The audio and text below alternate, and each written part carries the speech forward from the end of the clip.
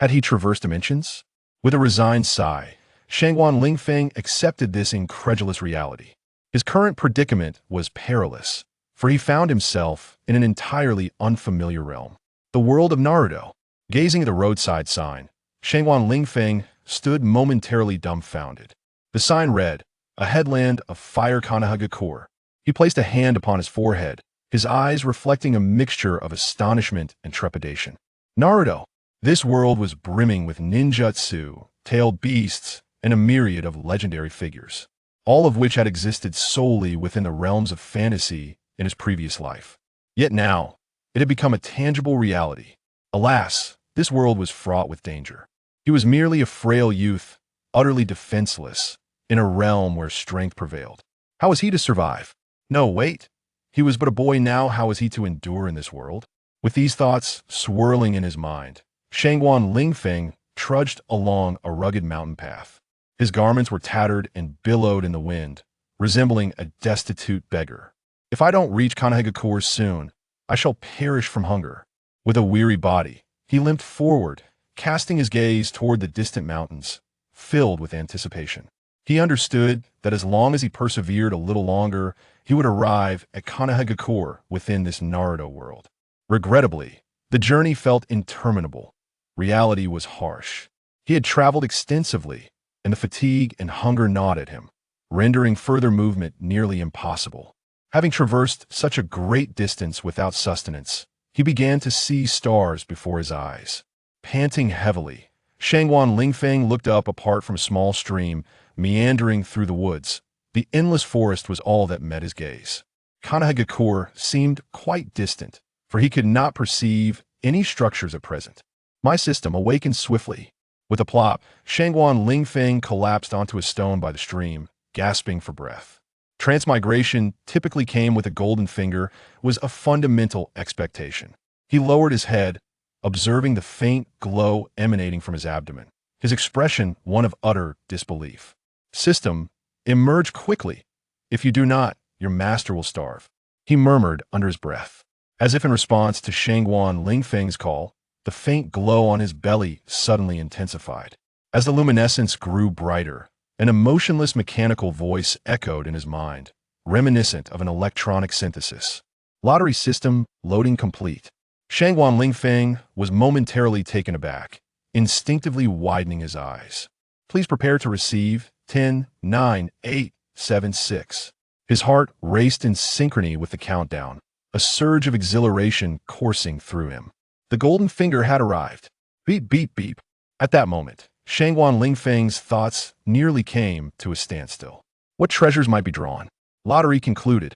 Suddenly, that voice echoed once more, and a radiant light erupted from his abdomen, flaring momentarily before vanishing without a trace. Congratulations, host, you have won the ultimate prize, Doraemon's four-dimensional pocket. The system energy has been depleted, resulting in your demise. Beep, beep, beep, Shangguan Lingfeng. The system is gone? Oh well, if it's gone. The ultimate prize is what truly matters. The four-dimensional pocket of Doraemon. Shangguan Lingfeng exclaimed with exhilaration, incredulously muttering to himself that it contained divine artifacts. He lowered his gaze to the faint glow emanating from his abdomen. Haha, with Doraemon's pocket, am I not invincible in the world of Naruto? Shangguan Lingfeng laughed heartily. It was as if he had received a pillow when he was already drowsy, and a multifunctional massage pillow at that. Let me see what I can extract from Doraemon's pocket. Spirits of heaven and earth, let me satiate my hunger. With fervor, Shangguan Lingfeng clasped his hands together, silently reciting something. Suddenly, he extended one hand, delving into the four-dimensional pocket, nearly submerging half his arm within. Let me feel around. Why does it seem so empty? Shangguan Lingfeng furrowed his brow, exploring the edges of the four-dimensional pocket, carefully touching the void. Abruptly, an extraordinary sensation coursed through his body, as if he had touched another dimension. Just as he was engulfed in confusion, he finally grasped something peculiar. The texture was soft, and it felt like. Why does it resemble a piece of fabric? Shangguan Lingfeng wondered, his expression filled with curiosity, yet he exerted a bit of force to pull it out. A vividly colored rectangular tablecloth emerged. What?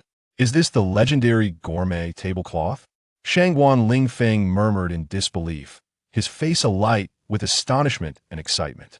His heart raced, and images of the gourmet tablecloth flooded his mind, showcasing mouth-watering dishes that stirred his very soul. Simultaneously, he instantly comprehended the name and abilities of this item. Gourmet tablecloth. Its function is to conjure various foods that will merely utter the name of the desired dish, and the tablecloth will materialize it. The food produced is real, completely free, and provided infinitely. What a marvelous treasure! Free, infinite. These two words signify a terrifying rule of power that defies the law of energy conservation. With this, there is no fear of starving in the wilderness.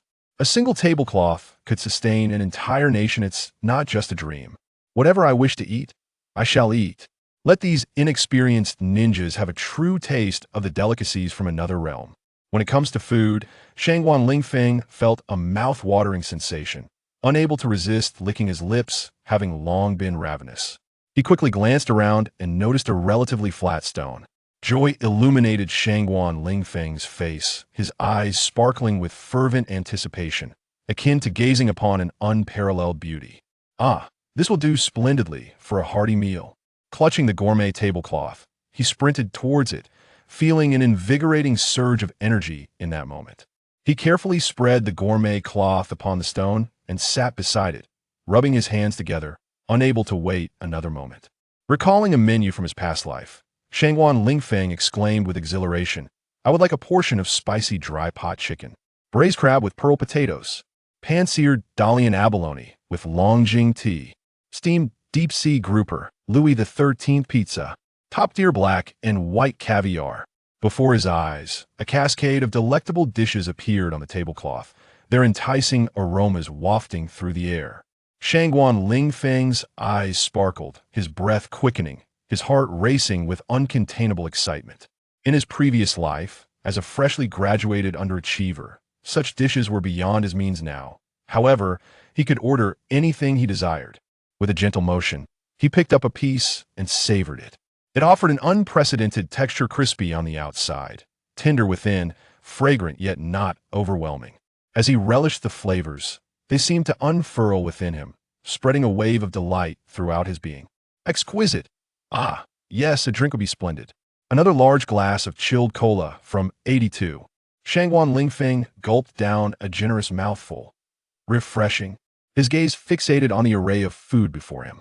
Before long, Shangguan Lingfeng found himself with grease-laden lips. This is the true taste of paradise. This is what life is all about. Reclining on the grass, he murmured contentedly to himself.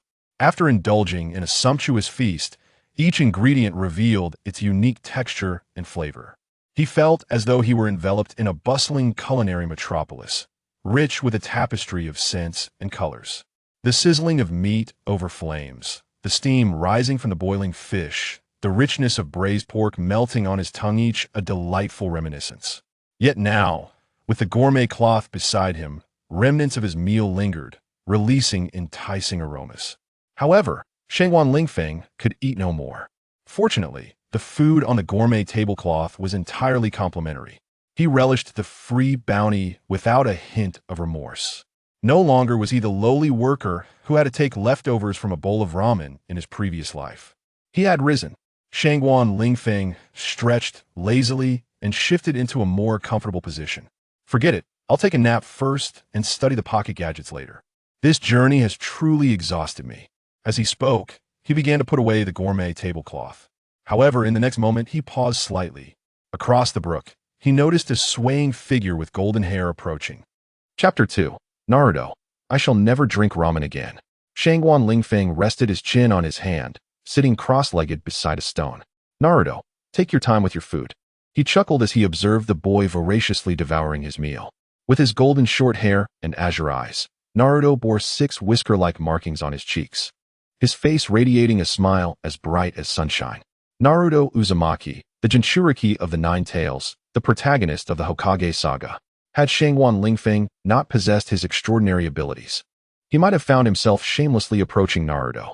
However, endowed with the wondrous capabilities of Doraemon's fourth-dimensional pocket, he regarded Naruto as no more than an ordinary individual. After all, when faced with such a fantastical pocket, neither Naruto nor even Kagaya Otsutsuki would instill fear in Shangguan Lingfeng. Hey, Lingfeng bro, this food is absolutely delightful. I've never tasted anything quite like it, Naruto exclaimed, savoring a piece of Peking duck dipped in chili sauce. This dish had been specially ordered by Shangguan Lingfeng for him. Come on, don't just eat, have a drink.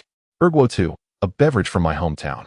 Shangguan Lingfeng raised a clear glass, prompting Naruto to nod eagerly, carefully cradling the cup before clinking it gently against Lingfeng's. Cheers. Shangguan Lingfeng grinned. Cheers. Naruto quickly mimicked, tilting his head back to down the contents of the small cup in one go. Naruto, you're quite impressive. You've adapted to the taste of Erguo too so swiftly. Shangguan Lingfeng remarked with admiration. Lingfeng bro hick. Naruto's cheeks flushed slightly as he burped, his speech becoming a tad unsteady. This Erguo too is quite flavorful. However, I'm feeling a bit dizzy now. He contorted his face in a manner that suggested discomfort, his furrowed brows capable of pinching a finger. Hey here, a glass of lemon juice. Shangguan Lingfeng called out, and suddenly, a large cup of lemon juice appeared on the gourmet tablecloth. This will help with the hangover. Drink it. Thank you, Lingfeng bro. Naruto lifted his head and gulped down the lemon juice. Ah, delicious. I feel less dizzy now. He scratched the back of his head, smiling sheepishly.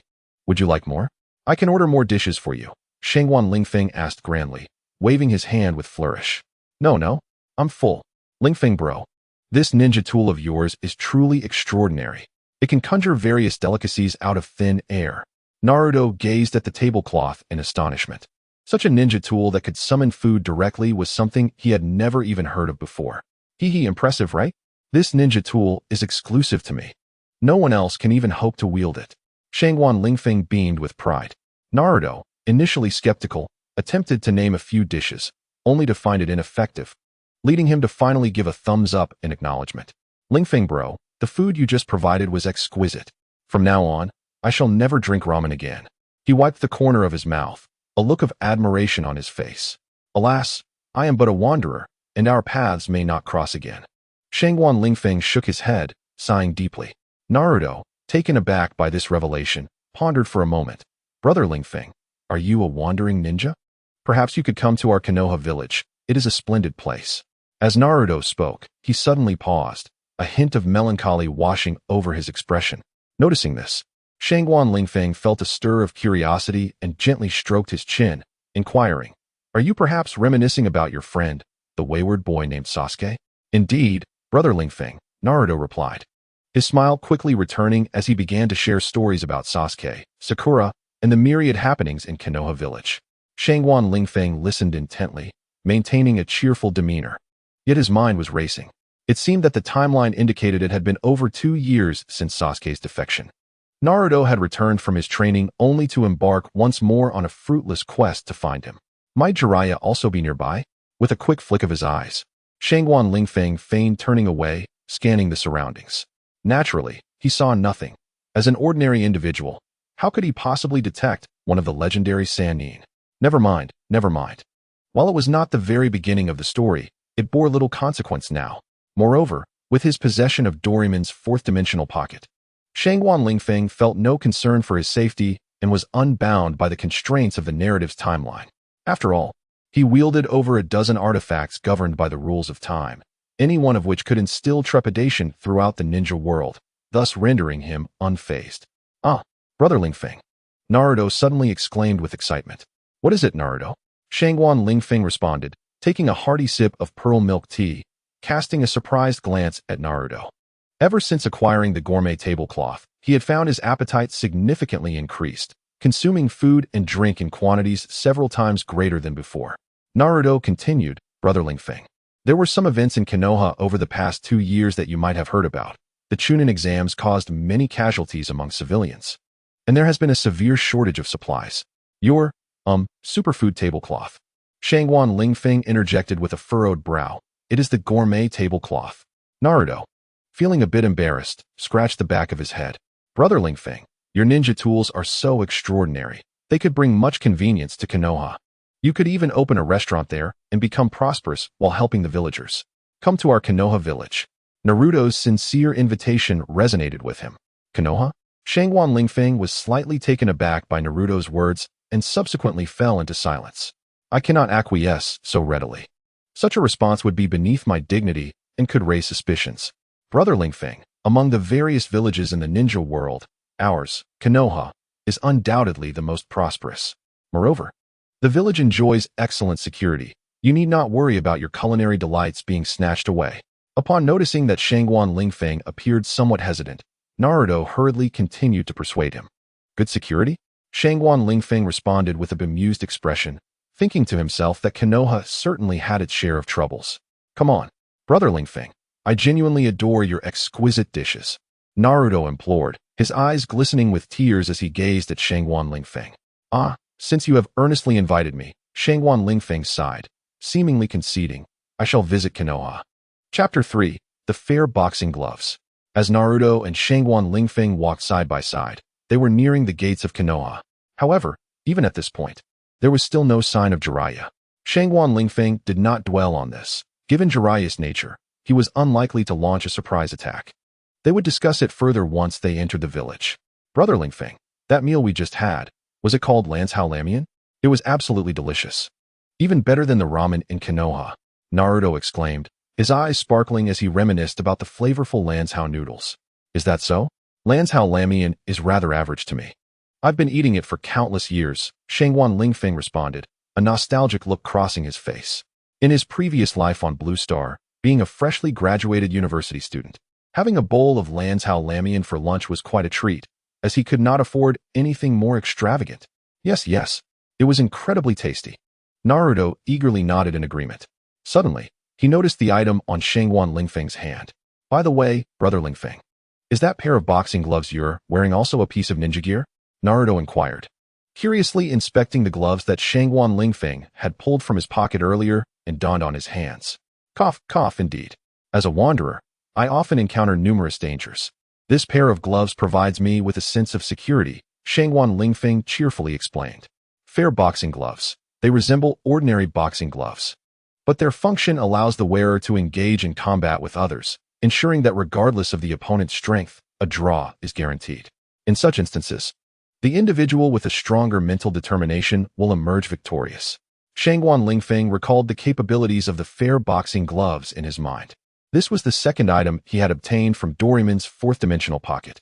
He had long desired an item that could protect him, and eventually, he had drawn forth these fair boxing gloves, also known as the forced equalizer gloves. They forcibly level the playing field between both parties. In the animation, Nobita donned these gloves, managing to fight to a standstill against anyone, and with the aid of another item, the determination concrete, he achieved victory.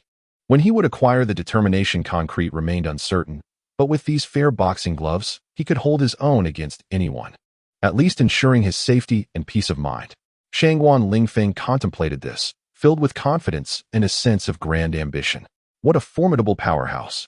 Jiraiya, one of the legendary Sannin, come forth. Just watch. I will battle you for 3 days and nights. I'll unleash my fists upon Hashirama Senju and my feet against Madara Uchiha. Even if Kagaya Otsutsuki herself were to arrive, I would not hesitate to give her a thorough thrashing. At worst, it would end in a stalemate. Who is afraid of whom? Such is my conviction. Ahaha.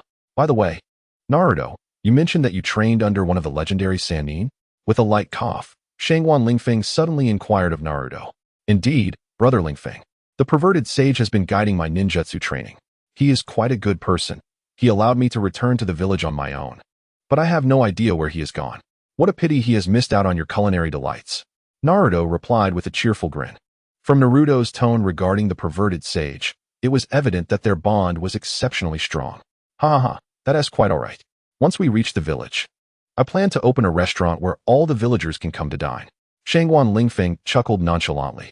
A stranger has been in contact with the Nine-Tails Jinchuriki for several days. No doubt Jiraiya has been observing from the shadows for quite some time.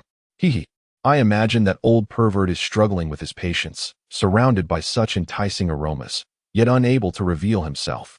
Hidden behind a tree, the white-haired perverted sage Jiraiya gazed with a conflicted expression at Naruto and Shangguan Lingfeng. These two kids should hurry up and enter the village. I can hardly contain my hunger. After muttering to himself for a moment, Jiraiya's expression turned serious. That lad, Shangguan Lingfeng, possesses a ninja tool capable of conjuring food out of thin air. What is his origin? I must go inform Tsunade.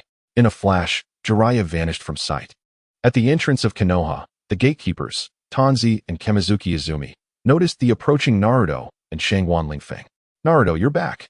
Tanzi, sporting bandages on his face, looked at Naruto in surprise, then cast a wary glance at Shangwan Lingfeng. Naruto scratched the back of his head and laughed joyfully. Yes, my training has concluded. This is a wandering ninja I met on the road, brother Shangwan Lingfeng. Shangwan Lingfeng? Kamizuki Izumi squinted, scrutinizing Shangwan Lingfeng for a moment. Clad in a black trench coat and wearing two peculiar gloves, he bore a faint smile, appearing somewhat harmless. However, there was an underlying sense of peculiarity about him. Exchanging glances, Kamizuki Izumi and Tanzi prepared to register Shangwan Lingfeng for entry into the village. What is your name? Shangwan Lingfeng. Where are you from? Blue Star. I have not heard of it. Have you registered your ninja rank? Well, no. Meanwhile, Tanzi began recording Shangwan Lingfeng's entry into the village, occasionally glancing up to observe the two conversing. Shangwan Lingfeng, a member of the Shangwan clan, remains an enigma as there is no record of the clan's lineage. Age, 18. Former residence, Blue Star, situated in the distant east. After a tumultuous journey, he has become a wandering ninja. Tongzi Tai, while documenting the events, muttered to himself, the Shangwan clan, I have never heard of such a family. Furthermore, what is this Blue Star? Quite the mystery. I must investigate further. Although Shangwan Lingfeng was oblivious to the thoughts of Tongzi Tai and his companion, their expressions revealed a semblance of their musings. If they can uncover the truth about Blue Star and the Shangwan clan, I shall swallow the 10 tails whole, he thought, radiating confidence. Upon entering the village, Kamizuki Izanami instructed, Naruto, please show him to a place to stay, but avoid the forbidden areas. Understood, Naruto responded with a casual wave, readily agreeing. Following Naruto, Shangwan Lingfeng strode into Kanahagakure. While behind them, Tongzi Tai and Kamizuki Izanami exchanged hushed words. Moments later, with a swift motion, Kamizuki Izanami vanished from the entrance using the body flicker technique. Shangwan Lingfeng gazed at the village's architecture with delight. Konoha, I have arrived. Here, I shall embark on a new chapter of my life, gather tailed beasts, conquer the Hokage, and become the strongest. I will strike down Ashura and kick Indra, then ruthlessly trample the Otsutsuki.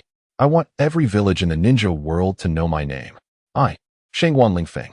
Chapter 4, Don't Miss Out. 20 Ryo each.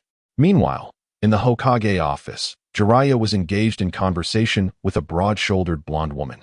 The fifth Hokage and one of the legendary Sannin, Tsunade Senju. Are you telling me that the boy who just entered the village possesses a peculiar ninja tool that can generate food endlessly? Tsunade, arms crossed, quirked an eyebrow. Jiraiya, his expression grave, refused to meet her gaze, instead focusing on the window as he replied, indeed, his name is Shangwan Lingfeng. He claims to hail from the distant Blue Star and is a wandering ninja. Kamizuki Izanami just reported that although there is no trace of chakra emanating from him, the fact that he arrived here and wields such an extraordinary ninja tool suggests he is far from an ordinary individual. The reflection from the window revealed that Jiraiya's right cheek was notably swollen, as if he had recently endured a significant blow. Tsunade, upon hearing this, frowned, clearly taken aback by Jiraiya's revelation. Meanwhile, standing nearby, Shizune, cloaked in black, widened her eyes in disbelief, covering her lips. Lord Jiraiya. If that youth named Shangwan Lingfeng possesses such a remarkable ninja tool and has not been accosted along his journey, his strength must be far beyond that of an ordinary jonin. Silence articulated a valid point, to which Tsunade nodded in agreement.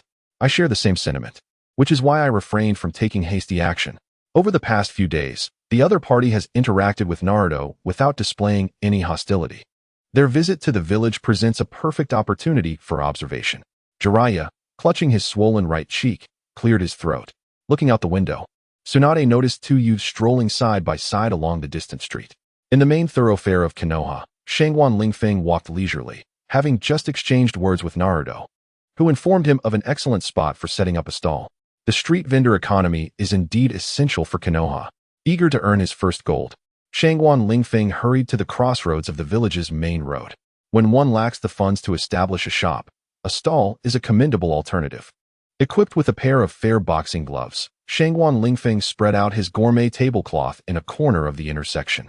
In Konoha, Where stability has yet to be fully attained, he could not afford to remove his gloves. Step right up. Don't miss out. Grand opening special. Everything for just 20 Rio. Only for today. Prices return to normal tomorrow. Come and buy.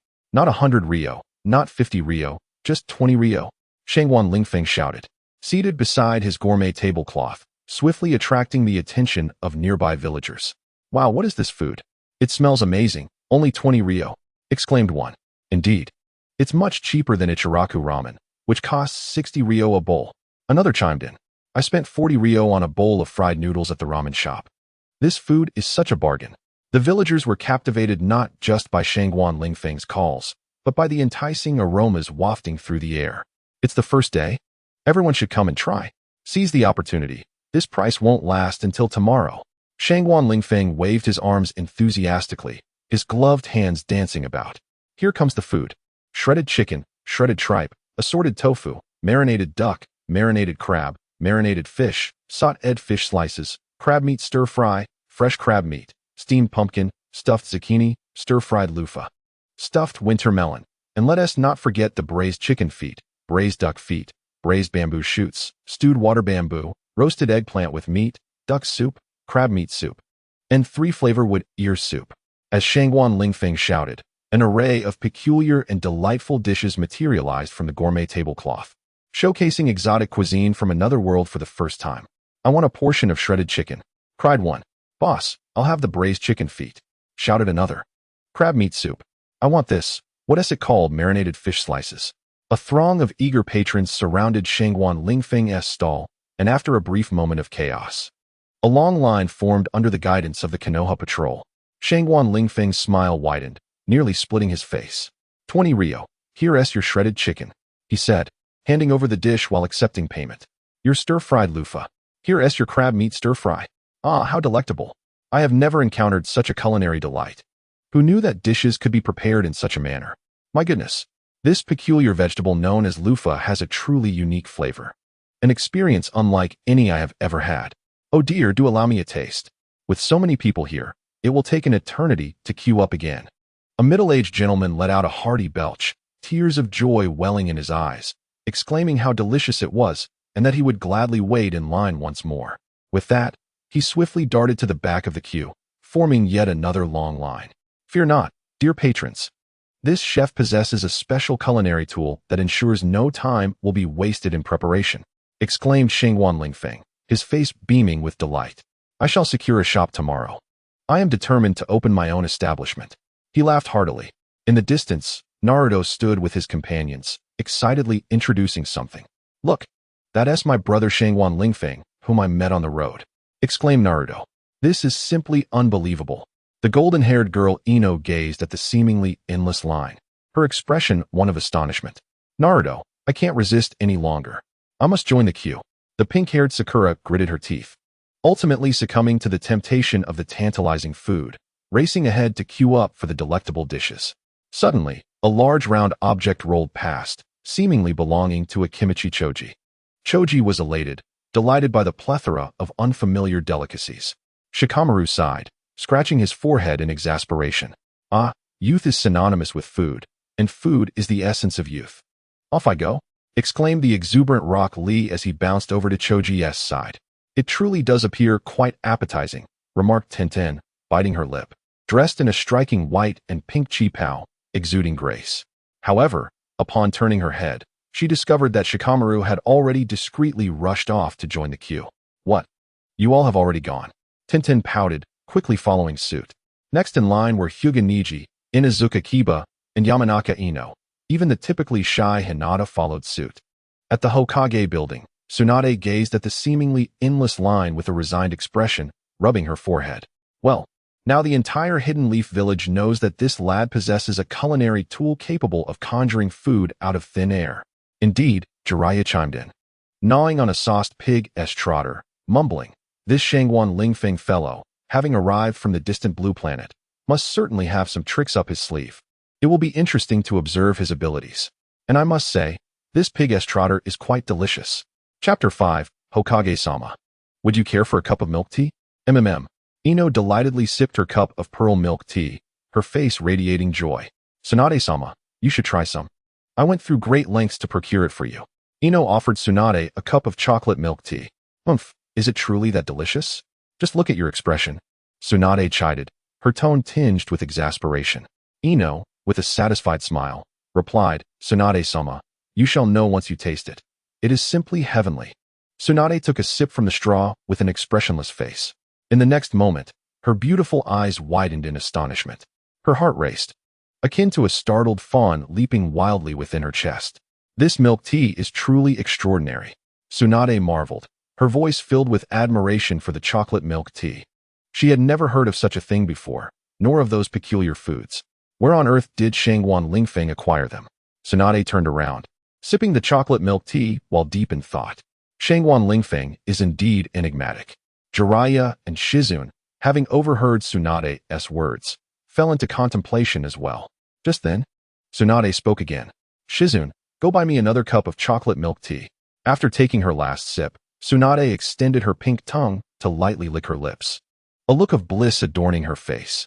Upon hearing this, Shizune couldn't help but stifle a giggle, remembering how Tsunade had looked down on milk tea before drinking it. Nevertheless, Shizune nodded and quickly left the room. Not long after, she returned. Lady Tsunade, this time I brought you something called stocking milk tea. Do give it a try. Shizune held out a plastic cup, her cheeks faintly flushed. Stocking milk tea. Tsunade's tone rose by 3 notches as she shot a fierce glare at Jiraiya, who was attempting to approach. That rascal, how dare he name it such? With a huff, Tsunade seized the stocking milk tea. After a moment's hesitation, she tilted her head back and took a sip, her eyes narrowing in surprise before she downed it in one go, smacking her lips in delight. Truly exquisite. Stocking milk tea, a culinary delight. As she spoke, Tsunade turned her gaze to Shizune. Do you wish for this cup of milk tea as well? Shizune snapped back to reality, her face flushed. I never said I wanted it. Then what was that all about? Well, Hokage-sama, this stocking milk tea is indeed quite delicious. 10 minutes later, Shizune returned with 3 more cups of stocking milk tea. Holding a cup of stocking milk tea, Shizune leaned closer while sipping. Lady Tsunade, Shangguan Lingfeng said this milk tea is made with black tea and fresh milk with sugar, not actually filtered through stockings. You can drink it with confidence. Humph. I told you, it's impossible to make milk tea with stockings. Tsunade reluctantly set down the milk tea. What? It's not made with stockings. Jiraiya, overhearing this, displayed a look of disappointment, savoring the flavor of the stocking milk tea while his mischievous eyes fixated on Tsunade, as if trying to uncover secrets hidden within her. Tsunade shot him a glance, a smirk playing at her lips. Get lost. With that, she delivered a punch to Jiraiya, using all her strength, sending him flying out of the window like a ball. Bang! Tsunade approached the window, gazing down at Jiraiya. You old lecher, always preoccupied with trivial matters. Are you truly that idle? She mocked him. Jiraiya, rendered speechless by her words, climbed to his feet, but before he could utter a retort, Tsunade interrupted him. Get away from me. With a swift punch, she sent him out of her sight. Such an old scoundrel. Ignoring Tsunade's wrath, Shizune retrieved her milk tea cup, placing it carefully on the counter. Tsunade paid no further attention to Jiraiya, her curiosity piqued. Milk tea? She had never heard of it before. How marvelous. Meanwhile, Shizune hummed a tune, absorbed in her tasks, yet her thoughts lingered on the milk tea. How delightful it would be to savor the milk tea made by Sakurazaki Lingfeng every day, she mused silently. On the other side, having concluded his sales for the day, Sakurazaki Lingfeng explained to the villagers still in line, I apologize, but we have closed for the day. This was a limited offering, and we are sold out. Those who missed out can try again tomorrow, as there will be special prices. Moreover, there will be a wider variety of cuisines, delicacies, cold beverages, and ice creams. As he packed up the gourmet tablecloth, he waved goodbye to Naruto and the other young ninjas, pausing for a brief moment to admire Hinata, Sakura, Ino, and Tintin before departing with a radiant smile. Ah, such lovely girls. Humming a cheerful tune, Sakurazaki Lingfeng strode towards the Hokage building, intent on purchasing a residence. Having earned a substantial profit that day, inside the Hokage office, Shizune entered to report, Lady Tsunade, Sakurazaki Lingfeng has arrived. He wishes to buy a house. Is such a matter truly necessary to bring to my attention? I am the Hokage, after all. Tsunade picked up her empty milk tea cup, delicately pouring water in an attempt to extract the last remnants of flavor. Shizune observed her with a suppressed smile. recalling how she had been reprimanded for laughing during a similar endeavor, resulting in Tsunade swiftly consuming her precious milk tea. Well, he has come at an opportune time. The milk tea is gone. Let him in. Tsunade set the cup aside. Yes, Shizune replied promptly, rushing to open the door, her thoughts still lingering on the delightful milk tea. Creaking open, the door revealed a young man clad in a black trench coat, with short hair and a striking smile. It was Sakurazaki Lingfeng. Tsunade, seated in the Hokage's chair, squinted at the newcomer. Indeed, the Hokage, the legendary Sannin, Tsunade Senju. Sakurazaki Lingfeng first offered a polite smile to Shizune before stepping forward to Tsunade. He deliberately emphasized his words, his gaze fixated unwaveringly on Tsunade's bosom. Shizune swallowed nervously, concerned for Lingfeng's well-being. Such unabashedly intense gazes directed at Lady Tsunade might provoke her ire. Indeed, Tsunade, who already harbored a less than favorable impression of Shangwan Lingfeng, found herself further enraged by this audacity. The ability to concoct a beverage like milk tea with stockings clearly indicated a certain frivolity akin to that of a juvenile. Humph, you little lecher, Tsunade huffed, divert your gaze from me, or I shall make your demise quite unpleasant. Chapter 6. Tsunade's shock as she is reluctantly matched. Ahem, my apologies. I was momentarily entranced. Shangwan Lingfeng coughed lightly, speaking with a hint of subtlety. Tsunade, now slightly irked, noted his lack of decorum even within the confines of the Hokage office. Humph, you insolent brat, daring to act so brazenly in my presence. I shall teach you a lesson. With a sudden leap, Tsunade clenched her fist and charged with fierce intent, her ample bosom causing Shangwan Lingfeng to glance twice more. Magnificent. Tsunade's fist sliced through the air, creating a gust that caused his eyes to widen slightly. She seemed exceptionally endowed. As her fist approached, Shangwan Lingfeng braced himself, seemingly resigned to a stalemate. No matter how formidable the opponent, he felt capable of matching them blow for blow. Donning heavy boxing gloves, Shangwan Lingfeng unleashed a flurry of punches with astonishing speed and strength, each blow akin to a tempest, striking fiercely. Een, watching intently, had her eyes widened in disbelief.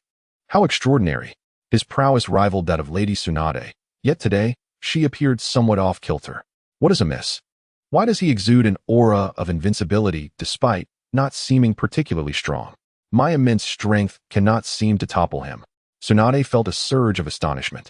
From Shangwan Lingfeng's method of attack, it seemed merely a haphazard flurry, devoid of any chakra, yet he managed to exchange blows with her evenly. Am I simply not at my best today, or could he truly possess such strength? Tsunade grappled with her confusion. Haha, take another punch from me. At that moment, Shangwan Lingfeng struck, delivering a powerful right hook aimed squarely at Tsunade's face. Tsunade, quick to react, sidestepped the blow. However, Shangwan Lingfeng pressed on, his left fist shooting forth like lightning. This strike breached Tsunade's defenses, the force propelling her backward involuntarily. Yet, Tsunade swiftly recovered, her face alight with fury. You insufferable brat. Bang! The sound reverberated like the clash of two titans, causing the surrounding furniture to tremble, prompting Een to wonder if Tsunade had demolished the office. Tsunade, flushed and clutching her chest, seethed with indignation. Standing proudly was Shangwan Lingfeng, a broad smile adorning his face, donning a pair of unremarkable yet sparse boxing gloves. As if nothing had transpired. You insolent brat, Tsunade exclaimed, momentarily at a loss for words, her chest feeling as though it had just been struck by a powerful gust. With a certain elegance, Shangwan Lingfeng whistled, having just landed a punch that had reverberated like a tempest. Indeed, it was immensely powerful. The impact had been completely absorbed. Naturally, he had also endured Tsunade's assault. Yet under the mysterious influence of the boxing gloves, much of the force was mitigated, resulting in only minor damage. He let out a few low groans, but swiftly returned to normalcy. How is this possible? This kid possesses extraordinary strength. Why does it feel as though we are evenly matched? Tsunade took a deep breath, gradually regaining her composure, yet her astonishment was profound. This young lad, appearing frail, possessed such remarkable power. What could possibly explain this? Tsunade pondered silently, gazing at Shangwan Lingfeng for a moment before suddenly shouting and charging forward once more. Hey! Lady Tsunade! Lady Tsunade! Ino, standing nearby, was anxious, desperate to alert Tsunade, yet too timid to approach, resorting instead to shouting at the top of her lungs. Tsunade, however, was deaf to her cries, unleashing a punch even more formidable than before. Bang! The force of that blow shattered the floor, causing Ino to feel a buzzing in her ears, even experiencing a bout of tinnitus. In no way. You practice taijutsu? What level of strength have you attained? Tsunade gazed incredulously at Shangwan Lingfeng, this young boy, possessing such astonishing power. Her astonishment grew, and her expression toward him shifted to one of seriousness. Who exactly are you? Seeing Tsunade's astonished countenance, Shangwan Lingfeng could not help but burst into laughter. What a thrill! Fair boxing gloves, a divine artifact. Allowing a complete novice in ninjutsu and taijutsu to engage in a fierce contest with one of the legendary Sannin. His heart surged with exuberance as he felt an overwhelming sense of confidence, declaring to the world, "Who else but me? Heh, Hokage-sama, let us commence the second round." Shangwan Lingfeng playfully flicked his boxing gloves, bouncing around with a cheeky demeanor, which only served to irritate Tsunade further. Yet, from the earlier skirmish, it was clear that she could not overpower him alone. Where was that old pervert Jiraiya? How could he be absent at such a crucial moment? I shall give him a couple of punches when I see him, Tsunade thought fiercely. Suddenly, a man with white hair and an oiled complexion flew in through the window. Tall and imposing, he wore a forehead protector inscribed with the character for oil. The long white hair cascaded down to the waist, adorned beneath the eyes with a crimson mark. Clad in a red overcoat, underneath was a brown garment, and wooden clogs adorned his feet. On his hands were what resembled armor. It was Lord Jiraiya. Tsunade exclaimed in surprise. Jiraiya? Shangwan Lingfeng raised an eyebrow. This fellow had finally made his appearance, with two of the legendary three already gathered. Accompanying him was a man with similarly white hair, which captivated Shangwan Lingfeng's attention even more. With long white hair and a black mask, his left eye obscured by a forehead protector, he wore a tight black combat suit complemented by green Jainin armor. The red insignia of the Umbu was tattooed on his shoulders and back. Kakashi, the copy ninja, Shangwan Lingfeng pronounced with the gravitas of a major. Tsunade, Shizen, Jiraiya, Kakashi. What kind of accent is that? Do you know him? Tsunade inquired, glancing surprisedly at Kakashi. Kakashi fell silent, lowering his mask to reveal his three-tomo Sharingan, scrutinizing Shangwan Lingfeng for a moment before shaking his head. I do not recognize him. I do. The two spoke almost in unison. All eyes turned to Shangwan Lingfeng. Kakashi, Konoha's foremost technician, the copy ninja, proficient in over 1,000 jutsu aside from bloodline limits. Shangwan Lingfeng stated, cracking his knuckles as he relayed Kakashi's information. By the way, is it appropriate to refer to him as Konoha's foremost technician? It always brings to mind a certain foot massage establishment. Tsunade and the others exchanged glances, a subtle silence enveloping them, creating a rather delicate atmosphere. Tsunade's expression grew cold. It seems you are quite well informed about our Konoha village. What is your objective? Before she could finish, the door to the Hokage's office was suddenly flung open. Two individuals with watermelon-shaped hair burst in. Kakashi, has someone attacked Lord Hokage? Shouted the larger of the two. It was Might Guy, the azure beast of Konoha. Upon witnessing this, Shangwan Lingfeng struck a pose he deemed impressive, extending his large gauntlets, confidently proclaiming, "Come on, Azure Beast. Let us have a fair fight. I will make you understand." "What are you doing, you fool?" Shangwan Lingfeng's words were abruptly interrupted by Rock Lee's sudden advance. Chapter 7. Battle with Lee, still a fair fight. A culinary feast awaits. You dare to attack Lord Hokage? Although your culinary skills are superb, I will show no mercy. Yayaha.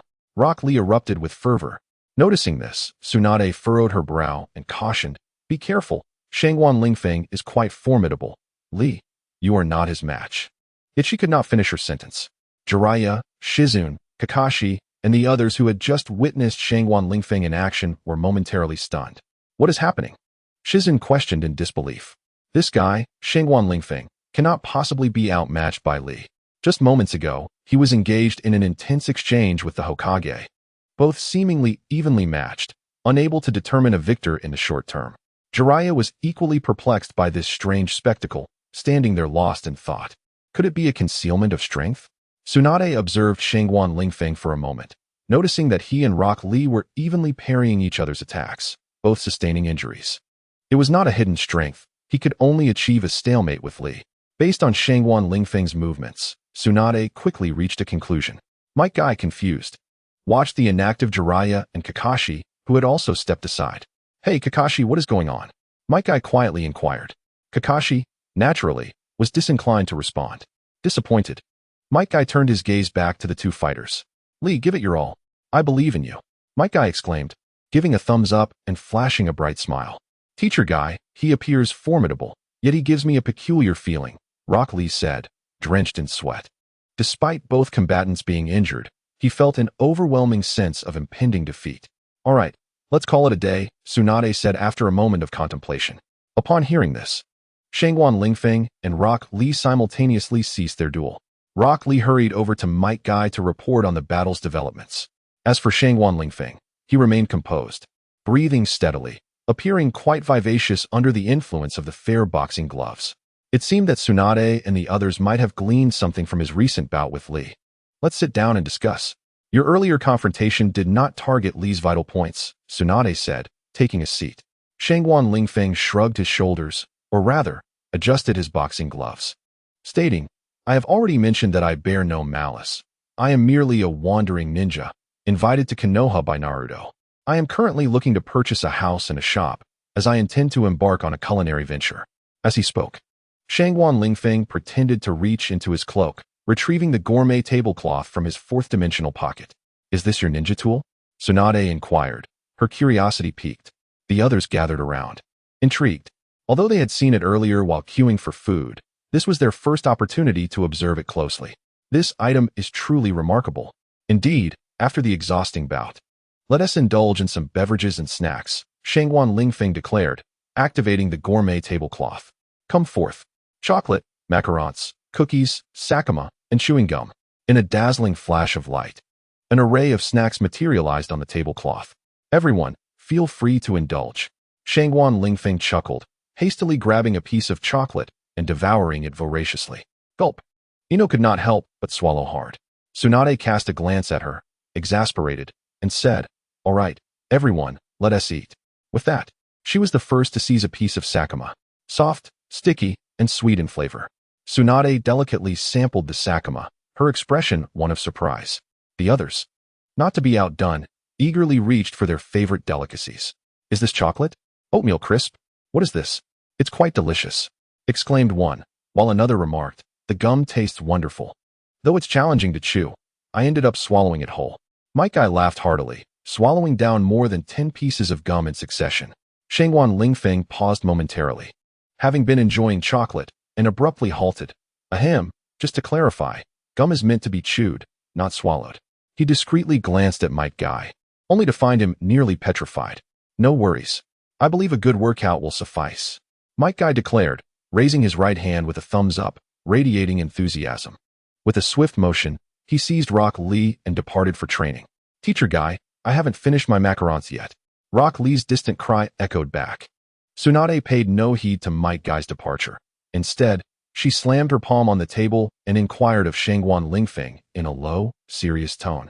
"Is there any more milk tea with silk stockings?" Shangguan Lingfeng replied, "So you fancy this kind of thing?" Half an hour later, everyone had filled their bellies, seated comfortably as they deliberated their strategy. Meanwhile, Tsunade, like the others, had finished her selected beverages and snacks. However, she seemed to sense something and couldn't help but glance over at Shangguan Lingfeng. "It's settled then. You may reside in the village, but you must adhere to its rules. As for housing, you've earned a considerable sum today, so you'll need to manage that yourself," Tsunade stated after some contemplation. Shangguan Lingfeng responded, "So, you're not providing a house after all." Tsunade, unaware of Shangguan Lingfeng's true thoughts, assumed he hadn't earned enough and explained, "While I cannot offer you a luxurious abode, we can arrange for you to stay at a guest house in Konoha, and we can allocate funds to purchase your culinary creations on a regular basis. As long as you refrain from actions that endanger the village." "Regularly purchasing my culinary creations? That sounds agreeable. I'm about to open a restaurant specializing in food. You can buy from there." Shangguan Lingfeng nodded in agreement. At that moment, Tsunade leaned in, gritting her teeth, and whispered to Shangguan Lingfeng, "Listen here, you little rascal. I don't care what secrets you harbor as long as they don't threaten the village's safety. From your recent battle with Lee, it's evident you employed some method, possibly related to those peculiar gauntlets." She cast a sidelong glance at the strange gauntlets on Shangguan Lingfeng's hands. "Ah, you figured it out. Haha," Shangguan Lingfeng chuckled nonchalantly. Tsunade frowned, her irritation mounting. Kakashi, take this little rascal out. You shall handle the arrangements concerning his accommodation. Tsunade casually issued a command, turning away as she could no longer bear to see the face that had stirred her anger. Chapter 8. Kakashi, do you remember Uchiha Obito? Kakashi had long since removed his eye mask, his solitary eye scanning the surroundings before he promptly responded. Then let us hasten our departure.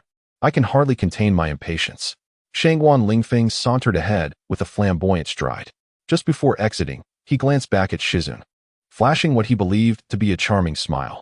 Miss Shizune, your character surpasses that of the Hokage by far. I find it quite endearing. Having said this, Shangguan Lingfeng disregarded Shizune's reaction and dashed outside. It was all in jest. Although equipped with the fair boxing gloves, a stalemate would only lead to mutual injuries. So it was best to flee promptly. Indeed, a loud crash echoed from the Hokage's office. Tsunade's voice, tinged with irritation, could be faintly heard. You little brat. Tsunade began wreaking havoc once more. An hour later, Shangguan Lingfeng and Kakashi strolled side by side through a narrow alley. They had already visited several houses, and dusk was fast approaching. I don't want to stay at an inn, Shangguan Lingfeng declared, crossing his arms, the oversized boxing gloves particularly conspicuous. Let us choose this one, he suggested, pointing at a nearby house. Kakashi slightly opened his eye, questioning the choice. Ahem. I selected this house because it is located right behind Tinten's home, and it is quite close to Sakura and Ino's residences. A few more turns, and we'll reach Hinata's place. I spent a full hour searching, and it is just perfect, Shangguan Lingfeng stated earnestly. Kakashi felt a vain throb on his forehead, sensing he had been played by this impudent brat. Fine, do as you wish, Kakashi replied, reverting to his usual apathetic demeanor, eager to complete the task assigned by the Hokage. Consequently, Kakashi escorted Shangguan Lingfeng, swiftly finalizing the property purchase paperwork. With Kakashi, Tsunade's right-hand man, pulling strings, the process was expedited with ease. In less than half an hour, it was accomplished. Shangguan Lingfeng's new abode was a 3-story villa. In the living room, Kakashi handed over all the property documents to Shangguan Lingfeng. This is it. My task is complete, Kakashi declared, tossing a stack of densely printed papers onto the table. Ready to leave. At that moment, Shangguan Lingfeng called out to him. Kakashi, wait a moment. Kakashi paused slightly. Without turning, he replied, Is there something else? I've had my fill of delicacies for today and am not in the mood for more. No, it's not that. Shangguan Lingfeng's tone took on a peculiar quality, piquing Kakashi's curiosity, prompting him to turn around. Do you remember Uchiha Obito?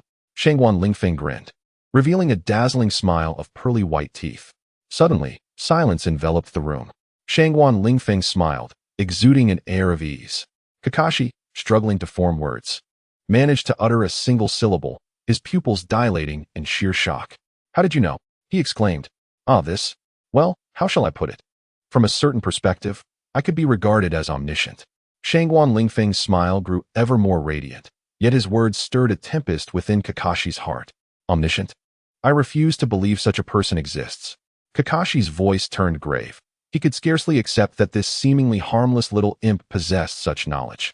Kakashi, Shangguan Lingfeng continued, his smile unfaltering. As a reward for accompanying me on my shopping excursion today, you may pay a visit to Obito. Perhaps he holds the answers you seek. Visit Obito? Humph, Obito is clearly. Kakashi's forehead broke out in a cold sweat. Are you suggesting Obito is alive? Indeed. Shangguan Lingfeng removed his boxing gloves, slowly reaching into his pocket, discreetly rummaging through his fourth-dimensional pouch. You're quite astute to have deduced that so quickly. Well done. However, I would prefer to apprehend you, you dangerous individual. Kakashi's forehead throbbed with tension, his anger rising. Despite not knowing how the other had acquired such intel, he found it intolerable that Obito was being used to mock him. Such insolence could not go unpunished. After all, Kakashi had witnessed Obito's burial firsthand. He could not easily trust a stranger's word. It seemed he would have to take action. Shangguan Lingfeng produced a shimmering little pistol from his pocket, explaining, Actually, I merely intended to inform you that Obito has veered off course and needed your guidance.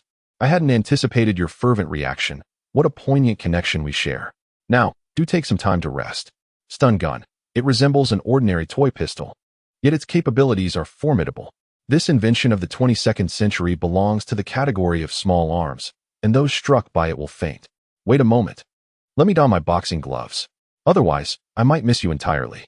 Shangguan Lingfeng clumsily tucked the stun gun under his armpit while putting on the gloves with his left hand. Kakashi could no longer bear to watch. Do not struggle. Your battle with Li earlier demonstrated your lack of strength. It would be wise to surrender to me peacefully. Kakashi's voice regained its calmness as he suddenly vanished from sight. Body flicker technique. At last they're on. Shangguan Lingfeng joyfully assumed a boxing stance, though his right hand held a somewhat whimsical toy gun. Whoosh. Kakashi reappeared behind Shangguan Lingfeng. Oh, here it comes. Shangguan Lingfeng spun around, using his left hand to block while aiming with his right. Take this punch shot. What is happening? My body cannot keep pace. This sensation is infuriating. Kakashi cursed inwardly, realizing that his opponent's speed was not any slower than his own. Kakashi was taken aback, finally grasping the sentiments of Tsunade and Lee. He swiftly removed his mask, revealing his Sharingan with its 3 tomo. However, in the next instant, Shangguan Lingfeng effortlessly deflected Kakashi's strike with a single punch, raising a gun with his other hand and pulling the trigger. There was no escape. Who exactly are you? Kakashi's final thought barely formed before darkness enveloped him, and he lost consciousness. Shangguan Lingfeng shook the hand that held the stun gun vigorously, chuckling now. We shall speak when you awaken. With a resounding thud, Kakashi fell heavily to the ground, his Sharingan no longer visible. Sleep well. Shangguan Lingfeng remarked as he turned towards the bedroom, weary from the day and in need of a restful slumber. Behind him, Kakashi lay motionless on the floor.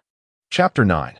The Bamboo Dragonfly. The following day, the morning sun streamed through the cracks in the window, casting a soft golden hue across half of Kakashi's face. Suddenly, his single eye snapped open, as if sensing imminent danger. With astonishing speed, he sat upright, the floor beneath him resonating with a dull thud. Where am I? Kakashi pondered, his hand instinctively reaching to the back of his head, where a sharp pain radiated, nearly causing him to faint again. On high alert, he employed the body flicker technique, hiding in the corner and scanning his surroundings with a wariness etched across his features. It was Shangguan Lingfeng. He knocked me out with a toy gun? Realization dawned upon him, his face a mask of shock. The power of that toy gun was unmistakable. A single blow had rendered him unconscious. It could have been much worse. Had Shangguan Lingfeng delivered a finishing blow, his life might have truly been forfeit. What sort of absurdity is this? A mere toy gun wielding such might. The more Kakashi contemplated, the more his heart raced in disbelief. He had never encountered such peculiar ninja tools. Where am I? I must find this individual for answers. He recalled Shangguan Lingfeng's mention of Obito the previous day. How did he acquire such intelligence regarding Obito? What was his purpose in coming to Konoha? Could it be that Obito truly survived? Yet, what did he mean by lost his way? Kakashi found himself in a whirlwind of confusion when suddenly he sensed another presence. With a swift movement, he appeared on the rooftop, eyes wide as he gazed at the figure in the sky. Shangguan Lingfeng, you can fly. Oh, it's Kakashi. You're awake. Shangguan Lingfeng descended gracefully from above, a broad smile gracing his face. Perched atop his head was a bamboo dragonfly. Kakashi rubbed his eye, ensuring he wasn't mistaken. What do you think? Impressive, right? This is a ninja tool that allows ordinary people to fly. Shangguan Lingfeng stood proudly on the rooftop, pointing at the bamboo dragonfly atop his head with unabashed delight. The bamboo dragonfly, a miniature anti-gravity device, when placed atop one's head, grants the ability to fly for a duration of 8 hours, after which it requires recharging to be utilized again. Is your ability to fly reliant on this bamboo dragonfly? Kakashi pondered in silence for a moment, seemingly lost in thought, and unexpectedly refrained from taking further action, instead gravely posing this question. Are you interested in acquiring one? Responded Shangguan Lingfeng, extending his hand. Each bamboo dragonfly is priced at 150,000 Rio, no negotiations. 150,000 Rio. What a jest. That amount is equivalent to the reward for a high-level mission, Kakashi exclaimed, shocked at Shangguan Lingfeng's audacity. In the Hokage's office, Tsunade and Shangguan Lingfeng exchanged glances. 150,000 Rio, non-negotiable, Tsunade asserted. 10,000 Rio, Shangguan Lingfeng replied, turning to leave. Wait, 50,000 Rio. Your bamboo dragonfly requires recharging and cannot sustain prolonged flight, Tsunade countered, grasping Shangguan Lingfeng's gauntlet, suppressing the urge to strike him. After all, she recognized that a confrontation would yield mutual harm. Tsunade comprehended that Shangguan Lingfeng's strength was solely derived from the peculiar gauntlets he wore. Without them, even a novice could easily overpower him. Very well, 50,000 Rio is acceptable. But I have two conditions, Shangguan Lingfeng said, playfully squeezing Tsunade's delicate fingers with his gauntlet. Noting her furious expression, he prudently released her hand. Kakashi, standing nearby, observed Shangguan Lingfeng's audacity with one eye twitching in disbelief. This young man truly had the audacity to tease the Hokage. Once seated again, they resumed their negotiations. What are your conditions? As long as they are not excessive, I shall acquiesce, Tsunade replied, her countenance dark yet unable to diminish her beauty. This young man, if cornered, could very well flee to a rival nation, Tsunade thought resentfully. Ahem, my first condition is that I wish to establish a dining establishment at the prime location within the commercial center of Konohagakure. Having assessed the feng shui with Kakashi yesterday, I would appreciate it if the Hokage could lease the space to me free of charge. As for the lease term, Shangguan Lingfeng contemplated for a moment. 99 years should suffice. With gritted teeth, Tsunade nearly crushed the table before her, straining to maintain her composure. Agreed. But the bamboo dragonfly can only be supplied to our village and must not be sold to hostile nations, Tsunade stipulated. Not a problem. Shangguan Lingfeng responded with a warm smile. Gifting is permissible, as that does not constitute a sale. Besides, the bamboo dragonfly is not particularly formidable. It merely offers flight for 8 hours before needing a recharge and possesses no offensive capabilities. I must extend my gratitude to Lord Kakashi. Without him, I would never have discovered such a lucrative business opportunity. Shangguan Lingfeng raised a thumb at Kakashi, or rather, a hefty boxing glove, for he had yet to remove his fair boxing gloves. Kakashi felt a trickle of cold sweat cascading down his back, each drop akin to the piercing sting of icy needles against his skin. Unconsciously, he cast a furtive glance at the Hokage. Indeed, Tsunade's eyes had narrowed, her gaze directed fiercely at Kakashi. He swiftly diverted his eyes, eager to prompt. Well, what is the second condition? Speak quickly, and then leave my office. Tsunade's expression was taut. She sensed that continuing the conversation with Shangguan Lingfeng would surely infuriate her. The second condition was considerably simpler. In truth, Shangguan Lingfeng was captivated by Tsunade's exquisite visage and ample bosom, poised to utter something profound, yet upon lowering his gaze, he noticed her tightly clenched fist. After a moment's contemplation, he cleared his throat, averting his eyes once more. Hee, I wish for Shizun to accompany me on a shopping trip. What? Me? Shizun momentarily froze, pointing at herself, seemingly incredulous. Shangguan Lingfeng's words struck her like a thunderbolt. This beautiful and serene girl had never anticipated that he would select her. She gazed at him in astonishment, her large, dark eyes brimming with confusion and apprehension. Although Shizun served as Tsunade's assistant, she exuded far more grace than her superior, possessing a pure and charming appearance, a modest demeanor, and a gentle disposition. Shangguan Lingfeng favored tenderness, and moreover, she was a senior to Sakura. Chapter 10. The artifact of the anywhere door. Shangguan Lingfeng's request left Tsunade momentarily speechless. It appeared she had not anticipated such a demand, and her countenance darkened as she bellowed, You little brat, who do you think you are to propose such conditions? Beware, I might just break your legs. Tsunade exclaimed furiously. You little rascal, how dare you think of involving Shizun? Suddenly, Tsunade paused. She noticed that Shizun's expression did not seem entirely resistant, but rather hinted at a subtle delight. Observing Shizun's countenance, Tsunade was momentarily taken aback, realizing that Shangguan Lingfeng appeared to be a good decade younger than Shizun, though his true age might be otherwise. Gazing at Shizun's slightly bashful, yet hopeful demeanor, Tsunade understood that the decision was already made. Shizun, are you willing? Lady Tsunade, it's all right. For the village, I am willing to agree to this request. Shizun replied softly, lowering her head, her cheeks tinged with crimson. Ahem, very well then. Tsunade turned her fierce gaze upon Shangguan Lingfeng. You may go. But heed my warning. If you dare to bully Shizun or do anything untoward to her, I shall ensure you meet a most gruesome fate. Shangguan Lingfeng rose, his movements graceful and composed, facing the assembly with arms outstretched. His smile remained as humble and comforting as ever. Rest assured, Lord Hokage, I am indeed a gentleman, said Shangguan Lingfeng, his words evoking memories of some unpleasant past experiences for her, causing a flicker of irritation. Yet her expression remained unchanged, perhaps even a touch cold. Shangguan Lingfeng, you would do well to remember your promise. Tsunade's voice carried an undeniable authority, but Shangguan Lingfeng merely gazed at her with a smile. I assure you, he replied, his words clear and resolute, imbued with a palpable confidence. In response, Tsunade rose expressionlessly, not believing a single word he had uttered. Kakashi leaned against the wall, observing their departing figures, his eyes betraying a deadpan expression. He felt little concern. After all, this was still the village of Konoha. Creak. After the door closed, Tsunade spoke softly. Kakashi, it appears we have matters to discuss. Her tone bore a hint of seriousness. Lord Hokage, are you referring to Shangguan Lingfeng? Kakashi paused momentarily.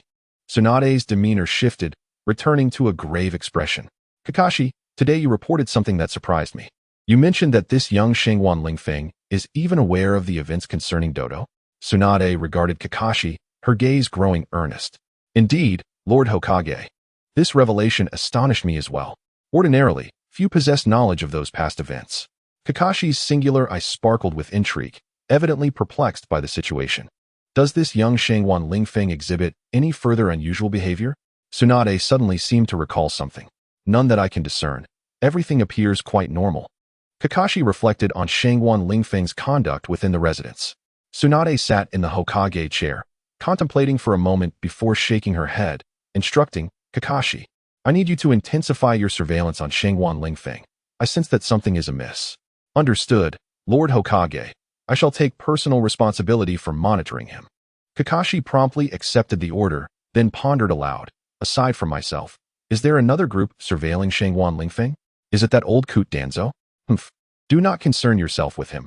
He is bound to come to grief, Tsunade scoffed, recalling the myriad of peculiar ninja tools possessed by Shangguan Lingfeng. A smile creeping onto her lips. Danzo will find no fortune should he intervene. Meanwhile, Shangguan Lingfeng had finished shopping with Shizune and was preparing to return home. The two had strolled about until the evening lights twinkled softly. Since it was their first date, he was not overly eager, choosing instead to proceed with a measured approach. They walked side by side, at a leisurely pace. Though Shizune was lively and cheerful, she appeared somewhat reserved, likely due to the novelty of their outing. While Shangguan Lingfeng maintained an outwardly composed demeanor, his heart brimmed with joy and contentment. This marked his first encounter with Shizune, and he relished the gradual journey into her inner world. No, it was the sensation of delving into the hearts of every young girl. He discreetly cast a glance at Shizune. Her lively eyes sparkled under the streetlights, and her smile remained enchanting. Goodbye, Shizune, he said, waving a hand with a playful grin before turning away. The initial date had been a success. How delightful. In the following days, he seized every opportunity and employed various excuses to engage with Sakura, Ino, and other young ladies. However, despite his relentless efforts, the outcome was consistently meager. The girls maintained their distance, failing to embrace him as he had hoped. Nevertheless, he did not succumb to despair. After all, this was merely the beginning, and he had ample opportunities and time ahead. Moreover, if all else failed, he could simply await the emergence of a particular item. As he strolled down familiar streets, sunlight filtered through the leaves, casting a gentle glow on his open cotton coat. His mind was occupied with the recent conversation with Hinata, that exquisite girl who effortlessly lifted his spirits. Suddenly, his eyes gleamed with a feline brightness. Without a hint of hesitation, he turned and decided to head home. A new item had appeared.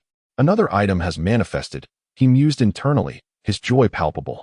In just 2 short days, yet another item had surfaced. Each new item felt like an unexpected delight, transforming his previously mundane life into a roller coaster of thrilling possibilities. The items that had appeared in the past couple of days had significantly enhanced his abilities. Box of ninjutsu training tools contains various tools for practicing ninjutsu, including water walking technique, Tengo flying technique, Godspeed technique, transformation scrolls, and it has undergone certain miraculous changes. Indeed, the ninjutsu training box had mutated.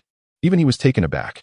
It introduced many legendary ninjutsu techniques, including Orochimaru's impure world reincarnation and snake substitution, Jiraiya's Rasengan, and Toad oil firebomb, as well as Kakashi's Raikiri and shadow clone technique. These techniques from the animated series could all be found within this box. Even various ninjutsu from the Senju and Uchiha clans. Haha, he could not suppress his laughter. With this ninjutsu training box, He had effectively acquired the power of a formidable ninja. There was no need to seek out mentors for instruction. He could learn nearly every ninjutsu directly from the training box. Incredible. Exceedingly powerful. How delightful. Despite Shangguan Lingfeng's remarkable progress, mastering these ninjutsu techniques indeed requires further practice. The reason he was able to engage in a draw with Naruto during their previous sparring session largely stemmed from his element of surprise and the advantages of his tools. In a true life-and-death struggle, however, he would stand no chance against absolute power. Moreover, Naruto's nine tails had not even made an appearance. Speaking of tailed beasts, Shangguan Lingfeng felt it was time to acquire a small creature of his own. Nevertheless, his rate of improvement felt akin to soaring in a rocket. With such thoughts swirling in his mind, Shangguan Lingfeng arrived at his doorstep. With a decisive slam, he shut the door behind him, followed by closing the windows and drawing the curtains, for he had noticed that he was being watched, although he typically paid little heed to such matters. This was a moment when new tools had emerged, and it was crucial that no one else be privy to that information. Fortunately, he had detected those who were surveilling him. Otherwise, adhering to his previous habits, he might have inadvertently revealed some secrets while practicing at home. Of course, even if everything were to be exposed, it would bear little consequence. Yet, a touch of mystery was essential. Shangguan Lingfeng chuckled to himself. Since there were watchers, he had a way to unearth them. Based on his prior experiences, anyone seeking information would inevitably need to engage with the subject under scrutiny. These watchers could not maintain their vigilance indefinitely. There would surely be moments of laxity. Once they revealed a weakness, he would have the means to identify them. Indeed, they might even be eager to approach him. The mere thought of executing his plan filled Shangguan Lingfeng with anticipation. Oh, how thrilling it was to take one step at a time. Under the shadowy eaves of a building, a slightly pallid youth instructed a nearby ninja. You stay here while I report to Lord Danzo. Sajui, hurry back. I have a feeling that something is off with this Shangguan Lingfeng. I feel uneasy here alone. The ninja beside him, a burly man with a hint of stubble on his face, watched as the boy's figure receded into the distance. An involuntary twitch at the corner of his eye. Understood, Sajui replied nonchalantly before vanishing in a flash. Inside the room, Shangguan Lingfeng sat cross-legged on the floor, first offering a silent prayer. May the three pure ones and the four emperors bless me with the finest tools. After a moment, he murmured to himself, I have shown my sincerity. Come forth. He reached into the fourth-dimensional pocket on his abdomen, feeling around. Square and rigid. There's a protrusion. What could this be? Without further hesitation, he grasped the protruding part firmly and yanked it out with determination. The imposing pink door frame stood magnificently before him. Wow, what a marvelous artifact! Exclaimed Shangguan Lingfeng, his eyes gleaming with excitement. The Anywhere Door. This door can transport one to any location within a range of up to 10 light years. Usage. Simply envision the desired destination in your mind. Upon opening this door, the user can reach any place they wish to go. And off he went. The Anywhere Door. With a mere thought, he could arrive anywhere, disregarding spatial distances, though there was, indeed, a limit, no more than 10 light years. However, considering the entirety of the Naruto saga, it scarcely exceeded the distance to the moon, rendering the 10 light years utterly insignificant. How splendid! Who could possibly thwart me now? Shangguan Lingfeng gazed at the grand pink door, his expression brimming with pride. He was eager to embark, unable to contain his excitement. Where should he go? After a moment of deep contemplation, he had an idea. With a snap of his fingers, he donned his fair boxing gloves and pushed open the Anywhere Door. Chapter 11. The first encounter with Orochimaru. In one of the laboratories within Orochimaru's base, a long-haired man was engrossed in concocting a potion, occasionally causing eerie green bubbles to emerge from glass vials. Beside him was a massive glass jar containing a peculiar liquid that sometimes morphed into human faces, while at other times flowed like a turbulent stream into a smaller glass bottle. This bloodline limit is indeed fascinating, the long-haired man remarked, lifting his head to reveal a strikingly sinister yet handsome visage. His pale skin and snake-like golden-slitted pupils exuded a chilling aura reminiscent of serpents. Although my ideal reincarnation vessel is Sasuke, I shall not squander your abilities, Mizuki-kun. His eyes gleamed with avarice as he fixated on the enormous glass jar, even licking his lips in anticipation. Such an unusual appearance could only belong to one man in the entire ninja world, a figure renowned alongside Tsunade and Jiraiya, Orochimaru. one of the legendary three ninjas of Konoha. Suddenly, the flowing water that resembled a human face within the large glass jar dispersed, leaving no one to respond. Only the bubbling potion in Orochimaru's hand slowly began to burst. With a resounding crash, the laboratory rattled, the lights flickering ominously. Soon after, silence enveloped the base. Orochimaru's vertical pupils gleamed with intrigue as he chuckled eerily. Sasuke-kun is indeed diligent, never relenting. This will hasten my acquisition of his body. He let out a hoarse laugh and moved to a corner of the laboratory, pouring the mysterious liquid into a container. With a sinister smile, Orochimaru completed the pouring. Yet before he could set down the glass cup, a creaking sound behind him froze him in place. In but a fleeting moment, Orochimaru returned to his usual demeanor, setting down his cup and slowly pivoting to face the center of the laboratory. Before him loomed a vast pink wooden door, having seemingly materialized from thin air. Orochimaru's slitted eyes widened in astonishment. He had been entirely unaware of how this door had come to be. Could it be that the Akatsuki had come to hunt him down? This notion seemed to be the only plausible explanation, for only a select few leaders of the Akatsuki possessed such elusive abilities. As Orochimaru furrowed his brow, lost in contemplation, the silvery doorknob on the pink frame turned with a soft click. With a creak, the door swung open, revealing a strikingly handsome young man clad in a black trench coat, his hair as dark as night. Curiously, he wore a pair of rather ridiculous, flamboyant gloves of a vivid red hue. The youth strode out of the doorway with an unhurried demeanor, then with a decisive slam, closed the door behind him.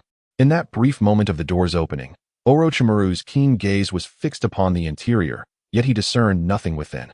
Oh, so it truly is one of the legendary Sannin, Orochimaru-sama. A pleasure to make your acquaintance. I am Shangwan Lingfeng. He extended his gloved hand in a friendly greeting. Orochimaru fell silent, for he did not recognize this individual, and his attire was not indicative of an Akatsuki member. However, as one of the Sannin who had managed to defect from the Akatsuki, he possessed considerable composure and soon regained his tranquility. Ah, so it is you, Lingfeng-kun. I wonder what brings you to my humble abode. A sinister smile crept across Orochimaru's lips. He sensed only a middle-level chakra emanating from Shangwan Lingfeng, posing no threat whatsoever. Nevertheless, the flamboyant entrance of this young man instilled a sense of caution within him. More significantly, however, was his avarice towards the pink wooden door behind Shangwan Lingfeng. Lingfeng-kun, I find myself quite intrigued by the door behind you. Might you enlighten me about it? Orochimaru stepped forward, inching closer to Shangwan Lingfeng, and flicked out his elongated tongue in a rather unsettling manner. Shangwan Lingfeng twitched slightly at the sight. Oh, you mean this? This door is known as the Anywhere Door. As long as one envisions a destination, it can transport you to any location on this planet. Remember, it is indeed anywhere. With a grin, Shangwan Lingfeng lifted the Anywhere Door with both gloved hands. The Anywhere Door, a portal to any place one desires. Orochimaru's eyes widened in astonishment, revealing a fervent gleam. It was then that he beheld an astonishing spectacle. The pink door was abruptly embraced by Shangwan Lingfeng, who swiftly slipped it into the folds of his trench coat. Orochimaru, taken aback yet unperturbed, marveled at Lingfeng's prowess. Is it truly possible to reach any destination? He pondered, skepticism lingering in his mind. Indeed, Mr. Orochimaru. Did you not witness it yourself? I traversed through this door to arrive here. Whether it be Konoha or any other shinobi village, all it takes is a thought, and the door opens to whisk you away, even to the Akatsuki's headquarters. Shangwan Lingfeng repositioned himself, donning an eccentric grin. Surprised, are we? As expected, Orochimaru's serpentine gaze narrowed. His curiosity piqued. Lingfeng, your knowledge of the Akatsuki reveals that you are no ordinary ninja. After a brief silence, a sinister smile crept across his face. I find myself increasingly intrigued by you and your peculiar ninja tools. Is that so? Lingfeng responded, adopting a boxing stance, his laughter echoing. Orochimaru, why not join me? Follow my lead, and I assure you, eternal life awaits. I hold great potential for you. In his past life, while watching Naruto, Shangwan Lingfeng had admired Orochimaru's scientific spirit, recognizing him as the true scientist of the Naruto world. Unfortunately, Orochimaru had squandered his talents on unethical human experiments in pursuit of longevity, a tragic waste of genius. Thus, upon arriving in the Naruto universe, Shangwan Lingfeng naturally aimed to bring Orochimaru under his wing, to cultivate technology and transform this world. Heh, Ling Feng seems quite confident, Orochimaru mused. In that case, I shall indulge you, for I am very curious about your door. With that, Orochimaru opened his mouth, revealing a razor-sharp sword, the Kusanagi. The blade dripped with a repulsive drool-like substance, stretching grotesquely. My goodness. Orochimaru, such casual consumption is unhygienic and could lead to infection. Allow me to enlighten you. Shangwan Lingfeng feigned exasperation, his tone dripping with theatricality. Humph, Lingfeng appears fearless. I hope you can maintain that mirth, Orochimaru retorted, grasping the saliva-coated Kusanagi and lunging forward. With a single hand forming seals, he unleashed wind release. Great breakthrough. Chapter 12. Come now, let us harm each other. Orochimaru opened his cavernous mouth, unleashing a visible torrent of wind that surged forth like a ferocious serpent. Simultaneously, he swung the Kusanagi downwards. Yet, Shangwan Lingfeng remained unruffled. He tilted his head, a smirk playing on his lips. The fierce winds whipped around him, causing his trench coat to rustle and a few strands of hair to dance in the gale. Yet he stood resolute, as steadfast as a rock. Suddenly, a massive red gauntlet materialized out of thin air, positioning itself directly in front of Orochimaru. Bang! In the next instant, both Suigetsu and Orochimaru were sent flying backward simultaneously. What is happening? My ninjutsu pressure has weakened? In that moment, Orochimaru discerned something amiss. The clash of taijutsu and ninjutsu seemed to nullify his strength, and an entirely different force emanated from Suigetsu's fist, causing his blood to surge. As he was propelled backward, Orochimaru could not help but spit out a mouthful of blood. It was as if he only possessed the strength of a nin. Come on, don't dawdle. Suigetsu, rather audaciously, bounced around, waving the red gauntlet, swaying left and right as if performing a dance. Orochimaru's expression grew increasingly frigid, akin to unyielding ice in the depths of winter, devoid of warmth. A cruel light flickered in his eyes, reminiscent of a hunter fixated on its prey, mocking death and desecrating life. Heh, Suigetsu, you truly are formidable. I eagerly anticipate the ensuing battle, Orochimaru remarked coldly, his voice echoing like a chilling wind from the abyss, laden with the scent of death.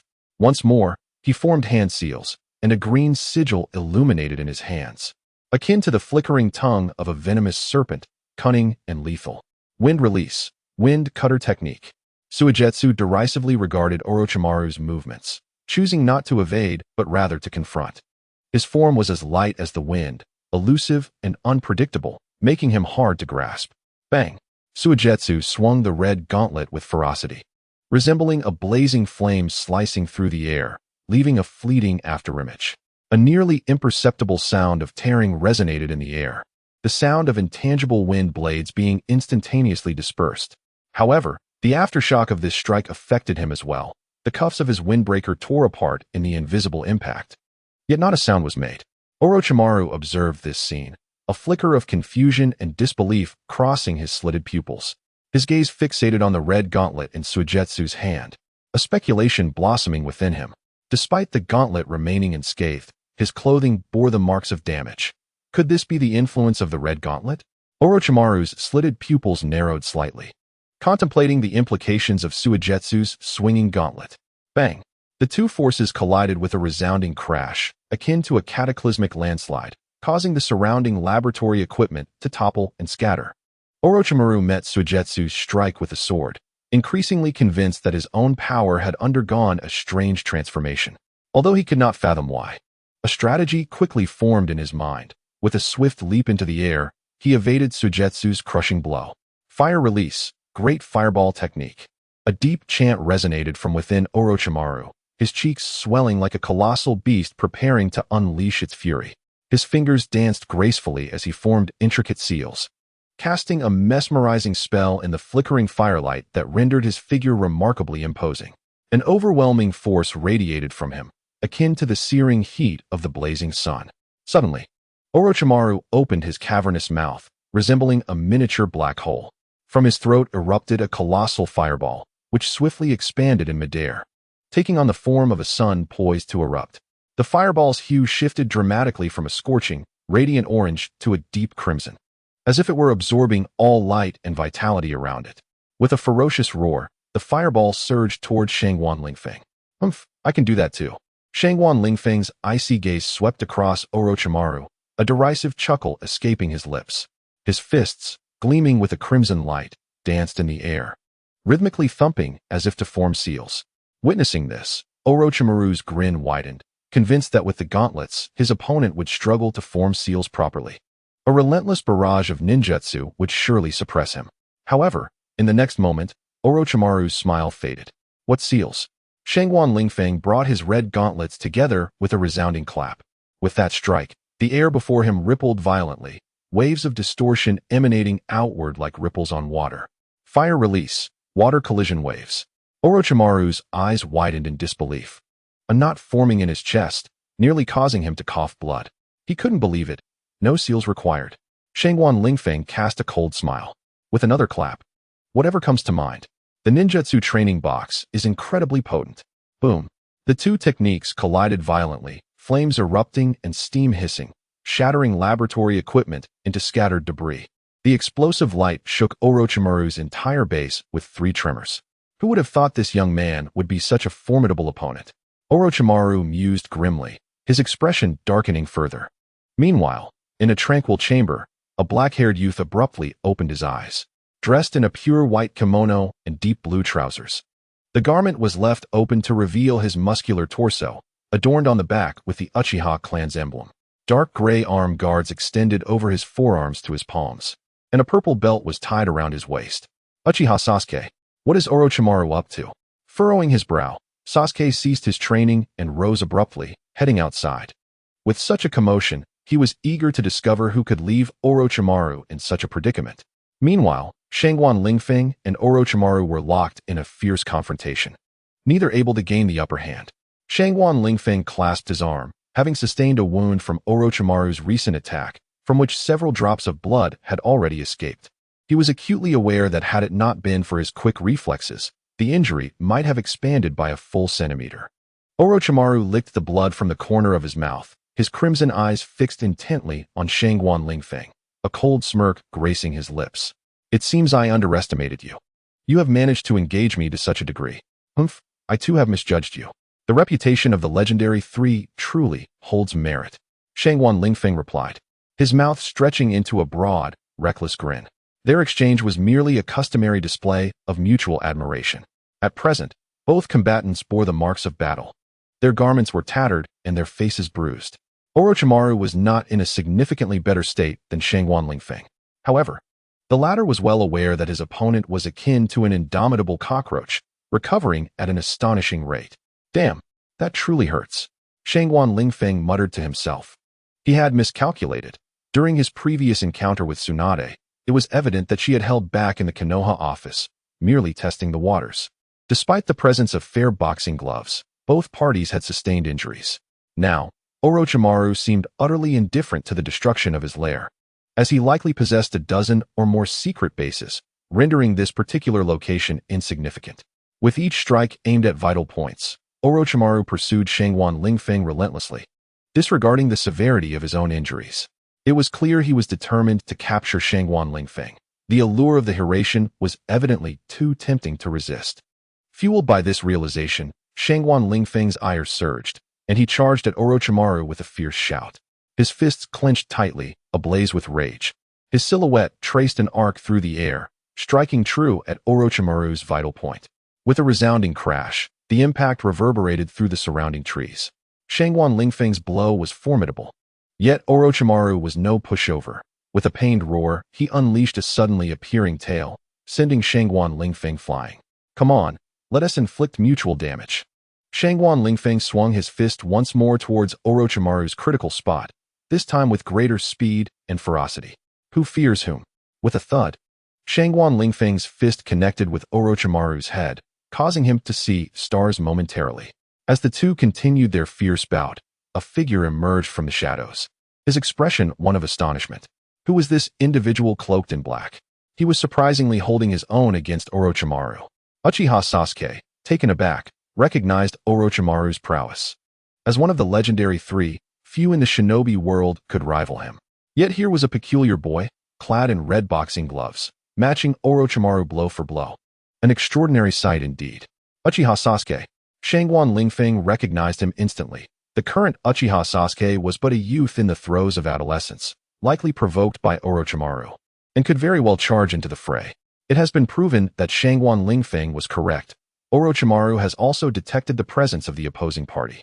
Sasuke-kun, come lend me a hand. This Lingfeng possesses unimaginable ninja tools. If we could acquire them, we could swiftly reach Itachi Uchiha's side. And avenging you would be a mere formality, Orochimaru exclaimed, abruptly retreating several meters, licking his lips with a twisted grin. Upon hearing this, Uchiha Sasuke's face was filled with skepticism as he scanned the surroundings. Hey, Uchiha Sasuke, don't be so stubborn, Shangguan Lingfeng said, his fists colliding lightly as he chuckled softly. Do you understand how troublesome Orochimaru can be? Moreover, now that I stand with you, we can surely seize victory. Once we obtain that ninja tool, you will be able to reach Itachi effortlessly, and your vengeance will come to fruition. Oh, by the way, I'm currently Naruto's elder brother, Shangguan Lingfeng added with a self-satisfied grin. Chapter 13. The New Tool, the Gloves for Taming Beasts. Sasuke's eyes flickered as he hesitated. Orochimaru, retreating and wearing a cruel smile, remarked, "Oh, Sasuke-kun, you are now a rogue ninja of Konoha. I have never heard of a rogue ninja returning to the village. And have you forgotten the enmity of your clan?" At Orochimaru's words, Sasuke's gaze sharpened, his fists clenched tightly, his teeth grinding audibly. "I will handle Itachi myself," he coldly huffed. Suddenly, he swiftly formed a series of hand seals. Fire style, great fireball technique. With a commanding shout, a massive fireball rapidly coalesced in his mouth before being forcefully expelled. In an instant, a terrifying wave of heat surged through the air. "Sasuke, you truly are clever," Orochimaru remarked, a hint of admiration crossing his face. He had thought the boy might have genuinely been deceived, but it appeared he had underestimated him. As expected, both Uchiha Sasuke and Orochimaru launched their assault together. After all, Sasuke was now a rogue ninja. The notion of returning to Konoha was utterly fanciful, especially since he had spent years alongside Orochimaru, making it clear he could hardly trust a sudden stranger. A strategic retreat was the only option, as facing both adversaries simultaneously would lead to a significant disadvantage. Shangguan Lingfeng felt a twitch at the corner of his eye.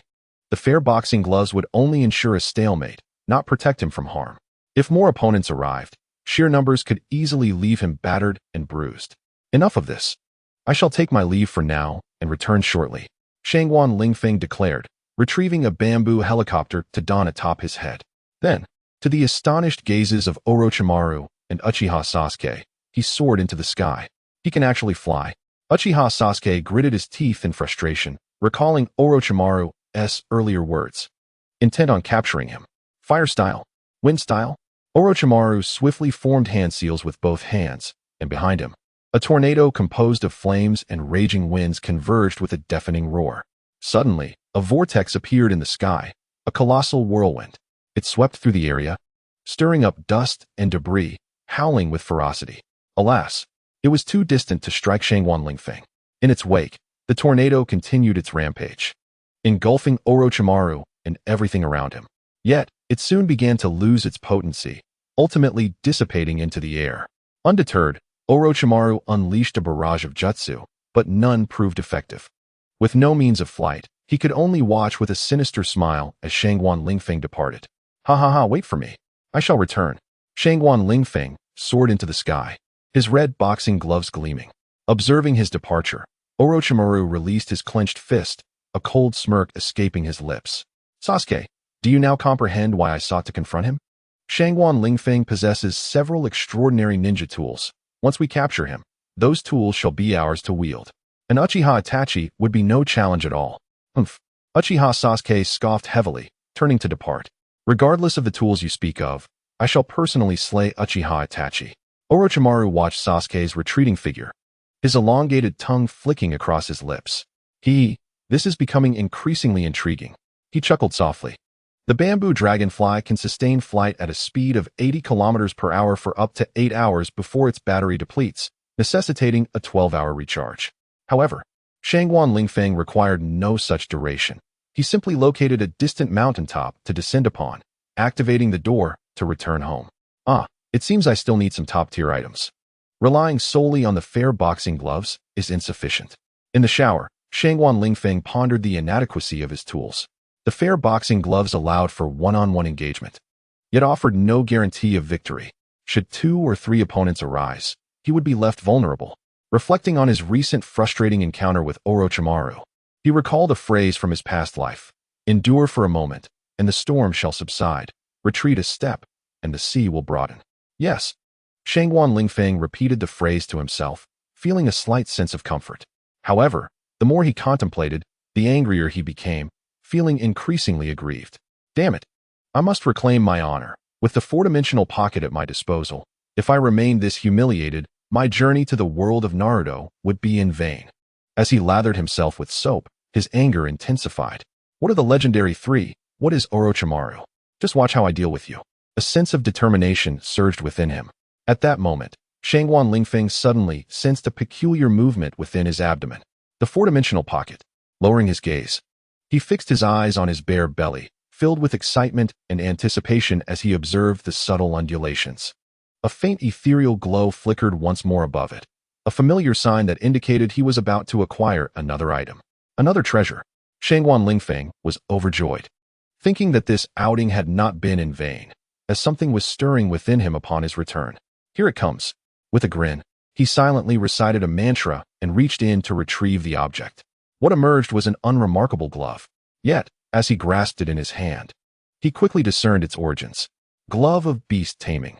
No matter how ferocious the beast, as long as one strokes its chin, it will obediently comply. A glove for taming beasts? Shangguan Lingfeng raised an eyebrow, contemplating its apparent lack of utility. Scratching his head, he examined the beast-taming glove with a hint of skepticism. Musing to himself, what kind of beast could possibly defeat Orochimaru? To be honest, he felt that this glove might not provide substantial assistance. After all, what sort of wild creature could best the legendary Orochimaru, one of the 3 Sannin? Wait a moment. As Shangguan Lingfeng stroked his chin, a flicker of thought crossed his mind. Snakes, in the eyes of ordinary people, could indeed be quite fearsome. Of course, in this world, snakes did not seem overly powerful, aside from the legendary Great Serpent. Its master was Orochimaru. Thus, he pondered, could Orochimaru, who bore a resemblance to snakes, be considered a close relative? This amusing yet plausible thought crossed Shangguan Lingfeng's mind. It seemed possible. Well then, let us first tame some other beasts.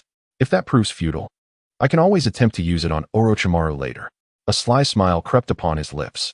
After all, with the safety net of the fair boxing gloves, he would at least avoid an immediate demise at the hands of his opponent. Shangguan Lingfeng believed that if Orochimaru were indeed categorized as a beast by this glove, attempting to tame him would surely be an intriguing endeavor. However, I must thoroughly examine this glove to uncover its secrets. At that moment, another thought occurred to Shangguan Lingfeng. What exactly constitutes a beast? Tailed beasts, surely they fall into that category as well.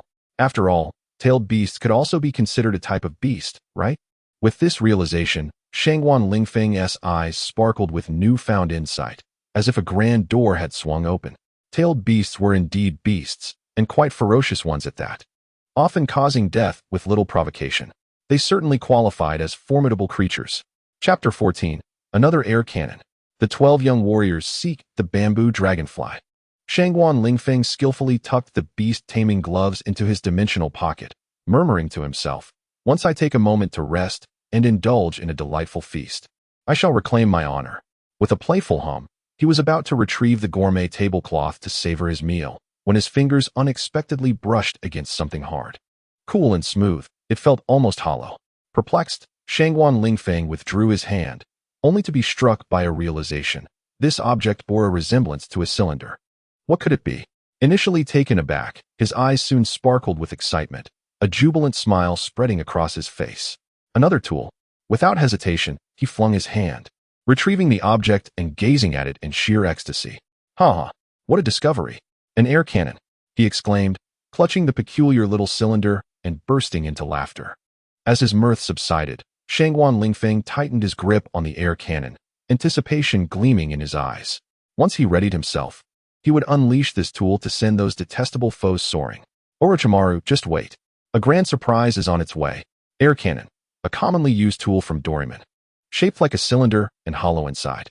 When worn on the hand and activated with a shout, it releases an invisible pressure of air to strike enemies with formidable force. Those 3 ninjas won't stand a chance against my cannon. And Tsunade, that enormous cow, shall surely feel the wrath of my blast. Shangguan Lingfeng donned the air cannon on his right hand, the cylindrical barrel rendering his fingers nearly invisible. Suddenly, an ingenious idea struck him. Gazing at the air cannon, he envisioned a brilliant strategy. What if I first wear the fair boxing gloves, then place the air cannon on the outside? This way, I can protect my fists while simultaneously harnessing the cannon's immense power. His eyes gleamed brighter, as if victory was already within reach. This thought sent waves of exhilaration through him, and he could hardly contain his eagerness to put it into practice. The more he pondered, the more excited he became. He swiftly retrieved the fair boxing gloves and donned them alongside the air cannon. Hiss, hiss, hiss. Once the air cannon was secured, it was nearly imperceptible beneath the boxing gloves. Moreover, due to the material of the cannon, its barrel felt pleasantly cool, and he experienced no discomfort from heat. As Shangguan Lingfeng flexed his fingers, he realized there was no obstruction at all. Ha! It truly fits. Shangguan Lingfeng cracked a mischievous smile, as if he had already marked Orochimaru and Uchiha Sasuke as his prey. Orochimaru, and that delusional brat Uchiha Sasuke, just wait. I shall make you both weep and wail. Without a moment's hesitation, Shangguan Lingfeng swiftly retrieved the door of anywhere from his fourth-dimensional pocket, placing it with a resounding clatter in the room. He grunted a couple of times, ready to open the door and seek vengeance on Orochimaru. Suddenly, a knock echoed through the air. Knock, knock, knock. Is that Naruto? The door's unlocked. Come in.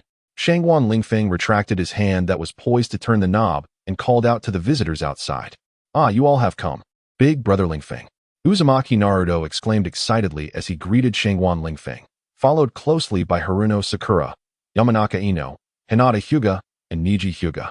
The Konoha 12 had almost all assembled, their expressions a tapestry of emotions, some shy, others bashful. Ah, what a rare gathering. What brings you all here? Shangguan Lingfeng inquired. Feigning surprise. Big brother Lingfeng, we've been searching for you for quite some time, unable to find you.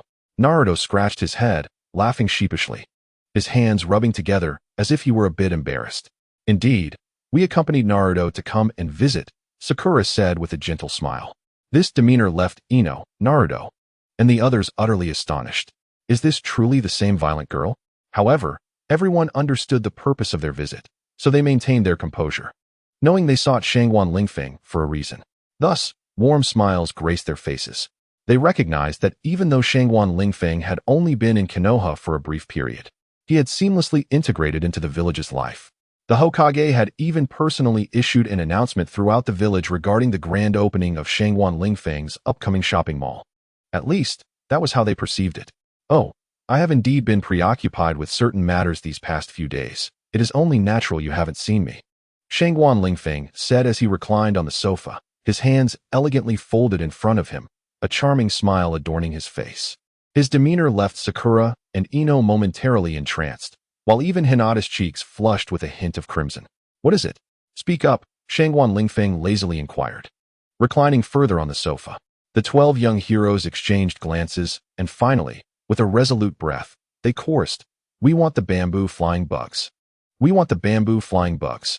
The 2 siblings from the Hyuga clan blushed slightly at their declaration, while the others wore expressions of shamelessness. Bamboo flying bugs. How did you learn of this? Shangguan Lingfeng asked, bemused, as he pursed his lips.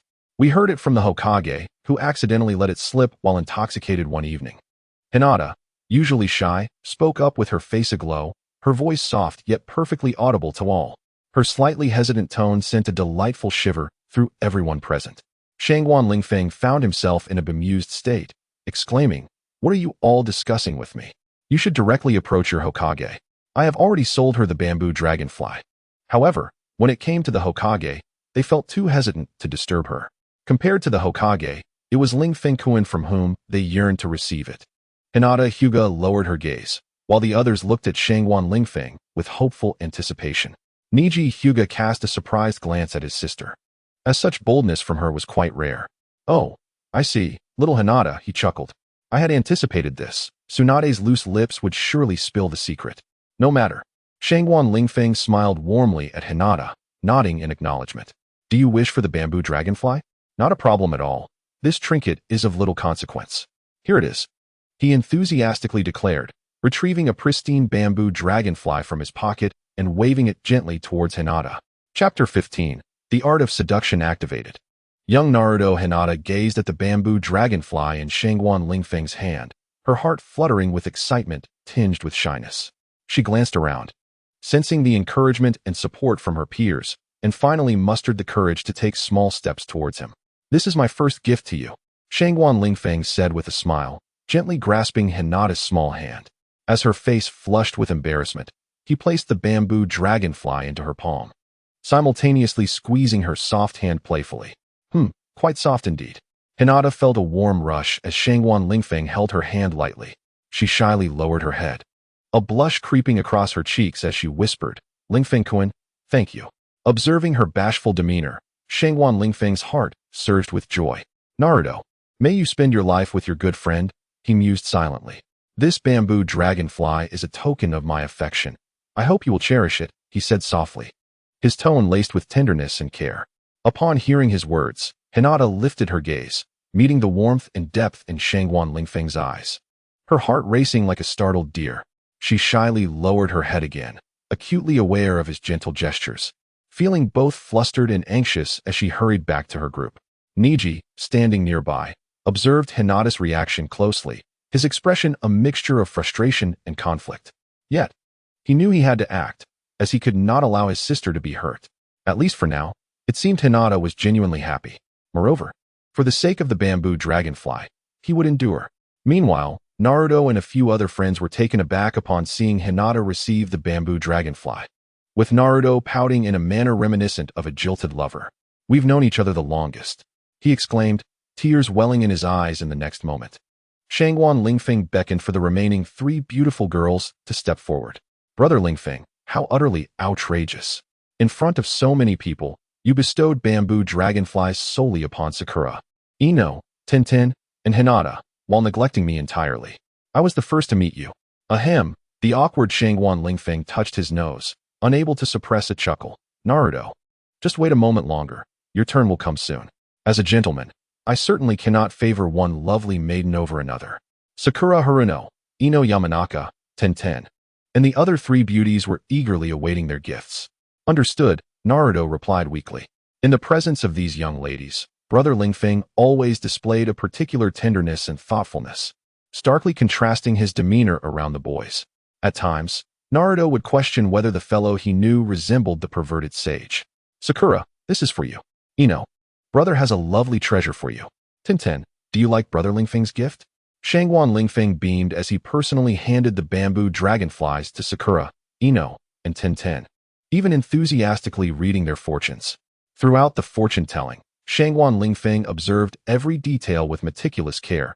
His words flowed like an enchanting incantation, entirely captivating Sakura, Ino, and Tenten.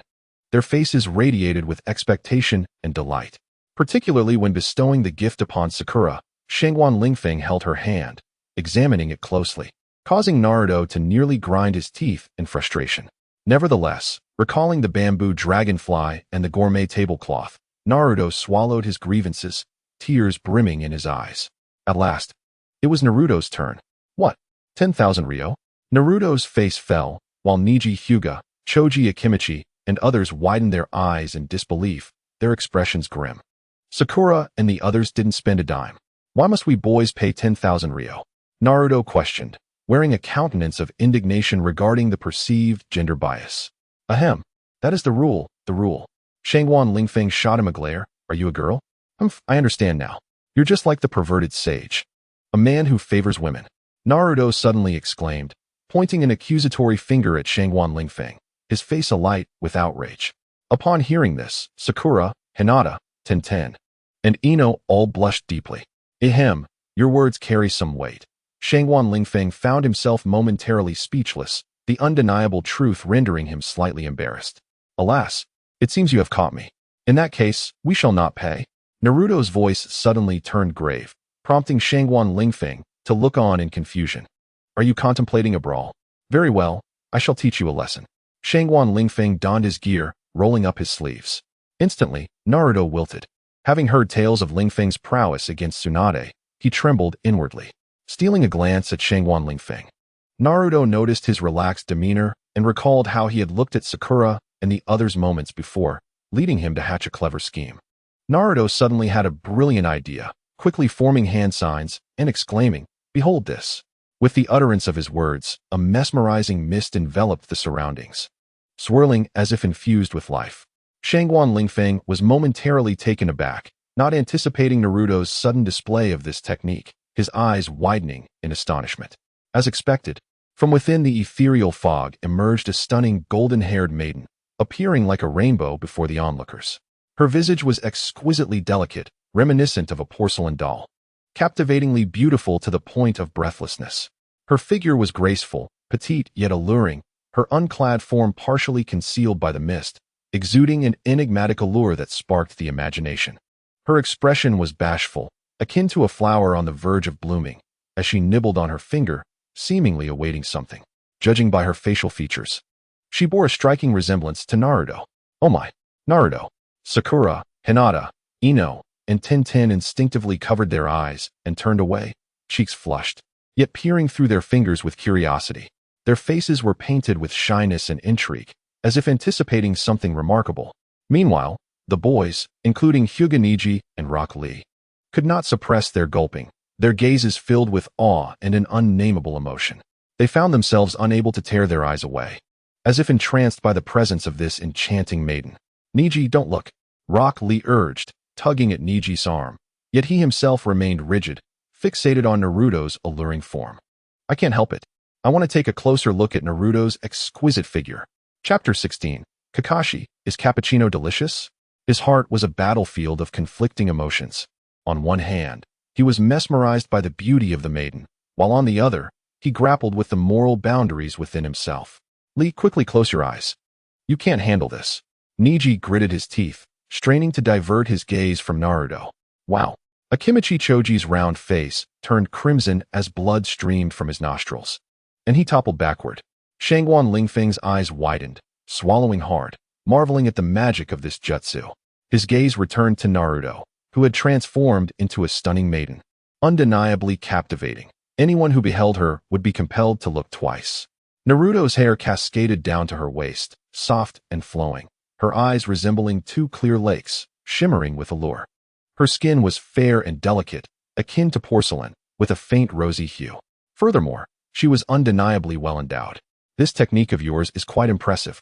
Indeed. This is my original jutsu, the seduction technique. Do you like it, Brother Lingfeng?" A hint of pride flashed across Naruto's slightly bashful face as she resolved to put forth even greater effort. "Brother Lingfeng, let me call a few sisters over." Naruto playfully blew a kiss, and a pair of red lips seemed to fly through the air. Shadow Clone Jutsu, with a series of explosive sounds. Nearly 20 identical young Narutos, each striking poses, approached Shangguan Lingfeng. Shangguan Lingfeng swallowed hard, feeling himself sway under the enchanting sight.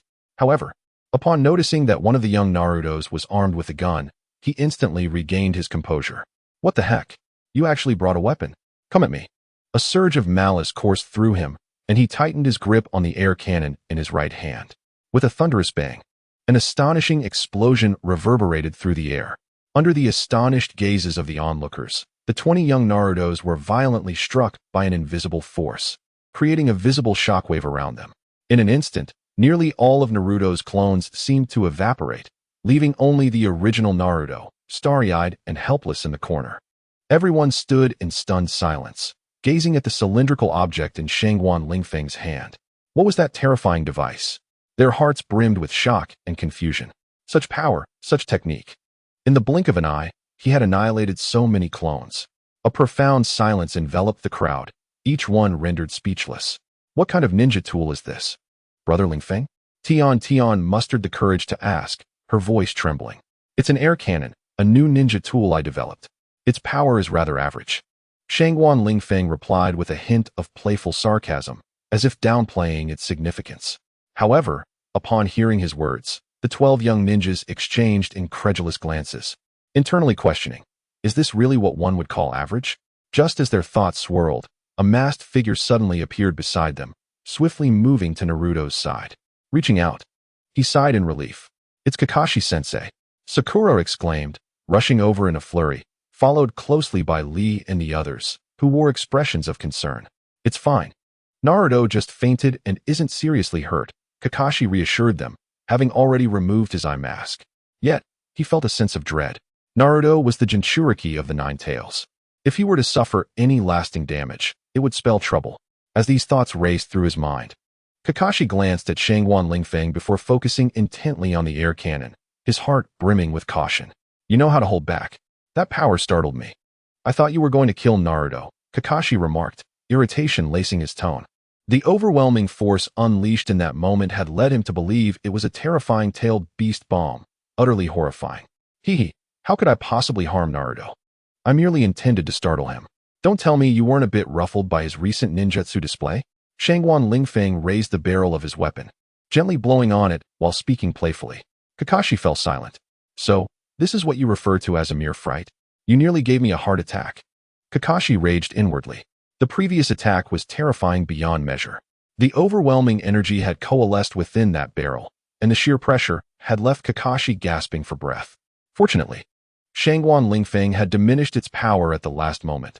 Otherwise, the consequences would have been dire. Moments ago, witnessing Naruto employ a bewildering seduction technique, coupled with the multiple shadow clone jutsu that manifested a dozen scantily clad taboo maidens, had nearly ignited a murderous impulse within him. Setting that matter aside, accompany me to the Hokage's office. I believe the Hokage would be quite intrigued by the ninjutsu tools in your possession. Kakashi spoke sternly to Shangwan Lingfeng. Moreover, you vanished without a trace yesterday. Neither I nor anyone else could find you. What transpired? Oh, you mean that? I utilized the Door of Dimensions to leave. Shangwan Lingfeng replied nonchalantly, as if dismissing the significance of the matter. The Door of Dimensions? Kakashi and the 12 ninja youngsters were taken aback. At that moment, Naruto slowly began to regain consciousness. Ouch, ouch, ouch. Big brother Lingfeng, your cannon is incredibly powerful. Naruto winced and approached, grimacing in pain. In reality, Shangwan Lingfeng had significantly reduced the power of the air cannon, and while Naruto had not sustained serious injuries, he certainly felt some soreness. The Door of Dimensions allowed you to depart directly from this room? Kakashi ignored Naruto, his instincts alerting him that the Door of Dimensions spoken of by Shangwan Lingfeng was a remarkable and astonishing ninjutsu tool. Where exactly did you go using the Door of Dimensions? Oh, it was nothing much. I simply left through the Door of Dimensions and spent yesterday engaging in a skirmish with Orochimaru. Shangwan Lingfeng waved his hand dismissively, as if recounting a trivial event. Orochimaru?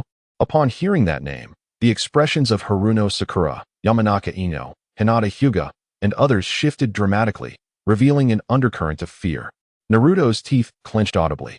It was that scoundrel Orochimaru who had lured Sasuke away. Chapter 17. Kakashi experiences the Door of Dimensions. Kakashi, however, discerned more than the others. His expression grew grave. Shangwan Lingfeng, you encountered Orochimaru and even fought him? Indeed, though regrettably, that snake possesses considerable skill.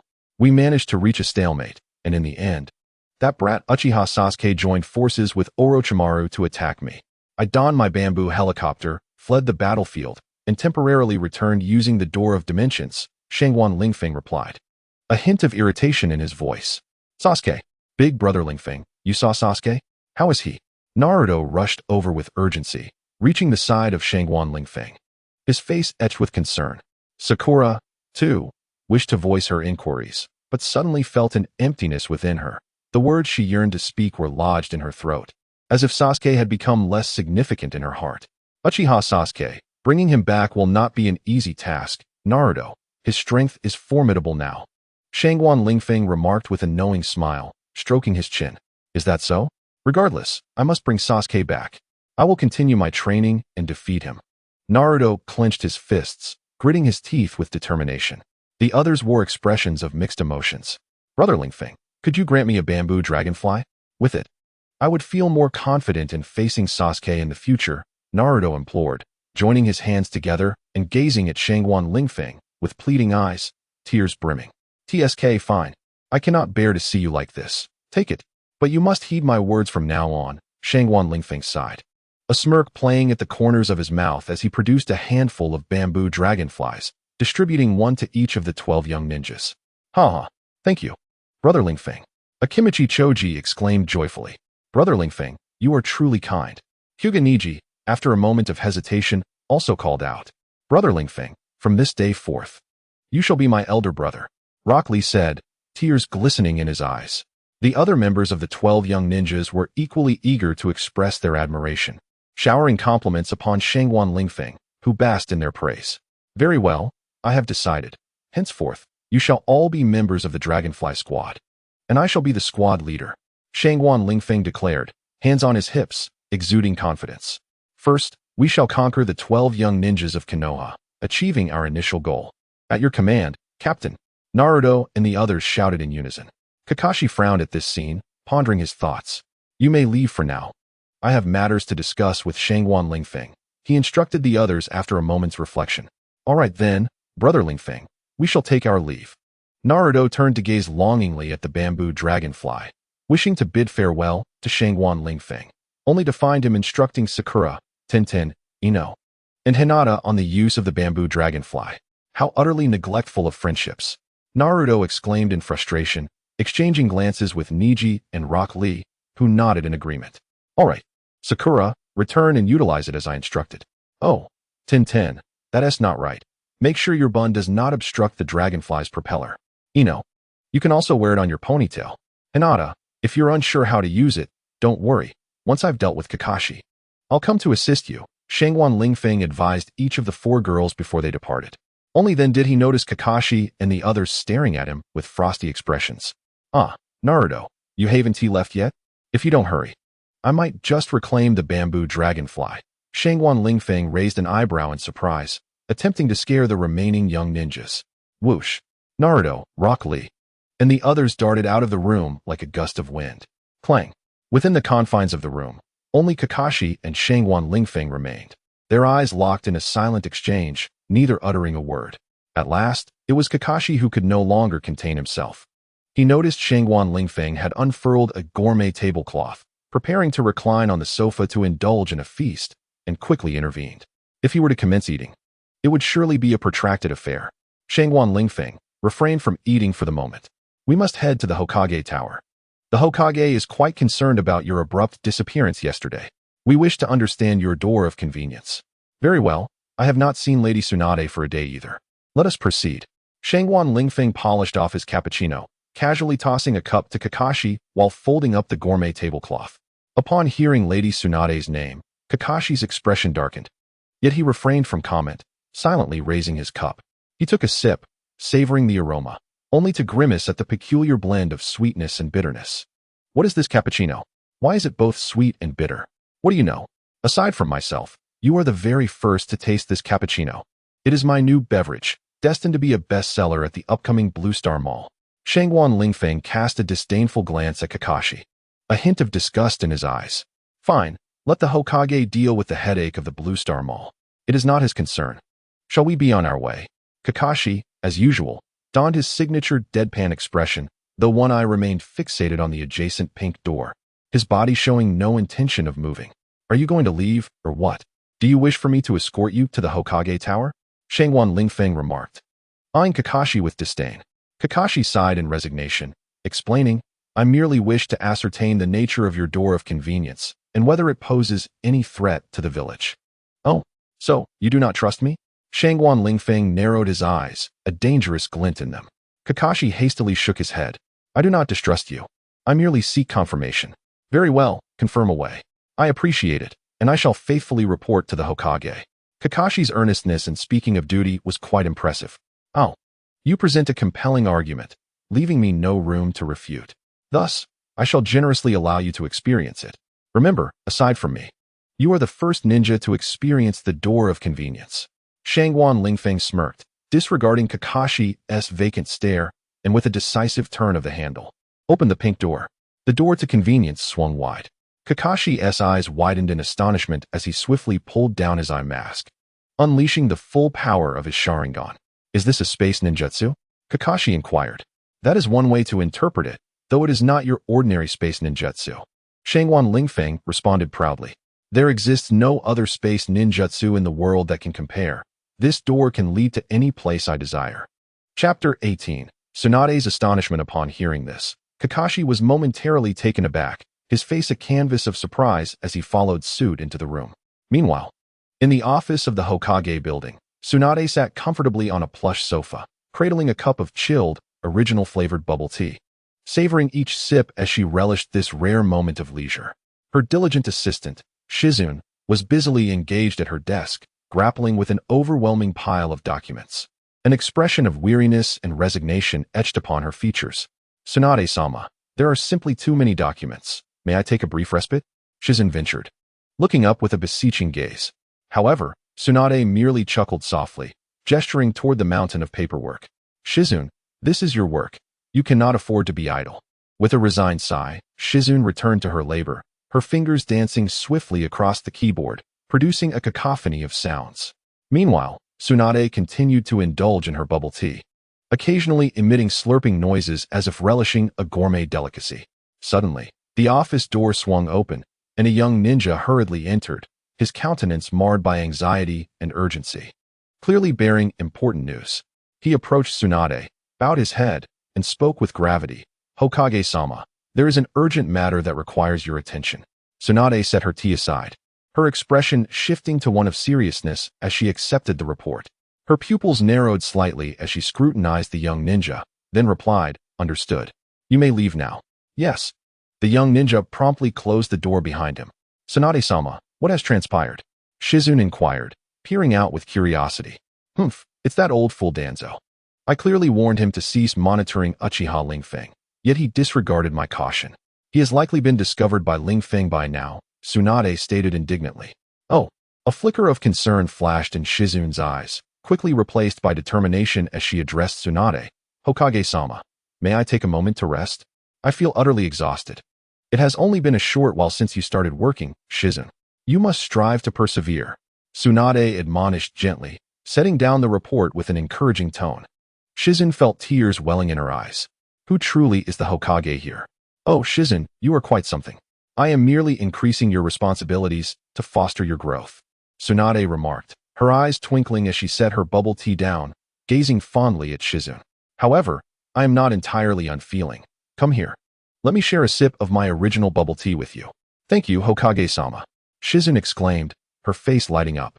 This tea had been procured from a temporary stall run by Uchiha Lingfeng, which prepared 1,000 cups daily, all of which were snatched up almost instantaneously. Securing 2 cups had only been possible through the privileges of her position as Tsunade's assistant. "Hokage-sama, burdened with countless duties, might you indulge in a cup of tea to ease your concerns? Is that too much to ask?" Silence fell upon the room as the mischievous young upstart Lingfeng, with his astonishing ninja tools, piqued the curiosity of all. For years, I had never encountered such marvels. "Ah, milk tea, truly a delicacy of the world. What are you gazing at, Shizune?" Tsunade, reclining upon the sofa, noticed Shizune's astonished expression and was suddenly struck by an intuition. In a swift motion, she turned her head and beheld a pink door materializing in a corner of the Hokage's office. With a creak, the door swung open, revealing 2 figures. "Kakashi and you little lecher!" Tsunade and Shizune exclaimed in disbelief. Initially glancing at the newcomers, Tsunade abruptly rose and approached the pink door, staring intently. "Hey, Shizune. It's been days since we last met. Did you miss me?" Upstart Lingfeng flashed a charming smile and waved at Shizune. Her cheeks flushed, she averted her gaze, tightening her grip on the milk tea, yet managed a slight nod. Well, what a significant improvement." Upstart Lingfeng's eyes sparkled. The milk tea strategy proved effective. Tsunade, however, was far too preoccupied to engage with him, her expression growing increasingly serious as she and Kakashi fixated on the pink door in the Hokage's office. "What on earth is this?"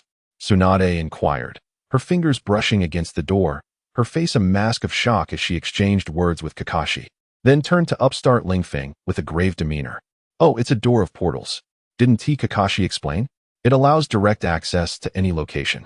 Upstart Lingfeng reclined in the Hokage's chair, crossing his arms, while Tsunade remained unperturbed by his presence. "To appear anywhere at will?"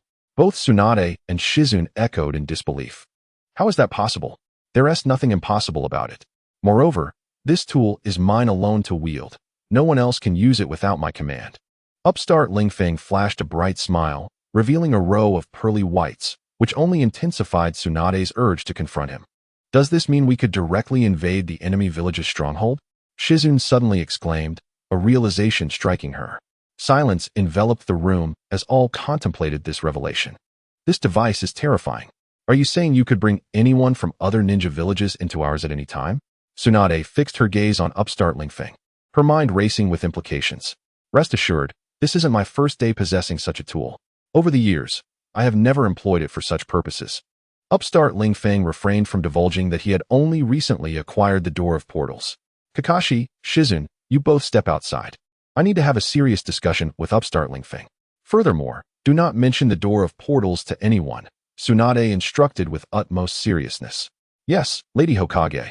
Kakashi and Shizune exchanged knowing glances, fully aware of the gravity of the situation, and without hesitation, they decisively exited the Hokage's office. Just as they were about to step out, Shizune turned back, casting a worried glance at upstart Lingfeng. Shangwan Lingfeng smiled faintly, revealing an air of utmost confidence, and then playfully blew a kiss towards Shangwan Jingyin. Her delicate face flushed crimson, and she hurriedly exited through the door. This fellow, even at such a moment, remained irreverent. In the Hokage's office, Tsunade huffed in irritation, "You little rascal, daring to tease the Hokage's assistant. Truly audacious." With her hands on her hips, she glared fiercely. Yet, Shangwan Lingfeng merely chuckled, standing there with an air of nonchalance, seemingly unfazed by Tsunade's ire. He smirked and said, "Hey, Hokage-sama, don't be upset. Miss Jingyin is quite lovely, you know? Furthermore, I am not merely audacious. I dare to flirt with the Hokage as well." He whistled playfully. Chapter 19. Embracing Tsunade's waist in the suffocating silence that ensued, Shangwan Lingfeng's gaze wandered over Tsunade's impressive figure. He grinned broadly, his tongue lightly grazing his lips. Sensing his scrutiny, Tsunade furrowed her brow, a tempest of anger brewing within her. Contrary to Shangwan Lingfeng's expectations, however, Tsunade did not immediately erupt in fury after her frown. "What is it that you truly desire?" Tsunade inquired, her voice laced with profound confusion. The presence of such a powerful artifact could not merely be for the pursuit of Jingyin. Moreover, it was inconceivable for someone of no repute to wield it. Perhaps even the legendary sage of 6 paths would not possess such a thing. Tsunade's gaze was piercing, as if she sought to penetrate Shangwan Lingfeng's very heart. Yet, Shangwan Lingfeng remained unfazed, continuing to wear a cheeky grin. "Hokage-sama, please understand. I am merely here to rescue more beautiful maidens." Tsunade scoffed. "Rescue beautiful maidens? Do you think I would believe such nonsense?" Shangwan Lingfeng blinked innocently and replied casually. "In truth, I am here to prevent the world from being destroyed and to uphold peace. Much like you, Hokage-sama, who tirelessly labors day and night for the peace of Konoha with a compassionate heart." Tsunade's expression softened slightly, yet she remained vigilant, her eyes still fixed on Shangwan Lingfeng. "Who are you? Such a powerful artifact should not be in your possession." "Well, I truly harbor no specific intentions," he continued. "The so-called Ninja World War is, to me, akin to a child's play. 5 great nations, merely 5 small villages engaged in petty squabbles. I act on whims, doing as I please, and of course, I may undertake actions that could surprise you." Shangwan Lingfeng leisurely took a seat in the Hokage's exclusive chair, skillfully unfurling a gourmet tablecloth. He lightly tapped the wine menu, seemingly casually ordering a glass of original Lafite red wine, while also ensuring Tsunade received a complimentary glass. His demeanor exuded a blend of elegance and composure, as if everything was under his control. "Indeed, I may even bring genuine peace to the entire ninja world." His tone carried a hint of mischief, yet also an unspoken gravity. His eyes were deep and luminous, reminiscent of an unfathomable ocean, concealing depths that were impossible to fathom. Tsunade gazed at him, a complex array of emotions surging within her. This man, exuding confidence and charm in every gesture, seems to harbor profound secrets within. His presence is akin to an enigma, awaiting revelation. Yet, at this moment, she can only sit there, savoring the glass of Lafite red wine he graciously bestowed upon her, observing him as he leisurely relishes this extraordinary occasion in the Hokage office. "Well, Tsunade, are you contemplating a scheme involving my extraordinary ninja tools? Perhaps intending to eliminate me and seize them all?" Shangwan Lingfeng gazes at Tsunade with a knowing smile, as if he can discern her thoughts. Tsunade remains silent for a moment, her gaze fixed on the wine in her hand, the subtle aroma wafting through the air. In truth, she has entertained such notions. However, she is acutely aware that he possesses many more secrets and treasures unknown to them, such as this miraculous transportation device. She surmises that even if the entire village were to unite against him, they would likely prove futile in their efforts. Taking a gentle sip of the wine, she speaks with a calm demeanor. My earlier conversation with Kakashi has only solidified this belief. Moreover, she distinctly senses the astonishing capabilities of this transportation device, as if it opens a portal to an uncharted realm. Recently, a fierce battle did transpire at one of Orochimaru's bases in the Sound Village. An intelligence has just been relayed. It seems Orochimaru did not gain any advantage over Shangwan Lingfeng. The emergence of such a transportation device suggests that he must possess additional hidden cards. Oh, Tsunade, you're overthinking it. Would I engage in such reckless behavior? I am not so deranged as to harm those who have shown me such warmth and care these past few days, Shangwan Lingfeng explains with a smile. Though it does little to ease Tsunade's apprehension, her brow remains furrowed. An instinctual wariness towards this smiling young man lingers. Primarily, the ninja tools he presents surpass the realm of common understanding, suggesting the potential for fearsome weaponry capable of annihilating the village at any moment. Cough, cough. If you truly cannot find peace of mind, well, perhaps you could consider a more personal sacrifice. How about this? Accompany me on a date so we can discuss matters in depth, Shangwan Lingfeng suggests, his gaze briefly lingering on the glimpse of white exposed by Tsunade's attire, feigning calmness. Tsunade shivers slightly. Initially, one might expect her to erupt in anger, providing Shangwan Lingfeng an opportunity to playfully take advantage. However, unexpectedly, Tsunade contemplates the proposition seriously. After a moment's hesitation, she restrains her fury, silently vowing to protect the village with all her might should this man dare to pose a threat. Very well. Let us depart and visit the area you have in mind to assess how your Blue Star Mega Mall is progressing, Tsunade declares, rising decisively. Ah, splendid. Wait for me, Shangwan Lingfeng exclaims, grasping Tsunade's hand. Her smooth fingers feel no different from those of a 20-year-old, despite her being 50. What is it? Tsunade furrowed her brow, but did not shake off Shangwan Lingfeng's hand. This fellow, willing to divulge the existence of something as extraordinary as the Anywhere door, still possessed a modicum of conscience. Ahem, aren't you eager to experience the Anywhere door? Let us proceed through it. Shangwan Lingfeng flashed a captivating smile, prompting Tsunade to steal a few extra glances. This smile, illuminated by the sun, appeared exceptionally radiant, akin to a brilliant star, drawing Tsunade's gaze. This insufferable brat does indeed look charming when he smiles. Tsunade nodded, her anticipation for the mysterious Anywhere door palpable. Very well. I am keen to discover whether the Anywhere door is as miraculous as claimed. Shangwan Lingfeng retrieved the pink Anywhere door once more, wrapping his arm around Tsunade's waist. My, what a mesmerizing waist.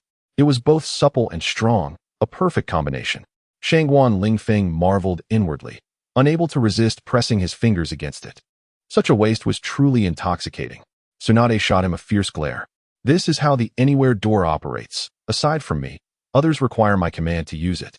Particularly when physical contact is involved, Shangwan Lingfeng hastily explained, noticing Tsunade's ire beginning to flare. It does sound somewhat plausible. Observing that Tsunade seemed to accept this notion, Shangwan Lingfeng secretly gave himself a thumbs up. Haha, I am indeed quite clever. Chapter 20. Drunken Tsunade. With a smile, Shangwan Lingfeng embraced Tsunade's waist, guiding her towards the Anywhere door. His hand gently pressed against it, and the door immediately emitted a pleasing hum, as if welcoming their arrival.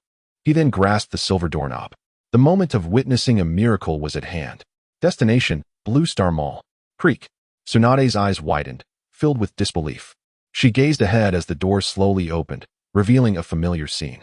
It was a shop, brightly lit, undergoing its final touches of decoration. Fortunately, they had materialized in a corner, unnoticed by anyone else. Tsunade stepped forward, emerging from the pink Anywhere door. Ignoring Shangwan Lingfeng's triumphant expression, she surveyed her surroundings, her eyes reflecting a sense of incredulity. She approached, gently touching the wall before her, as if to confirm that this was not a dream.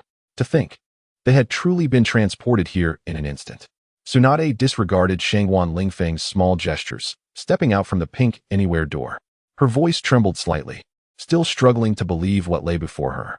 There was not the slightest spatial fluctuation, nor any trace of ninjutsu energy. She sensed nothing at all. Furrowing her brow, Tsunade turned back, attempting to analyze the mechanics of the anywhere door, yet found herself utterly perplexed. Stop looking, you won't comprehend it. In terms of research, you are leagues behind Orochimaru. Once we wrap up our business here, I shall go and recruit him. Shangwan Lingfeng waved his hand and entered the elegantly arranged office of the general manager in the Grand Marketplace, beckoning Tsunade to join him.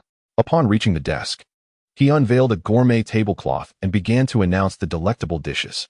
After a series of unfamiliar names were pronounced, an array of visually and aromatically delightful delicacies materialized before them. Come now, dear Tsunade, the candlelit dinner awaits.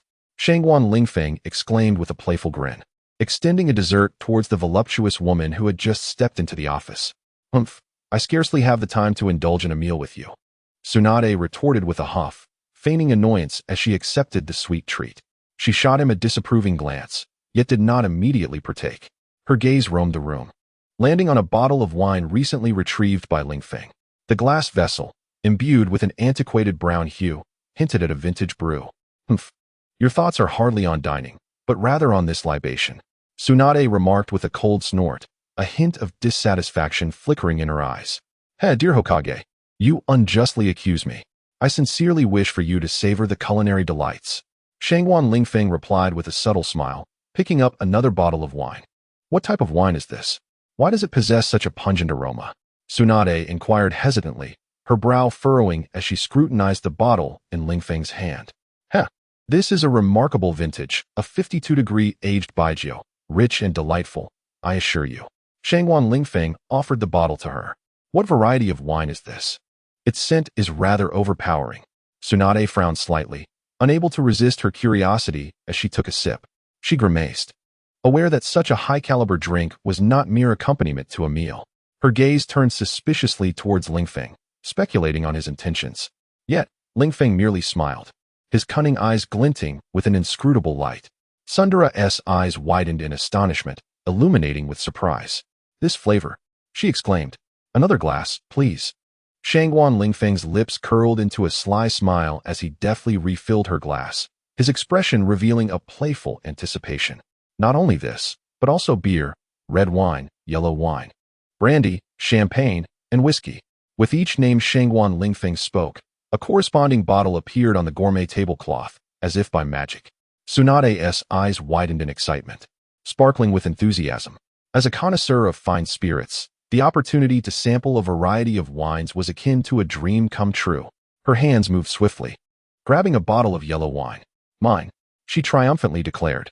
All of these are mine. Tsunade gazed greedily at the bottles before her, akin to a treasure hoard. Her eyes shimmered with a fervent desire for the drink, enhancing her allure and capturing Shangwan Lingfeng's attention. Little lecher, bring forth all the delightful wines. I wish to drink to my heart's content. If you allow me this indulgence, I may grant you yet another request. Tsunade had consumed 5 large cups. Her senses pleasantly dulled, her complexion flushed as if it might drip with moisture. Grasping a bottle of wine, she tilted her head back for a sip, nodding in satisfaction.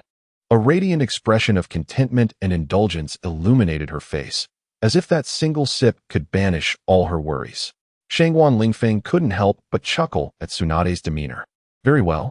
Hokage-sama, please enjoy at your leisure. The drinks are plentiful. With one hand grasping a bottle, he continuously retrieved more from the table adorned with delicacies, filling nearly half the room with an abundance of spirits. What kind of wine is this? Tsunade suddenly found herself at a loss for words, her gaze fixating on a bottle of crimson liquid. The deep red hue resembled blood, causing her to instinctively pause in her actions. A faint hint of metallic tang lingering in the air, momentarily halting her graceful figure. It is red wine.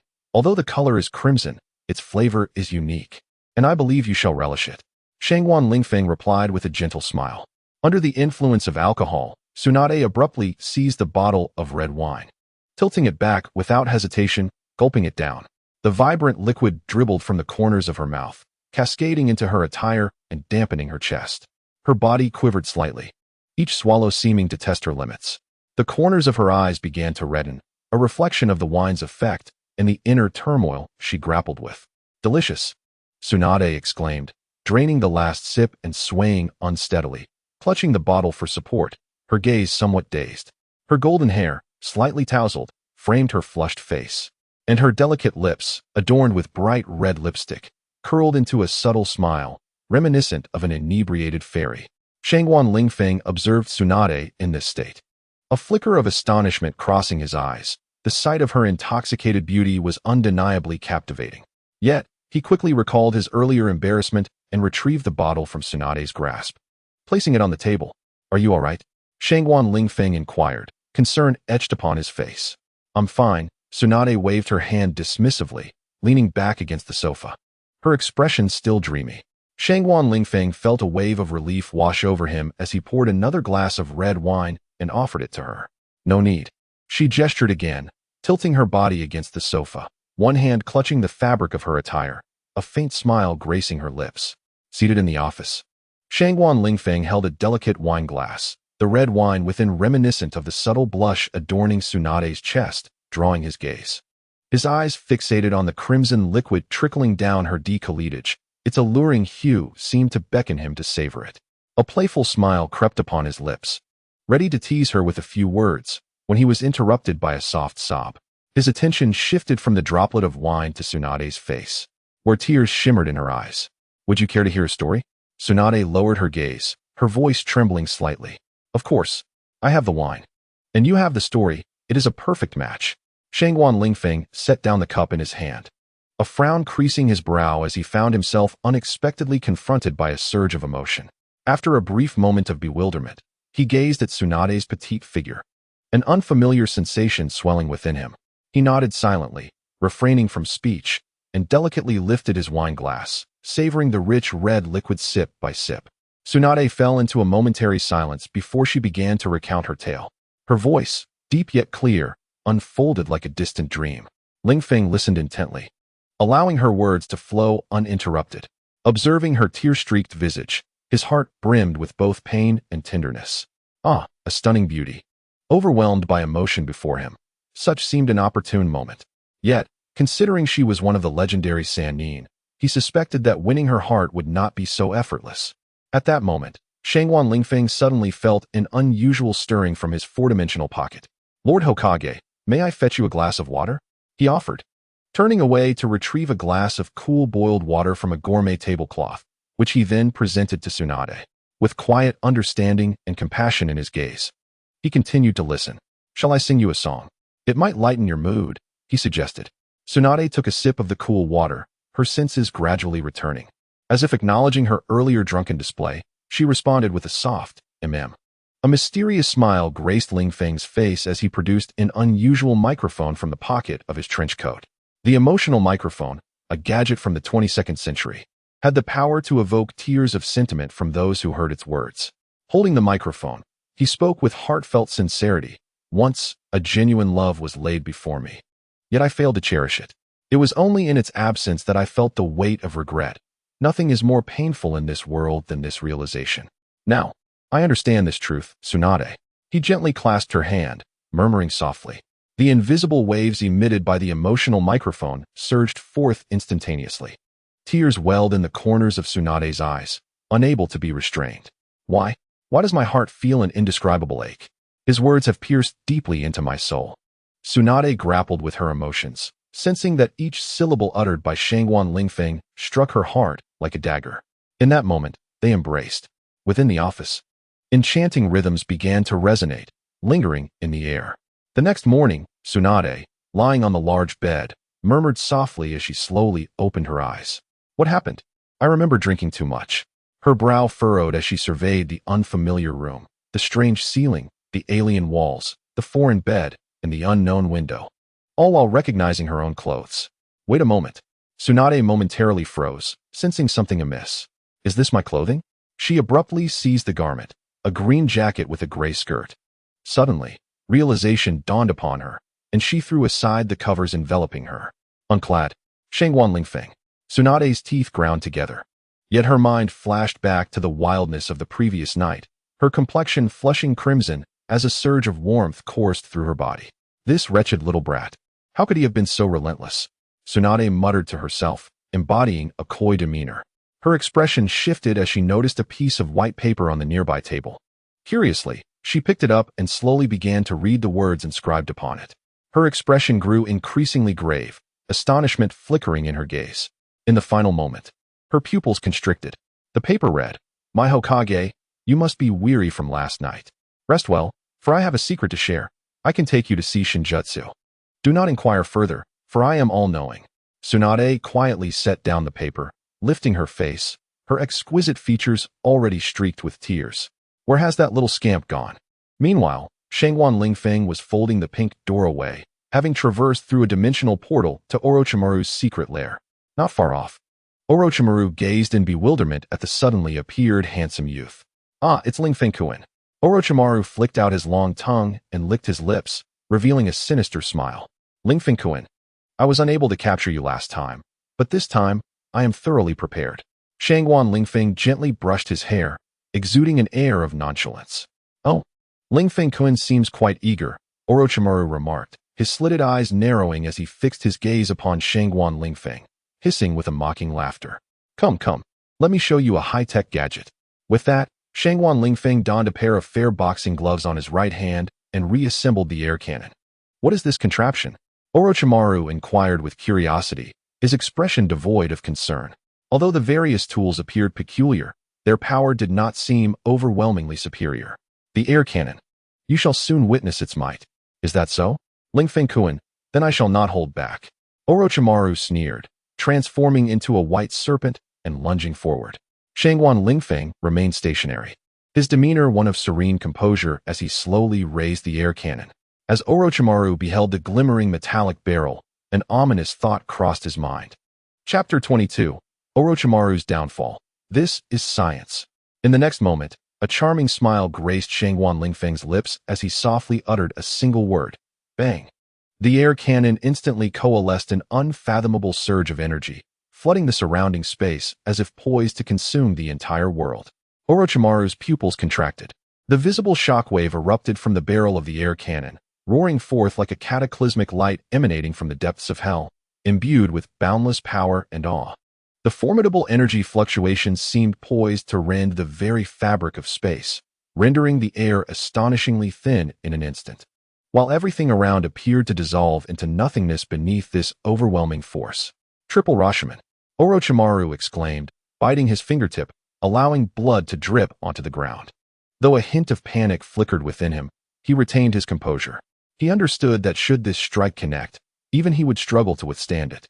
Without further hesitation, he quickly pierced his finger again, a droplet of blood cascading down as he deftly formed seals in midair.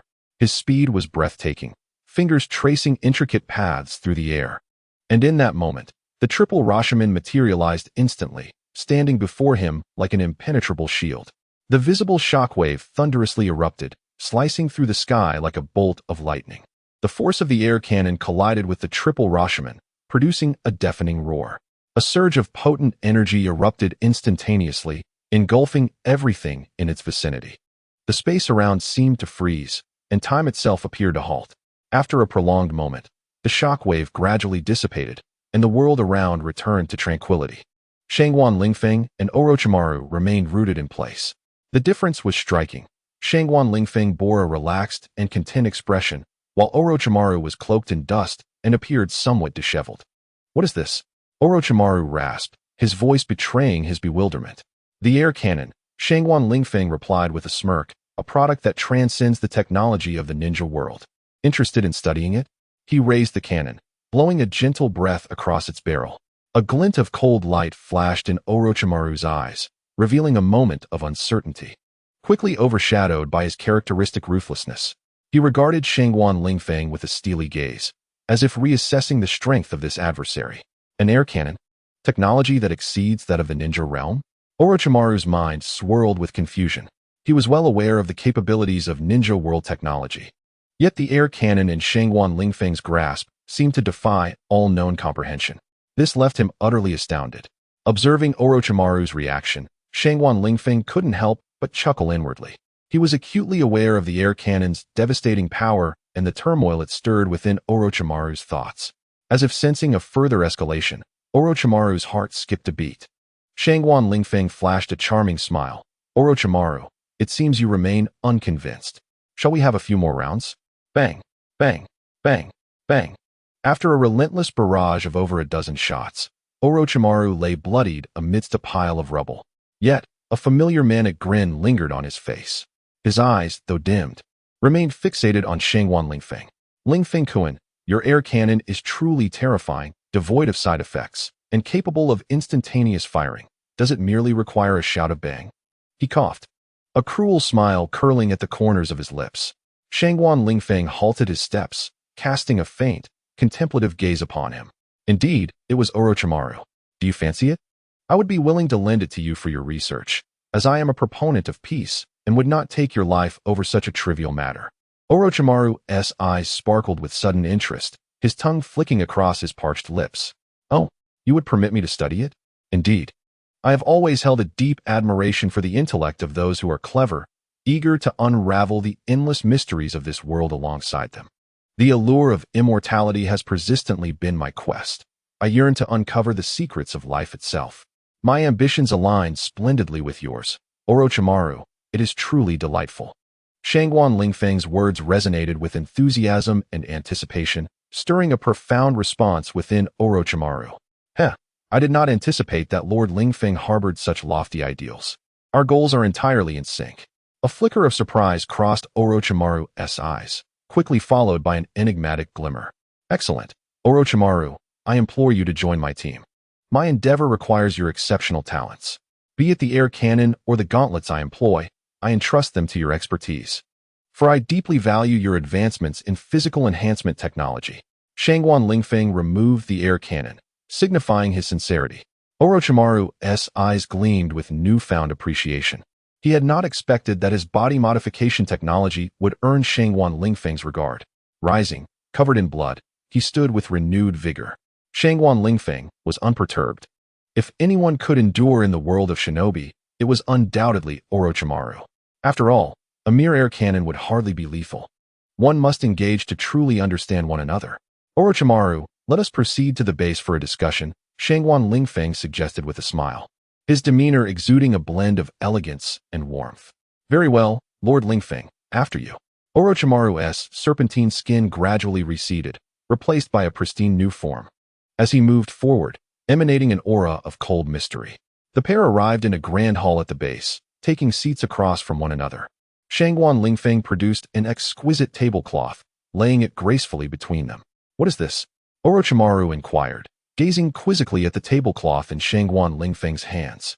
With a gentle smile and a shake of his head, Shangguan Lingfeng began arranging an array of culinary delights upon the cloth, astonishing Orochimaru beyond measure. His movements were both skilled and graceful, reminiscent of a true banquet host. 10 minutes later, truly astonishing, Lord Lingfeng. The culinary tablecloth you have crafted has opened my eyes to wonders I have never encountered in the entire shinobi realm.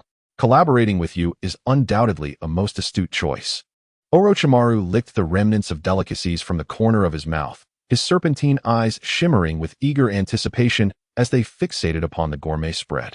In his hand, he held a glass of freshly poured red date soy milk, gently blowing on the steam, his face alight with satisfaction. To his left, a double-walled glass cup housed freshly steeped Tiguanyin tea. The aroma of tea wafted through the air, intertwining with the rich fragrance of red date soy milk, transporting one to a delectable paradise. Orochimaru once declared that, for a seeker of immortality like him, the so-called bubble tea and coffee were mere junk food. However, today he deviated from his usual stance and indulged in these two beverages, evidently captivated by the gourmet delights spread before him. Chapter 23. Sasuke, I shall not marry. At this moment, he appeared to be completely absorbed in this culinary feast, oblivious to everything around him. Meanwhile, Lingfeng maintained a serene smile, quietly observing Orochimaru reveling in the experience. Ultimately, he selected another cup of red date soy milk, and Orochimaru expressed his newfound intention to drink tea from now on. He even requested a large canister of Tiguanyin, Longjing, and even pu'er tea from Lingfeng's tablecloth. The gourmet spread featured an array of eclectic dishes. The staple items included fried buns, dumplings, rice, egg fried rice, various meats, and seafood risotto. The side dishes comprised an assortment of vegetable soups, meatballs, crispy bacon, cheese, pizza, and meat pies. The main courses boasted sauerkraut fish hot pot, braised pork, spicy skewers, hot pot beef, crayfish, and garlic steamed scallops. Desserts included tiramisu, cream cake rolls, and mango mousse. Fruits like watermelon, blueberries, cherries, and pineapples were also present, alongside yogurt and juice. Ling Feng, holding a chicken leg, was voraciously devouring it. His demeanor a stark contrast to the calmness he exhibited upon first meeting Orochimaru. Orochimaru's gaze remained fixed on Ling Feng and the gourmet spread. "Have you not had enough?" Ling Feng mused, finishing the chicken leg before looking at Orochimaru and asking, "Surely, you are not waiting for the last dish?" As for the melodramatic youth, Uchiha Sasuke, he too succumbed to the allure of the feast. After a vigorous admonishment from Ling Feng, Sasuke expressed his willingness to follow Ling Feng and work diligently without complaint. Of course, it was not typical for Uchiha Sasuke to yield so easily. However, after Ling Feng discreetly employed a microphone, Sasuke was reduced to tears, leaving Orochimaru utterly astonished. Sated and content, Orochimaru reclined on the sofa, a satisfied smile gracing his lips. His gaze was somewhat dreamy, as if savoring the splendid banquet that had just transpired. His stomach was filled with culinary delights, and around him lay a collection of empty wine bottles. Naturally, Ling Feng indicated that such indulgence came at a price. His demand was straightforward. Orochimaru must remain on standby at all times, prepared to deliver the finest in human modification and transplantation surgeries. Orochimaru was not only a highly skilled physician, but also a respected scientist, with a research focus encompassing various peculiar medical experiments, as well as human modification and transplantation procedures. Although the four-dimensional pocket contains similar items, the precise moment of retrieval remains uncertain. Dr. Orochimaru's skills are among the finest in the entire realm of Naruto, making him a figure of trust. "This is undoubtedly feasible, Ling Feng-kun. As long as you prepare the materials, I can perform the human modification surgery for you at any moment," Orochimaru hissed, extending his lengthy tongue with a sinister grin. "Moreover, I possess several mysterious reports to share with you." Shangwan Ling Feng smiled enigmatically, leaving Orochimaru perplexed. In the dimly lit underground laboratory, Shangwan Ling Feng sat in the main seat, his face betraying an indescribable excitement. His gaze sparkled like the stars, seemingly concealing an irresistible allure. Orochimaru stood quietly before him, his expression as cold and calculated as ever. "You see, the power of the Sharingan is capable of evolution," Shangwan Ling Feng's voice resonated, each word like a key unlocking a hidden secret. Orochimaru's body stiffened slightly. He lifted his head to meet Shangwan Ling Feng's gaze, curiosity glimmering in his eyes. "The evolution of the Sharingan. I am indeed aware of it. 1 tomo, 2 tomo, 3 tomo, culminating in the most formidable Manjiki Sharingan." Uchiha Sasuke stood nearby, listening impassively, the mere mention of the Manjiki sending a jolt through his nerves. Shangwan Ling Feng smiled again, his expression deeper than the night itself. "Indeed, the Sharingan can evolve into more powerful forms. I know you have long coveted its strength, but beyond the Manjiki lies another eye, one whose power will offer you even greater assistance." A flicker of greed flashed in Orochimaru's eyes, quickly masked by his composure. "Then please, enlighten me with further details." Shangwan Ling Feng continued, "Above the Manjiki is the Rinnegan, the eye of the leader of the Akatsuki organization." At this revelation, Orochimaru's pupils constricted slightly. He could scarcely fathom the power of such an eye, one capable of controlling life and death. He had once sought this power, but had ultimately failed. Uchiha Sasuke, overhearing this, was equally taken aback. From Orochimaru's lips, he had learned of the Rinnegan's destructive potential. Thus, from Shangwan Ling Feng's words, both Orochimaru and Sasuke gleaned insights into the evolution of the Sharingan and the Rinnegan, as well as the story of Itachi Uchiha. On a moonlit night, Shangwan Ling Feng resolved to reveal the truth about Sasuke's brother, Itachi Uchiha. This decision weighed heavily, as Itachi's tale was fraught with pain and sacrifice. But Shangwan Ling Feng understood that Sasuke had the right to know everything. Under the glow of the moon, Shangwan Ling Feng and Sasuke sat upon the rooftops of Konoha, enveloped in tranquility, with only the gentle rustle of the wind through the treetops to accompany them. Taking a deep breath, Shangwan Ling Feng began to recount the heart-wrenching narrative. Itachi was an exceptionally gifted boy, possessing talents and wisdom that surpassed the ordinary. Yet, his life was far from easy. In his youth, he endured the anguish of losing loved ones, a torment beyond the imagination of ordinary souls. Sasuke listened, entranced, tears shimmering in his eyes. Shangwan Lingfeng continued. Itachi fought against the most formidable adversaries to protect you and safeguard the village. His heart was laden with conflict and struggle, yet he remained steadfast in his beliefs. At this juncture, Shangwan Lingfeng's voice quivered. He paused momentarily before proceeding. For the peace of the village and his family, Itachi was willing to pay any price. He bore an immense weight of guilt and sorrow, ultimately choosing to sacrifice himself. Upon hearing this, Sasuke could no longer contain his grief. Tears cascaded down his cheeks. Falling onto the rooftop, he clenched his fists, nails digging painfully into his palms, the pain jolting him to confront this harsh reality. Itachi loved you, Sasuke. He wished for you to become a formidable warrior, but more importantly, he hoped you would embody kindness and responsibility. Shangwan Lingfeng's words wafted through Sasuke's heart like a gentle breeze. He had often proclaimed his desire for you to become a true warrior. Furthermore, drawing from his family's experiences, Uchiha Itachi had once uttered a profound statement. Do not marry. Uchiha Sasuke. Chapter 24. The cells of the first Hokage. You heard correctly. This is all the fault of marriage. Without marriage, there would be no family, and without a family, there would be no tragic night of Uchiha Itachi's clan extinction. This was the profound truth that Uchiha Itachi had discerned. Shangwan Lingfeng's expression turned grave. Marriage, family, the night of extermination. Uchiha Sasuke comprehended, whispering softly. His gaze as deep as the ocean. Is this your fate, Itachi? His eyes suddenly hardened with resolve, as if challenging that very fate. He lifted his gaze to the heavens, searching for light amidst the darkness. In his pupils reflected a profound night sky, dotted with twinkling stars, like sparks of hope. I will not allow you to be alone, Itachi, Uchiha Sasuke declared softly, his tone imbued with determination and resolve. Likewise, I will not permit the tragedy of our family to recur. Shangwan Lingfeng gave a thumbs up, expressing his approval. In Orochimaru's lair, Shangwan Lingfeng spent several days, only occasionally returning to Konoha to make his presence known, while diligently collaborating with Orochimaru on their studies. Of course, he did not forget to offer solace to Tsunade, who had expended tremendous energy in the laboratory. With a click, Shangwan Lingfeng opened the pink door and stepped out through the portal. Lingfeng-kun, have you discovered something wonderful again? Orochimaru inquired with a mischievous grin. Haha, take a look at this, Shangwan Lingfeng exclaimed, revealing a 3-tomo Sharingan nestled in his palm. The Sharingan? Orochimaru's face lit up with excitement. This was something he had long coveted. Handing over to Orochimaru, Shangwan Lingfeng explained. I accessed a secret chamber containing the Sharingan through the random door. That old scoundrel Danzo has indeed preserved quite a number of them, albeit sealed. I managed not to create much of a commotion, so I returned to summon you. Oh, Orochimaru replied, a hint of surprise in his tone. Danzo is indeed audacious, daring to hoard so many Sharingan. Haha, I am truly eager to see his reaction when he lays eyes on my Sharingan during our next encounter. A sinister chuckle escaped Orochimaru's lips.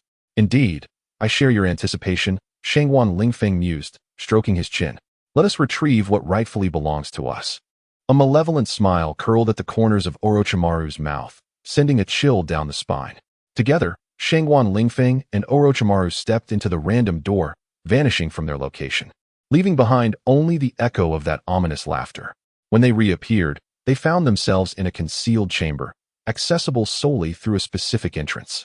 As they surveyed the expansive room imbued with an air of mystery, Shangwan Lingfeng remarked, It seems that Danzo has truly retained a significant collection of items. He pointed to a box within the chamber. Lingfeng, you ought to diligently practice your ninjutsu. Even such a straightforward sealing technique has posed a challenge for you, Orochimaru noted, nodding as he approached the box. After forming a few hand seals, he effortlessly opened it. Inside lay pairs of blood-red eyes, each brimming with enigmatic power. Orochimaru's gaze transformed into one of malevolence. The Sharingan. Indeed, Shangwan Lingfeng affirmed. Danzo has hoarded an impressive number of Sharingan. We must assist him in alleviating this burden. Orochimaru chuckled wickedly, producing a vial from his robe and carefully placing one pair of Sharingan within it. This will suffice for our needs. Let us depart. Upon Danzo's return, he shall be met with a delightful surprise. Shangguan Lingfeng activated the random door, and without looking back, they exited the chamber, leaving it in an eerie silence. In a laboratory, Orochimaru lay quietly on an examination table, his eyes bandaged in white cloth, resembling a deep slumber. The air was thick with the scent of pharmaceuticals, punctuated by the occasional beeping of medical devices. Suddenly, the door swung open, and a man dressed in a white lab coat entered, a warm smile gracing his face. Exuding an amiable aura, he glanced at Orochimaru before approaching the bedside and gently patting his shoulder. "Orochimaru, it's time. Your eyes have been replaced with the Mangekyou Sharingan." The man spoke softly, his voice tinged with an indescribable excitement. Upon hearing this, Orochimaru slowly extended his hand, peeling away the layers of white cloth obscuring his eyes. As the final layer fell away, he discovered that his eyes had transformed from their original serpentine appearance to a profound black, adorned with 3 crimson tomo patterns. He gazed at his reflection in the mirror, the once blind eyes now radiating with brilliance. He licked his lips, savoring the fruits of victory. "Hiss, thank you, Lord Lingfeng. Without you, I would not have attained these Sharingan," Orochimaru uttered softly, his tone imbued with gratitude. The man smiled and shook his head, replying, "No need for thanks. It is our duty as scientists." He extended his hand, and they exchanged a firm clasp, assuring Orochimaru that he could now unleash his abilities to their fullest potential. Orochimaru nodded, having finally acquired the power he had long coveted. These 3 Tomo Sharingan would serve as his new instruments of combat. He admired his reflection, feeling a newfound sense of perfection. "All right, Orochimaru, it's time for you to perform a little procedure for me. I have always yearned for the cells of Hashirama Senju," Shangguan Lingfeng remarked, arms crossed, and standing nearby. "Are you certain?" Orochimaru's voice was deep and hoarse, as if emanating from an abyss. "Absolutely certain," Shangguan Lingfeng replied with a slight smile, his expression radiating a childlike innocence and determination. Orochimaru silently regarded Shangguan Lingfeng, his gaze revealing an ineffable emotion. He then gently nodded, as if acquiescing to the whims of fate. The ensuing scene was chilling. The surgical instruments shone with a cold light under the illumination, while Orochimaru's fingers danced gracefully over them, akin to a refined dancer.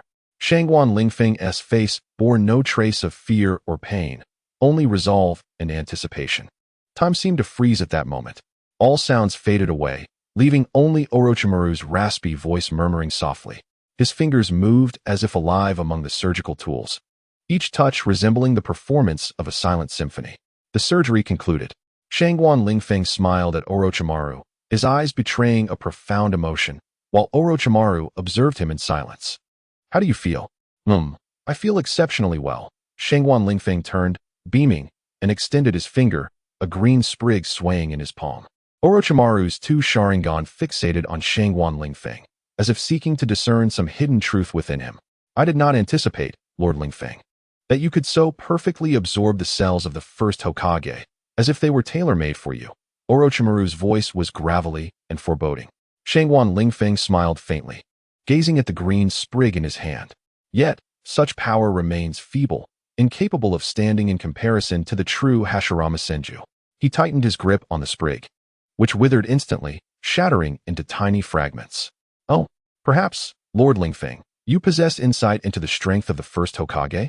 From the perspective of the first and second Hokage, who were reincarnated from my impure earth, they do not appear to be as formidable as one might expect," Orochimaru inquired in a hoarse voice. "The reason I am able to absorb his cells may lie in the uniqueness of my physique, possessing certain special traits and abilities. Moreover, there exists a certain compatibility between the cells of the first Hokage and my own," remarked Shangguan Lingfeng with a serene smile. Upon hearing this, Orochimaru fell into deep contemplation, for as a leading scientist, he understood the significance of cellular compatibility. "Of course, you will come to realize this in due time," Shangguan Lingfeng added with an enigmatic smile. In the land of water, within a uniquely designed residence, Mizukage Terumi Mei was enjoying a bath. Alas, how swiftly the years have flown by. I remain single despite my many admirable qualities. Why must exceptional women endure such solitude? Terumi Mei murmured to herself, caressing her fair skin and becoming lost in thought. At that very moment, her eyes widened in surprise. What is this? A pink door suddenly materialized in the center of the bathroom. Creaking, the silver handle turned, and the door swung open. A handsome young man clad in a black trench coat stepped through. "Wow, I have arrived just in time," Shangwan Lingfeng exclaimed, his eyes sparkling as he fixated on the pristine scene before him. With emerald green eyes and chestnut curls reminiscent of a pine tree, his right eye obscured by his hair, and soft pink lips, he gazed in fascination. Although most of his form was submerged in water, it was evident that the figure exuded fullness, with a generous bosom and smooth, fair skin. Fifth Mizukage Terumime. "Allow me to introduce myself. I am Shangwan Lingfeng," he declared, adopting a gentlemanly demeanor. However, he was abruptly interrupted by Terumime's soft yet commanding tone, which resonated throughout the hall. In swift succession, she raised her hand, forming seals with remarkable speed. Accompanied by a surge of watery energy, she uttered, "Water release, hidden mist technique." As her words echoed, a powerful torrent of water erupted from her hands, instantly enveloping the entire hall in thick mist. Shangwan Lingfeng found himself surrounded by a dense fog, sensing the atmosphere grow damp and cold. He closed his eyes, relying on his keen intuition and acute hearing to perceive the movements around him. Suddenly, he detected the faint sound of footsteps, prompting him to open his eyes wide. Before him stood Terumime, clad in a blue strapless dress cinched with a white belt, her nails adorned with deep blue polish. She appeared as an exceedingly beautiful and mature woman. Terumime's gaze was icy, her penetrating stare as sharp as a blade, seemingly capable of seeing through Shangwan Lingfeng's very being. Her posture exuded pride, akin to a snow-white ice sculpture, both beautiful and formidable. Fixing her gaze upon him, she inquired, "Who are you? How did she arrive at the village hidden in the mist?" Her voice was as crisp and cold as a mountain spring, sending an inexplicable chill through the air. Shangwan Lingfeng smiled gently, his grin reminiscent of the warm and inviting sunlight of spring. He gazed at Zhao Mei, his bright eyes filled with tranquility and confidence. "I am Shangwan Lingfeng, here for reasons unknown." He spoke softly, his tone steady and deep. His gaze met Zhao Mei's with unwavering calmness, causing her brows to furrow in concern. Thoughts swirled in Zhao Mei's mind as her fingers lightly tapped against the wall, producing a clear sound. Her piercing gaze was fixed intently upon Shangwan Lingfeng, as if she sought to see through him. Yet he maintained his smile, his eyes resolute and serene. "Humph," Zhao Mei scoffed, leaning forward suddenly, her voice cold as she warned, "You had better be honest, or else." A cruel smile curled at the corners of her lips. Then, she watched as Shangwan Lingfeng produced a microphone, her heart instinctively alert. He spoke into the microphone softly, his expression imbued with deep emotion. "You are the most beautiful woman from the land of water I have ever encountered. Your eyes sparkle like stars. Will you teach me the ninjutsu of your homeland? I wish to be with you. I have a gift for you."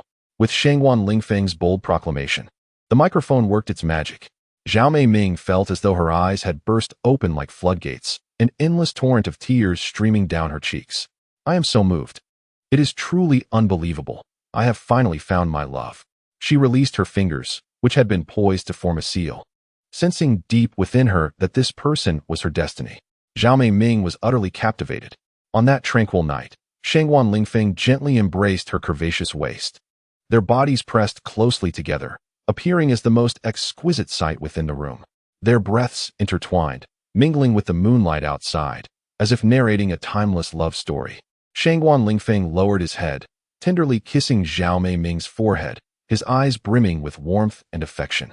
"My dear, let me tell you a fairy tale," he murmured softly. Zhao Mei nodded slightly, a radiant smile of happiness blossoming on her face.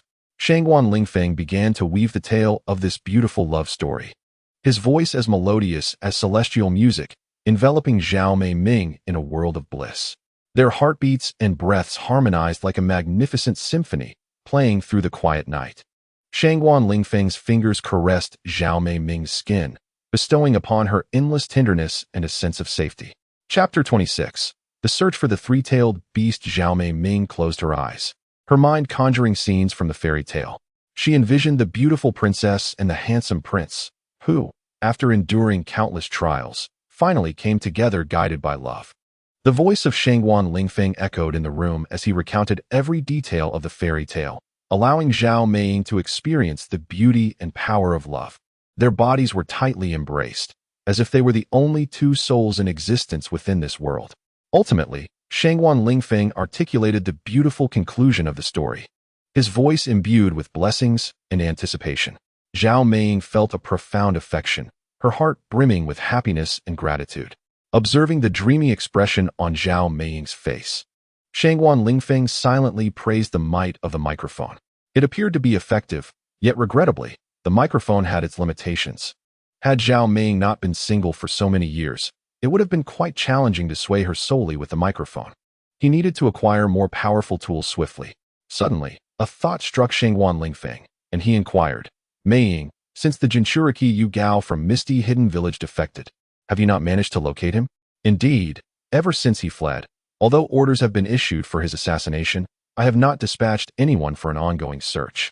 The whereabouts of the three-tailed Isabu are also unknown, Zhao Meiying replied lazily, leaning against Shangguan Lingfeng's chest, her fair fingers tracing circles. Oh, is that so? No matter. I happen to have a method to find them, Shangguan Lingfeng said, gently grasping Zhao Meiying's fingers. Is it the anywhere door you mentioned? Zhao Meiying asked, astonished. Having been moved by the microphone, her own personality had subtly shifted, though she remained oblivious to it. Terrifying, isn't it? No, it's astonishing, Shangguan Lingfeng thought to himself. Indeed. But that's a matter for later. We must seize the moment, he remarked, his gaze lingering on Zhao Meiying, then lifting his hand to gently press her head. Humph, how annoying. Zhao Meiying shot him a glance, feigning resistance while her body gradually slipped beneath the light covers. In the next moment, Shangguan Lingfeng's eyes widened in surprise. A jolt of electricity coursing through him. Truly, she embodied the essence of water shadow. The following day, Shangguan Lingfeng utilized the anywhere door to leisurely return to Konoha village, spending a delightful half-day with Tsunade, savoring this rare moment of tranquility. Their relationship, having deepened over time, was further enriched by Tsunade's understanding and tolerance, which brought him immense comfort. He had not forgotten about the significant responsibility of the Blue Star Mega Mall project, knowing that it required his personal oversight. Thus, he meticulously explained the details of the mall and his plans to Tsunade. Upon hearing this, a flicker of concern crossed Tsunade's eyes, but seeing his resolute and confident demeanor, she silently chose to support him. Before departing Konoha, Shangguan Lingfeng encountered Kakashi, who had been persistently inquiring about Obito. It seemed that he harbored numerous questions and curiosities about this former friend. Shangguan Lingfeng, observing the eager glint in Kakashi's eyes, found it somewhat amusing, yet felt reluctant to delve into extensive explanations. Kakashi, there are certain truths that can only be grasped through experience. Everything I share with you now merely constitutes a narrative. You must embark on your own journey, cultivate your growth, to genuinely comprehend the spirit and will of Obito. Kakashi listened intently, nodding silently, his eyes shimmering with resolve and determination. Shangguan Lingfeng offered a slight smile. In that moment, he seemed to glimpse the youthful Kakashi, that fearless and tenacious boy. Having bid farewell to Konoha and Tsunade, Shangguan Lingfeng returned to the Hidden Mist Village. There, Terumi Mei awaited him. She personally adorned his hands with the taming gloves, which melded seamlessly with his palms, fitting comfortably. My little adversary, can you truly locate the tailed beast? Terumi Mei nestled against Shangguan Lingfeng, her fingers delicately tracing his chest. Of course, I am capable of anything, Shangguan Lingfeng replied with a grin, retrieving a pink door from his dimensional pocket. It was a door of opportunity, a portal that could instantaneously transport one to any location. Terumi Mei's eyes sparkled with wonder at such an extraordinary artifact, leaving her in awe. The three tails, huh? She murmured, as her hand caressed the contours of Shangguan Lingfeng's waist. Previously, I had mobilized the village's strength to search for it, but to no avail. This time, I shall accompany you to capture the three tails. Contemplating his words, Terumi Mei responded thoughtfully, very well, let us set forth now. Shangguan Lingfeng smiled gently, turning the doorknob of the portal with a sense of purpose, silently envisioning the lair of the three tails.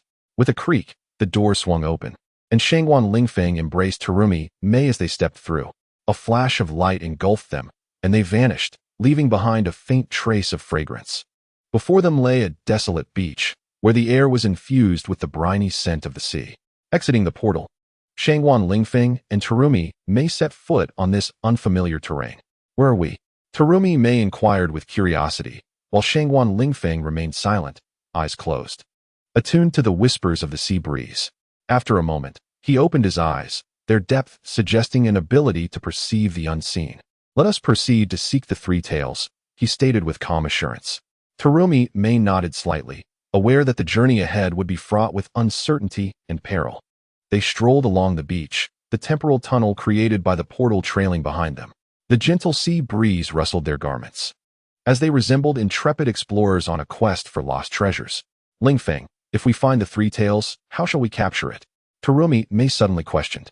Shangwan Lingfeng halted, turning to meet her gaze, a sly glimmer dancing in his eyes. "Have you forgotten my abilities?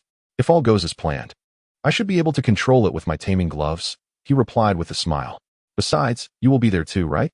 Terumi May beamed at his words, and their pace quickened as they ventured forth. The sea breeze howled, and the waves surged tumultuously. Shangwan Lingfeng faintly recalled some of the plot from the past. The three tails had originally been a tailed beast of the Mist Village. Many years ago, Uchiha Madara had implanted the three tails within Noara Rin, intending to annihilate Konoha. After the plan failed, the fourth Mizukage, Yakura, became the host of the three tails. In Chapter 27, The Power of the Taming Gloves, it was unexpected that after his battle with Uchiha Itachi, the three tails had reverted to a wild state. Even now, the Mist Village had yet to recapture it, leaving it to wander freely.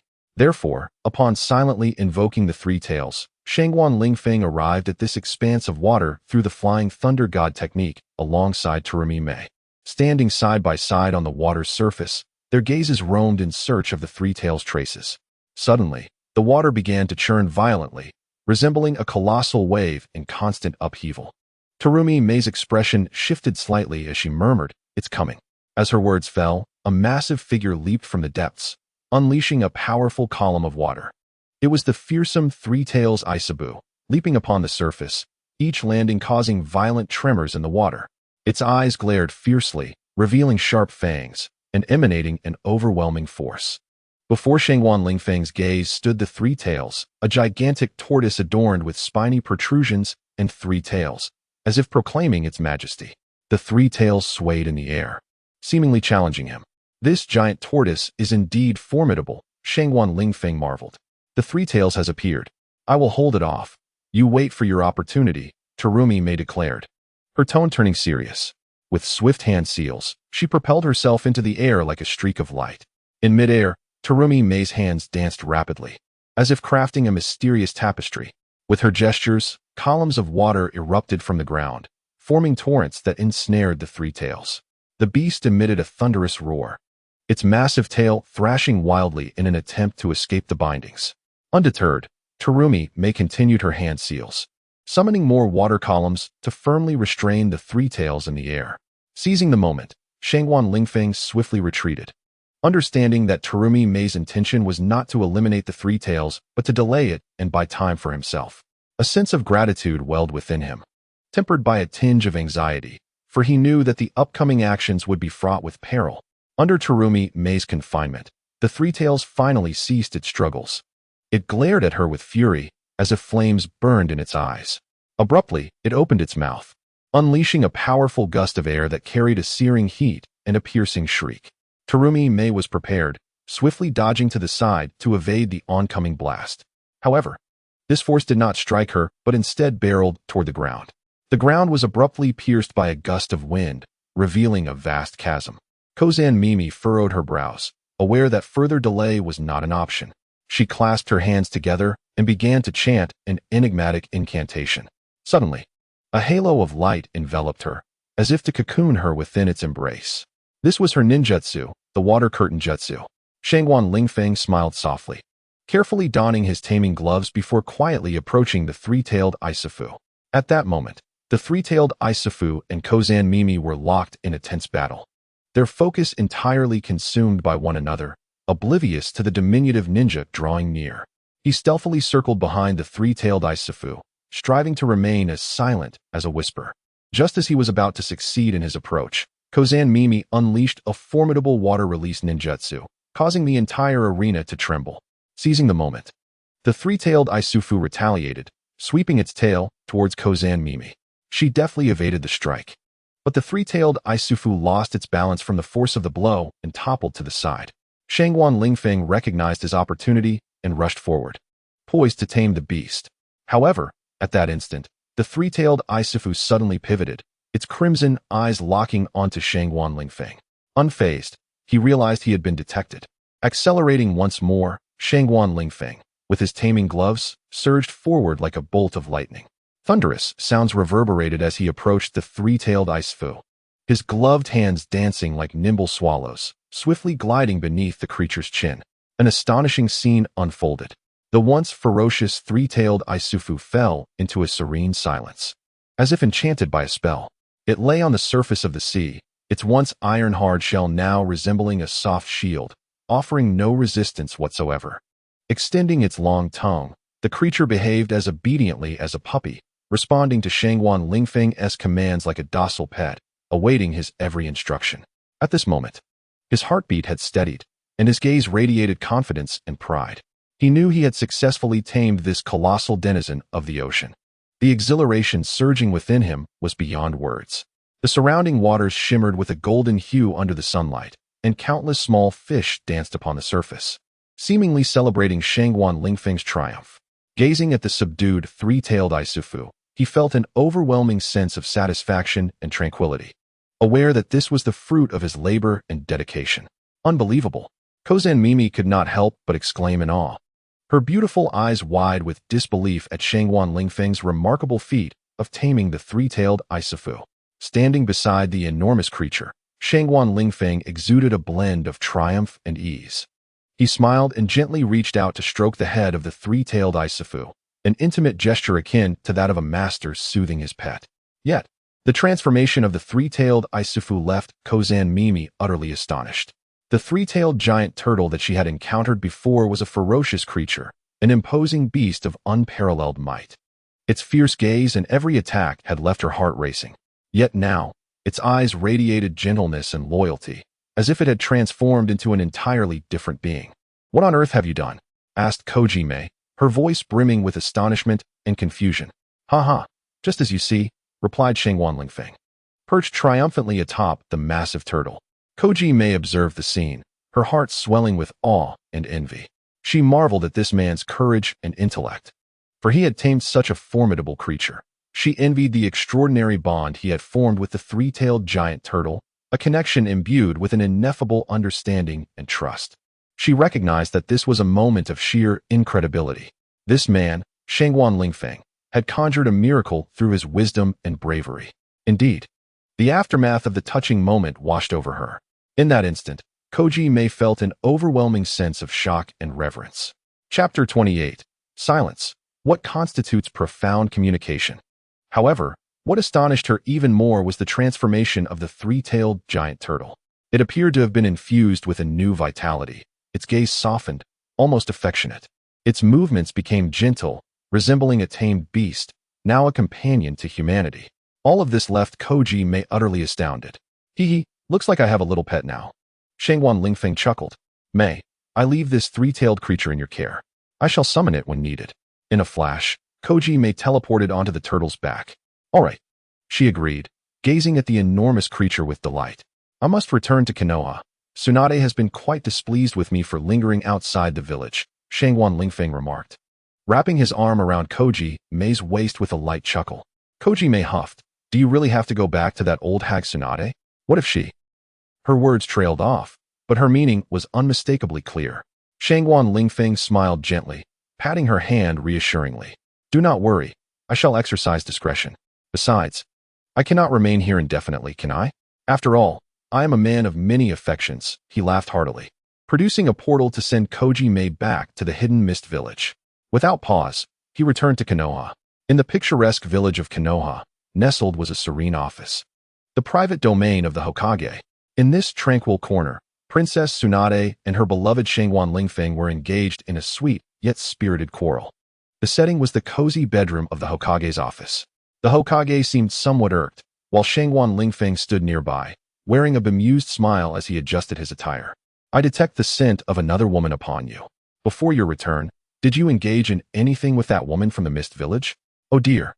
We are merely an old married couple now. Why ask such questions?" Shangguan Lingfeng retrieved a glass of iced red tea from the gourmet tablecloth and handed it to Tsunade. "Humph, you lecherous man. Tsunade huffed in dissatisfaction, yet accepted the iced red tea, quenching her thirst with a few sips. The exertions of earlier had left her feeling parched, and this refreshment was indeed welcome. By the way, where has Shizun gone? Shangguan Lingfeng suddenly inquired, his eyes glinting with curiosity. It seems Shizun cannot escape your clutches either. Tsunade sighed, resigned. She was well aware that the endearing junior had already fallen under the watchful gaze of the lecherous Shangguan Lingfeng. Do not sigh.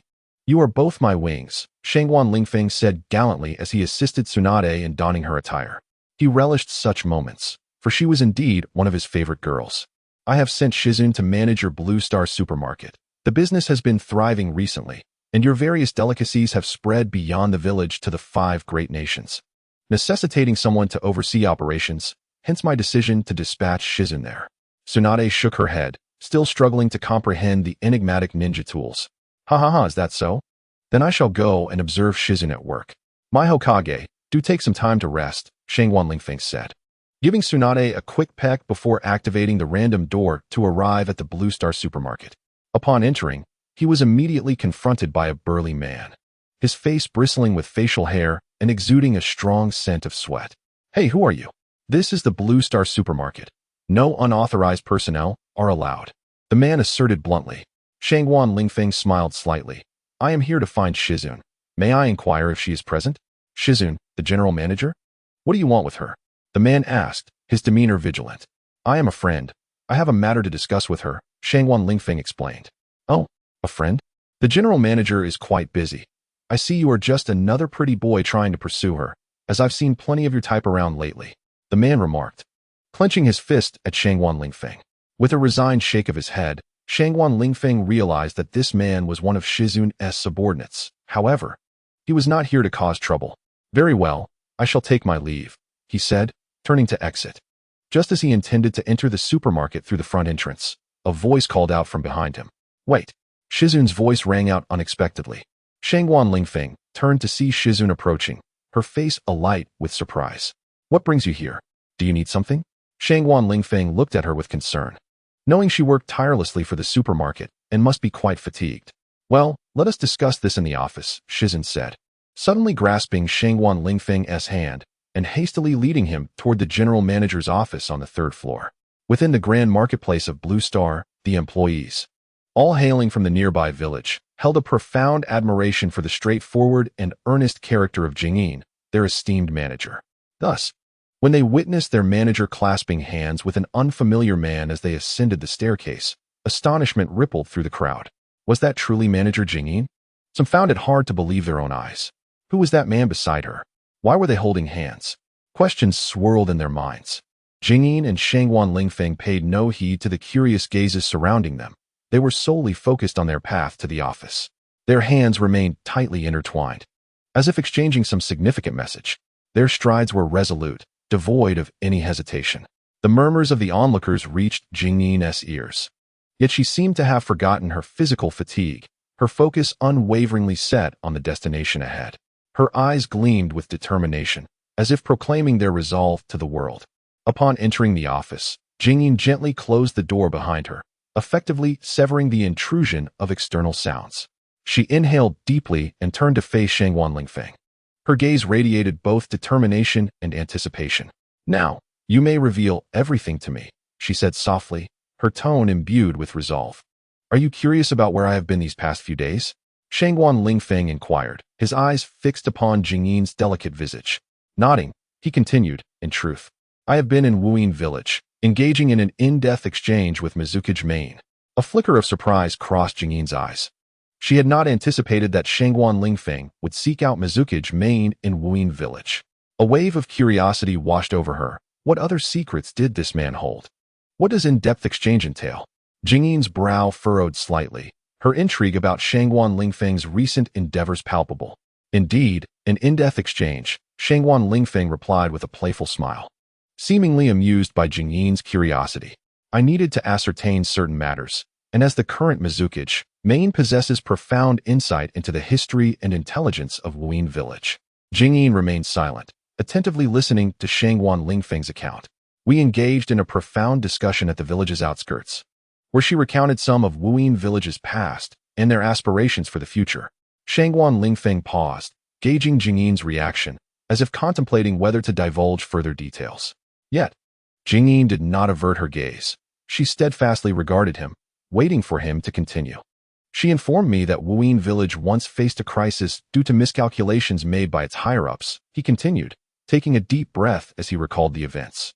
It was a widespread battle, resulting in the sacrifice of countless ninjas and plunging the entire village into chaos. During that tumultuous time, Mizukage Main lost her family and friends. Jingyin remained silent, her attention unwavering as she absorbed the poignant narrative shared by Shangguan Lingfeng.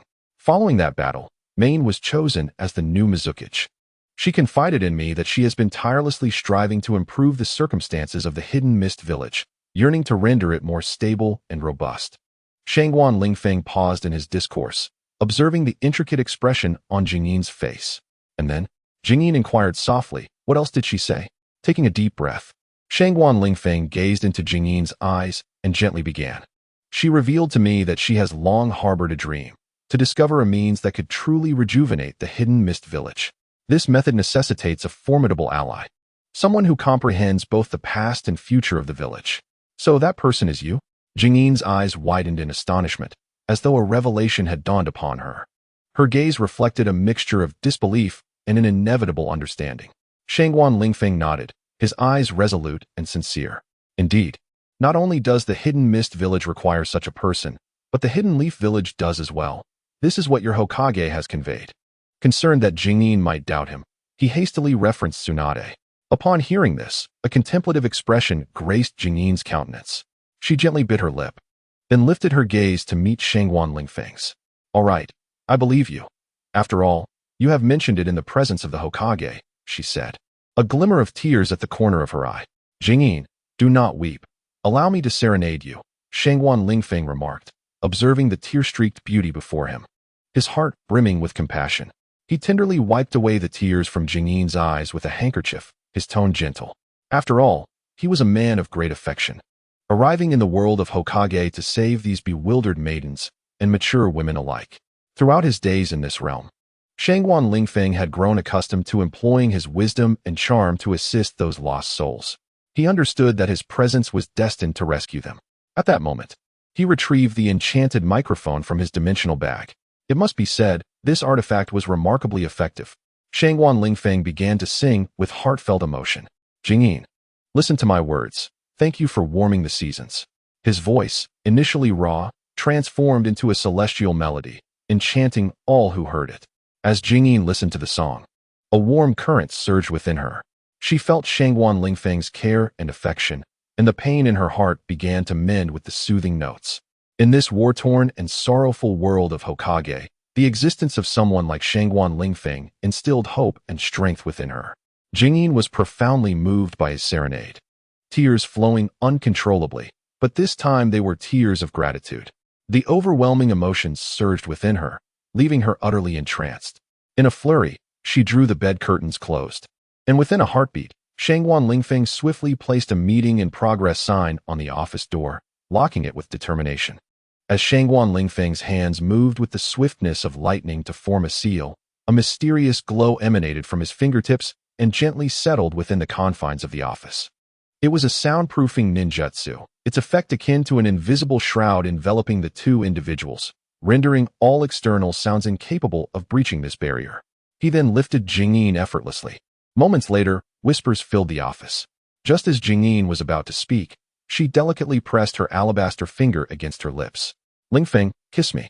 Meanwhile, the Blue Star supermarket functioned with meticulous organization across its various departments. Milk tea department, Why hasn't General Manager Jingyin concluded her meeting yet?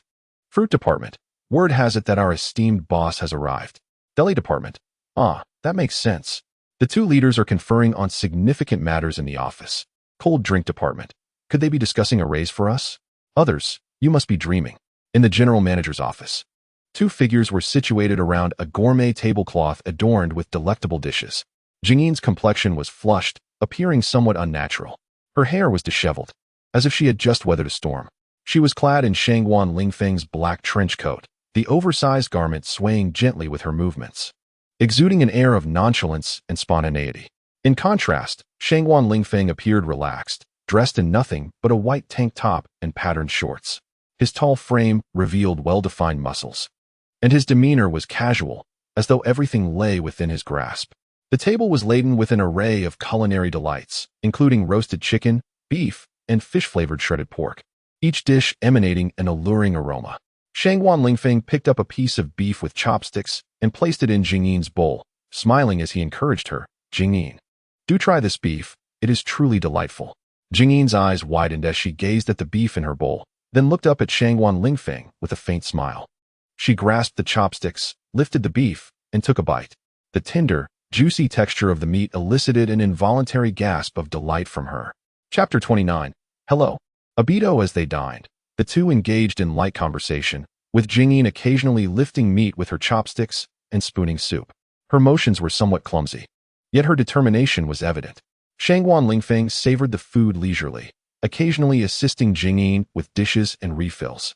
Suddenly, Jingyin stiffened, her complexion deepening in hue. She covered her mouth with her hand, her body trembling slightly. Shangwan Lingfeng immediately set down his chopsticks, concern etched on his face as he inquired, Jingyin, what is the matter? It's not you. Jingyin shot a piercing glance at Shangwan Lingfeng, her eyes brimming with embarrassment and indignation. She lowered her gaze, her lips moving silently, unable to articulate her thoughts. Her cheeks flushed deeper, and her chest rose and fell rapidly, clearly struggling to catch her breath. Cough, cough. Every endeavor has its first time. With practice, one shall become adept. Shangwan Lingfeng cleared his throat twice, and his words caused Jingyin's cheeks to flush even deeper. You're bullying me, she pouted, a hint of grievance in her voice. A pang of sympathy struck Shangwan Lingfeng's heart. He gently wrapped his arm around Jingyin's shoulders and spoke softly. Jingyin, please don't be angry. Do you know? I have never bullied you. I have always been here to protect and care for you. In that moment, Shangwan Lingfeng recalled something and leaned closer to Jingyin's ear, whispering intently. What? You captured the three-tailed Isabu. Jingyin could hardly believe her ears. Shoo! Shangwan Lingfeng raised a finger to his lips, and Jingyin, as if recalling something significant, covered her small mouth in disbelief. This revelation was simply astonishing. Hee, you'll find out soon enough. The Blue Star supermarket will be entrusted to you, Shangwan Lingfeng said, caressing Jingyin's smooth cheek, pressing down suddenly. On the third day, Shangwan Lingfeng utilized the anywhere door and returned directly to the village of Konoha. By now, the sun had set, painting the sky a fiery red. Upon arrival, his first task was to console the increasingly impatient Tsunade. Subsequently, he deepened his bonds with Sakura, Ino, and Hinata, enjoying their innocent interactions without resorting to the emotional microphone just yet. However, he soon found himself overwhelmed by Kakashi's incessant pestering. All right, Kakashi, I'll take you to find Abito, so you can stop bothering me while I pursue beautiful girls, Shangwan Lingfeng said, exasperated. As he sat on the couch watching Kakashi enter the room, Kakashi's expression was somewhat stiff as he regarded Shangwan Lingfeng, momentarily at a loss for words. Pursuing beautiful girls is your own business.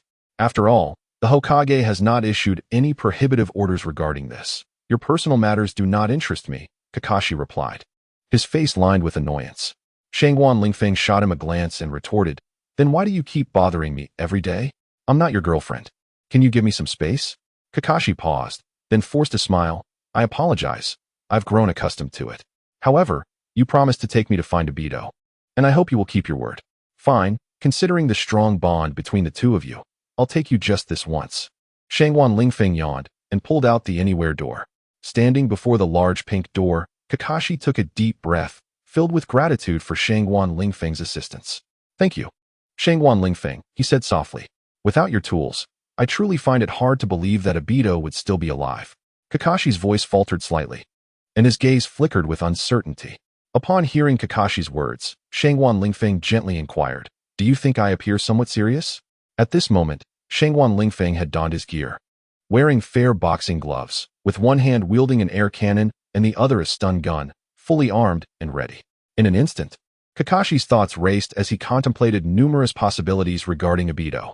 His heart raced, and visions flashed before his eyes. Indeed, Abito's current abilities far surpassed his own. He had transformed into an unfathomable villain. If they were to cross paths, conflict was inevitable. Moreover, my special portal was undoubtedly something he coveted. A smirk danced on Shangwan Lingfeng's lips, as if discussing a trivial matter. Yet, to Kakashi, there was an unsettling undertone in that laughter. Kakashi furrowed his brow, his mind working swiftly. After a moment, he looked at Shangguan Lingfeng and spoke in a low voice. Given the circumstances, should we not bring a few more people from the village? Kakashi thought of his dear friend, Might Guy. They had faced numerous life-and-death situations together, their bond transcending words. He was aware of Guy's strength. He was undoubtedly among the strongest in Konoha. No need, Shangguan Lingfeng replied, having seemingly perceived Kakashi's thoughts. With a gentle smile, he added, just focus on protecting yourself and stay by my side. Rest assured, if any issue arises, we can return through the portal. Besides, didn't I mention this? As he spoke, Shangguan Lingfeng produced a crimson cloak. Defensive cloak. This red fabric allows the wearer to evade attacks by simply waving it, redirecting the assault. In certain situations, it can even reflect the attack back to its source, and it can be worn on the back for protection. Shangguan Lingfeng donned the cloak, presenting himself with an air of expertise. My tools are rather unique. They extend beyond this, he remarked with a mysterious smile. Kakashi, glancing at the new ninja tool behind Shangguan Lingfeng, nodded slightly, grasping his intent. Although he harbored doubts, he chose to trust him temporarily in light of the impending truth, especially considering his skepticism regarding Obito's survival until he witnessed it firsthand. Shangguan Lingfeng's expression shifted subtly, revealing an inscrutable look as he regarded Kakashi. Perhaps, when you encounter him, disbelief will overwhelm you even further. Kakashi furrowed his brow, perplexed by Shangguan Lingfeng's words, searching his expression for hints of clarity. However, Shangguan Lingfeng had swiftly prepared the portal, gesturing for Kakashi to approach. In that moment, their figures vanished before the portal, leaving behind only a gentle ripple in the air. As the scene shifted, Kakashi and Shangguan Lingfeng found themselves in an entirely new location, a modest room sparsely furnished. A figure clad in a red cloud-patterned black cloak, wearing a swirling mask that revealed a single Sharingan, gazed at them in sheer astonishment. Uchiha Obito. Upon the moment Kakashi laid eyes on the figure before him, he instantly recognized him as Obito, even though the latter was concealed behind a mask, rendering his true visage invisible. A silent exclamation echoed in his heart. Despite the eerie disguise, he could still identify this once cherished companion.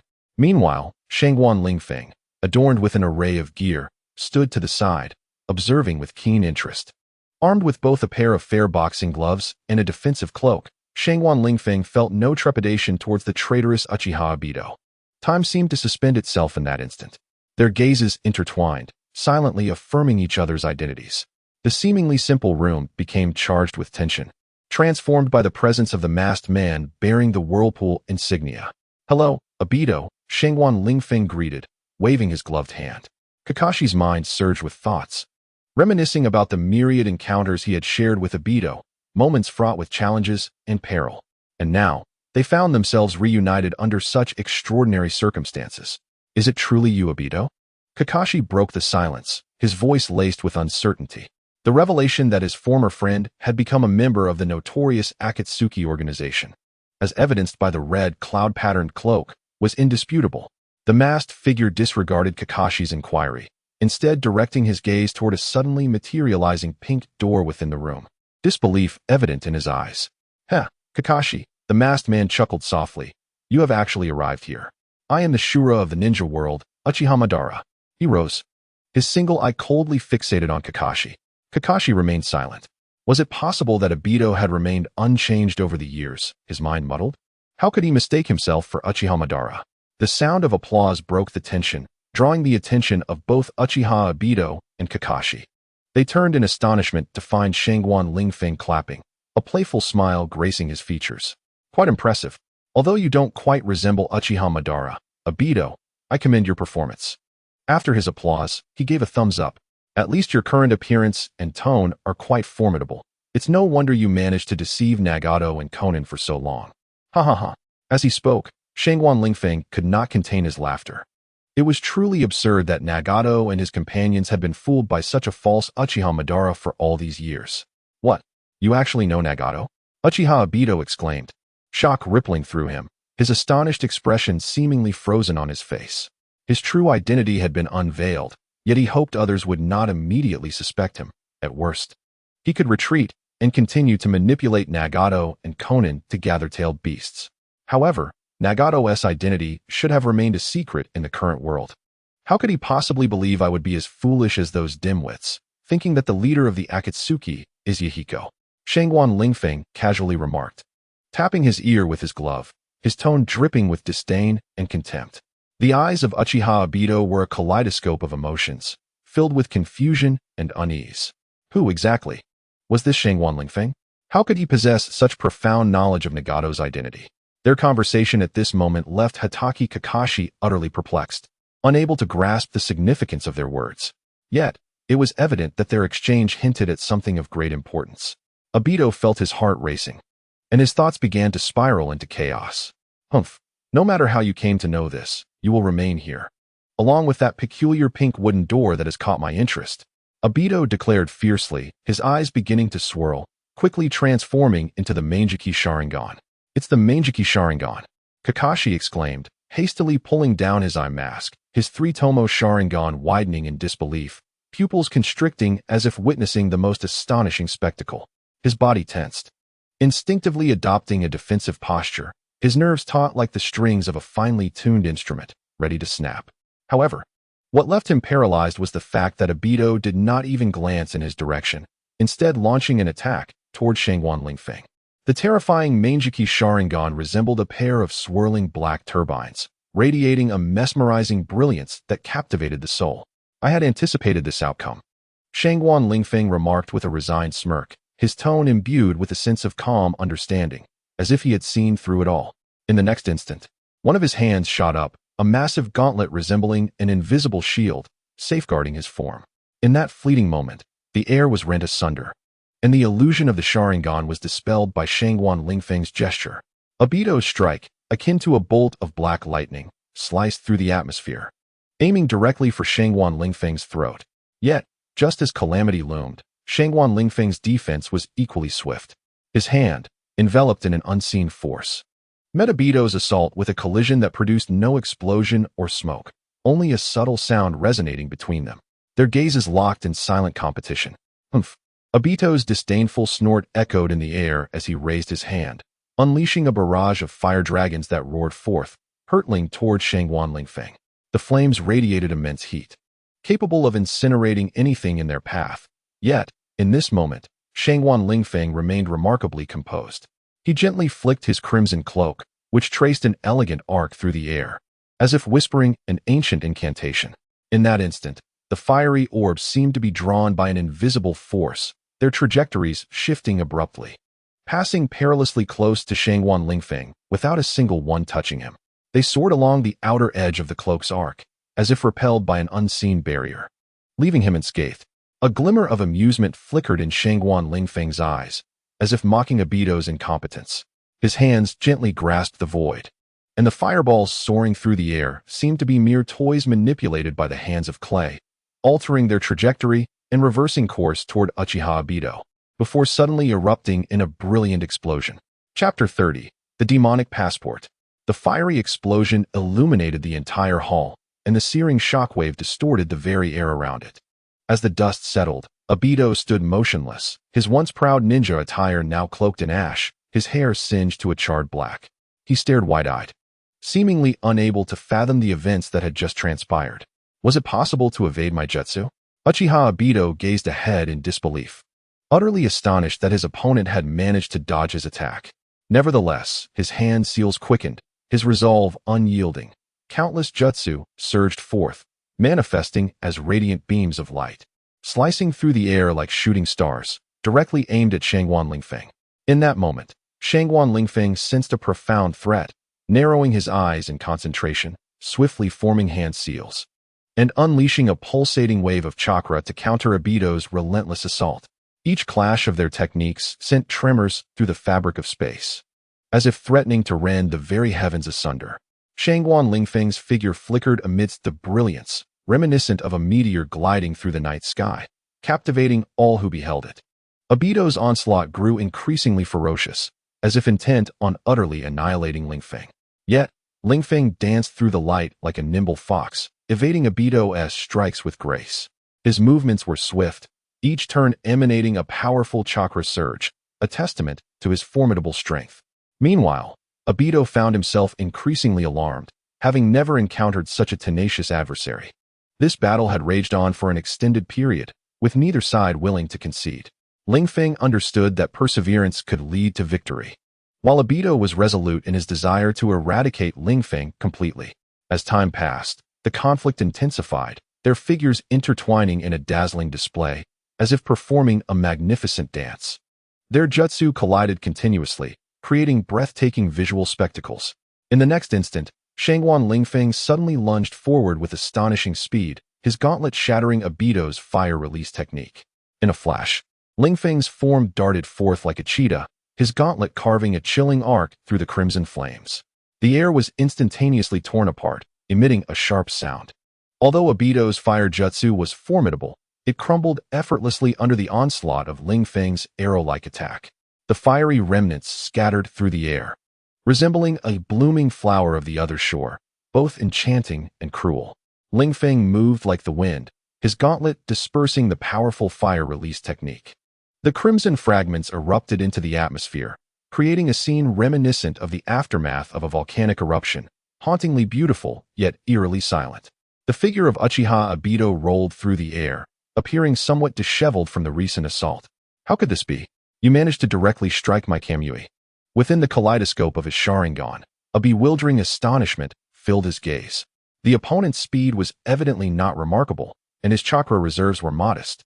How could he thwart all of Obito's ninjutsu, even reflecting some back? Shangguan Lingfeng flashed a mischievous smile, revealing his pearly whites. To Obito, this grin appeared exceedingly contemptible. TSK.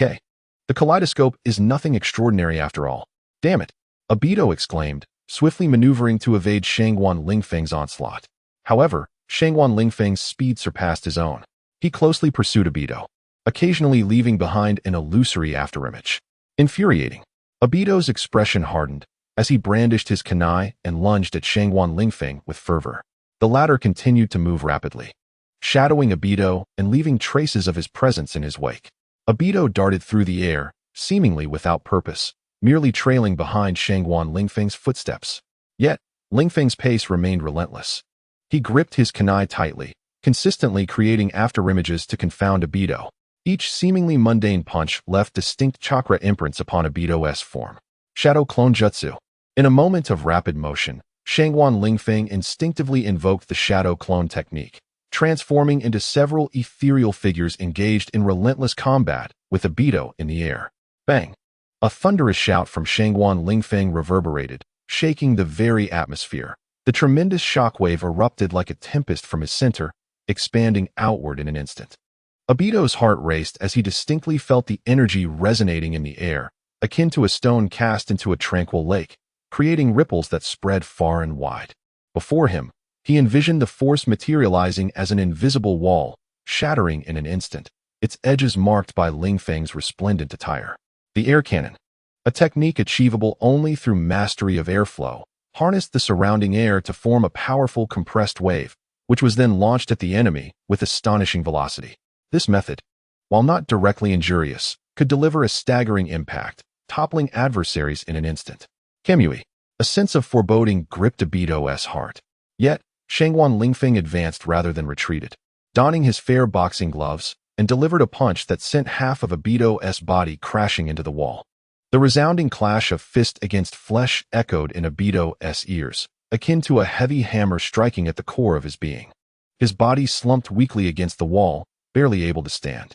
A punch from Shangguan Lingfeng had driven half of him into the wall.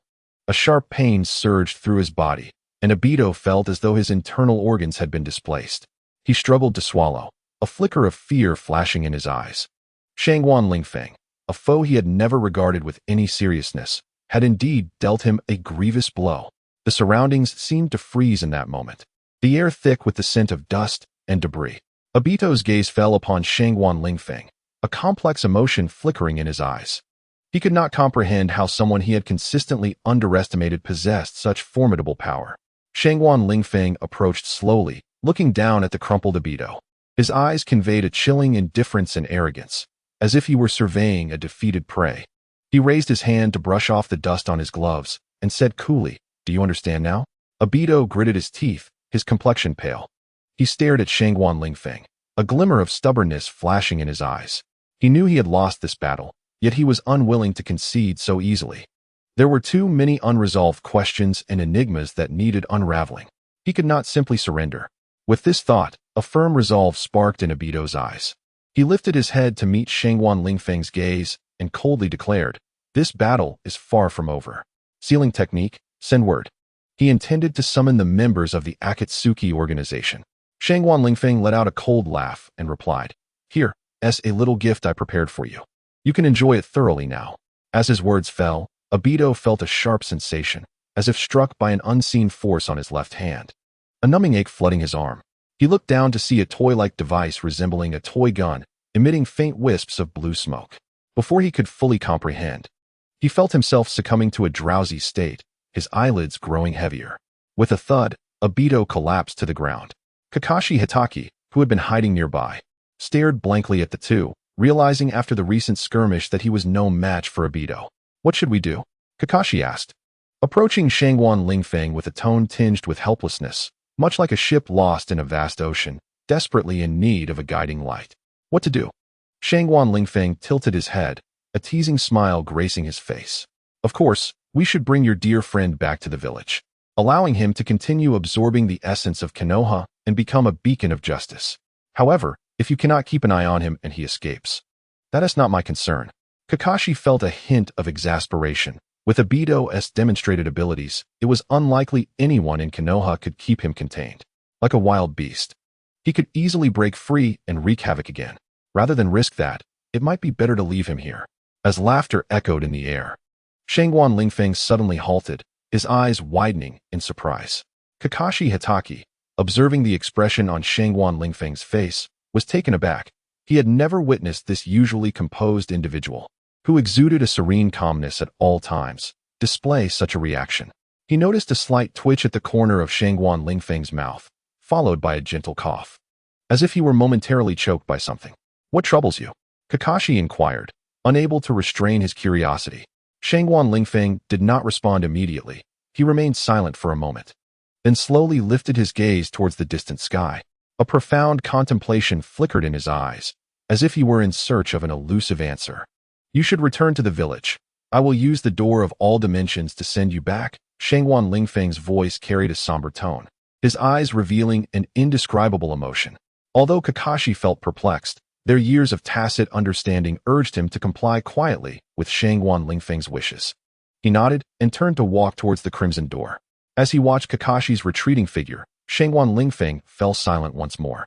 His gaze remained fixed on the door of all dimensions, a peculiar smile gracing his lips. With a creak, the door opened and then closed. Kakashi had departed. Within the room, only Shangguan Lingfeng and the unconscious Abito Uchiha remained. That feeling had returned, an unfamiliar presence that stirred within him. Shangguan Lingfeng felt a surge of excitement. He sensed that the item emerging this time was anything but ordinary. Contemplating this, he removed his gauntlets and extended his hand into the pocket of the fourth dimension. His fingers grazed the smooth surface within, as if something was on the verge of breaking free. His heart raced, filled with anticipation for this unknown artifact. Suddenly, his hand encountered a cold, hard object. He grasped it tightly, as if fearing it might escape. It resembled a book. "Come forth, my precious," Shangguan Lingfeng commanded in a low voice, pulling at the void with both hands, and a mysterious object materialized in his grasp. "What is this?" Shangguan Lingfeng's face registered sheer astonishment as he beheld the item in his hand. "Ha ha ha, the demon passport. With this, the 5 great nations shall bend to my will. No, I shall dare to venture to the moon. No matter how many come, it will be futile." Shangguan Lingfeng's eyes sparkled with unrestrained joy as he gazed at the small red booklet in his hand. Ecstatic, he clutched the demon passport tightly, as if it were the most treasured possession in the world. Before him unfolded a magnificent vision, the 5 great nations under his control, and the moon marked by his presence. Yet, rather than feeling inflated by this newfound power, he became acutely aware of the passport's true potential. He understood that this was the opportunity he had long awaited.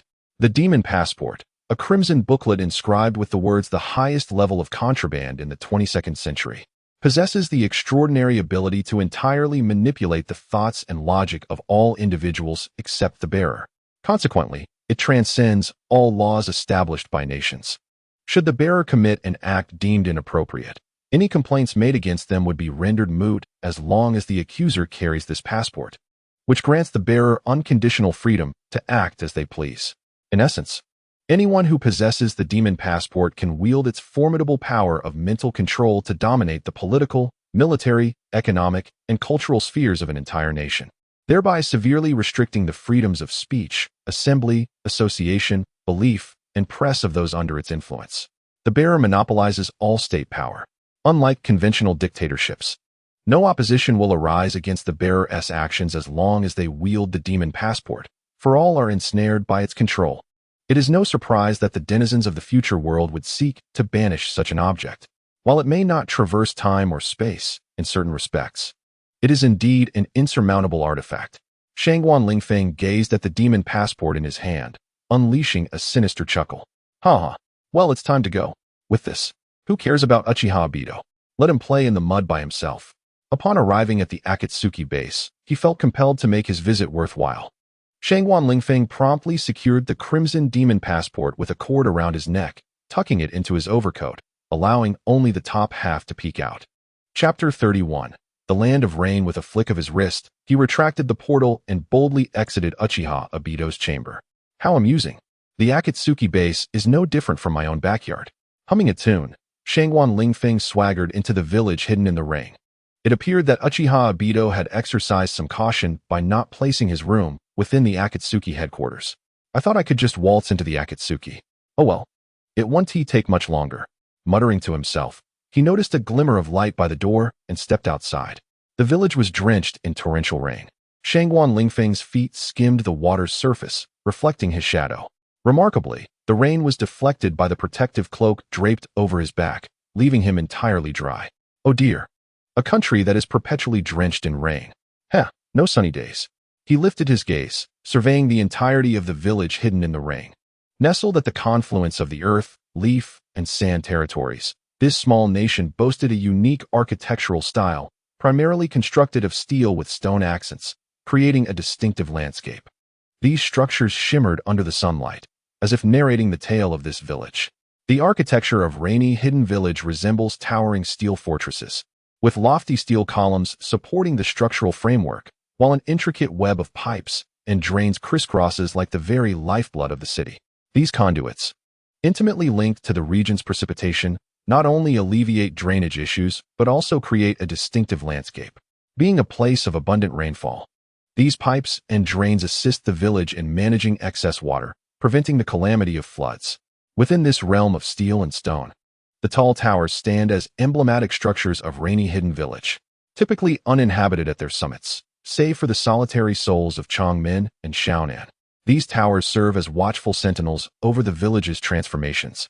The apex of the towers is reserved for the remains of the deceased, those who once thrived on this land, now resting quietly, isolated from the world. Shangguan Lingfeng traverses the damp earth, wandering through the streets of this rain-drenched realm. Raindrops ripple beneath his feet, reminiscent of the grandeur of the ocean, yet utterly silent. Villagers huddle beneath eaves, their hands clasped tightly, faces etched with worry and anticipation. Oh, benevolent angel, please save us. An elder trembles as he kneels on the ground, gazing skyward, hands clasped in prayer. His voice, hoarse yet devout, mirrors the whispers of ancient trees swaying in the wind. God, grant us sunshine. Another villager follows suit, arms outstretched as if embracing an unseen presence. His gaze is resolute, brimming with hope, akin to searching for a lighthouse in the dark. Witnessing this, Shangguan Lingfeng can't help but smirk.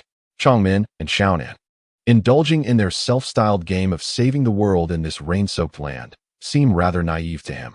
Perhaps this is merely the will of a youthful dreamer. Leisurely, Shangguan Lingfeng strolls down the street, raindrops gently falling upon his shoulders, the damp streets reflecting his tall figure. In this moment, he appears profoundly tranquil, deeply solitary, as if he were an outsider to this world. Suddenly, an object glides slowly from the rain, a small paper crane. It appears to guide Shangguan Lingfeng, flying with an effortless grace and agility. A flicker of amusement crosses his eyes as he decides to follow this little paper crane, curious about its destination. He trails the paper crane through alley after alley, ultimately arriving before the grand entrance of a high tower. This ancient and enigmatic structure evokes a sense of reverence. Pushing open the door, the creaking sound reverberates in the vacant air. He steps inside, leaving behind the rain-soaked street and the delicate paper crane. Inside the tower, the light is dim, and Shangwan Lingfeng's eyes gradually acclimate to the shadows. He spots a woman standing there, clad in a robe of red and black clouds, adorned with a white paper rose atop her head. Her soft lavender hair cascades like a waterfall, styled in a bun, her beauty striking and her stature elegant, reminiscent of a figure from a painting.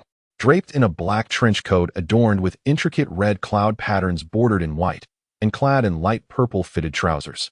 She seemed to wear a backless top fastened with a zipper beneath.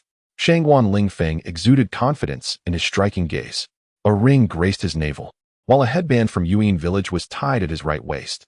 A delicate blue paper flower adorned the right side of his head, and a flicker of uncertainty danced within the light orange hue of his pupils. It was none other than Xiaonan. Upon seeing Shangwan Lingfeng, her expression remained inscrutable as she stood there in quiet contemplation. Shangwan Lingfeng gazed upon her, a sense of inexplicable familiarity washing over him. It was evident that animated figures and the tangible world were worlds apart. Xiaonan softly inquired, "Who are you?"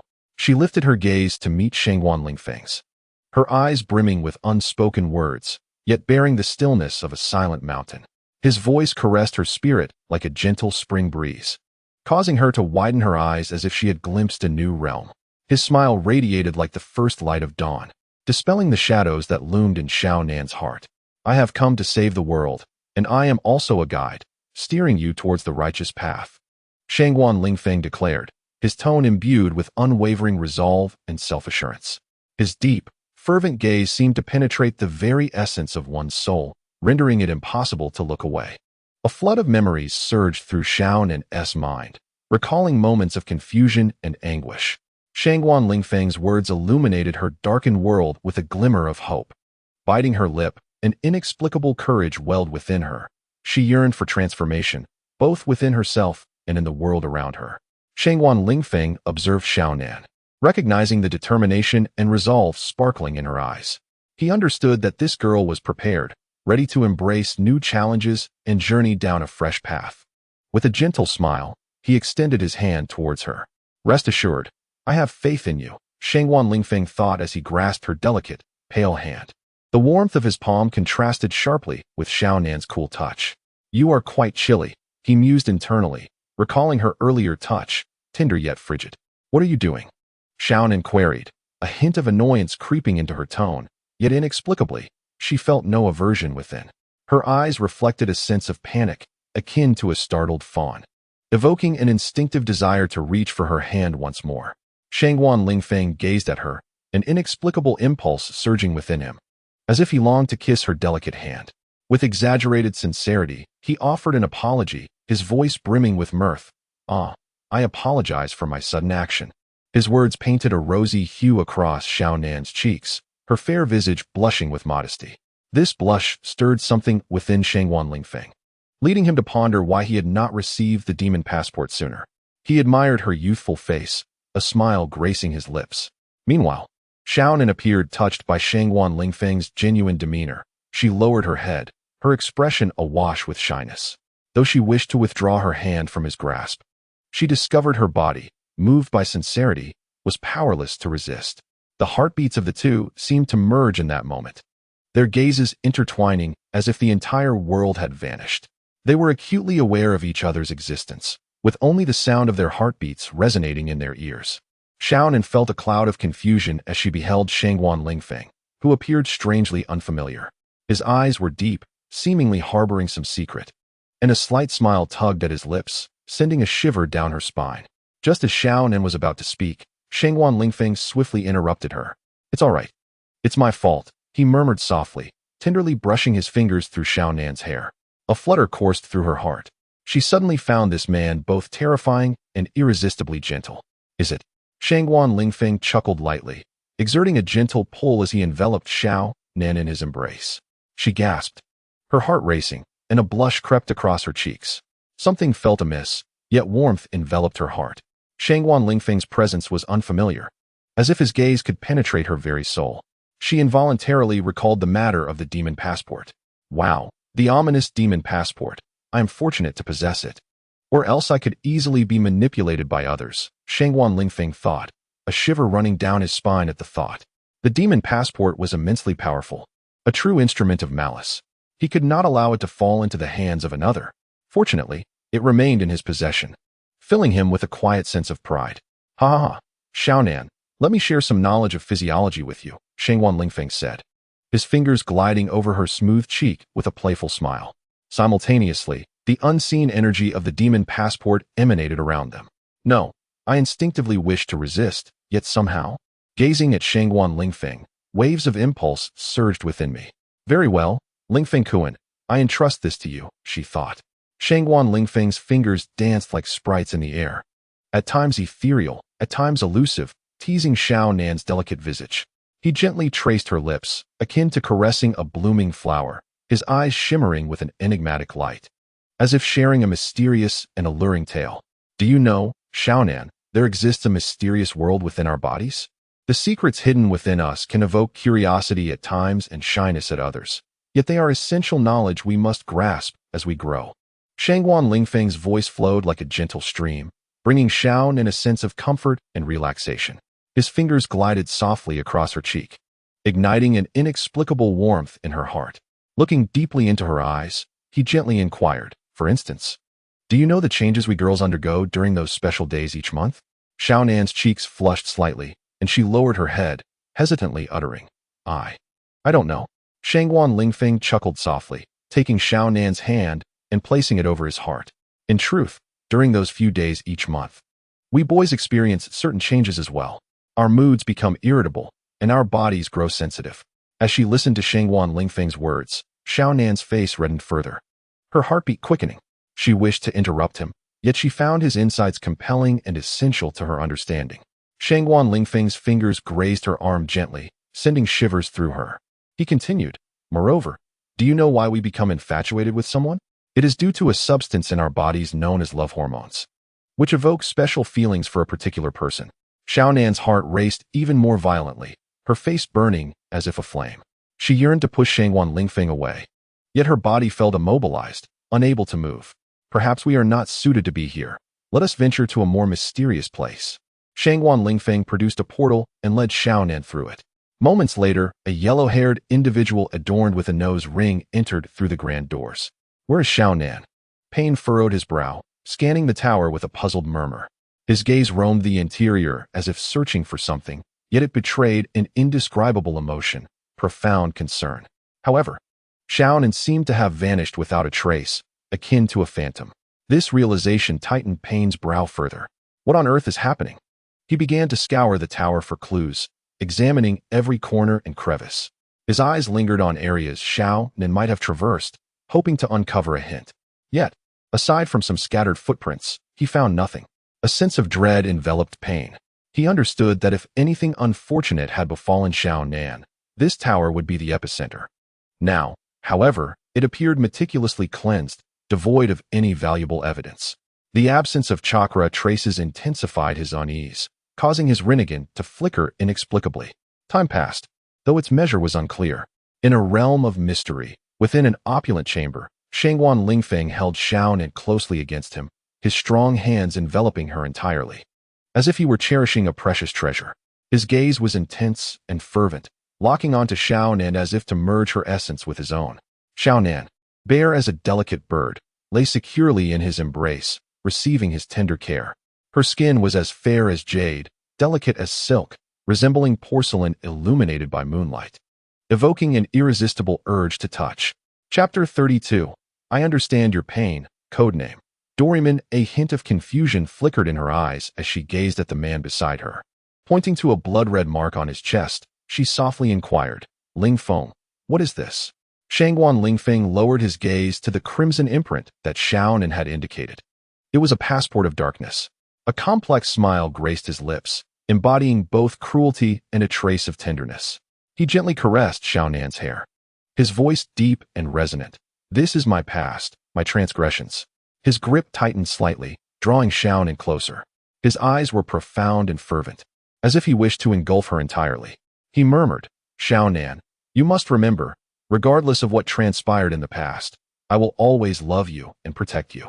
In the opulence of the grand chamber, the silhouettes of Shangguan Lingfeng and Xiao Nan intertwined, their heartbeats and breaths weaving a magnificent symphony. The blood-red passport lay quietly, a silent witness to it all, emanating a faint glimmer of crimson light. Xiao Nan returned, and so did Shangguan Lingfeng. Indeed, he followed her back to the base of the Dawn organization. In this tranquil haven, Pain stared in disbelief at Xiao Nan nestled in the embrace of an unfamiliar man. As if struck by lightning, he could hardly comprehend the scene before him, an inexplicable unease swelling within. Xiao Nan, what is going on? Who is he?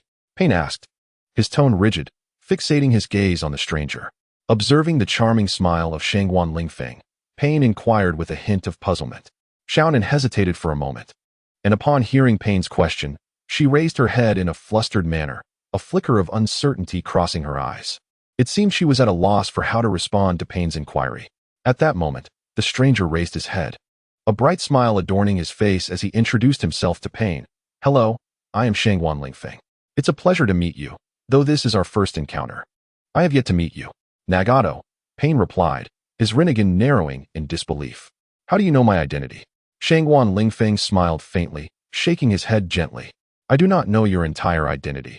I merely sense the extraordinary aura surrounding you. However, since you have revealed part of your secrets to me, I can share some insights you may be unaware of. Pain regarded Shangguan Lingfeng with wary eyes. What do you know? Taking a deep breath, Shangguan Lingfeng responded. I know that you are a person burdened with a significant mission. You bear pressures that most cannot endure. And perhaps this weight has left an indelible mark upon your soul. He paused, noticing a flicker of profound pain and confusion in Pain's eyes. And he realized that his assumptions were indeed correct. Furthermore, I am aware that you possess a pair of extraordinary eyes, capable of perceiving what remains unseen by ordinary individuals. This gift, while a blessing, also serves as a burden. Shangguan Lingfeng continued. Pain fell silent for a moment, a hint of bewilderment surfacing in his gaze. Who are you? How do you know these things? Shangguan Lingfeng replied with a faint smile. My identity is of little consequence. What truly matters is whether we can establish mutual trust and cooperation. I believe, like myself, you are also in search of a trustworthy companion. He paused, determination flashing in his eyes. I wish to be your ally. The glow of the devil's passport grew increasingly enigmatic. Meanwhile, Nagato, who was remotely controlling Pain from an unknown location, wore a face full of suspicion, yet felt an inexplicable trust towards this individual. He sensed that this person before him held the potential to save the world and safeguard its peace. Thus, Pain gazed at Shangguan Lingfeng, a complex array of emotions swirling within him. He understood his need for a partner, someone he could rely upon. Looking at Shangguan Lingfeng, he was overwhelmed by an unexplainable sense of trust. He realized that this stranger he had just met might be the very companion he had long sought. Whether it be Pain, Yahiko, or Nagato, the ideal in his heart remained unchanged. Consequently, under the control of the devil's passport, Pain and Conan guided Shangguan Lingfeng to Nagato's hideout, a dimly lit basement. The air was thick with the stench of smoke, as if it had long been unventilated. Nagato appeared emaciated, his hair disheveled, red locks swaying as his eyes bore the unmistakable rings of the Rinnegan. Ah, Nagato, is this the legendary Rinnegan? Shangguan Lingfeng greeted him, lamenting, alas, those eyes do not belong to you. Nagato's complexion was pale, his gaze filled with agony and helplessness. He clutched his hair tightly, his body trembling involuntarily. A low, guttural growl escaped his throat, seemingly in the throes of immense suffering. Suddenly, Nagato's body convulsed violently. His eyes widened, blood trickling from the corner of his mouth. He covered his eyes with trembling hands, groaning in torment. What is wrong? Conan exclaimed. Nagato, what has happened? My eyes, Pain murmured. The power of the Rinnegan is gradually consuming my life. Shangguan Lingfeng remained silent for a moment before speaking. I can help you break the control of the Rinnegan. Nagato lifted his head, a glimmer of hope flickering in his eyes. He clenched his teeth, his voice barely a whisper. Is that true? Indeed. Shangguan Lingfeng affirmed with a nod, determination shining in his gaze, but not at this moment. We must wait for the opportune time. Indeed, if I were to act now, I lack the necessary means, Shangguan Lingfeng thought to himself, secretly amused. Very well, I trust you. After a moment of silence, Nagato's eyes reflected a flicker of doubt. Yet he ultimately chose to place his trust. Shangguan Lingfeng offered a subtle smile, his gaze infused with a hint of cunning. He leaned closer to Nagato, his tone laced with mystery, suggesting, continue to gather the tailed beasts. I too have a need for these little companions. Nagato furrowed his brow, his voice tinged with surprise and uncertainty. You wish to collect all 9-tailed beasts? Shangguan Lingfeng chuckled softly, offering no answer, merely shaking his head gently. His eyes conveyed a profound anticipation and determination, reminiscent of a child eagerly awaiting a cherished toy. Nagato observed him, a wave of unease rising within. He yearned to inquire further, yet Shangguan Lingfeng had already turned away. At that moment, the air beside them suddenly warped, giving rise to a swirling vortex. Like a distorted space, a black hole-like current spun rapidly through the air, exuding an immense gravitational pull. It was a presence that transcended the storm, Uchiha Obito, arriving through the fabric of time. Ha ha ha, Obito, you have finally arrived. I've been chatting with Nagato and Conan for quite some time, and only now do you awaken. Shangguan Lingfeng exclaimed, revealing a dazzling smile that nearly caused Obito's eyes to pop in shock. Had his identity been unveiled? Noticing Nagato and Conan's lack of surprise, it was evident they were already aware of his true identity. Damn it, Obito seethed internally. As he gazed at Shangguan Lingfeng, a swell of confusion surged within him. He studied the figure before him, as if attempting to peer into his soul, striving to unravel the mystery of the situation. How is it that you are with Nagato and Conan? Obito could not suppress his curiosity, his voice trembling slightly. Shangguan Lingfeng smiled at him, slowly approaching and placing a reassuring hand on his shoulder. This gesture startled Obito, leaving him uncertain of the man's intentions. Yet, Shangguan Lingfeng appeared completely at ease, remarking, do not be anxious, we are now comrades, and it is perfectly normal for us to be together. Obito's heart remained enveloped in confusion. He was desperate to uncover the truth, yet fearful of what it might reveal. He dreaded the weight of the truth's burden. Observing his demeanor, Shangguan Lingfeng discerned his inner turmoil. Obito, you can bear this, he comforted. We are all alike, seeking the truth. We must support one another in this pursuit. With an air of mystery, Shangguan Lingfeng leaned in closer, speaking of Uchiha Madara. Obito, you must believe that we are all in search of the truth. I know this is arduous, but you must persevere, for only together can we unveil the reality. His voice resonated with reassurance and encouragement. Obito looked at him in astonishment, as if touched by his courage and resolve. His heart was a tempest of chaos and anguish, yet he understood that surrender was not an option. He must uncover the truth, regardless of its harshness. Shangguan Lingfeng gazed at him, his eyes shimmering with unwavering resolve. Obito, you need me. We need each other. Only together can we unveil the truth, he whispered. Uchiha Obito felt an inexplicable sense of reassurance. What is this? I find Shangguan Lingfeng's words profoundly sensible. His faith in Shangguan Lingfeng deepened. Yes, I do need him. Obito's gaze gradually solidified with determination. He lifted his head to meet Shangguan Lingfeng's eyes and solemnly declared, Shangguan, thank you. I understand your intent now. I will persevere and will not let you down. Shangguan Lingfeng nodded with a smile. Yet another one has been swayed. Wearing a devilish mask, everything becomes easier. No matter the task, the path is clear. From that moment onward, matters simplified. Within the Akatsuki organization, apart from Nagato, Conan, and Uchiha Obito, the others were oblivious to Shangguan Lingfeng's visit. He had also prepared a peculiar mask, through which Pain hastily announced the new member to the Akatsuki. This individual is our new member, Doraemon. Henceforth, he shall be our comrade. Pain declared from the elevated platform of their base, his expression indifferent. Below, the crowd exhibited varied reactions. Kisame glanced at Itachi, but refrained from comment. However, Deidara chuckled softly and remarked, what is this? Wearing a bizarre blue cat mask. How peculiar indeed. Others shared the sentiment, but, out of respect for Pain, remained silent.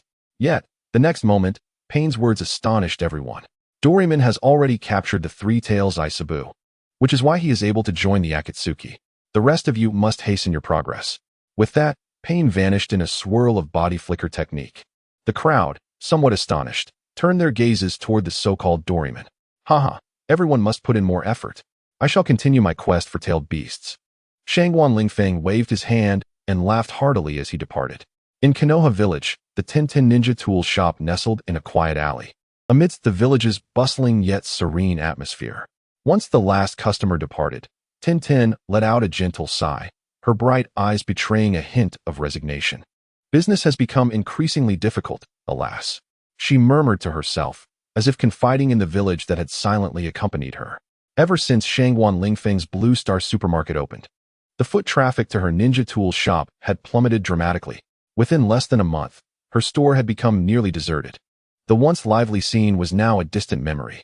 The meticulously crafted ninja tools, once revered by villagers, now appeared dull in the glow of the Blue Star supermarket.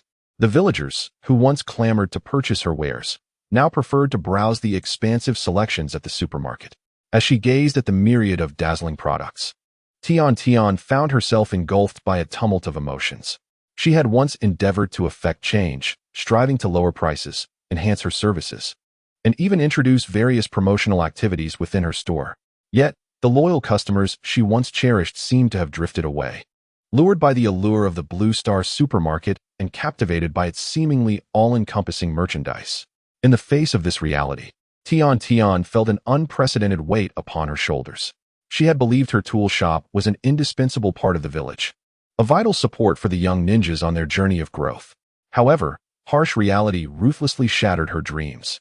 Nevertheless, Tian refused to surrender. She understood that the village needed her tools, that her services were still of value. She began to reevaluate her shop, seeking the root of the problem. She realized that she needed to adapt, to discover a means to compete with the Blue Star supermarket. Only in this way could her tool shop establish a foothold in this fiercely competitive market. But what should she do?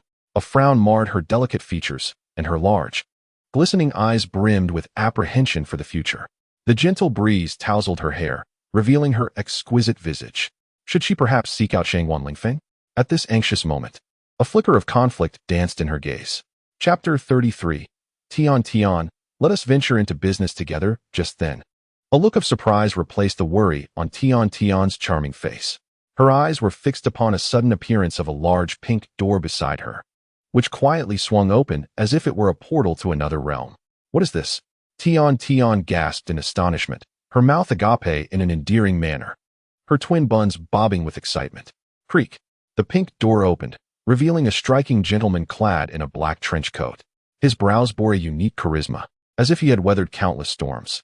His gaze was deep and luminous, sparkling like the stars. The black coat billowed around him elegantly, accentuating his formidable presence. It's you, Lingfeng Kuan. Tian could not help but rise, her white Chinese martial attire rendering her both dashing and graceful.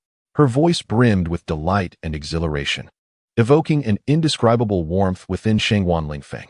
He smiled at Tian, a surge of affection welling up in his heart as he slowly approached her, each step exuding strength and confidence.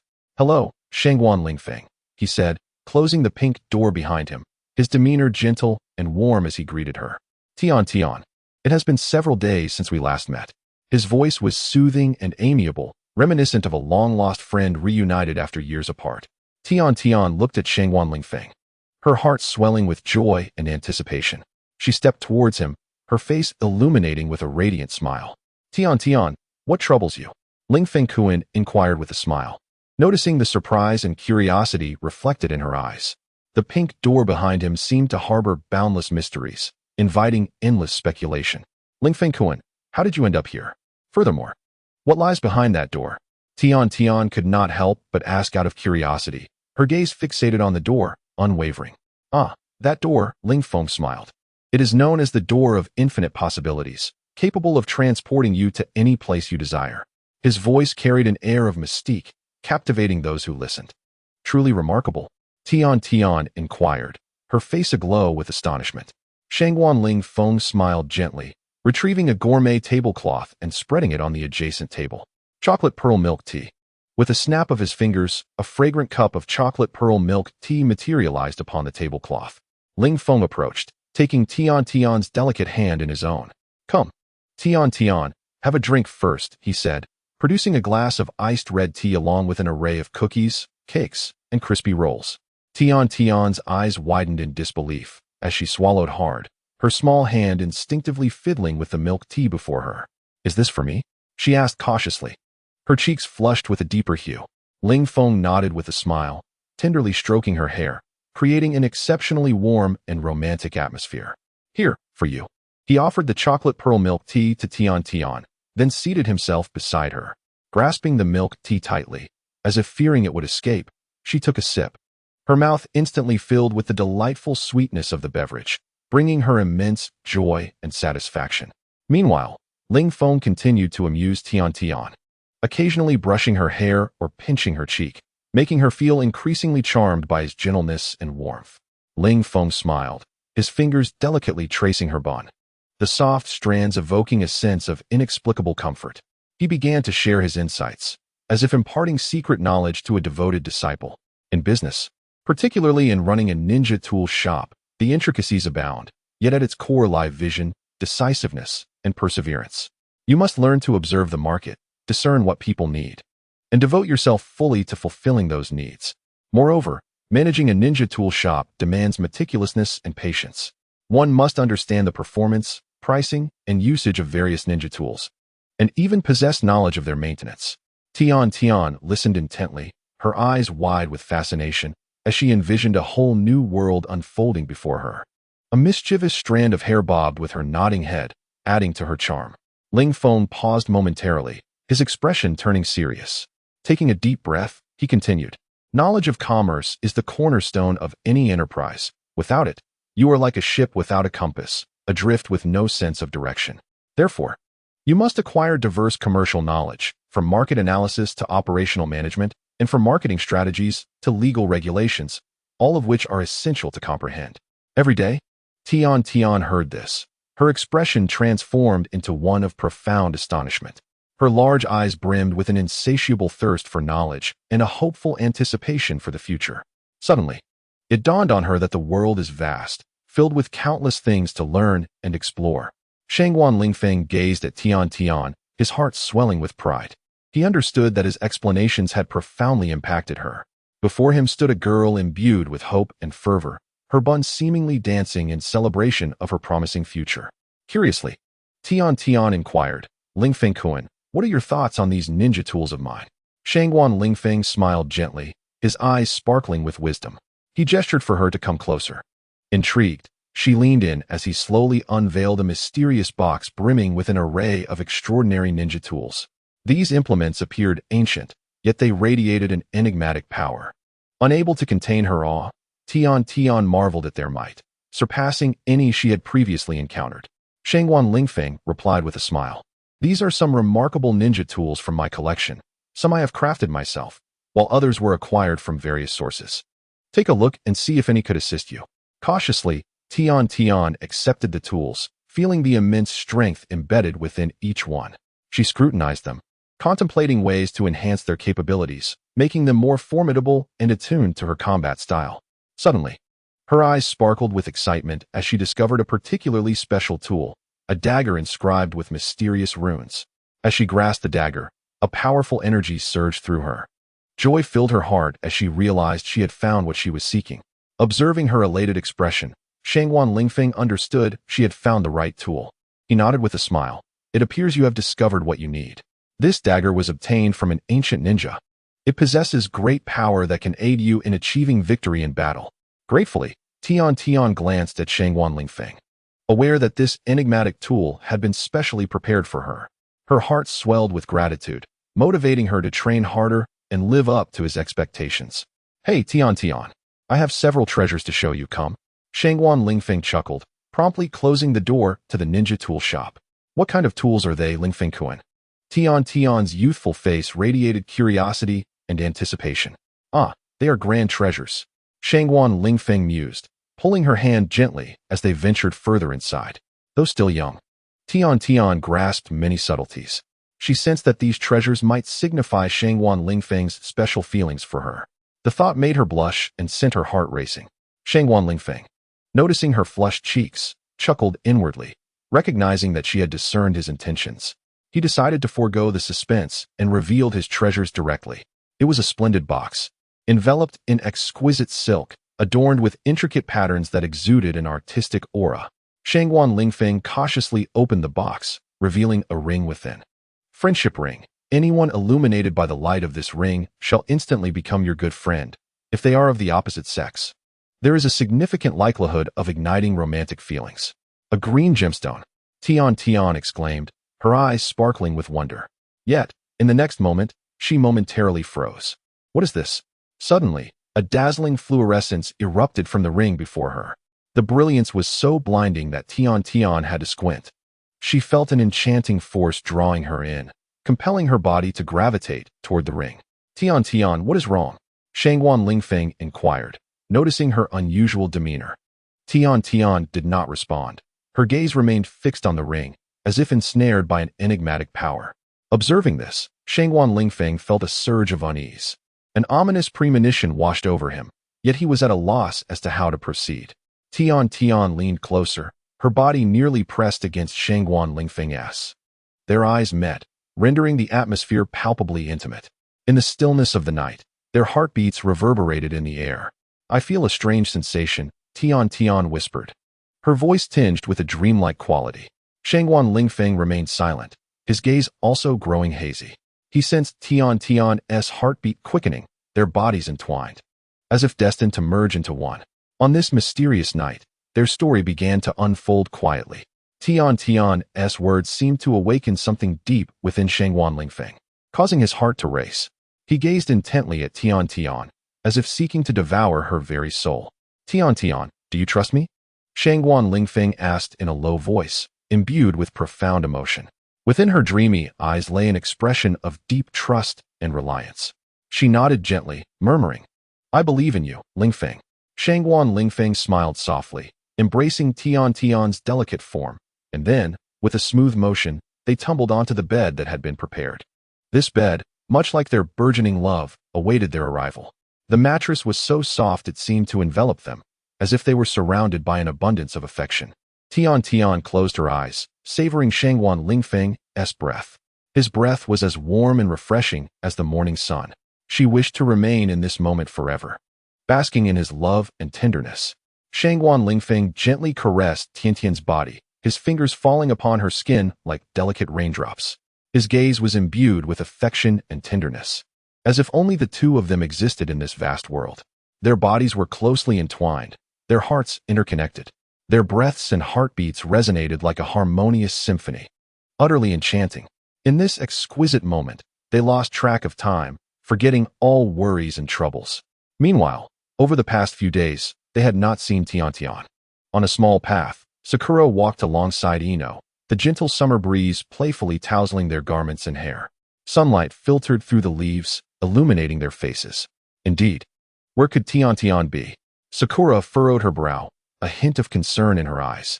Ino suggested, let us go find Tian, her warm smile conveying genuine care. Yes, let us. Tian's shop hasn't been doing well lately, and I worry about her well-being. Sakura nodded, her expression earnest. With light-hearted steps, they ventured towards Tian's shop. The hustle and bustle of passers-by surrounded them, yet their figures stood out brilliantly in the sunlight. Their friendship shone as warmly and brightly as the early summer sun. Upon arriving, they found the door tightly shut, a scene of desolation before them. Exchanging glances, their shared worry deepened. They pushed open the door, only to find the shop empty. The smiling face that had always warmed their hearts was now conspicuously absent. Tian, are you there? Sakura called softly, but there was no response. As silence lingered, Sakura frowned and exchanged a worried look with Ino, her heart heavy with unease. Where could Tian have gone? Ino surveyed the familiar surroundings, a mix of emotions flooding her heart. They had shared laughter and countless joyful days together. Yet now Tian had mysteriously vanished for several days, a most unusual occurrence. The two decided to search for Tian separately. Sakura headed to her usual haunts, while Ino inquired among the nearby locals. Tian, where on earth are you? In the course of their search, memories of joyful times spent with Tian surfaced. That fiery girl. Her smile as warm as the summer sun. Their friendship flowed like a serene stream, clear and profound. Finally, as dusk approached, they found Tian. She donned a pink qipao, radiating vitality as if reborn. Sakura, Ino, you've come. Tian greeted her dear friends with a beaming smile. Tian, we haven't seen you for several days. And we were quite worried, Sakura said, her eyes reflecting concern. Ino nodded in agreement, asking, where have you been these past few days? Every day? Tian feels a sudden wave of shyness, her cheeks flushed with warmth, as she hesitates to mention that she has been spending her days with Shangwan Lingfeng. Ever since that fateful day when she experienced an inexplicable sensation, Tian has been yearning for more of that delightful feeling, akin to savoring sweet confections. She clings to Shangwan Lingfeng, even going so far as to keep the local shop closed for their rendezvous. Their bond has deepened over time, flourishing into a profound affection. In her heart, Tian reflects on how she has truly found someone to rely upon. The arrival of Sakura and Ino further solidifies her convictions. Tian, what troubles you?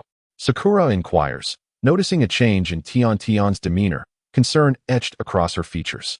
Oh, it's nothing, Tian replies, shaking her head gently as she regains her composure. If you have any worries, feel free to share them with us, Ino adds, her voice laced with genuine concern. Feeling the warmth of her friend's caring gazes, Tian's heart swells with gratitude. She recognizes their sincere desire to help alleviate her burdens. Resolutely, she decides to confide in them about her recent experiences, how she came to know, understand, and fall in love with Shangwan Lingfeng. Though initially hesitant, she soon finds herself opening up, her words flowing freely. Sakura and Ino listen intently, their expressions animated with surprise and delight. Is this truly the case? Sakura asks, her eyes wide with astonishment. Indeed, it is, Tian responds, lowering her gaze, a rosy hue returning to her cheeks. What are your future plans? Ino inquires. I wish to be with him, yet I worry about how it might affect his life, Tian confesses, torn by conflicting emotions. Sakura and Ino exchange glances, their hearts swelling with happiness for Tian, yet a twinge of discomfort lingers within them. They remain unaware of how they departed from Tian's shop. On their way back, Ino walks quietly along the riverbank, the golden rays of the setting sun casting a shimmering path upon the water's surface. A hint of disappointment lingers on her face, as if she is experiencing a moment of wistfulness. At that moment, a warm voice breaks the tranquility. What troubles you, Ino? Were you thinking of me? Lingfeng smiles as he approaches, a glimmer of anticipation in his eyes. Ino glances at him, her voice betraying her surprise. Lingfeng, you. Her words are cut short as he interrupts with a gentle laugh, stepping closer to her and gazing at the river. I know what occupies your thoughts, Ino. You are pondering our future, are you not? His tone is tender, reminiscent of a gentle breeze caressing the water's surface. Ino remains silent, her eyes fixed on the river, as if searching for answers. Lingfeng softly pats her shoulder. Ino, I understand your worries. But trust me, we can shape our future together. No matter the obstacles and challenges that lie ahead, I will face them with you. His voice was imbued with unwavering resolve and warmth, providing a sense of solace to Jingya. She gazed up at Lingfeng Jun, tears glistening in her eyes, and softly expressed, Lingfeng Jun, I hope we can continue this journey together. Lingfeng Jun smiled tenderly at her, affirming, Indeed, Jingya, we shall walk this path together.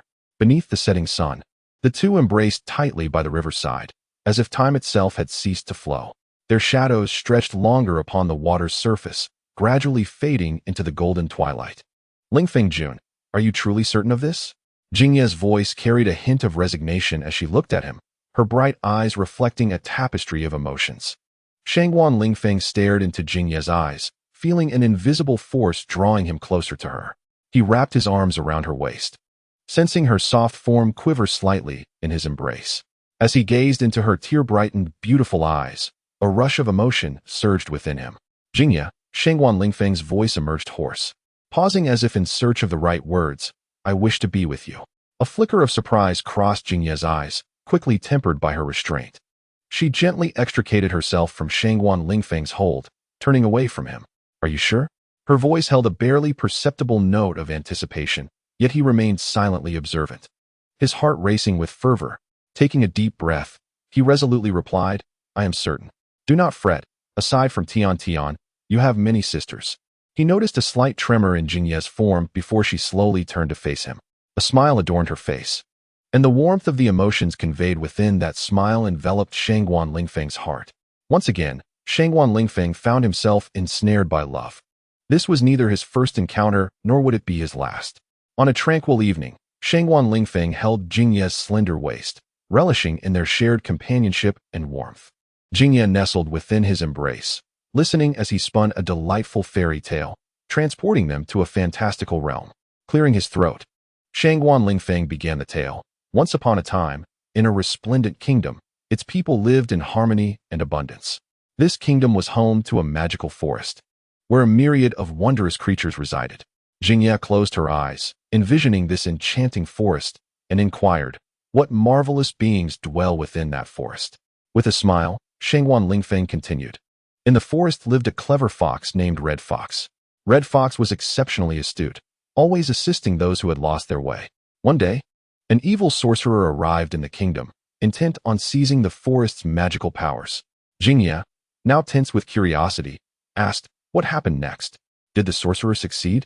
Shangguan Lingfeng gently patted her small hand, reassuring her, do not worry, allow me to unfold the tale. Just as the sorcerer was about to cast his spell to claim the forest's magic, Red Fox appeared.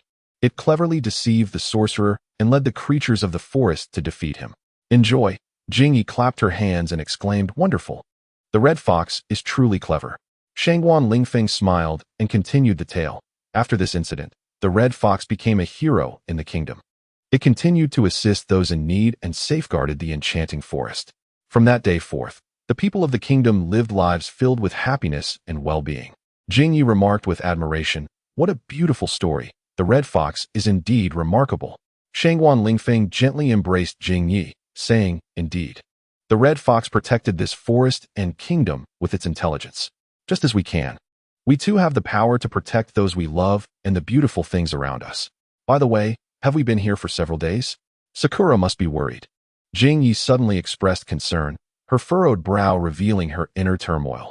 How could she explain to Sakura? Sakura had always regarded her as her best friend. Yet she had concealed her departure with Shangguan Lingfeng. The conflict within Jingyi felt like a tangled thread. On one hand, she felt uneasy about Shangguan Lingfeng's plan, aware that it could lead to danger. On the other hand, she longed for Sakura's understanding, hoping they could continue their friendship. Jingyi, what do you think we should do? Shangguan Lingfeng inquired softly from the side, a hint of amusement and anticipation in his gaze. He was aware of Jingye's concerns, but he had his own plans as well. Jingyi shot him a glance, noticing the cunning and scheming in his eyes, which only heightened her unease. She realized that Shangguan Lingfeng was not a simple character. His ambition and wit could bring greater peril. Jingyi frowned, pondering deeply. She knew she had to make a decision and could no longer hesitate. Seeing the mischief in Shangguan Lingfeng's eyes stirred her irritation. You've been thinking about this for a while, haven't you? You clearly wish to include Sakura in your harem. Haha, you've seen right through me. Shangguan Lingfeng laughed heartily, exuding a masculine bravado. In fact, I quite like Sakura too. Please let her know that I will return tomorrow. Return? Jingyi looked at him in confusion. Return where? Naturally, back to Sakura's home, Shangguan Lingfeng replied with a grin. Once I arrange things with Sakura, I'll take you both on a grand adventure around the world. Are you going to tell Sakura directly? Jingyi pointed at herself in astonishment. Does that mean I don't need to go? Indeed, you are a girl and good friends. After all, it would be difficult for you to say it. Shangguan Lingfeng chuckled. Moreover, I can tell there seems to be a bit of competition between you two. Just inform her that I will return tomorrow. All right. Then I won't interfere with you. The rest is up to you. Jingyi pouted helplessly. Although they often exchanged playful banter, in Jingye's heart, Sakura had always been her closest friend. She hoped for Sakura's happiness as well. The night passed in silence. Sakura Haruno, under the tutelage of the 5th Hokage Tsunade, mastered the formidable healing jutsu and the ability to summon slugs, a testament to her extraordinary strength. She stands as an exceptional medical ninja warrior, adorned in a striking red sleeveless top paired with black shorts, draped in a delicate pink coat, and crowned with luscious pink hair. Her captivating beauty renders her a figure of great allure. Amidst the bustling crowd, Shangguan Lingfeng's gaze swiftly fixed upon Sakura. Her distinctive aura could not be concealed even in the throngs of the crowded plaza. With a bouquet of flowers cradled in his hands, he approached her with a warm smile, the blossoms symbolizing his heartfelt yet subtle affections. Hello, Sakura, he gently called, his voice imbued with profound tenderness. Surprised, Sakura raised her eyes to meet Shangguan Lingfeng's. momentarily taken aback by his unexpected presence at such a significant moment. "Are these flowers for me?" she inquired, her eyes reflecting a mixture of confusion and a burgeoning sweetness within her heart. Shangguan Lingfeng chuckled softly, his smile radiating warmth akin to sunlight. "Of course, they are for you," he replied, extending his hand to gently offer the bouquet, which seemed to encapsulate all his emotions and hopes. A blush crept across Sakura's cheeks as she accepted the flowers, a wave of warmth flooding her being. In that instant, time appeared to stand still, the surrounding sounds fading into oblivion. "Wow, that sister received flowers," exclaimed a young boy nearby, causing Sakura's face to flush a deeper shade of red. Shangguan Lingfeng took her hand, leading her toward the mountains behind. "Sakura, I remember you expressed great curiosity about the Anywhere door," he remarked, retrieving a pink portal from his dimensional pocket. A glimmer of surprise flickered in Sakura's eyes as she gazed at him, her heart brimming with anticipation. Shangguan Lingfeng smiled, holding the pink door, adorned with golden patterns, exuding an air of mystery and beauty. "This Anywhere door can transport us to any location," he declared, his voice rich with intrigue. Excitement sparkled in Sakura's eyes. She yearned to discover what lay beyond the portal. "Haha, of course, let's go." Shangguan Lingfeng pondered momentarily. "How about we visit the bridge of heaven and earth?" "Sounds wonderful. I've heard the scenery there is breathtaking. I've been wanting to go," Sakura exclaimed joyfully. With a click, Shangguan Lingfeng turned the silver handle, opening the Anywhere door. On the other side lay the bridge of heaven and earth in the hidden grass village. "Wow." The sparkle of joy illuminated Sakura's eyes as she eagerly dashed toward the bridge, with Shangguan Lingfeng following closely behind. The bridge spanned the valley, the gentle flow of water below contrasting beautifully with the verdant grass and azure sky. One side of the bridge was adorned with a flourishing cherry blossom grove, where pink petals shimmered under the sunlight, while the other side revealed endless mountain ranges, their peaks cascading into the distance. On the celestial bridge, Shangguan Lingfeng and Sakura walked side by side, reveling in the refreshing caress of the gentle breeze against their cheeks. Below, in the cherry blossom grove, a few playful fawns frolicked, while in the distance, towering pines majestically graced the mountain peaks.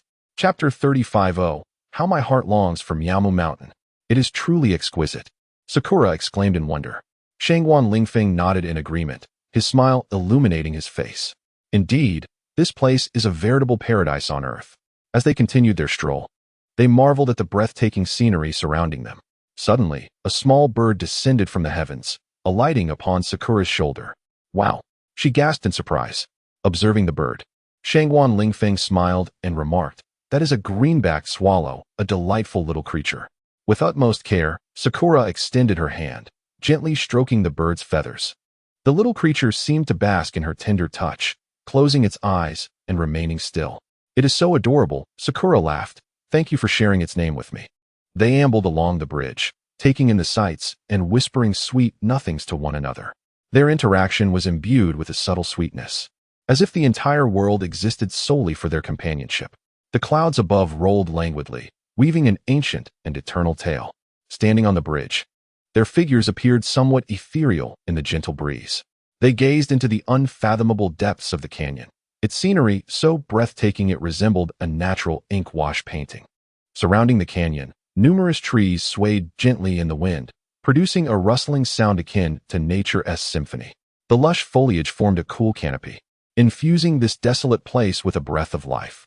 As Shangguan Lingfeng and Sakura walked in unison on the celestial bridge, their steps seemed to follow an unspoken rhythm. Their eyes met, brimming with profound affection.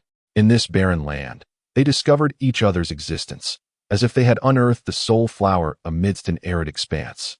Their dialogue was laced with tenderness and sweetness, as they spoke of dreams and envisioned futures. Each word was imbued with hope and deep affection, akin to petals dancing in the wind, light and beautiful. With a soft thud, a tent was unfurled by Shangguan Lingfeng. "Sakura, look at you, all sweaty. You must be exhausted. Come over here. I have prepared a feast for you," he said affectionately, patting her shoulder. Skillfully, he laid a splendid red tablecloth on the ground, adorned with intricate golden patterns of delectable dishes that instantly whetted the appetite. He arranged exquisite plates of food upon the cloth, and Sakura could almost smell their tantalizing aroma. Her eyes widened in astonishment as she gazed at Shangguan Lingfeng. Is all of this for me? It looks absolutely sumptuous. As Shangwan Lingfeng smiled and nodded, he mysteriously retrieved a transparent plastic jar from his backpack, filled with a dozen colorful bottles of sparkling wine. And this is specially prepared for you. Do give it a try. Sakura accepted a bottle, her spirits lifting at the sight of its vibrant hues. With a firm twist of the cap, a sweet, effervescent aroma wafted into the air. Taking a sip, the chilled liquid glided down her throat, leaving a delightful fruity essence behind. Wow, this is divine. Sakura's smile radiated warmth akin to the sun's gentle embrace in spring. She savored the meticulously prepared dishes, each bite blooming like a flower upon her tongue. Her expression of contentment filling Shangwan Lingfeng with joy.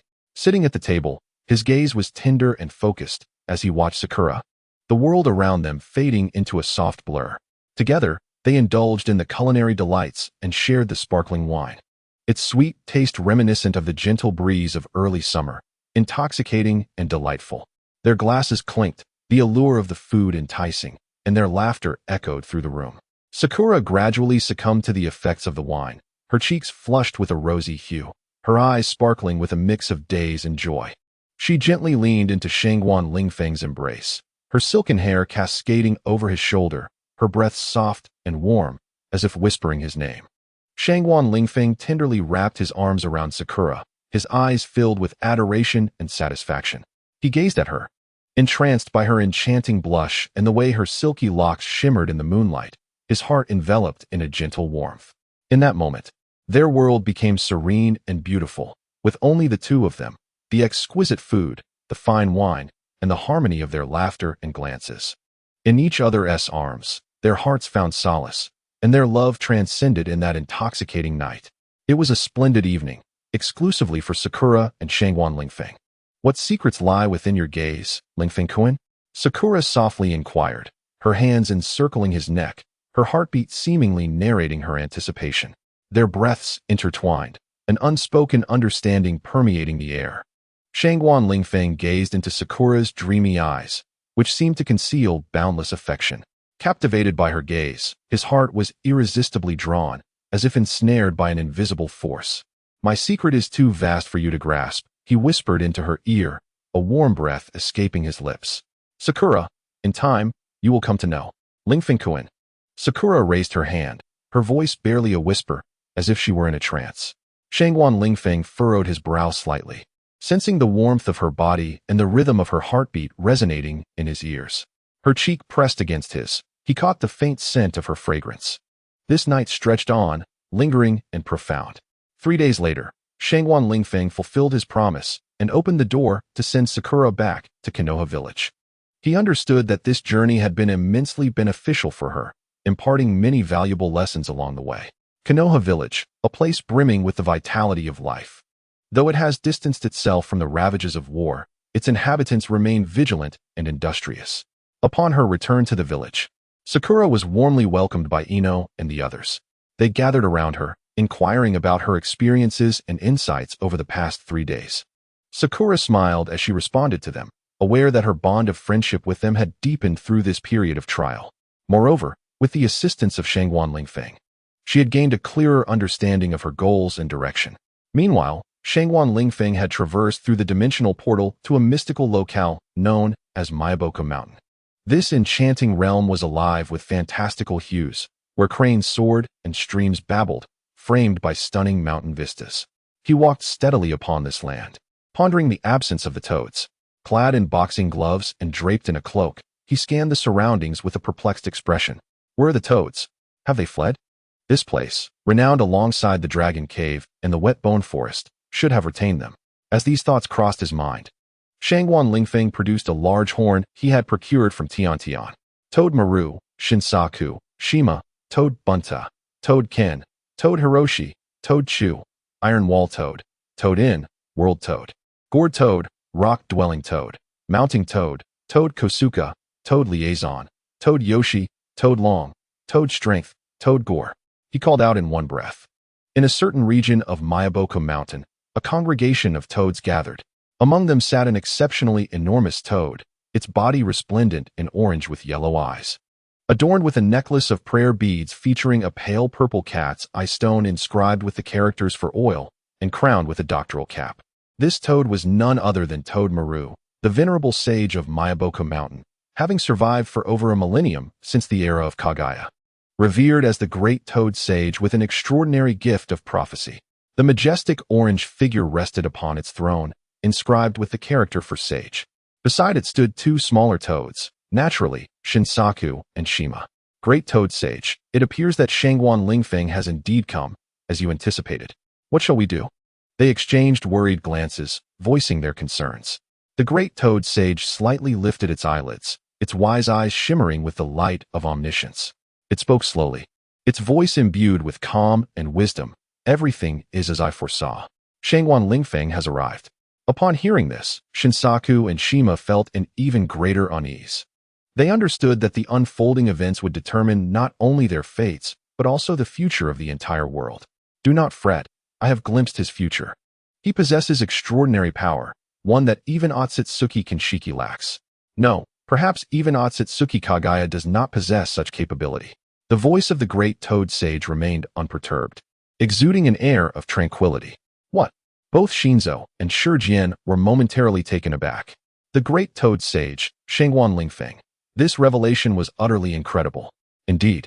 Though I am unaware of the extraordinary abilities possessed by Shangguan Lingfeng, whether they be ninjutsu or sage arts, his future is a path shrouded in unpredictability, transcending the confines of time and space. A glimmer of brilliance flashed in the eyes of the great toad sage. Upon hearing this, Shinzo and Shijian were instantly rendered speechless. At that moment, a pink door materialized before the great toad sage. Creaking open, Shangguan Lingfeng stepped through with an air of ease.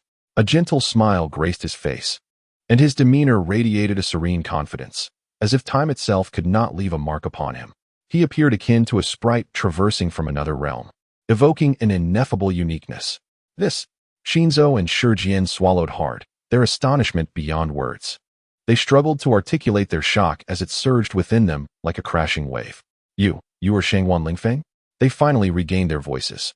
The great toad sage, however, remained composed, as if he had anticipated this moment, regarding Shangguan Lingfeng with a placid gaze.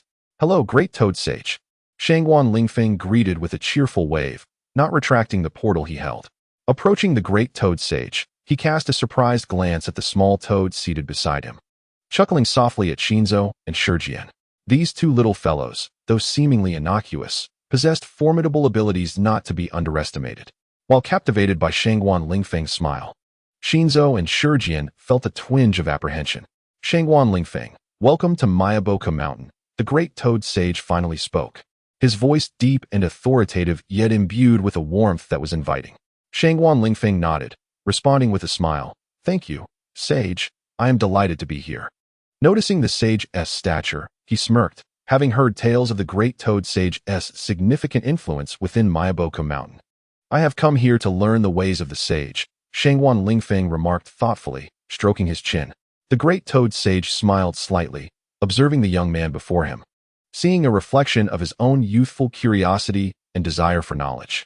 Shangguan Lingfeng contemplated his next steps, fully aware of his purpose for being there, to acquire the sage mode and become stronger. The great toad sage regarded Shangguan Lingfeng, reflecting on the young man's talent and courage.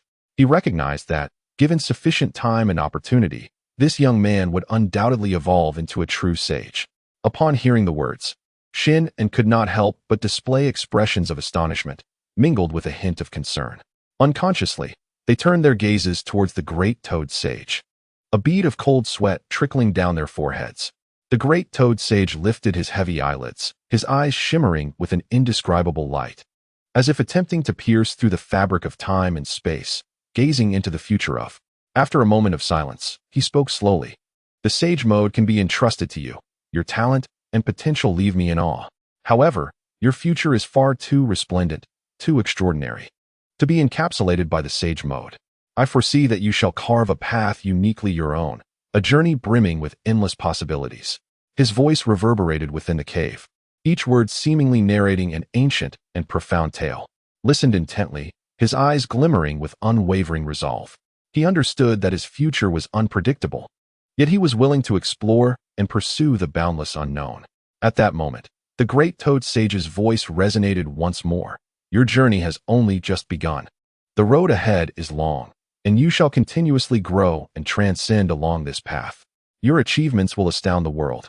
Such words left quite astonished. Truly, he thought, this legendary toad had lived since the era of, with a hint of a smile, remarked, "Despite the great toad sage's seemingly weathered exterior, his gaze sparkles like the stars." As if able to see through all, the sage listened quietly to his words before calmly responding, "You indeed possess knowledge of the clan." Chapter 36. The Great Toad Sage and the Time Machine. Upon hearing this, Shin and were taken aback. They had always assumed that was merely speculating. But it now appeared that he indeed possessed knowledge of matters beyond their comprehension. The Great Toad Sage, however, remained tranquil, as if he had anticipated this all along. Smiled faintly, saying, "I do know a few things about the clan. However, that is of little importance. What truly matters is that we need to find a way to navigate through the crisis we face." The Great Toad Sage nodded in agreement with this assertion. He gazed deeply at, and then inquired, "What thoughts do you have?" "Honestly, it's nothing significant. I believe with your capabilities, you must have foreseen something," replied with a subtle smile. "Perhaps, one day in the future, I shall return to the past to resolve the issues concerning. You are distinct. Although I have not glimpsed your precise future, the impression you leave is that you are capable of altering the entire ninja world." The Great Toad Sage stated gravely too. Smiled slightly, fully aware of the implications behind the sage's words, an affirmation and encouragement directed towards him. Though he felt gratitude within, he displayed no outward signs, responding simply, "I shall do my utmost." Unlike the Great Toad Sage, he was not one to readily perceive the futures of others. He had always relied on his narrative memory. In that fleeting moment, he sensed the sincerity and determination of the Great Toad Sage. Their dialogue remained undisturbed by the onlookers, who waited in hushed anticipation for the sage's next move. Their wait was brief, as the Great Toad Sage soon resumed his actions. Drawing a deep breath, he spoke slowly. "Now, allow me to clear the path for you." His voice was deep and resonant, imbued with an enigmatic power. His hands pressed once more upon Shangguan Lingfeng's head, and a peculiar light flickered in his eyes. Concurrently, Shangguan Lingfeng felt an inexplicable force emanating from the sage's hands, a warmth and strength that seemed capable of penetrating the very depths of his soul. The surrounding air thickened, as if time itself had come to a standstill. Only the sage's voice echoed in the atmosphere. "Let the path to the future be unveiled." The Great Toad Sage stood quietly before Shangguan Lingfeng, his palm gently resting on the latter's head. A chilling yet moist sensation surged through Shangguan Lingfeng's entire being, as if a powerful force was gradually seeping into his body. The air around them began to warp, as if an invisible giant hand was gathering all the chakra of the mystical arts. These chakras swirled like a colossal vortex, eventually coalescing into a formidable sphere of energy. Shangguan Lingfeng felt his body being slowly consumed by this energy sphere, as though it no longer belonged to him. He sensed himself being governed by a tremendous force, one that originated from the Great Toad Sage. Suddenly, the sage's palm pressed down firmly on Shangguan Lingfeng's head, as if intent on crushing it. Shangguan Lingfeng felt as if he had become a marionette controlled by another. Yet, he experienced no pain or fear. Rather, he felt an indescribable comfort and warmth. His spirit was cleansed by this overwhelming force, filling him with light and hope. Abruptly, the Great Toad Sage withdrew his hand from Shangguan Lingfeng's head, and the energy sphere began to dissipate. Shangguan Lingfeng sensed his body returning to his control, infused with strength and vitality. Just as he believed it was all over, the surrounding chakra of the mystical arts began to slowly recede, akin to stars dimming in the night sky. Meanwhile, the space above Shangguan Lingfeng's head began to gather potent energy, enveloping his form like an invisible cocoon. Suddenly, that ethereal cocoon began to rupture, reminiscent of a spring chrysalis breaking open, giving birth to new life within. A surge of immense power erupted from the shattered cocoon, heralding Shangguan Lingfeng's newfound strength, a new artifact from his four-dimensional pocket. "This is the power of the immortal talisman. However, I cannot relinquish it to you. Nor does such an object hold any remarkable significance for you." The Great Toad Sage, seemingly omniscient, spoke wearily. Shangguan Lingfeng chuckled softly, unperturbed by disappointment, for he had never harbored high hopes for the immortal talisman. He was merely astonished by the sage's words. After a moment of contemplation, a glimmer of understanding flickered in his eyes. "So it is, The immortal talisman is a mystical charm left behind by the legendary immortals, imbued with boundless power. Yet, as legends often are, they remain just that. Even possessing the talisman does not guarantee access to the treasures left by the immortals, as only a true heir of their bloodline can unlock such secrets. The great toad sage nodded slightly. It is good that you comprehend this. A spark of reassurance shone in his weary gaze. Shangguan Lingfeng felt a stirring within. He instantly grasped the sage's intention. The heirs of the immortal bloodline, as per legend, are said to possess limitless talent and potential. However, throughout millennia, those who bear such lineage have dwindled, and even among them, few can unlock the treasures. The great toad sage, aware of this truth, had refrained from bestowing the immortal talisman upon him. Shangguan Lingfeng sighed inwardly, pondering the intricate and wondrous nature of this world. He regarded the great toad sage with a heart full of reverence and gratitude. Even without the immortal talisman, he felt no regret, for he had encountered something far more precious, the meeting with the great toad sage. He gazed deeply at the sage and expressed his gratitude. "Thank you, great toad sage. You have illuminated many truths for me." The great toad sage looked back at him, a hint of a smile flashing in his fatigued eyes. In truth, the so-called immortals are merely the bloodline of the Tsutsuki clan.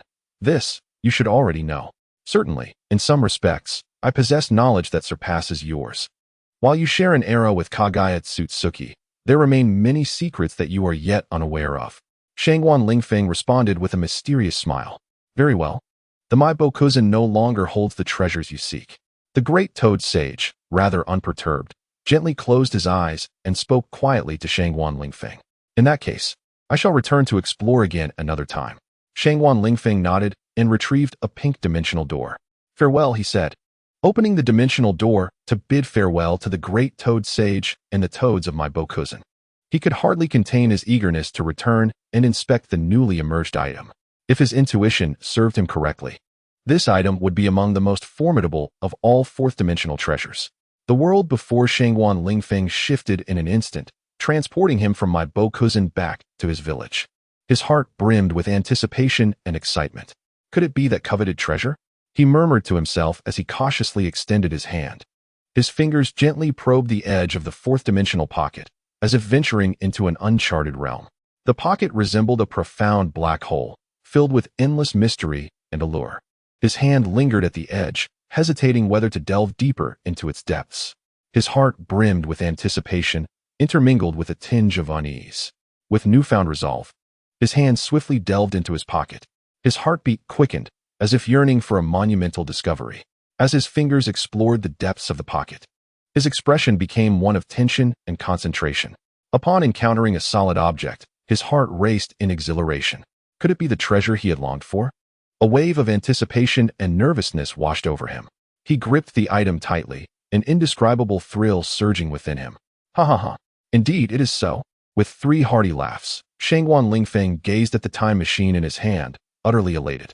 The time machine, known as the air-flying carpet type, is the first and most widely used model, famously employed by Doraemon for traversing time and space. Shangguan Lingfeng marveled at the time machine he held, a coveted artifact of his dreams. He had once witnessed Doraemon using it to journey through time on television, and now he finally possessed his own. The air-flying carpet type boasted a sleek, shiny exterior, exuding an air of mystery. Beneath it lay a slightly larger carpet, complete with a red seat, and in front of it was the control panel. Was this the dashboard? Shangguan Lingfeng placed the time machine on the ground and stepped closer for a meticulous examination. Above the panel were 3 hands. The pointer resembling Doraemon, as described in the animation, was meant for adjusting time. The second, adorned with a picture of a dorayaki, was for regulating space, determining the destination. The third was for braking. If the brake was not engaged before landing, the time machine would continue its journey endlessly. Oh, so that's how it works. It truly resembles the animation. Shangguan Lingfeng stroked his chin thoughtfully. Alas, it is indeed Doraemon's time machine. It was somewhat regrettable not to acquire the tulip-type time machine from Dorami. After all, the tulip model is the latest version, an ultra-luxurious time travel device designed in the shape of a tulip flower. Unlike the open-air flying carpet type, the tulip model is enclosed, requiring entry into its interior for operation. It harnesses energy in the form of love stored within an energy canister, boasting a speed twice that of the air-flying carpet type, and priced 5 times higher. It is incomparable to Doraemon's time machine. However, for Shangguan Lingfeng, the distinction mattered little, as long as he could traverse time and space. He was content. Unable to contain his excitement any longer, he yearned to return to the past and experiment. His eyes sparkled as he gazed at the time machine before him, unable to suppress his emotions. With a slight smirk and resolute gaze, he seemed to harbor countless secrets and unknown adventures. Time machine, activate, he whispered softly, as if awakening a dormant dream. The time machine, as if endowed with life, began to emit a dazzling glow, reminiscent of the myriad stars scattered across the night sky. Shangguan Lingfeng gazed intently at it, silently counting down in his mind. 3, 2, 1. His lips curled into a smile as he ventured into the year 45 of the hidden leaf. With careful precision, he adjusted the dial on the time machine, gradually exerting control. In a swift motion, akin to traversing a celestial tunnel, the time machine surged forward and vanished from sight. As his countdown concluded, a brilliant beam of light shot forth from the machine, enveloping Shangguan Lingfeng. He closed his eyes, feeling the potent force of time swirling around him. Suddenly, he sensed himself being pulled by an immense power, his body traversing the infinite expanse of the cosmos, weaving through time and space. In what seemed like an instant, tranquility returned. Upon opening his eyes, Shangguan Lingfeng discovered he had arrived in a completely new world, a serene little courtyard. He stowed away the time machine and began to scrutinize the unfamiliar surroundings. The essence of Japanese aesthetics enveloped him, with every detail exuding elegance and comfort. However, what captivated his attention most was the unique Uchiha fan emblem in the courtyard, symbolizing the honor and responsibility of the Uchiha clan. This was the Uchiha stronghold. Shangguan Lingfeng whispered softly, as a mysterious and tense atmosphere permeated the air. Just then, the door creaked open, revealing a beautiful woman clad in a kimono. Cradling an adorable infant in her arms, her gaze fixated on him with a mix of astonishment and wariness. The woman knelt on the ground, her expression one of surprise. She gently played with the baby in her arms, yet her vigilance remained unabated. "Who are you? How did you get in here?" she inquired, her voice soft yet imbued with an undeniable firmness. This child must be Uchiha Itachi," Shangguan Lingfeng chuckled, his movements swifter than Uchiha Makoto's as he swiftly took the infant into his embrace. "Wow, what a cute little baby." He playfully teased Uchiha Itachi with his fingers, even producing some toys. "No, don't hurt Itachi," Uchiha Makoto exclaimed in panic, wanting to shout and form hand signs, yet fearing the potential consequences. Mrs. Makoto, please do not be alarmed.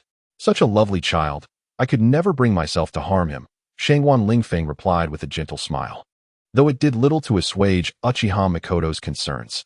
Chapter 37. "Mrs. Makoto, you wouldn't want to what is your purpose?" Uchiha Makoto hesitated for a moment before asking. "Well, as it happens, I simply came to see this little baby," Shangguan Lingfeng said with a playful tone, eliciting giggles from Uchiha Itachi. "However, upon seeing you, Mrs. Makoto, I have begun to entertain other thoughts." Suddenly, his gaze shifted, fixating on the exposed whiteness at Uchiha Makoto's chest. "You." Uchiha Makoto was taken aback. "Do not act recklessly. This is Uchiha territory. Are you not afraid of the Uchiha clan's retribution?" "Retribution?" Shangguan Lingfeng smiled faintly, revealing a hint of the Three Tails chakra, causing Uchiha Makoto to freeze in place, thoroughly intimidated. "Is that the chakra of a tailed beast?" Uchiha Makoto was suddenly gripped by fear, realizing that if Shangguan Lingfeng spoke the truth, then this individual before her could very well be the fabled Jinchuriki, a power far beyond her capacity to counter. Shangguan Lingfeng was quite pleased with his intimidation, and his gaze softened slightly as he regarded Uchiha Makoto. "Madam Makoto, you wouldn't want anything unfortunate to befall Itachi, would you?" Uchiha Makoto shut her eyes in anguish. "Precisely, Madam Makoto." Shangguan Lingfeng chuckled softly, gently placing the infant Uchiha Itachi in his stroller. The child slowly closed his eyes, his breathing even, as he drifted into slumber. "Itachi, sleep well." Shangguan Lingfeng smiled subtly. A unique brilliance flickered in his deep-set eyes, elusive and enigmatic. A mysterious curve formed at the corners of his lips as his gaze shifted, akin to ice encountering fire, suddenly landing on Uchiha Makoto. His steps were as graceful and agile as that of a leopard, slowly approaching her. His eyes conveyed an indescribable meaning, a gaze filled with possessiveness, resembling a famished wolf poised to pounce upon its prey. Shangguan Lingfeng raised his hand, his long fingers gently caressing Uchiha Makoto's neck, then her face. His movements were tender, yet brimming with confidence, like an artist meticulously sculpting his masterpiece. Uchiha Makoto, startled by his unexpected actions, turned pale. Her eyes were filled with fear and confusion, her voice trembled slightly with anxiety. She recoiled, attempting to evade Shangguan Lingfeng's touch, but found herself tightly bound, unable to move. "What do you intend to do?" she asked again, her voice laced with despair. Her heart was overwhelmed with terror and unease, sensing she had fallen into an inescapable trap. Shangguan Lingfeng did not answer her query. He merely smiled, a chilling cruelty evident in his expression. He continued to caress her face, then suddenly seized her chin, forcing her to meet his gaze. A cruel glimmer flickered in his eyes, reminiscent of a beast that had captured its prey. "What do you want from me?" "You will become my woman," he stated coldly, each word imbued with authority and undeniable certainty.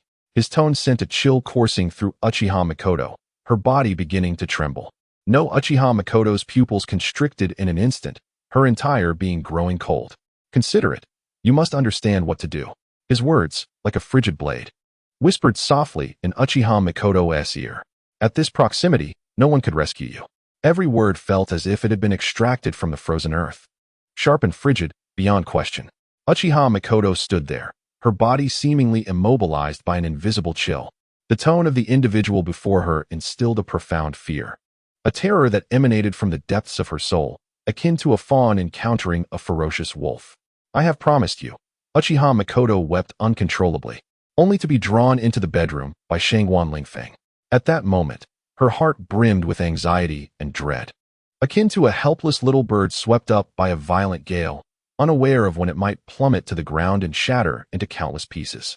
Inside the bedroom, the air felt as though it had solidified, rendering it suffocating. Uchiha Makoto trembled, tears streaming down her face, her heart convulsing in silence. The gaze of Shangguan Lingfeng filled her with dread, an inescapable stare akin to that of prey targeted by a hunter with nowhere to flee. "What have you promised me?" Shangguan Lingfeng's voice was cold, like a sharp blade piercing deeply into Uchiha Makoto's heart. I promised to be with you." Her voice was scarcely above a whisper, almost a lament. "Then remember your vow." A glint of ruthless resolve shone in Shangguan Lingfeng's eyes. "Do not betray me." Uchiha Makoto trembled, acutely aware that her promise bore the weight of the world. She could not betray Shangguan Lingfeng. She could only weep silently, her heart engulfed in an abyss of fear and helplessness. Shangguan Lingfeng pushed her onto the bed, his eyes brimming with mockery. Uchiha Makoto felt as though her body no longer belonged to her. She could neither resist nor escape. His fingers gripped her chin like a vice, immobilizing her completely. His gaze radiated a primal ferocity, reminiscent of a fierce wolf fixated on its prey. Even after having a child, you still maintain such beauty," Shangguan Lingfeng murmured softly, his hand gradually caressing Uchiha Makoto's cheek, sending shivers through her entire being. Uchiha Makoto lay there helplessly, her eyes filled with terror and tears, fully aware of what was to come. Shangguan Lingfeng's fingers sliced through her lips like a razor, causing her blood to flow slowly.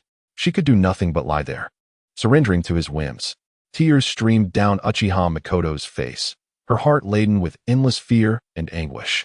She realized she had completely fallen into Shangguan Lingfeng's grasp, with no chance of escape. Uchiha Fugaku, the patriarch of the Uchiha clan, was perpetually busy, returning home late each day. Creaking, Uchiha Fugaku opened the door and stepped inside. There, he beheld Uchiha Makoto calmly caring for Uchiha Itachi. Uchiha Fugaku's smile radiated like the warm sunlight of spring, casting a gentle glow upon Uchiha Itachi's cherubic face. His large hand gently clasped Itachi's small palm, the warmth akin to a silent guardianship, instilling a sense of safety within him. "I must patrol tonight. Take good care of Itachi at home," he instructed, his voice soft yet imbued with authority. Though he was a father not prone to overt expressions of affection, his sense of responsibility and duty was indelibly etched in Itachi's heart in a different manner. Uchiha Makoto listened quietly from the side, her delicate frame trembling slightly. She did not look at Fugaku, merely lowering her head and softly responding with a faint, The collar of Uchiha Mikoto's garment was somewhat disheveled, akin to a heart stirred, silently enduring an undercurrent of unease. As nightfall enveloped the scene, Uchiha Fugaku's silhouette vanished beyond the door. Once he departed, a figure emerged from within, the enigmatic Shangwan Lingfeng. Lady Mikoto, I recall you and Uzumaki Kushina are seemingly close friends, Shangwan Lingfeng remarked, encircling Uchiha Mikoto's voluptuous waist, abruptly inquiring. Uchiha Mikoto shuddered, a flicker of terror igniting in her bright eyes. She gazed at Shangwan Lingfeng, her voice sharpening. You cannot mean. However, her internal dread and resistance waned as her eyes caught the sinister glimmer emanating from Shangwan Lingfeng's demonic visage, a chilling pressure that stifled any thought of defiance. Her body felt ensnared by invisible shackles of terror, with Shangwan Lingfeng looming over her like a formidable demon, extinguishing any courage to oppose his will. With a wicked smile, Shangwan Lingfeng's hand languidly traversed Uchiha Mikoto's ample waist, whispering softly, Indeed, I require your assistance. Uchiha Mikoto's form stiffened slightly, the fear and resistance in her beautiful eyes gradually yielding to a subtle despair and resignation. Biting her lower lip, she murmured, Very well. Shangwan Lingfeng tenderly caressed Uchiha Mikoto's silky black hair, his gaze flickering with an eerie light.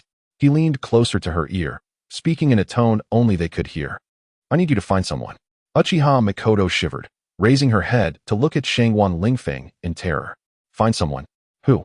With a soft chuckle, Shangwan Lingfeng replied, Indeed. It is Uzumaki Kushina. The mention of Kushina caused Uchiha Mikoto's pupils to constrict, and she instantly comprehended that this man likely had further designs.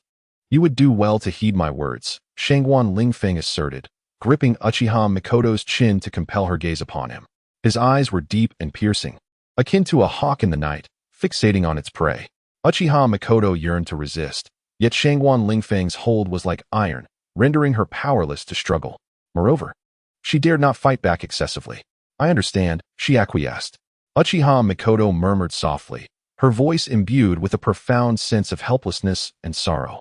Following the instructions of Shangwan Lingfeng, she gradually knelt down. Remarkably, within her heart, she found herself less resistant than before. This sensation filled her with both terror and an unsettling anticipation. Shangwan Lingfeng observed her, a wicked smile curling at the corners of his lips. He relished the sight of Uchiha Mikoto's inability to resist, deriving an inexplicable satisfaction and thrill from it. The following day, on a sun-drenched afternoon, Uchiha Mikoto meticulously adorned herself and concocted an excuse to invite Uzumaki Kushina to her home. A subtle tension flickered in her eyes, while her hands were tightly clasped together, as if suppressing an inner strangeness. Uchiha Mikoto and Uzumaki Kushina were long-standing rivals on the battlefield, yet also cherished friends in life. They admired one another and engaged in constant competition, never ceasing to pay attention to each other. However, today felt distinctly different. There was a deeper affection in Mikoto's gaze. While Kushina wore an expression of curiosity, the two sat in Mikoto's garden, basking in the warmth of the sun. Mikoto took a deep breath and finally spoke. Kushina, we once faced each other on the battlefield, but that is in the past. Now, I wish to discuss something with you. Kushina raised an eyebrow, silently regarding Mikoto. She understood that this formidable Uchiha had made a decision. Regardless of her response, she would inevitably confront certain truths. I harbor feelings for you, Mikoto confessed softly yet resolutely, her eyes shimmering with emotions that Kushina could not decipher. Simultaneously, her heart felt as if ants were crawling within it. A task assigned to her by Shangwan Lingfeng that she must fulfill. Failure was not an option. Kushina was taken aback. She had not anticipated such a declaration from Mikoto. Lowering her head, she pondered how to respond. I once believed that our rivalry in battles stemmed from mutual respect and admiration. However, I now realize that my feelings for you transcend mere friendship, Mikoto continued. Kushina lifted her gaze, locking eyes with Uchiha Mikoto. Her heart was in turmoil. Yet she recognized that she could not evade this reality. I also have feelings for you, she finally confessed. A smile blossomed on Uchiha Mikoto's face. For she knew that from this moment onward, the dynamics of their relationship would undergo subtle transformations, changes that would undoubtedly impact their futures. As Uchiha Mikoto and Uzumaki Kushina sat together, quietly exchanging these sentiments, they reminisced about their battles, shopping excursions, and shared moments at school. Yet, Within Uzumaki Kushina, the Nine-Tails suddenly interjected. Haha, you foolish girl, I sense the presence of the Three Tails. This time, your village is in for quite a spectacle. Not only she, but even Uzumaki Kushina sensed it as well. Not good, Makoto. There is the scent of a tailed beast. What is happening? You take care of Itachi. I will investigate. With those words, Kushina Uzumaki rushed into the room. Her heart was laden with tension, as if weighed down by heavy leaden clouds, making it difficult for her to breathe. Behind her, Makoto Uchiha cradled Itachi, her expression a tapestry of complex emotions. She gently placed him on the bed, clasping his small hand and tenderly resting it on his forehead.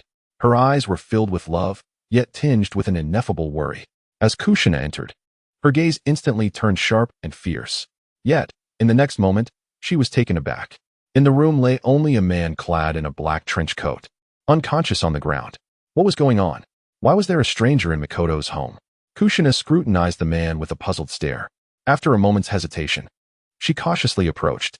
As she neared him, his eyes suddenly flew open, gleaming with an eerie red light. Pleasure to meet you, Kushina Uzumaki. The man, Shangwan Lingfeng, grinned. Kushina's heart jolted. Before she could form a seal, she felt an overwhelming lightness envelop her. Simultaneously, the Nine Tails within her experienced a disorienting sensation. Damn it!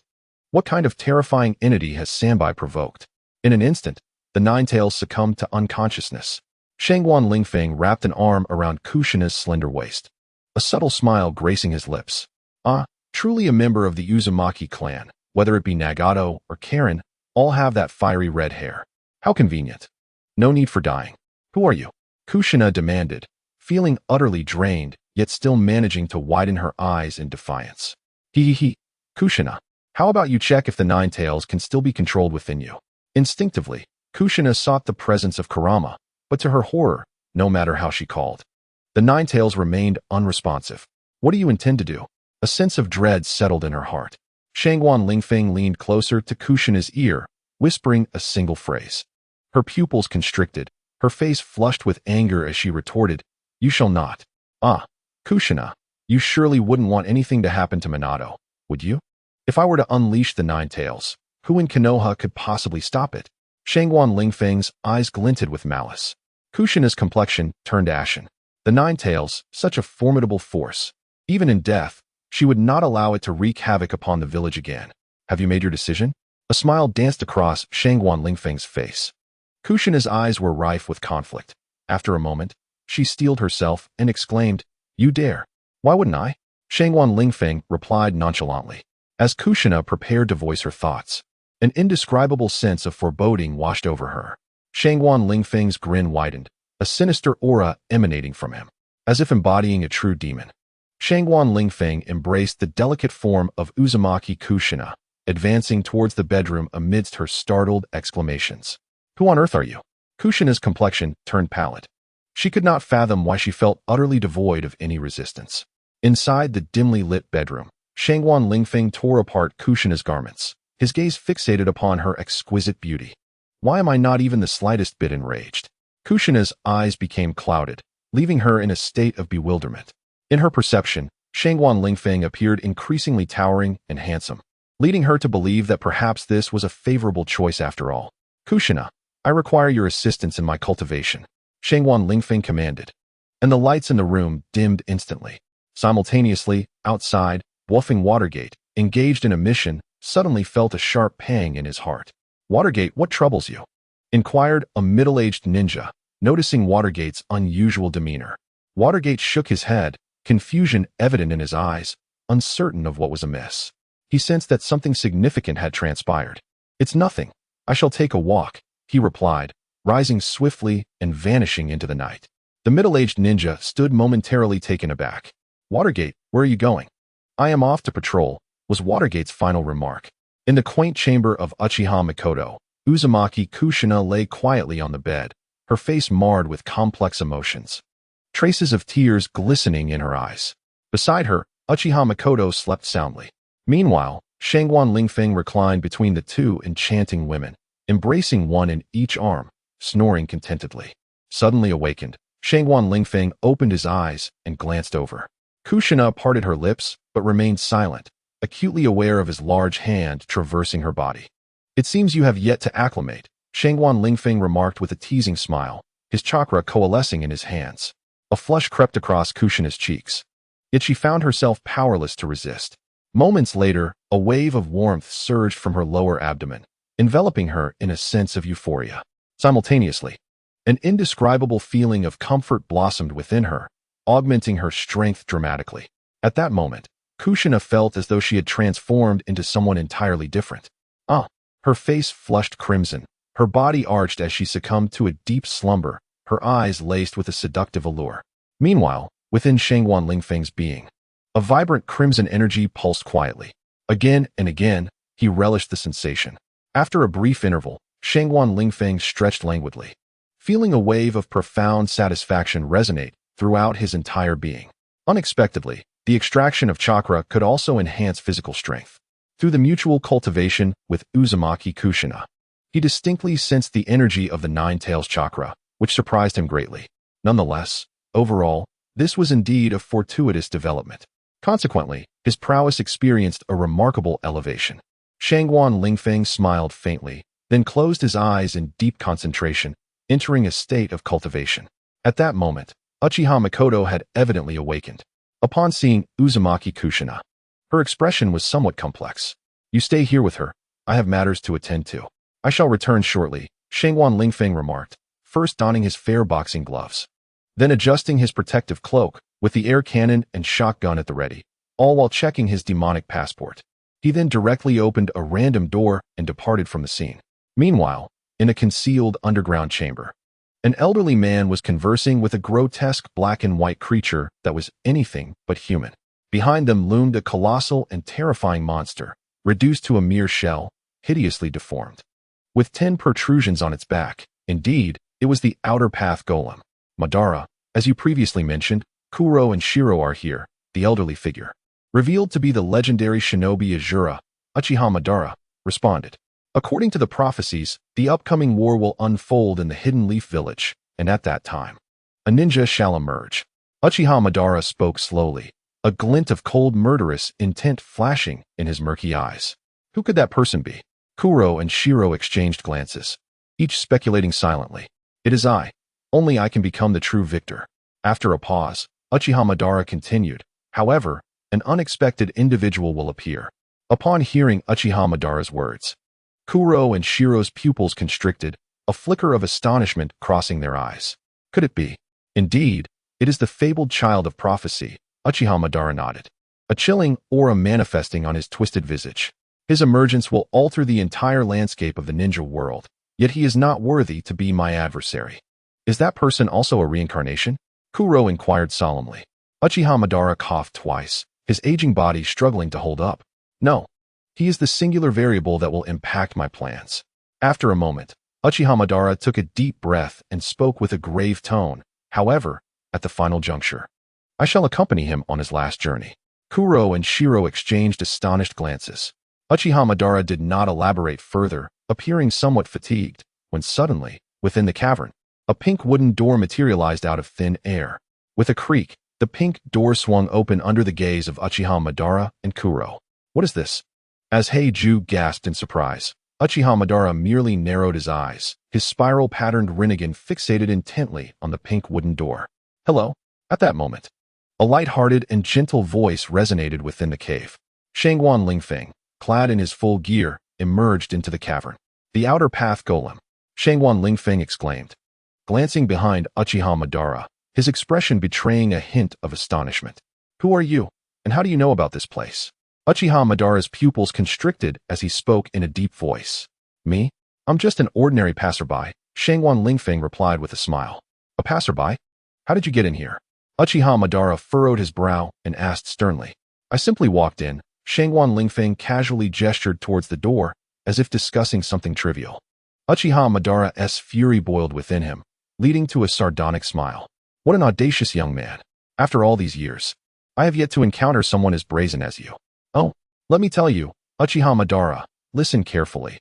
My name is Shangguan Lingfeng, and for the time to come, I shall be your nightmare," Shangguan Lingfeng remarked with a nonchalant smile. "Is that so? Then I shall see for myself." Uchiha Madara grinned maliciously, his Rinnegan flashing ominously. Suddenly, a shock wave erupted, visible ripples and immense power surged towards Shangguan Lingfeng. In the face of this abrupt assault, Shangguan Lingfeng remained calm, advancing rather than retreating. In an instant, his figure flickered and vanished from sight. Teleportation. Uchiha Madara was momentarily taken aback, disbelief crossing his features. In his perception, Shangguan Lingfeng had already distanced himself by a good 5 meters, yet he had not discerned how the other had departed. This speed transcended his understanding. Wait, something feels off. Uchiha Madara soon realized that the opponent's strength was not as it seemed, and he sensed something amiss within himself as well. What is happening? Uchiha Madara's expression darkened further. In the next moment, Shangguan Lingfeng reappeared, his body swaying, letting out a series of wild cries as he tightly gripped his fist gloves, charging towards Uchiha Madara with a resounding thud. "Ah, you little brat, I will kill you." Uchiha Madara roared in a fit of rage. Shinra Tensei. A terrifying force erupted from Uchiha Madara's Rinnegan, instantly shaking the entire cave. Shangguan Lingfeng was sent flying like a kite severed from its string, crashing into the cave wall and creating a massive dent, debris cascading down. Cough, cough. Shangguan Lingfeng struggled to rise, a trickle of blood escaping from the corner of his mouth. He did not falter. Instead, he straightened his chest and glared at Uchiha Madara, his eyes glimmering with unwavering determination. "You are quite impressive," Uchiha Madara remarked, a flicker of admiration crossing his gaze, "but you are still no match for me." "Then let us put that to the test," Shangguan Lingfeng shouted, charging once more at Uchiha Madara. His figure left behind a series of phantoms in the air, akin to multiple clones. Shinra Tensei. Uchiha Madara unleashed the formidable power of the Rinnegan, sending Shangguan Lingfeng hurtling backward. However, this time, Shangguan Lingfeng was prepared. He adjusted his position midair and landed firmly on the ground. "Bansho Tenin, it is not over yet," Shangguan Lingfeng declared, vanishing and reappearing behind Uchiha Madara, delivering a powerful punch aimed at the back of his head. "Good reflexes," Uchiha Madara commented without turning around, swiftly waving a hand backward, unleashing a powerful shockwave that sent Shangguan Lingfeng flying once more. Nevertheless, Shangguan Lingfeng refused to yield. Rising from the ground, he charged at Uchiha Madara again, his fists striking like iron hammers, each blow infused with fierce gusts and destructive force. Although Uchiha Madara was formidable, he could not disregard Shangguan Lingfeng's relentless assault, which gradually eroded the advantage he once held. Shangguan Lingfeng donned fair boxing gloves and a protective cloak, engaged in a fierce battle with Uchiha Madara within the subterranean cavern, exchanging blows with neither side holding the upper hand. The might of Uchiha Madara's Rinnegan radiated power, his eyes shining with divine light. However, Shangguan Lingfeng's equipment proved remarkably resilient, repeatedly fending off his attacks. Suddenly, the cloak shimmered with brilliance, transforming into a streak of light that intercepted Uchiha Madara's onslaught. "What?" Uchiha Madara gritted his teeth in disbelief. The boxing gloves, embedded with mysterious gems, emitted a dazzling glow, seemingly replenishing Shangguan Lingfeng's energy. "Humph, what a remarkable cloak to withstand my Rinnegan," Uchiha Madara sneered coldly, his form vanishing and reappearing behind Shangguan Lingfeng. A powerful kick sliced through the air, targeting Shangguan Lingfeng's back. Sensing the impending danger, Shangguan Lingfeng pivoted just in time to evade the strike by a hair's breadth. He retaliated with a punch aimed at Uchiha Madara's chest, the force of the blow roaring like thunder, sending tremors through the air. Chapter 39. A savage beating for Uchiha Madara. Uchiha Madara stood his ground, unflinching. As he formed hand seals, the divine light within his Rinnegan coalesced into a colossal, invisible spear of impact. With a thunderous shout, he declared, "Prepare to meet your end." The spear shot forth, slicing through the void and hurtling toward Shangguan Lingfeng. Yet, undaunted by the imminent danger, Shangguan Lingfeng swung his cloak, invoking a mysterious force that deflected the spear. In a swift motion, he delivered another punch squarely to Uchiha Madara's chin, sending 2 prominent yellow teeth flying. "Cursed be it. What manner of object is this that can thwart my ninjutsu?" Uchiha Madara pondered, filled with doubt and frustration. The 2 combatants clashed once more, their fierce struggle causing the entire cavern to tremble. Debris scattered, and shockwaves surged. In this tumultuous battle, the prowess of Shangguan Lingfeng and Uchiha Madara was vividly displayed. Despite the injuries sustained by both parties, neither showed any signs of retreat. Shangguan Lingfeng's fair boxing gloves and self-defense cloak proved invaluable, repeatedly neutralizing Uchiha Madara's assaults. The two were evenly matched, each displaying remarkable prowess. The outcome of this fierce confrontation hinged on the final clash. Shangguan Lingfeng refrained from employing the powers of the demon passport, for the visceral nature of this combat exhilarated him. Uchiha Madara grew increasingly impatient. His body had begun to age, and utilizing the Rinnegan placed immense strain upon him. Observing Shangguan Lingfeng's vigorous demeanor, he bellowed, "Kaguya, you too shall join the fray." Lurking beside Uchiha Madara was a shadowy figure, his loyal aide, Kaguya. As Madara's confidant, Kaguya had faithfully executed his orders. Upon hearing Madara's summons, Kaguya promptly revealed himself. Clad in contrasting shades of black and white, he emitted a chilling cry, his eyes glinting with a merciless light. Clutching a black dagger, Kaguya leaped into action. Swiftly appearing behind Shangguan Lingfeng, he thrust the dagger towards Lingfeng's back with lethal intent. Sensing the cold wind at his back, Shangguan Lingfeng remained unfazed. He lunged forward, twisting his body to evade Kaguya's strike. With a resounding thud, Kaguya's dagger grazed Shangguan Lingfeng's garment, embedding itself into the wall. Seizing the opportunity, Lingfeng retaliated with a powerful kick, sending Kaguya hurtling away. The impact of Kaguya's body against the ground created a gaping trench several meters long. Coughing as he regained his footing, Kaguya's eyes flickered with shock. He had not anticipated that his assault would be eluded by Shangguan Lingfeng. "Master Madara, this young man is formidable," Kaguya remarked awkwardly. "We must devise a new strategy." Witnessing this exchange, Uchiha Madara's fury intensified. He could not afford to delay any longer. He was determined to swiftly eliminate this troublesome adversary. Thus, he once again summoned the power of the Rinnegan, preparing to deliver a final blow to Shangguan Lingfeng. "The might of the Rinnegan is beyond your capacity to withstand, brat," Uchiha Madara sneered. "You shall pay dearly for this." His eyes radiated with divine energy as a formidable force erupted from his being, causing the entire cavern to tremble as if on the verge of being torn asunder. Shangguan Lingfeng raised his air cannon, aiming it at Uchiha Madara. With a deafening blast, a terrifying shockwave surged forth, rapidly radiating outward from Madara's position. The tremendous sonic wave shattered stones upon the ground, scattering debris in all directions. Everything around them was uprooted, with dust and chaos enveloping the atmosphere. Moments later, tranquility returned. Yet the cavern walls behind them had nearly vanished, as if nothing had ever transpired. Uchiha Madara felt as though his very organs had been displaced, a surge of blood rushing violently within his chest. In haste, he summoned a torrent of chakra, gradually stabilizing the chaotic flow of his vital energy. Moments later, Uchiha Madara opened his eyes, his complexion having returned to normal. The previous strike had inflicted significant harm upon him. However, for a ninja of his caliber, such damage was trivial. Mere trifling skills. Uchiha Madara spat out a mouthful of blood, a proud expression adorning his face. "You indeed possess some talent. Allow me to demonstrate the true power of the Rinnegan." "Oh, are you referring to Susanoo?" Shangguan Lingfeng chuckled, casting a sidelong glance at Uchiha Madara. "What? You actually know of Susanoo?" Uchiha Madara's countenance darkened instantly. "Since that is the case, I shall no longer conceal my abilities, though this body may be reaching its limits." Uchiha Madara murmured, "Susanoo."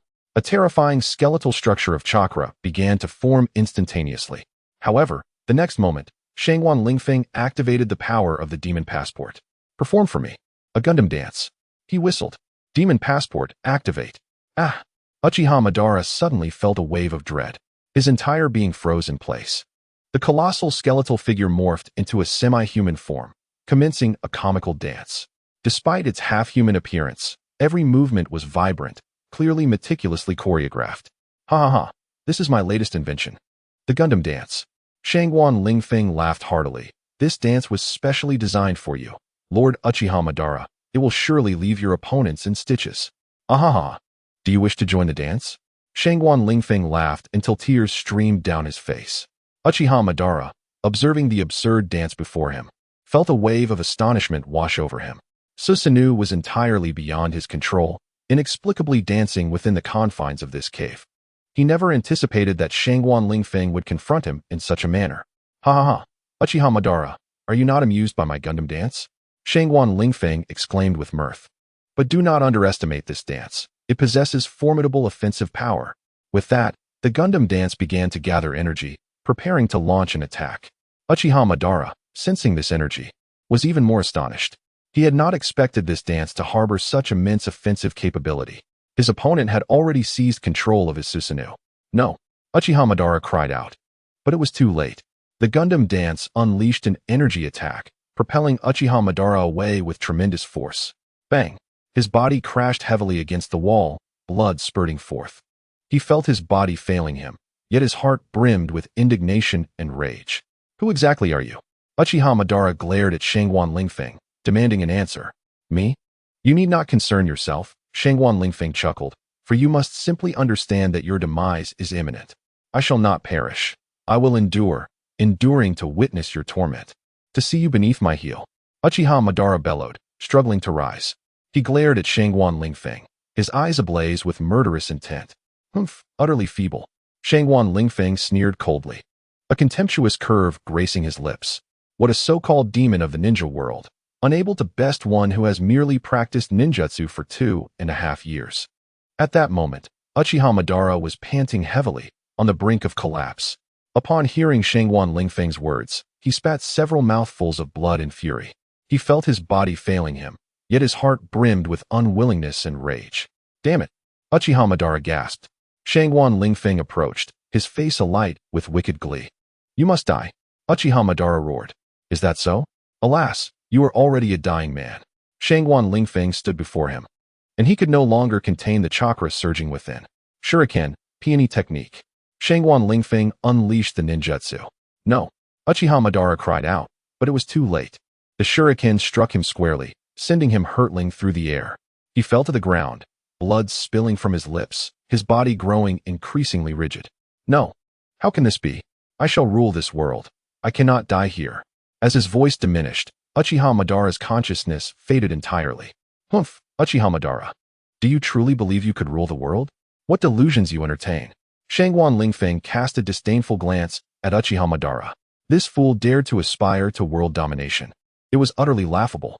Even Kurojitsu, who had followed him for so many years, could not see through him.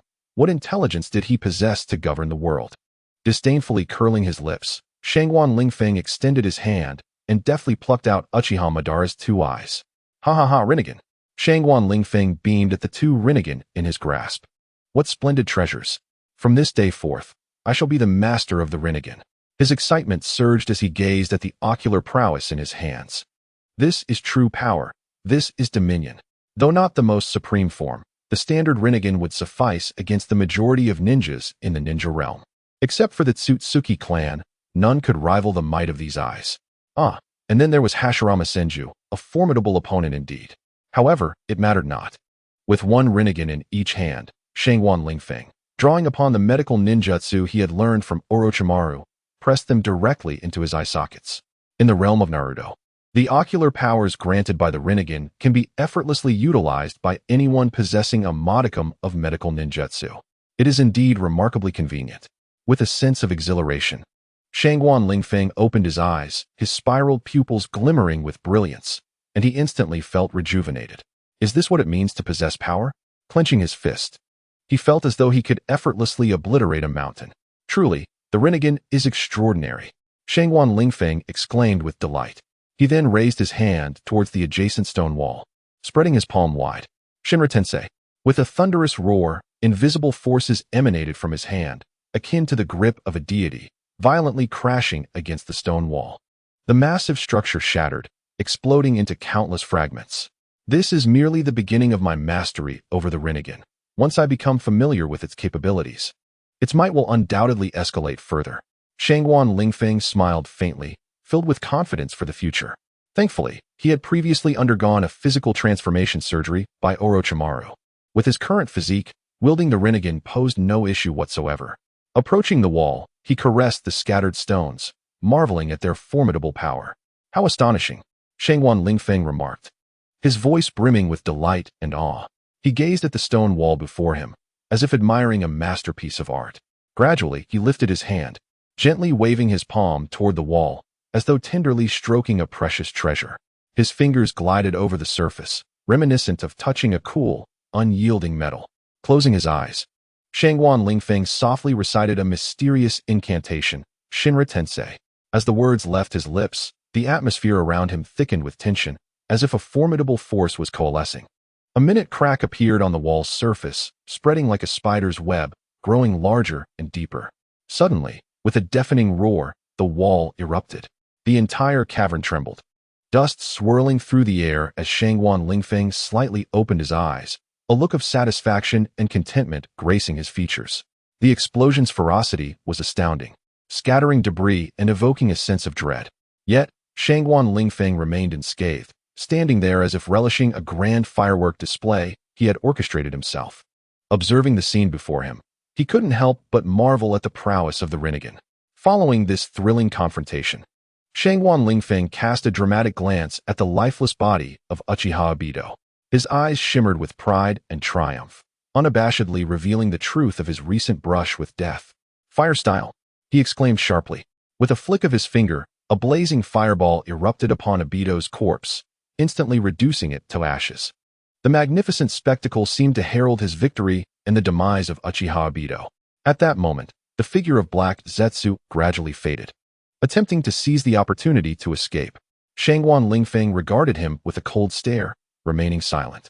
With a swift motion of his hand, an invisible force descended from the heavens, forcibly drawing Heiju into his grasp. Universal attraction. The palm of Shangguan Lingfeng transformed into a claw, reaching out towards Heiju. The power emanating from him seemed capable of seizing control over the entire world, leaving Heiju with no avenue for escape. In terror, Heiju struggled, yet his efforts proved futile. The might of Shangguan Lingfeng appeared to originate from the very fabric of the universe, insurmountable and inescapable. He was firmly captured by Shangguan Lingfeng, rendered utterly motionless. The glint in Shangguan Lingfeng's eyes was rife with mockery and disdain, as if he were conveying to Heiju that all his endeavors were in vain, and that his attempts at escape were mere delusions. In this confrontation, victory was already his. "Do not be in such a hurry to flee, Heiju. Are you not intent on rescuing your mother, Otsutsuki Kagaya?"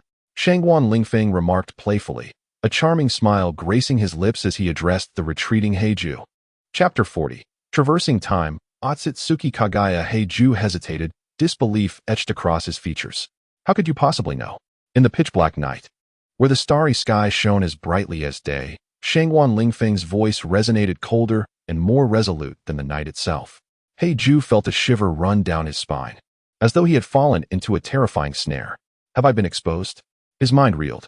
After all these years, how could his secrets suddenly be laid bare? His body trembled under the moonlight, his eyes swirling with an abyss of darkness. He understood that he must not succumb to despair. His mission remained unfinished, and he was determined to rescue his mother, Otsutsuki Kagaya. The two Rinnegan in Shangguan Lingfeng's eyes resembled profound black holes, glimmering with an eerie luminescence. His gaze exuded an unwavering resolve, as if proclaiming his will to the world. "Only I possess the ability to save Otsutsuki Kagaya." His voice was deep and powerful, each word resonating with the hardness of steel, emanating an undeniable determination. As he gently raised his hands, it seemed as though countless invisible threads danced in the air around him. This was a force, a power derived from the Rinnegan, capable of commanding life and death, of altering fate itself. Behind him lay shattered caverns, crumbled walls, and a scene of utter devastation. "Why are you doing this?" Heiju inquired, confusion and fear clouding his expression. "Such questions are unnecessary. Simply know this. Follow me, and I shall lead you to your mother," Shangguan Lingfeng replied, his tone imbued with mystery and allure. Heiju gazed at him, his heart brimming with uncertainty. This man seemed to harbor unfathomable secrets within his eyes, poised to unveil the truths of the ninja world. Uchiha Madara is truly dead, so utterly gone that not a trace remains. Upon Shangguan Lingfeng's return to Konoha, Uchiha Makoto and Uzumaki Kushina stood in stunned silence at the sight of his Rinnegan, eyes akin to those of the Sage of Six Paths. "Surely you've never encountered such a sight." Shangguan Lingfeng erupted into hearty laughter, embracing both Uchiha Makoto and Uzumaki Kushina with open arms. His gaze is profound and enigmatic, akin to the vastness of the starry sky. Within those eyes lies an infinite tapestry of stories and experiences, as if they possessed the ability to penetrate the very truths of existence and glimpse into the future. You see, I once encountered eyes reminiscent of the Sage of Six Paths, filled with boundless compassion and wisdom, capable of discerning the fabric of both falsehood and reality. Those eyes are truly unforgettable. Uchiha Makoto and Uzumaki Kushina gazed at Shangguan Lingfeng in astonishment, unable to fathom that this man possessed such extraordinary sight. They could sense the wisdom and narratives embedded within his gaze, as if, before him, all pretenses and facades became utterly meaningless. Those eyes seemed to perceive everything, whether it be the goodness or malice of humanity, or the beauty and ugliness of the world. In those eyes, I beheld endless tolerance and forgiveness, as well as a glimmer of hope and anticipation for the future. Shangguan Lingfeng spoke with an air of absurdity, his words leaving Uchiha Makoto and Uzumaki Kushina profoundly shaken, as they too felt the deeper significance that lay within his heart. Now, I shall guide you to witness those eyes, to experience the power and wisdom they impart. Shangguan Lingfeng's declarations astonished Uchiha Makoto and Uzumaki Kushina. To feel the eyes? In the next moment, Shangguan Lingfeng suddenly lunged at Uchiha Makoto and Uzumaki Kushina. From this moment onward, do not close your eyes. Keep gazing into mine, he commanded gently yet powerfully, rendering resistance futile. Uchiha Makoto and Uzumaki Kushina were startled by this unexpected turn of events, their eyes widening, hearts racing, and minds bewildered. Shangguan Lingfeng's breath lingered near them, instilling a sense of inexplicable tension and anticipation. In that instant, time appeared to stand still. The gazes of the three intertwined, as if igniting sparks in the air. Shangguan Lingfeng looked earnestly at them, as if searching for something, or perhaps awaiting something. Uchiha Makoto and Uzumaki Kushina were drawn to his eyes, as if an invisible force guided them closer to Shangguan Lingfeng. Their cheeks flushed, and their eyes shimmered with shy luminescence. In that moment, their hearts pulsated, their breaths intertwined, and their gazes locked. Their emotions converged, forming a formidable force. Yet, this was not a scene of bloodshed and violence, but rather a moment brimming with emotion and expectation. It was a beautiful beginning, a starting point filled with infinite possibilities. Time machine. Engage. Shangguan Lingfeng stepped out of the time machine, treading upon that unfamiliar and ancient terrain. For a moment, he was awestruck by the desolation surrounding him. The ground was strewn with gravel, devoid of any life. It was as if this was a realm untouched by existence. He gazed skyward, where the scorching sun seemed to mock his insignificance and helplessness. Is this what the ancient era looks like? His voice lingered in the air, as if traversing the annals of a millennium. Casting his gaze around, he endeavored to construct an impression of Kagaya Otsutsuki within his mind. She was a formidable entity from another realm, endowed with astonishing power and wisdom.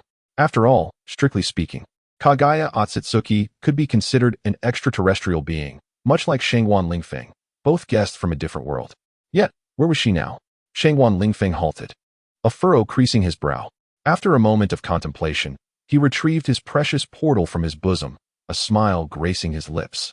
The portal, a mysterious doorway, could transport him to any destination he desired. The whereabouts of Kagaya Otsutsuki were about to be unveiled. He mused to himself, deciding it would be best to go directly to her location, thus saving precious time. With an air of tranquility, he spoke softly. As his words fell, the portal slowly began to open. The door, adorned in vibrant shades of pink, seemed to whisper the secrets of countless worlds.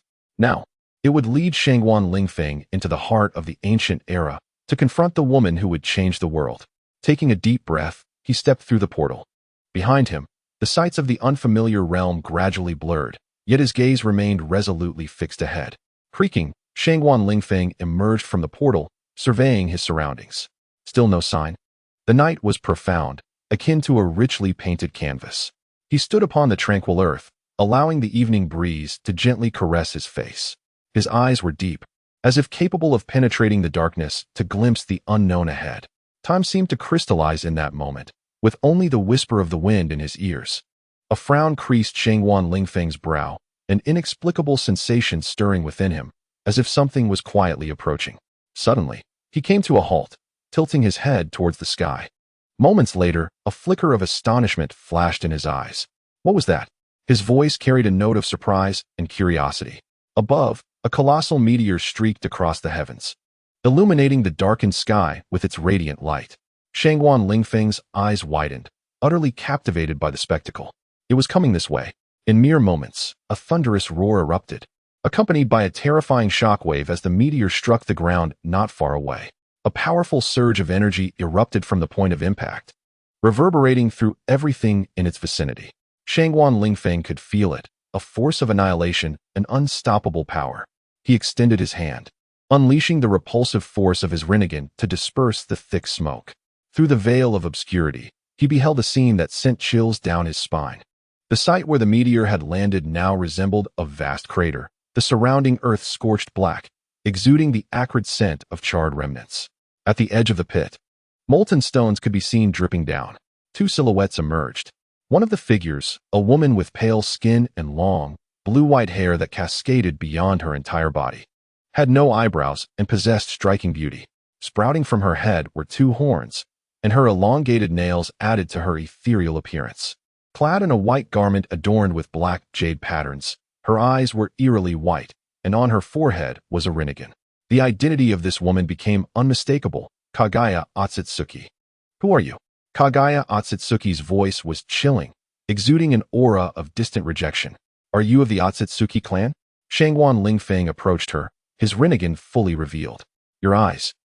Kaguya's voice, akin to the biting winds of winter, was crisp and devoid of warmth. Her gaze resembled a frozen lake, seemingly tranquil, yet concealing endless coldness. Meeting her stare, Shangguan Lingfeng's Rinnegan shimmered with an unusual light. He advanced step by step, each movement akin to traversing a frozen lake, calm, yet fraught with peril. Kaguya regarded Shangguan Lingfeng with a flicker of confusion in her eyes. The aura he emanated felt familiar, as if they had crossed paths in a distant past. However, he was absent from her memories. Noticing the uncertainty in her gaze, Shangguan Lingfeng offered a subtle smile, a glimmer of cunning in his eyes. He extended his hand, and a powerful surge of chakra energy erupted from within him. "This is the Otsutsuki clan." "No, merely a semblance of it," Kaguya finally expressed surprise. "I have been awaiting your arrival on this planet for quite some time." Shangguan Lingfeng casually fabricated a lie. "My clan reached an agreement with the Otsutsuki clan long ago. We oversee the ecological balance of this planet, while the Otsutsuki provide us with a continuous flow of energy." He retained a serene smile as he explained. "Are you then here to protect the Otsutsuki lineage?" Kaguya furrowed her brow, her eyes betraying a hint of suspicion and wariness. She scanned Shangguan Lingfeng, seemingly searching for a flaw. One might say that. He nodded, arms crossed, his dark eyes glimmering faintly. He quietly scrutinized Kaguya's reactions, speculating on her thoughts. "Then why did you not accompany the Otsutsuki? Why choose me instead? He has already been slain by my hand. You should sense that." Kaguya's tone reflected her uncertainty and unease. Though she did not fully trust Shangguan Lingfeng's words, she could not pinpoint an obvious inconsistency. Shangguan Lingfeng chuckled lightly, arms outstretched. "I am not at odds with the Otsutsuki. Rather, our clan has always been secretly safeguarding this planet. We do not wish for the Otsutsuki to discover this secret, for his ambition is far too great. We are convinced that if he were to uncover this secret, he would undoubtedly wield this power to conquer the entire planet, potentially unleashing an unavoidable catastrophe." Otsutsuki Kaguya fell silent for a moment, her gaze flickering with a myriad of complex emotions. It appeared she was deep in contemplation, while Shangguan Lingfeng observed her quietly, awaiting her response. "So, you have consumed the fruit of the divine tree?" Shangguan Lingfeng inquired, his expression one of probing curiosity, as if the fruit were his own. Otsutsuki Kaguya paused momentarily, hesitated, and replied, "Indeed, Otsutsuki Ishiki sought to use me as a sacrifice, allowing the 10 tails to devour me. Ultimately, I launched a surprise attack that gravely injured him. Afterward, I offered the wounded Ishiki as a living sacrifice to the 10 tails, and I consumed the fruit of the divine tree. Now, I possess the power of the bloodline limit." Otsutsuki Kaguya recounted her tale without the slightest concealment. Shangguan Lingfeng secretly smiled. The innocence of Otsutsuki Kaguya, newly arrived on this planet, was undeniably endearing. A subtle smile graced his lips as he leisurely approached her, his eyes shimmering with a unique brilliance. This girl from outer space, having just set foot on this world, was filled with curiosity and unfamiliarity towards everything around her. Her purity and straightforwardness stood out as charming and precious in this intricate world. Do you know? The people of this planet are embroiled in conflict over ephemeral pursuits, fame, status, and wealth. They are born for these, and they perish for them. Shangwan Lingfeng spoke softly, his tone laced with profound irony toward this world. Tsutsuki Kagaya widened her eyes. A hint of confusion etched upon her face. Why do they do this? She inquired, bewildered. Shangwan Lingfeng gazed at her with a smile, as if he were beholding a reflection of his former self. Because that is human nature. They chase after those elusive things while neglecting the most genuine and precious aspects of life. Tsutsuki Kagaya fell silent for a moment, a resolute light gleaming in her eyes. Standing alone beneath the moonlight, her silhouette appeared both solitary and steadfast. She gazed up at the sky, determination radiating from her eyes, her fingers clenched into a tight fist. I understand now. I will do everything in my power to save them, she declared resolutely. Her voice echoed through the night sky, imbued with strength and conviction. How pure. Shangwan Lingfeng mused to himself, finding great fondness for the current innocence of Tsutsuki Kagaya. How could such an endearing character transform into a terrifying being capable of indiscriminate killing in later times? Perhaps it is best that she remains unchanged. Very well. If you have such a goal, I have no objections. In that case, follow me. Shangwan Lingfeng smiled faintly, leading the perplexed Tsutsuki Kagaya forward. In this ancient era, in the world of Naruto, it was as if civilization had yet to awaken, referred to as the era of the celestial sovereign. In this era, there are no ninjas, no chakra. It is the ancient age of cold weapons, characterized by two nations, one a powerful empire and the other a frail state. The mighty nation is known as the Land of Flames, ruled by an emperor of formidable military prowess, who commands countless warriors and possesses abundant resources, thereby establishing the Land of Flames as the world's hegemon. In contrast, the weaker nation is named the Land of Snow, governed by a young prince whose wisdom guides the realm, yet he is unable to alter its inherent weakness and impotence. Fortunately, despite the disparities between the two, the situation has not escalated to the point of annihilation for the Land of Snow.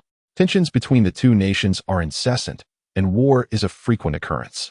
In this primitive age, a conflict may involve merely a few hundred combatants.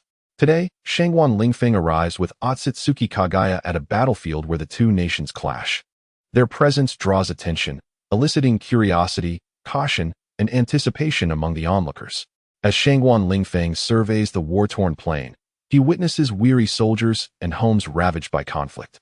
The ground soaked in blood. Otsutsuki Kagaya stands silently beside him, her gaze brimming with compassion and fury, for she knows that only through peaceful means can this turmoil be resolved. As time passes, the acrid smoke of war begins to spread. Soldiers brandish their weapons, charging into the fray, leading the charge as they carve a bloody path through enemy lines. War is brutal, yet it ignites the courage within individuals. Otsutsuki Kagaya stands resolutely beside Shangwan Lingfeng, her vision piercing the distance to observe humanity embroiled in battle. She sees them swarming like ants across the plain, witnessing the despair and madness etched on their faces, and her heart aches. Why? Why must there be war? She whispers, her voice heavy with profound sorrow and confusion. A traveler from another world, she is an enigma to the inhabitants of this realm. As a member of the Otsutsuki clan, she struggles to comprehend the conflicts that plague this world, the avarice and hatred that drive them. She once believed that only in the direst of circumstances would people take up arms against one another. Yet, as she witnesses this scene unfold, her heart is deeply stirred. She observes those bewildered individuals, now turned into instruments of war, engaged in mutual slaughter. She feels the pervasive despair and terror that envelop the plain. Her heart is filled with anguish and bewilderment. She cannot fathom the warfare that plagues this world, nor the greed and animosity that fuel it. She yearns to halt this cycle. She cannot remain a passive observer. She must not allow this world to remain mired in the quagmire of war. She could no longer bear to witness the suffering and despair of the people in this world. Thus, Kagaya Tsutsuki made a resolute decision. She vowed to utilize her power to transform this world and to put an end to the ongoing war. In a tranquil valley, Shangwan Lingfeng and Kagaya Tsutsuki sat quietly in a carriage, journeying towards a small city ahead.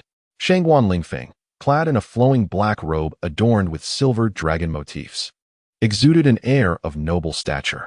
His handsome features and piercing gaze seemed capable of discerning the innermost thoughts of those around him. Meanwhile, Kagaya Tsutsuki wore a delicate white gown, her beauty enchanting, with an enigmatic glint in her eyes. As they sat in the carriage, the scenery outside whisked by in a blur. A sense of gravity weighed upon them, for they understood that their mission to the small city would not be a simple endeavor. Eventually, they arrived at the city gates. The towering gates and sturdy walls appeared to have withstood the test of countless ages. Leading the carriage into the city, Shangguan Lingfeng and Kagaya Tsutsuki observed the streets lined with houses, where the vibrant calls of vendors filled the air. This place was brimming with the essence of life. This feels remarkably similar to ancient times, Shangguan Lingfeng mused, inwardly critiquing the surroundings. He had anticipated that this era would resemble a savage wilderness. They approached an inn, where Shangguan Lingfeng entrusted the carriage to a young attendant before entering with Kagaya Tsutsuki. The inn's decor was quaint and elegant, imbued with a faint scent of wood. They approached the counter, where Shangguan Lingfeng inquired of the innkeeper. Upon receiving the information they sought, they ascended to the guest rooms on the second floor. The room was simply yet comfortably furnished, with a breathtaking view outside the window. "I wish to know," Kagaya Tsutsuki began. However, at that moment, a piercing scream echoed from downstairs. Shangguan Lingfeng and Kagaya Tsutsuki exchanged glances, their expressions shifting to alarm as they rushed down the stairs.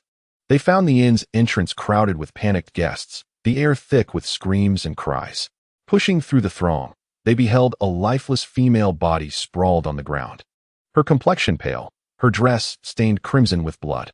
Her eyes were wide open, seemingly unable to comprehend the reason for her demise. The innkeeper's wife stood nearby, ashen-faced, clutching a trembling young attendant whose lips quivered, his face as pale as snow. Feeling a surge of concern, Lingfeng crouched down to inspect the body closely.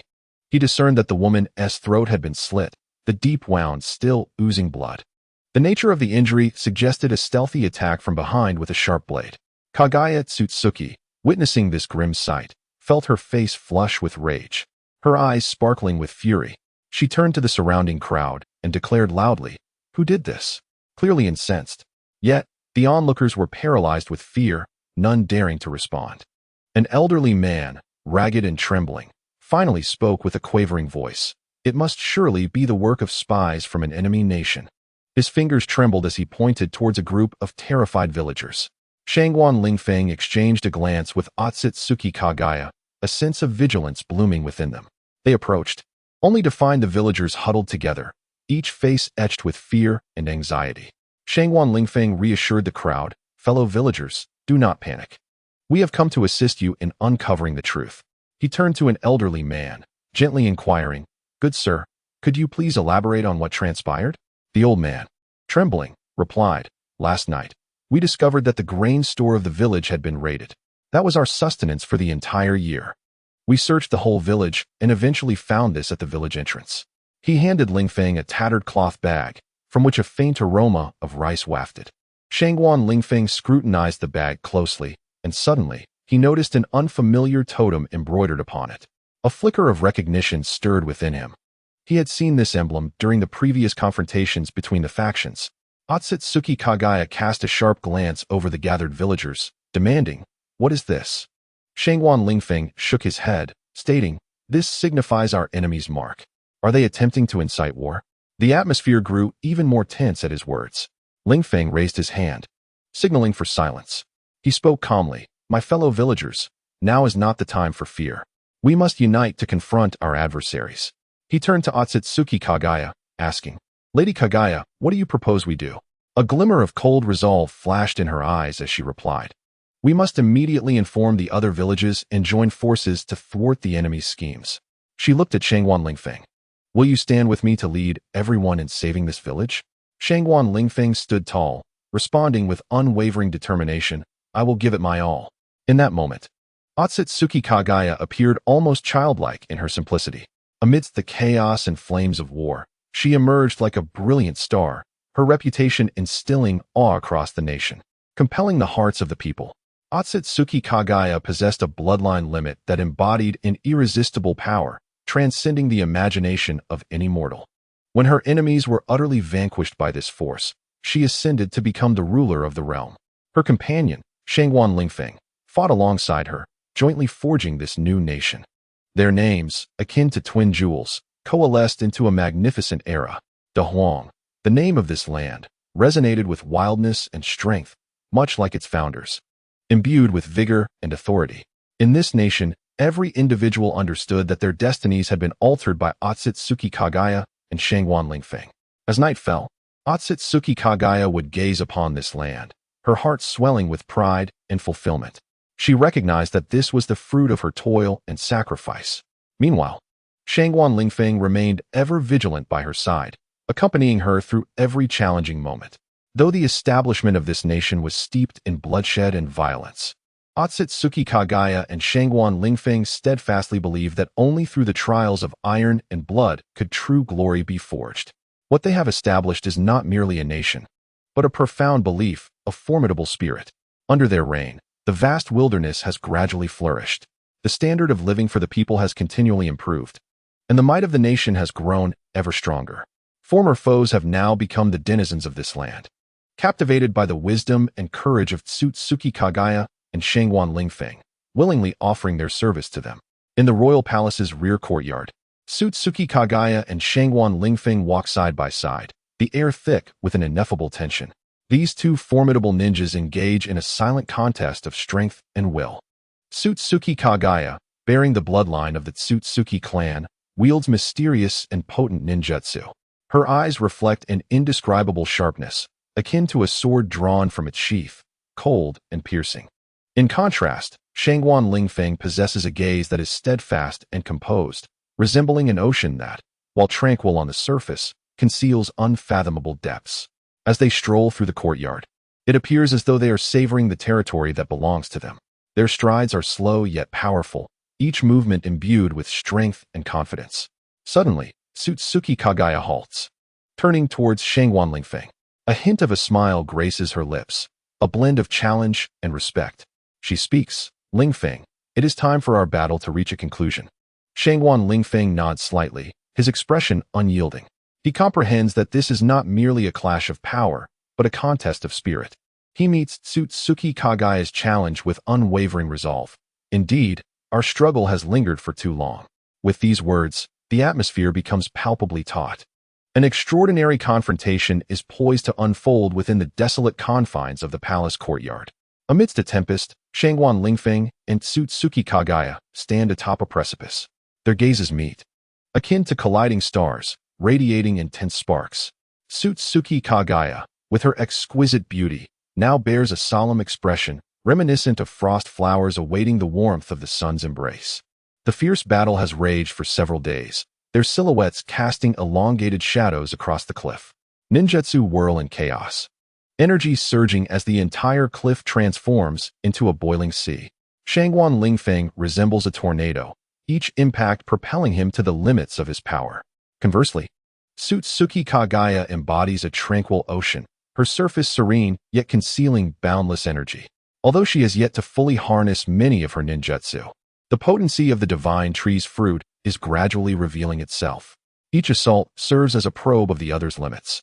The residual waves of ninjutsu flitting like flocks of birds skimming across a lake, leaving ripples in their wake. Shangguan Lingfeng races like the wind, tracing an elegant arc through the air, a long tail of flame trailing behind him. In an instant, he transforms into a shooting star, hurtling towards Otsutsuki Kagaya. She stands firm, a giant bracing for the storm, steady and resolute. Her hands swiftly form seals, reciting incantations, as the air around her crystallizes into ice. A colossal wall of ice loomed before her, majestic as a mountain range. Shangguan Lingfeng's assault collided with the ice wall, akin to a meteor striking the earth. A thunderous roar ensued, accompanied by the crackling sounds of an explosion. Rocks shattered and air currents surged as their powers converged, clashed, and ignited in that moment. The ice wall was obliterated by the might of the ninjutsu, fragments scattering like starlight, dissipating into the ether. Shangguan Lingfeng was also repelled, landing upon a distant cliff. Chapter 42. Kagaya, your lips are sweet. He struggled to rise, wiping the blood from the corner of his mouth. He knew the battle was far from over. I refuse to believe that I cannot prevail against the current Kagaya Tsutsuki without the use of any tools, Shangwan Lingfeng mused. The Kagaya before him was not yet the formidable progenitor of chakra that the future would witness, as many ninjutsu techniques remained undeveloped. He still held considerable advantage. Once more, he formed hand seals, gathering ninjutsu in his palms before unleashing it with fervor. A powerful wave of energy sliced through the air, hurtling towards Kagaya Tsutsuki. Unfazed, she regarded the incoming assault with a stoic expression. Again, she formed hand seals, and a massive sphere of chakra erupted from her hands, colliding with Shangwan Lingfeng's attack. The clash was intense. The two forces intertwined in midair, exploding with blinding brilliance. The entire cliff was illuminated, the vegetation singed by the radiant energy. Their silhouettes flickered within the light, their powers vying against one another, consuming each other. Another day dawned. In an expansive arena, Shangwan Lingfeng stood at the center, hands forming seals, exuding an overwhelming aura. He was preparing to unleash a formidable ninjutsu, his secret weapon, the Thousand Birds Flow. Meanwhile, his opponent, Kagaya Tsutsuki, stood at a distance, coldly observing him. Shangwan Lingfeng inhaled deeply, thrusting his hands skyward. Instantly, the surrounding air seemed to be siphoned away, creating a powerful current. The force of the Thousand Birds Flow spread across the earth, lifting dust and debris in its wake, forming a colossal tempest. Yet, at the eye of the storm, Kagaya remained unmoved. She stood serenely, as if savoring Shangwan Lingfeng's display. Within her, an inexplicable sense of dependence on his ninjutsu began to blossom. At this juncture, Shangwan Lingfeng approached Kagaya Tsutsuki. He formed hand seals once more, releasing a torrent of energy from his being. Chanting the incantation of his ninjutsu, he infused the energy into Kagaya's body. She felt a surge of warmth coursing through her, her eyes turning crimson as a layer of blue chakra energy enveloped her. This was her ultimate ninjutsu, Amaterasu. The two formidable forces collided in the air with a thunderous sound. The tempest swirled around them, forming a massive vortex. Shangwan Lingfeng and Kagaya Tsutsuki darted through the storm, their figures ghostly and elusive, rendering them indistinguishable. Ultimately, Shangwan Lingfeng's strength prevailed, successfully subduing Otsutsuki Kagaya. Her form tumbled through the air before finally descending to the ground. Shangwan Lingfeng stood still, breathless, gazing at the fallen Kagaya, his heart swelling with joy. In the realm of ninjutsu, he had triumphed. Yet, to his astonishment, Otsutsuki Kagaya wept. Shangwan Lingfeng stood there, bewildered, his heart engulfed in turmoil. He had never imagined that Kagaya, a woman renowned for her composure and resilience, would shed tears. Her tears glimmered like two radiant stars, cascading through the darkness. Crystal-clear droplets flowing down her cheeks, her once resolute and determined eyes now appeared so helpless and fragile. Shangwan Lingfeng yearned to approach her, to offer solace, to assure her that everything would eventually be all right. He wished to envelop the woman, scarred by the world's cruelty, in his warmth. However, he remained rooted in place. Observing her sorrow, witnessing her eyes, once filled with brilliance, now clouded with grief and despair. A ripple of emotion stirred within him, and he quietly moved to her side, gently placing a hand on her shoulder. On that frigid winter night, the two stood alone by the river, the distance between them seemingly shrinking. Kagaya's tears shimmered under the moonlight, while an overwhelming tenderness surged within Shangwan Lingfeng's heart. He reached out, tenderly caressing Kagaya's long hair, and in that moment, their heartbeats seemed to synchronize, resonating softly. "Do not weep, Kagaya," Shangwan Lingfeng whispered. "Be strong. We have a future ahead." Kagaya inhaled deeply, striving to contain her tears, nodding in agreement. She understood the truth in his words, yet the anguish within her was beyond articulation. Taking another deep breath, she endeavored to steady her emotions. "Thank you, Lingfeng," Kagaya spoke softly. "I will be strong." Shangwan Lingfeng smiled at her, his heart brimming with faith. He recognized Kagaya as a resilient woman, certain she would overcome this hardship. They stood quietly by the river, the moonlight bathing them in tranquility, a serene moment that seemed to herald a promising future. "Let us return," Shangwan Lingfeng finally said. "Tomorrow will bring a new day." Kagaya nodded once more, taking his hand as they ventured towards the horizon. Their steps, though heavy, were imbued with determination and hope. Amidst the serene countryside, Shangwan Lingfeng held Kagaya's hand, strolling across the verdant grass. Sunlight poured down, casting their shadows that danced in the gentle breeze, resembling a warm and harmonious painting. Kaguya, observe that tree's leaves. This is fire release, he remarked. Shangguan Lingfeng pointed at a leaf, his eyes ablaze with fervor. Otsutsuki Kaguya gazed at him with a smile, her eyes sparkling with curiosity. She nodded, intently observing his movements. Closing his eyes, Shangguan Lingfeng swiftly formed hand seals, and an invisible force erupted from his hands, striking the leaf. In an instant, the leaf ignited under the sunlight, transforming into a cloud of ashes. This is fire release. As long as one masters the amount and technique of chakra, such an effect can be achieved, he explained earnestly. Otsutsuki Kaguya was utterly astonished, her gaze filled with admiration and intrigue as she watched him. Subsequently, Shangguan Lingfeng demonstrated various ninjutsu, including wood release, water release, and earth release. Each display of ninjutsu sparked novelty and excitement within Kaguya, her eyes shimmering with a thirst for knowledge and anticipation for the future. In this tranquil countryside, the two of them explored the realm of ninjutsu together.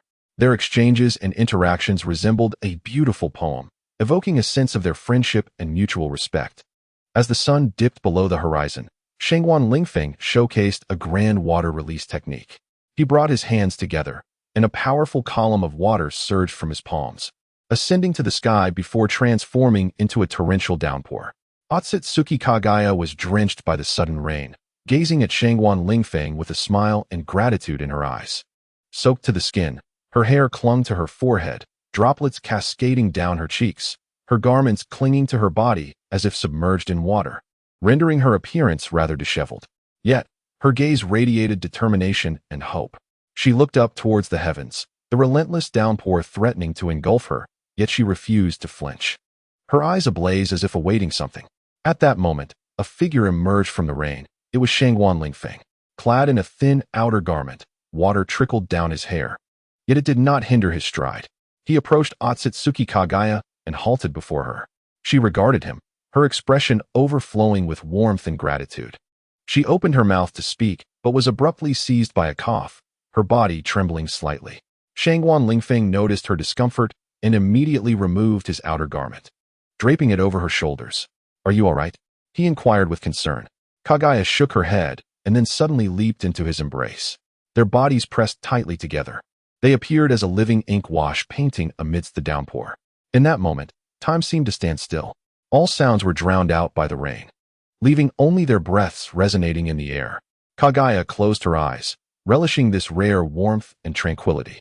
Meanwhile, Shangguan Lingfeng held her quietly, his heart brimming with complex emotions. He understood that this girl harbored deep gratitude for him, while he felt an inexplicable affection for her. However, they found themselves in a chaotic world, their future paths shrouded in uncertainty. He could only silently pray for a splendid future for them. Amid the torrential rain, Shangguan Lingfeng caught a glimpse of Otsutsuki Kaguya clad in a diaphanous gown, which clung to her form like a living canvas. His heart began to flutter, captivated by the enchanting scene amidst the downpour. He wrapped his arms around her waist, feeling the warmth beneath the delicate fabric. The gown, drenched by the rain, appeared even more ethereal and form-fitting as she turned her head and cast him a gentle smile. Her smile blossomed upon her rain-kissed face, akin to a flower unfurling, both graceful and resilient. Shangguan Lingfeng's heartbeat quickened as he held her waist tightly, as if to merge her essence with his own. His gaze was profound, seemingly intent on etching her silhouette into his heart. On this tempestuous night, Shangguan Lingfeng and Otsutsuki Kaguya were intimately intertwined, their heartbeats resonating like a symphony's melody, rising and falling in harmony. Their breaths mingled in the air, wafting like ethereal mist. In this rain-drenched realm, they nestled against one another, safeguarding each other as hearts. Their figures danced beneath the moonlight, like two performers leaping upon a stage. Their love flourished amidst the rain, akin to blossoms opening in the downpour. Shangguan Lingfeng held Otsutsuki Kaguya's waist firmly, their heartbeats synchronized, their breaths entwined. On this stormy night, their love deepened, becoming more profound and genuine. Amid the rain, Shangguan Lingfeng and Otsutsuki Kaguya's love resembled a breathtaking painting, both beautiful and poignant. Their love, like flowers in the tempest, embodied strength and fragility. Their romance mirrored dancers beneath the moonlight, romantic yet genuine. On this stormy night, their love became increasingly sincere and profound, akin to a melody within the downpour. Both stirring and captivating, their affection resembled blossoms illuminated by moonlight, radiant and exquisite. Otsutsuki Kagaya, that ethereal beauty, enveloped in Shangwan Lingfeng's embrace, felt a deep sense of contentment arise within her. The night was gentle, the stars radiant, as they nestled together under the moonlight. The world seemingly reduced to just the two of them. Kagaya's long hair swayed gently in the breeze, each strand whispering tales of her essence. Her eyes sparkled with profound affection, a heartfelt gaze directed at Shangwan Lingfeng. Likewise, his gaze burned with intensity, Kagaya's beauty leaving an indelible mark upon his heart. His arms enveloped her with a solidity and warmth that instilled an unprecedented sense of security in Kagaya. In that moment, she was no longer merely Otsutsuki Kagaya, but Shangwan Lingfeng's beloved, an ordinary yet profoundly joyous woman. Her heartbeat resonated distinctly in the tranquil night, a testament to her deep love for Shangwan Lingfeng. She yearned to express this affection, to convey her heartfelt sentiments to him. At this pivotal moment, she hesitated, her profound shyness rendering her hesitant to speak. Yet, her gaze conveyed all her emotions. Those crystalline eyes brimmed with deep affection and boundless gratitude for Shangwan Lingfeng. Her eyes resembled the most exquisite love poem, articulating her innermost feelings. Similarly, Shangwan Lingfeng's gaze was imbued with deep tenderness. He looked at Hui Yi as though she were his entire world. His heart was filled with love and reverence for her. He understood that this girl was the most significant person in his life, and he was willing to sacrifice everything for her. Their eyes met, and it felt as if time itself had come to a standstill. In that fleeting moment, they seemed to become the happiest individuals on earth. Their hearts were intertwined, and that profound love ensnared them completely. At last, Hui Yi could no longer suppress the emotions swelling within her. She gently leaned closer to Shangwan Lingfeng's cheek, softly pressing her delicate lips against his face. Her lips were as tender and exquisite as flower petals, and her kiss was as refreshing and sweet as morning dew. Hui Yi, your lips are sweet, Shangwan Lingfeng mused. Hui Yi, with her flowing hair resembling an ethereal spirit in the night, had lips that appeared ripe and luscious, akin to a perfectly ripened cherry. Shangwan Lingfeng embraced her voluptuous waist tightly. Despite her youthful appearance, there was an undeniable allure of maturity about her. It's time to rest, Shangwan Lingfeng whispered softly into Hui Ye's ear. Hui Ye's voice was barely audible, akin to a whisper of a breeze. Soon, they arrived in the palace's chamber. Utterly alone, Earth release. Shangwan Lingfeng extended his hand, enveloping the entire room in a shroud of secrecy, illuminated only by a faint, hazy glow. This is how it should feel. Chapter 43. Tender Affection and the Art of Ninjutsu. Shangwan Lingfeng closed his eyes, savoring the warmth of Hui Ye's body and the rhythm of her heartbeat, as an indescribable emotion surged within him. He could hear the intertwining of his breath with Hui Ye's soft gasps, creating a beautiful symphony. As time passed, their breaths grew more rapid, their bodies instinctively seeking out each other's sensitive spots. Shangwan Lingfeng's large hand glided gently around Hui Ye's waist, while she began to caress his back with her delicate hands. In this intoxicating moment, Shangwan Lingfeng suddenly felt a powerful urge coursing through him. His breath quickened, and his heart raced. Hui Yi also emitted soft moans, her body momentarily stiffening, as if waiting for something to unfold. Suddenly, Kagaya Otsutsuki emitted a sultry moan, her body beginning to tremble. Shangwan Lingfeng felt their bodies pressed intimately together, as if they had merged into one. He could sense the fervor and desire coursing through Kagaya's being, akin to an unstoppable torrent. In this intoxicating moment, Shangwan Lingfeng and Kagaya Otsutsuki intertwined, their breaths and heartbeats resonating in the stillness of the night. Their bodies began to move involuntarily, each touch igniting the flames within their souls, driving them to ever greater heights of ecstasy. A proclamation echoed throughout the great wilderness empire. The empire would unveil the secrets of chakra cultivation and the myriad of ninjutsu techniques. Sovereign Shangwan Lingfeng, alongside the moon goddess Kagaya Otsutsuki, would impart these wondrous skills to all citizens, both male and female. Chakra, a mysterious energy, serves as the foundation for ninjutsu and the bridge connecting individuals to the enigmatic forces of the universe. Within the empire, The methods of chakra cultivation and various extraordinary ninjutsu had long been regarded as the nation's most guarded secrets, accessible only to nobles and elites. However, this secret would now be made public, granting every citizen the opportunity to learn and master the art of chakra and the diverse ninjutsu techniques. The news spread like wildfire across the great wilderness empire, generating widespread attention and fervent discussion. People eagerly anticipated the chance to grasp this arcane energy and, in doing so, gain greater strength. Sovereign Shangguan Lingfeng and the moon goddess Kagaya Otsutsuki would personally teach these remarkable ninjutsu within the grand hall of the empire, lending an air of authority and credibility to the announcement. Shangguan Lingfeng, the wise and formidable ruler of the great wilderness empire, had maintained prosperity and stability through his intellect and strength. Kagaya Otsutsuki, the legendary moon goddess, wielded unique ninjutsu and chakra techniques, her presence undoubtedly adding allure to the teachings. Citizens flocked to the imperial capital's grand hall, eager to witness the magnificent teaching ceremony. Their curiosity and yearning for the unknown realm of chakra and ninjutsu fueled their hopes of enhancing their own powers and contributing more significantly to the empire's flourishing. On the eve of the ceremony, Shangguan Lingfeng and Kagaya appeared at the stargazing platform in the capital, facing the vast expanse of the starry sky. They whispered the mysteries of chakra and the power of ninjutsu. Their voices echoed through the night, reminiscent of celestial melodies, evoking profound awe and emotion. The following morning, the teaching ceremony commenced in the grand hall. Shangguan Lingfeng and Kagaya seated themselves at opposite ends of the elevated platform, while the citizens arranged themselves neatly below. The ceremony commenced in a solemn and sacred manner, as the two masters elaborated on the art of chakra condensation and the various techniques of ninjutsu. Their explanations were both profound and accessible, rendering them easy to comprehend. The students listened intently, occasionally jotting down important notes. The entire hall was suffused with a scholarly atmosphere, as individuals became immersed in the enchanting realm of ninjutsu. As time progressed, the students gradually mastered the art of chakra condensation and began to experiment with diverse ninjutsu techniques. Though initial results were modest, every individual exhibited noticeable improvement. Among them were exceptionally gifted students, whose performances captured the attention of Shangguan Lingfeng and Kagaya. Particularly, some young boys and girls demonstrated an extraordinary aptitude for mastering numerous ninjutsu techniques at an astonishing pace, garnering the admiration of their peers.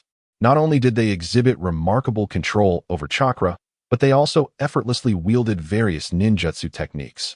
This brought great satisfaction to Shangguan Lingfeng, as it indicated that the great wilderness empire now possessed a foundation of combat prowess.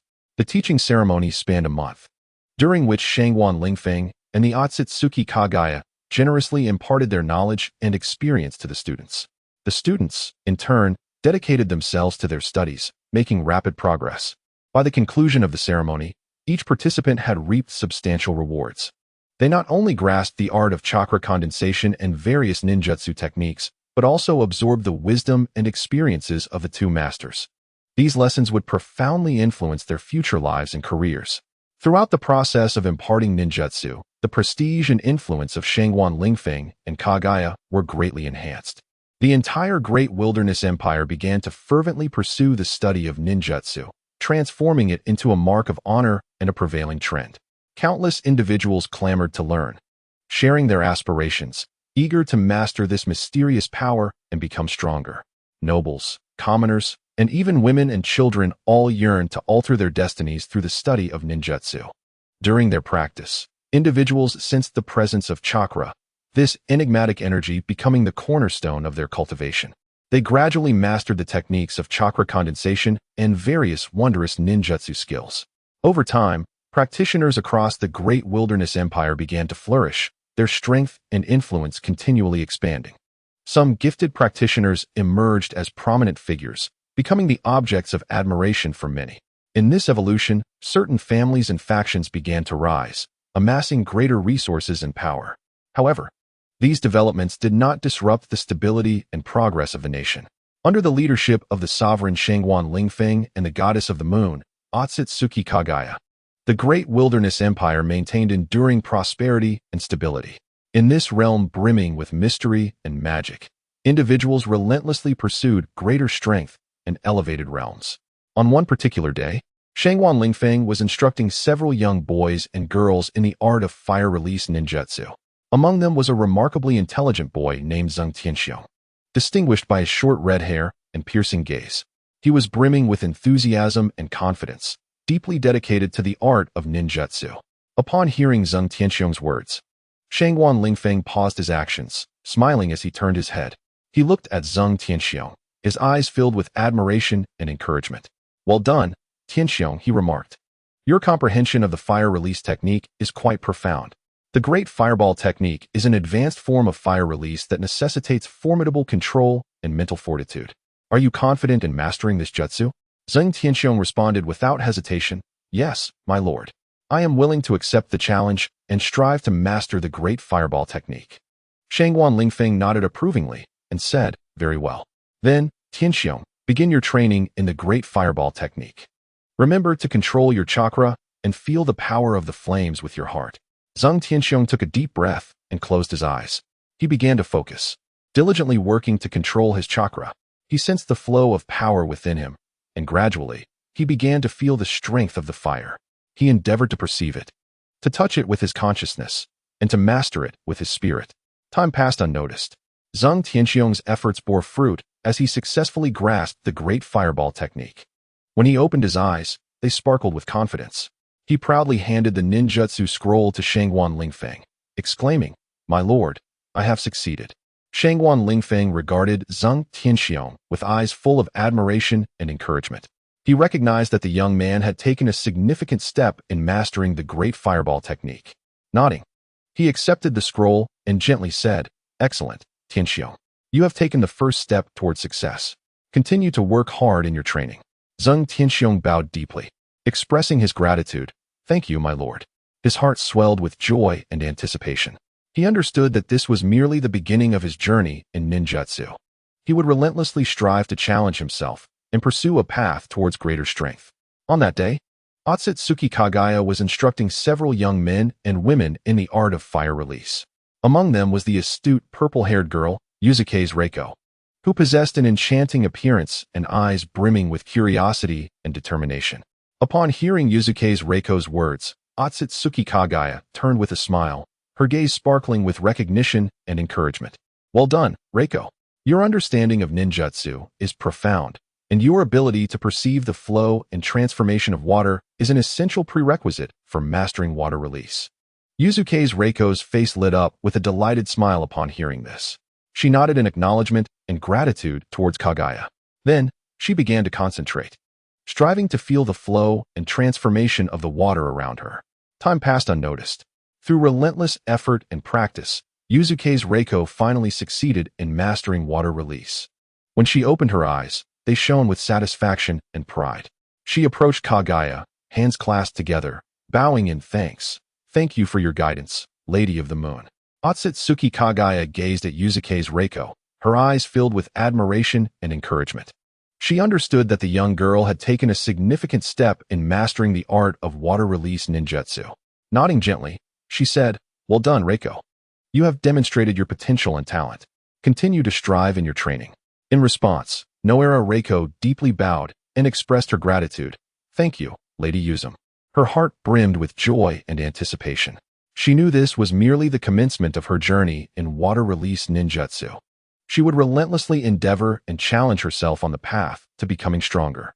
Meanwhile, in other regions of the Great Wilderness Empire, countless individuals were eagerly learning various forms of ninjutsu. The transmission of these techniques not only bolstered the empire's strength and influence, but also fostered communication and cooperation among different families and factions. In this world imbued with mystery and magic, people relentlessly pursued greater power and higher realms. Noera Reiko was but one among them. She would continue to diligently study water release ninjutsu, striving to fulfill her dreams. However, while learning ninjutsu, Noera Reiko often found herself unconsciously gazing in the direction of Shangwan Lingfeng. "How handsome he is," she mused silently. It seemed that Otsutsuki Kagaya perceived something amiss. With a cold huff, she unleashed her ninjutsu. In that instant, the atmosphere of the training ground became palpably tense. The might of Otsutsuki Kagaya's fire release technique was overwhelmingly powerful, as if the very air had ignited in that moment. Noera Reiko was startled, narrowly evading the attack just in time. A flicker of fear crossed her face as she trembled and addressed Otsutsuki Kagaya. "I apologize, Lady Yuzum." "Humph, while training. Do not gaze around. Focus on your practice," Otsutsuki Kagaya admonished, her irritation evident. On the other side, Shangwan Lingfeng observed with a slight smile. "What should one pay attention to while practicing ninjutsu, Your Majesty? What exactly is chakra?" A small boy below suddenly inquired. Shangwan Lingfeng glanced at him. Recognizing the boy, his name was Kch Jiren, and he seemed to possess considerable talent in the art of ninjutsu. Not only was he intelligent and eager to learn, but he also demonstrated exceptional comprehension of ninjutsu, earning Shangwan Lingfeng's regard. With a smile, Shangwan Lingfeng replied, "Ch Jiren. There are several key points to consider in the practice of ninjutsu. First, one must possess an adequate amount of chakra. Chakra is the essential energy for performing ninjutsu, a fusion of spiritual and physical energy. It is imperative to diligently cultivate and enhance your chakra to execute more powerful techniques. Second, one must learn to control chakra. Mastery in chakra control is crucial in ninjutsu practice. Only with adept control can one better perform techniques and grasp their essence. Third, emphasis on physical training is vital. Physical prowess is the foundation of ninjutsu. Without a strong body, one cannot execute superior techniques. Therefore, while practicing ninjutsu, it is essential to focus on enhancing one's physical strength and reaction speed. Lastly, one must continually learn and innovate. The pursuit of ninjutsu is an endless journey. One must continually learn new techniques while innovating and refining them to enhance one's strength." Upon hearing this, Keitar Sh Rin nodded thoughtfully. In Chapter 44, titled The Birth of Yui and Yumura, a share of rain and dew, Keitar Sh Rin resolutely resolved to diligently train and become a formidable ninja. "Lord of the nation, please rigorously train us as well," called out several young boys and girls. Their hearts filled with envy as they observed Shangwan Lingfeng's guidance of Keitar Sh Rin. Hearing their enthusiastic cries, Shangwan Lingfeng paused and turned around. He noticed the determined glimmer in the eyes of the youths, who seemed eager for his instruction. "Very well, since you all wish to learn, let us proceed together." Shangwan Lingfeng replied with a warm smile. He stepped into the center of the training ground, reflecting on the immense potential of these young individuals, who represented the future of the nation. As their leader, he felt a profound responsibility to guide them along the right path. First and foremost, you must understand that training is not a matter of a single day. It requires immense dedication and effort. You must possess patience and perseverance, and never abandon your pursuits at the first sign of adversity, Shangwan Lingfeng stated with gravity. He paused momentarily before continuing. Secondly, training demands a meticulous attitude. You must pay attention to every detail and avoid any carelessness. Only then will you truly grasp the essence of ninjutsu. Upon hearing these words, the young boys and girls nodded in silent agreement. They understood that these were the invaluable insights of their elders, essential lessons on their path to success. Lastly, recognize that training is not a solitary endeavor. You must learn to collaborate and support one another. Only through unity can you harness the power of teamwork, Shangwan Lingfeng emphasized. His words enveloped the youths in warmth, as they realized that many mentors like him were watching over them and caring for their growth. They also recognized their own responsibilities and missions to strive for the future of their nation. From that day forth, these young boys and girls embarked on a rigorous training journey, engaging in extensive practice and study each day, exploring and comprehending the mysteries of ninjutsu. Throughout this process, they formed bonds with like-minded friends, all striving to become more powerful ninjas. Subsequently, Shangwan Lingfeng occasionally returned to his original timeline.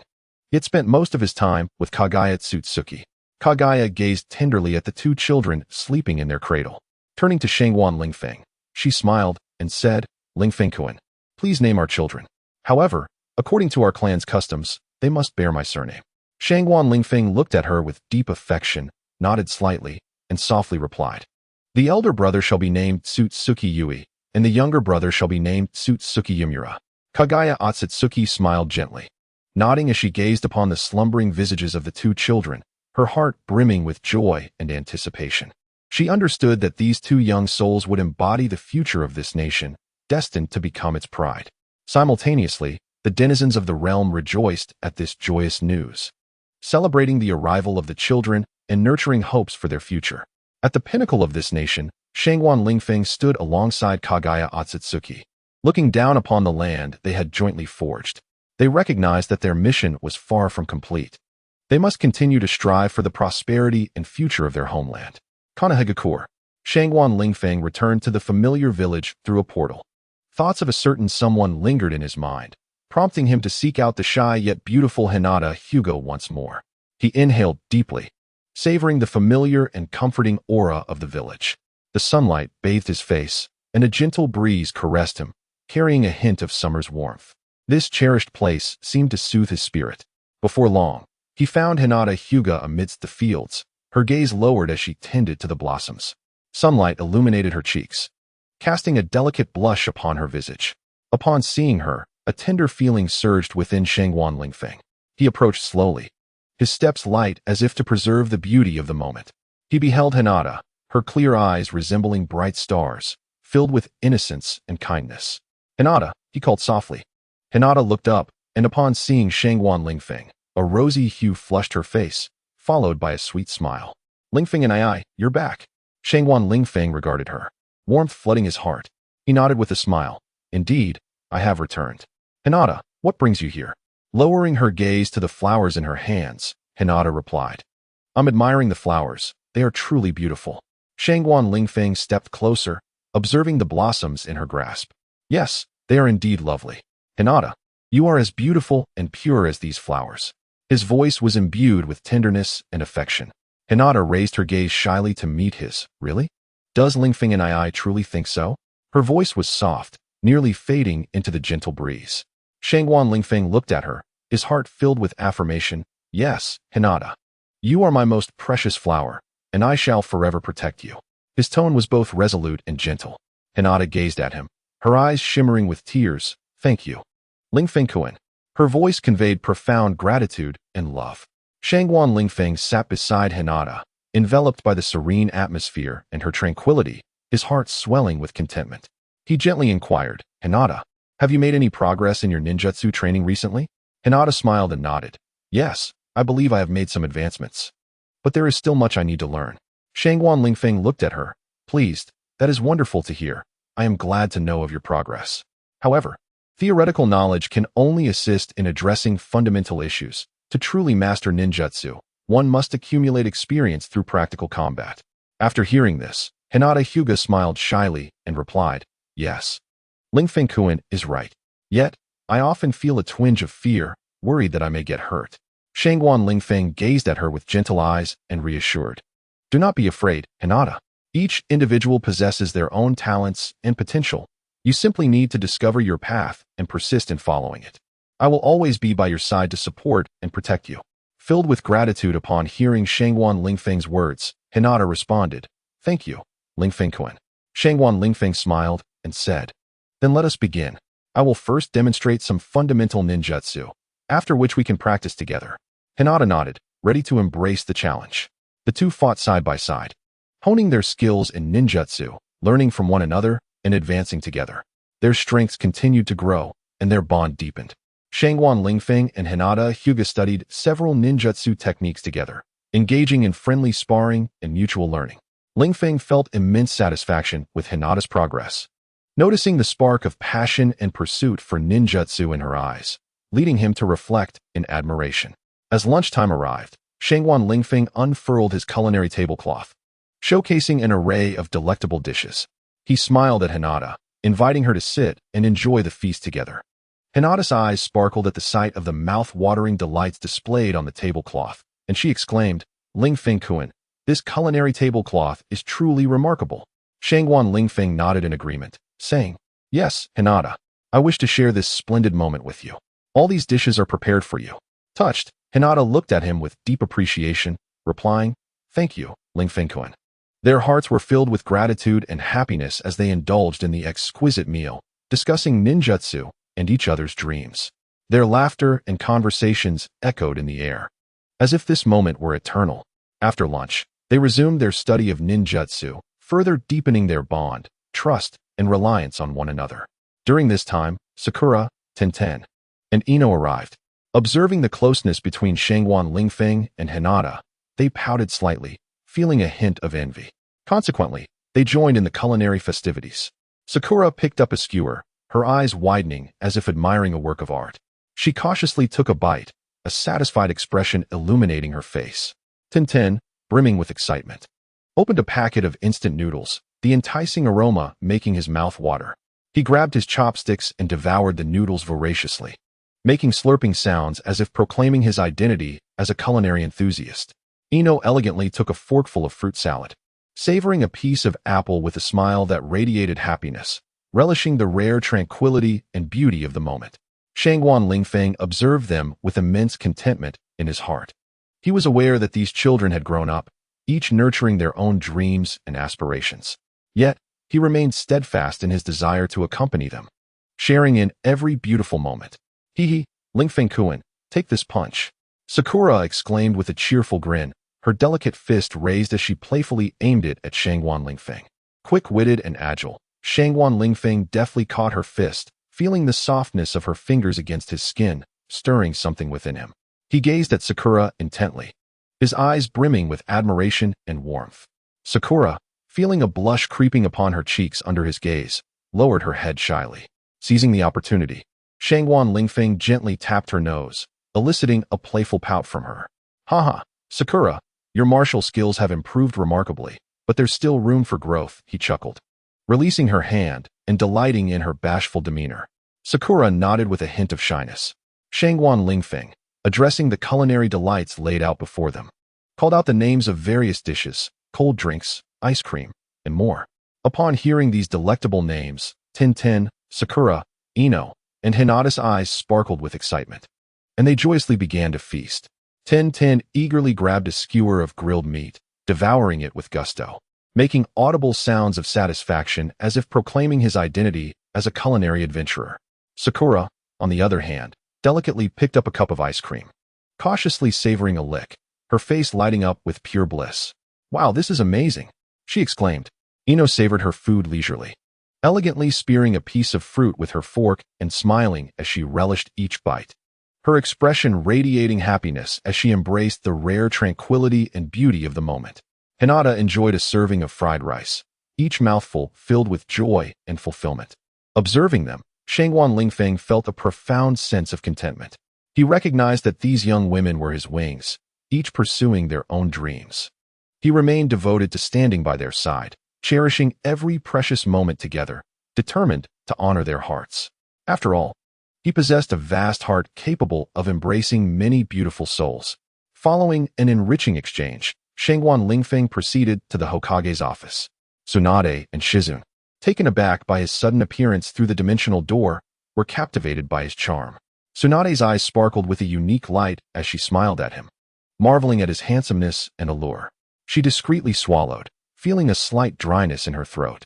Shizune, her eyes revealing a blend of shyness and joy, remarked, Lingfeng-kun, you finally returned. Embracing both the mature and captivating women, Shangguan Lingfeng smiled and asked, did you miss me?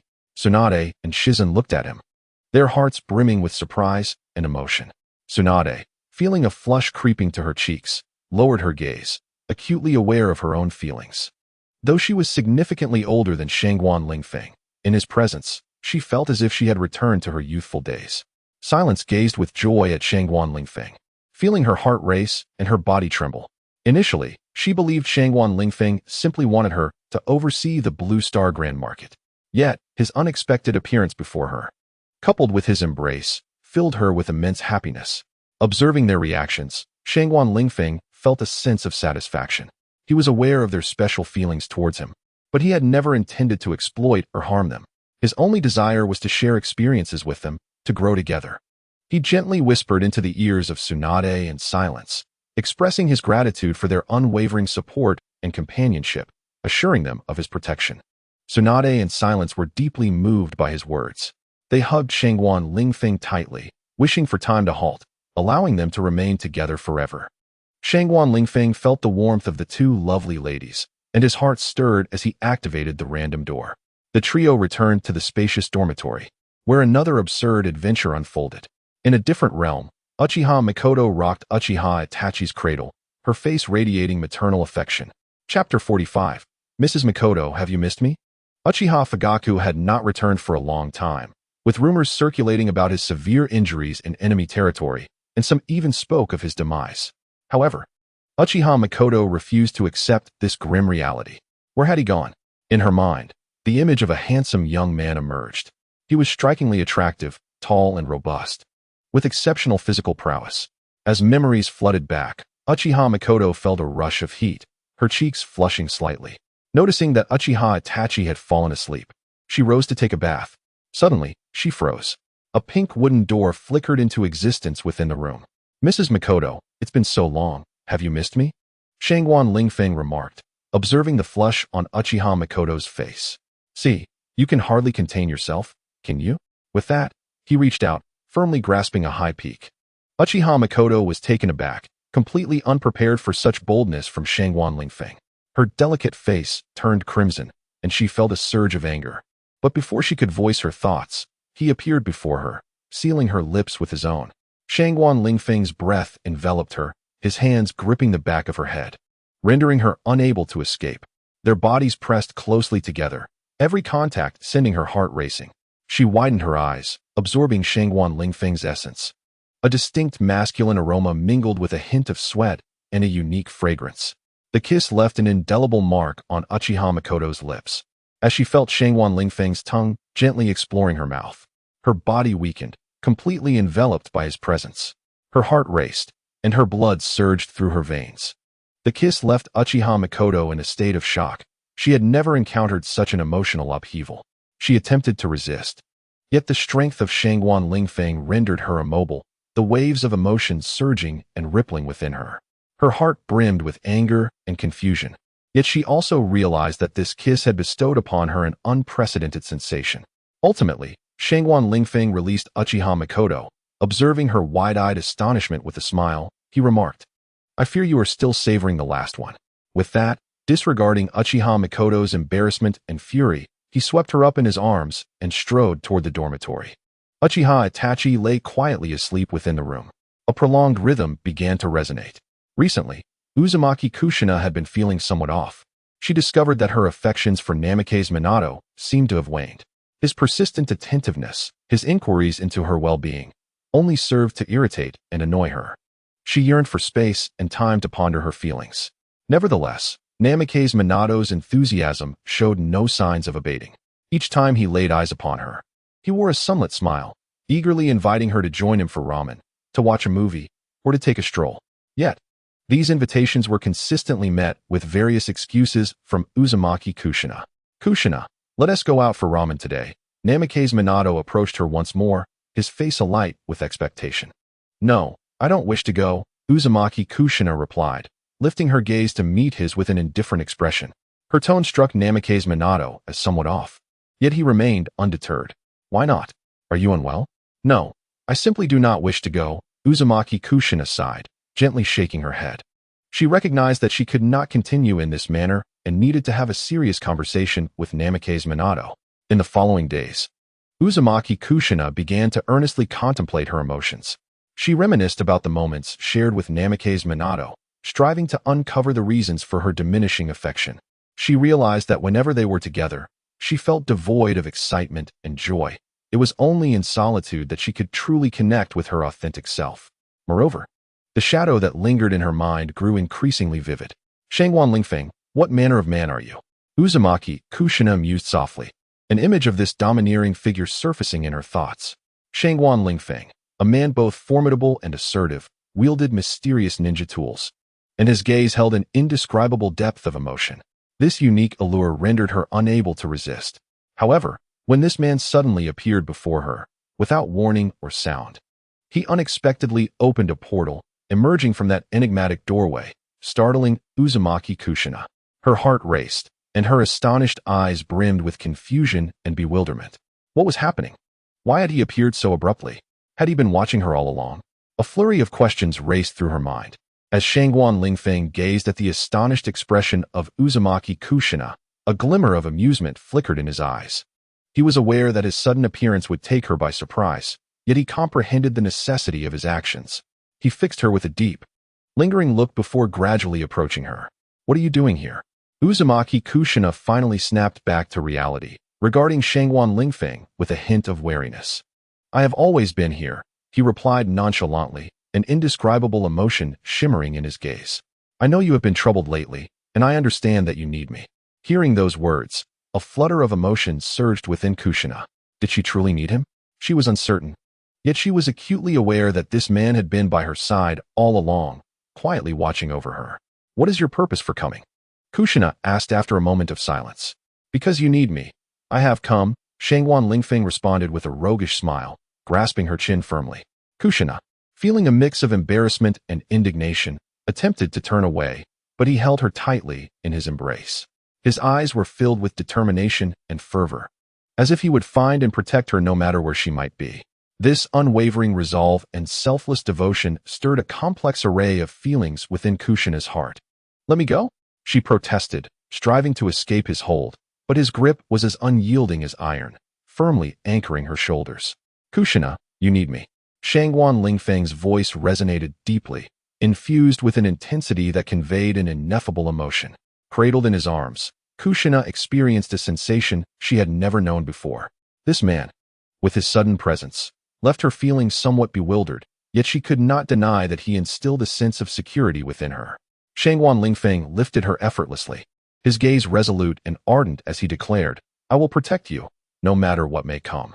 With that, disregarding Kushina's mixed signals, he carried her toward the bedroom. Meanwhile, Minato Namikaze had successfully completed his mission that day. As he prepared to return to the Ninja Academy, he recalled Kushina's recent peculiar demeanor and resolved to pay her a visit. Arriving at her doorstep, he gently knocked. Moments later, the door opened, revealing Kushina before him. Kushina, do you have something on your mind? Minato inquired, concern etched across his features. Kushina hesitated briefly before shaking her head. It's nothing. I'm fine. Minato furrowed his brow. Perceiving her deception, he decided to delve deeper, hoping to uncover the cause of her unusual state. Kushina, we are friends. You can share your troubles with me. Perhaps I can assist you. Kushina remained silent for a moment before shaking her head once more. I'm fine. You should leave. With that, she ignored Minato's reaction and promptly shut the door. Returning to her room, Kushina approached the bed where Shangwan Lingfeng lay, her heart heavy with unspoken thoughts. What is it? Kushina, has someone come to see you? A faint smile graced the lips of Shangwan Lingfeng. No, no one. Uzumaki Kushina responded hurriedly, her heart racing. That's good. Come. Allow me to teach you the precise methods of chakra control. Shangwan Lingfeng lifted the covers, inviting Uzumaki Kushina to lie down. Outside, Namikaze Minato furrowed his brow, sensing something amiss. It appeared that Kushina was concealing something from him, yet he could not discern the specifics. As he pondered this, his communicator suddenly vibrated, signaling a report from the Umbu. Minato's gaze sharpened, and with a swift motion, he utilized the Flying Thunder God technique to return to the Hokage building in an instant. The Umbu had intelligence concerning Kushina. Once prepared, Minato felt a surge of urgency and promptly activated the communicator. Yes, we have uncovered some concerning information about Kushina. The Umbu's voice was low and grave. What is it? Minato's heart raced with apprehension. She has been frequently associating with an unidentified man who seems to possess formidable strength and influence. The Umbu's words deepened Minato's unease. Who is this man? Minato inquired. We are still investigating, but it is clear that this man has significantly impacted Kushina. The Umbu's statement left Minato feeling increasingly anxious. He inhaled deeply, resolving to uncover the truth behind this matter. However, the threat posed by rival nations made it difficult for him to extricate himself from his current obligations. In the conference hall, Minato, clad in his Hokage attire, occupied the central seat as he engaged in discussions with several officials regarding the village's current situation. Minato, the recent assaults from the Lightning and Earth villages against us are intensifying. We need you to intervene, one official stated solemnly.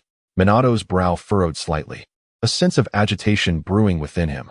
He understood the gravity of this news, yet he also recognized that, as Hokage, he bore the responsibility of safeguarding the village and preventing war. He took a deep breath, striving for composure, and replied, I understand. I will arrange my itinerary promptly to negotiate with the Lightning and Earth villages.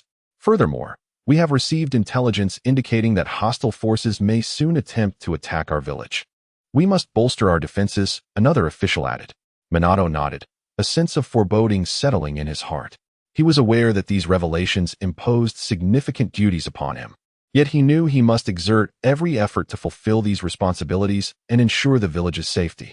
He rose, addressing the assembly. I will ensure everything is arranged swiftly. You must also perform your duties diligently to strengthen our defenses. In unison, they responded, yes. Minato sighed deeply, cognizant that the days ahead would be exceedingly demanding. Meanwhile, at the Uchiha Enclave, numerous individuals engaged in clandestine discussions regarding the recent military conflicts. The Lightning and Earth villages have grown increasingly audacious. For us Uchiha, this is indeed a fortuitous development, one man remarked. The more aggressive their assault, the greater our opportunities. However, we must remain vigilant, another man cautioned. Both the Hidden Cloud Village and the Hidden Stone Village possess formidable strength, and we must prepare thoroughly. Additionally, we must consider other factors, a third man interjected, such as the reactions of the Leaf Village and other smaller villages. The group nodded in agreement, fully aware that warfare is no trivial matter, requiring the consideration of numerous aspects. Yet, they held firm in their belief that under the leadership of Uchiha Fugaku, they could surmount any challenge. However, Fugaku's current whereabouts remain unknown. Let us continue discussing other strategies, one man suggested. The group dispersed, leaving one individual standing alone. He sighed deeply, acutely aware of the monumental responsibility he bore. Nevertheless, he understood that only through relentless effort and struggle could the Uchiha clan rise again in another time and space. Shangguan Lingfeng returned to the Akatsuki base, placing down his satchel and surveying the familiar surroundings with a sense of nostalgia. He had been exceedingly busy lately, so much so that he scarcely had time to return to this base. Xiaonan, have you missed me? Shangguan Lingfeng gently inquired as he appeared beside her. Xiaonan looked up and, upon seeing him, her face brightened with a radiant smile. Of course I have. You have been so busy lately. I was quite worried about you. Shangguan Lingfeng offered a slight smile. I apologize. I have indeed been preoccupied, but you have been on my mind. What have you been busy with lately? Xiaonan asked curiously. Shangguan Lingfeng sighed. So much, it is difficult to express in words. In any case, I am back now and will fight alongside everyone. Xiaonan beamed with joy. That is wonderful. We truly need your assistance. Shangguan Lingfeng nodded. I understand. And I will do my utmost to aid everyone. Chapter 46. You all charged together after conversing for a while. Shangguan Lingfeng began to inquire about the latest developments within the Akatsuki. Xiaonan updated him on the recent completion of their missions. As their dialogue deepened, the atmosphere in the room grew increasingly intimate. Xiaonan sensed this subtle shift, her face slightly turning, revealing a hint of blush. Shangguan Lingfeng gazed at Xiaonan, a wave of intense emotion surging within him. He slowly reached out, caressing her cheek. His fingertips glided gently across her skin, imparting a warm and soothing sensation. Xiaonan softly closed her eyes, savoring the tender touch of Shangguan Lingfeng's fingers on her face. Her heart raced, an inexplicable affection blossoming within her. Shangguan Lingfeng looked into Xiaonan's eyes, his own shimmering with deep emotion. He leaned in closer, their breaths intertwining, as the rhythm of their heartbeats echoed in the room, weaving a melodious symphony. In that fleeting moment, their emotions intertwined, and the distance between them seemed to diminish. The contact of negative distance was palpable. Deidara and Sasori sat in a room, engaged in conversation. That newcomer is truly arrogant. Upon encountering a senior like me, he didn't even bother to greet. Deidara expressed his frustration. Is that so? That kid appears to be quite formidable, Sasori remarked in a low voice. His name is Shangguan Lingfeng. Deidara crushed the clay bomb in his hand, gritting his teeth. I shall make him understand what it means to provoke me. Sasori glanced at Deidara and coolly inquired. And how do you intend to do that? With a fierce glint in his eyes, Deidara replied. I will ensure he knows that members of our Akatsuki organization are not to be trifled with. Sasori nodded, then go teach him a lesson. A smile of agreement emerged on Deidara's face. The two quickly reached a consensus and departed the room, ready to confront Shangguan Lingfeng. Upon arriving before Shangguan Lingfeng, they noticed him meticulously studying a map. You're the newcomer? Deidara asked. Shangguan Lingfeng glanced up at the two and nodded. Indeed. You see a senior like me and fail to greet? Deidara retorted angrily. Shangguan Lingfeng set down the map and replied nonchalantly, I do not know you, nor has anyone ever introduced us. Enraged, Deidara shouted, You? but Sasori grasped his arm, signaling him to restrain his impulse. Taking a deep breath to calm himself, Deidara asked, "Well then, do you know me now?" Shangguan Lingfeng scrutinized Sasori, noting the powerful aura emanating from him. He nodded. "You are a member of the Akatsuki. Your strength is commendable." Sasori responded coolly, "You are quite impressive yourself, to perceive my strength." Shangguan Lingfeng offered a slight smile. "Thank you for the compliment." Deidara, still irate, warned, "You'd best not provoke me, or you'll come to regret it." Shangguan Lingfeng set the map aside and turned to face Deidara and Sasori, his eyes gleaming with unwavering resolve. "I have never feared a challenge, especially not one from you." Deidara and Sasori exchanged glances, sensing the formidable aura radiating from Shangguan Lingfeng. This newcomer possessed not only audacious confidence, but also the corresponding strength and skill. Shangguan Lingfeng's presence was akin to a towering mountain, stable and resolute. His gaze was sharp as a sword, seemingly capable of piercing through all illusions and truths. Deidara and Sasori instinctively took a step back, their hearts filled with caution. This newcomer was clearly not to be underestimated. Despite their irritation at Shangguan Lingfeng's demeanor, they understood that he was not someone to be taken lightly. They must reevaluate the individual known as Shangguan Lingfeng. He is not merely an arrogant newcomer, but a formidable adversary endowed with immense strength and unwavering conviction. Deidara let out a cold chuckle, gripping his clay explosive tightly, his eyes glinting with a menacing light. "Let us see what you can do." Scorpion stood beside him, observing Shangguan Lingfeng with a detached gaze, his fingers gliding over the kunai in his hand, an aura of chilling intent wafting through the air. As Shangguan Lingfeng sensed the powerful presence emanating from the two, he did not falter. Instead, a smug smile spread across his face. "Come at me together," he declared. In an instant, his chakra surged forth, radiating an overwhelming aura akin to a fierce tiger descending from a mountain, instilling fear in those who beheld it. Deidara and Scorpion exchanged glances, understanding that Shangguan Lingfeng was no ordinary foe. The eruption of his chakra imposed an unprecedented pressure upon them. However, they recognized that this confrontation was inevitable, and they would have to give it their all. As the duel commenced, Shangguan Lingfeng concentrated his chakra in his palms, preparing to counter Deidara's explosive clay. Deidara raised his clay bomb high, ready to launch an assault on Shangguan Lingfeng. Scorpion remained calmly observant, knowing he only needed to intervene at the critical moment. The clash finally began, with Deidara's clay bomb lunging at Shangguan Lingfeng like a ferocious beast.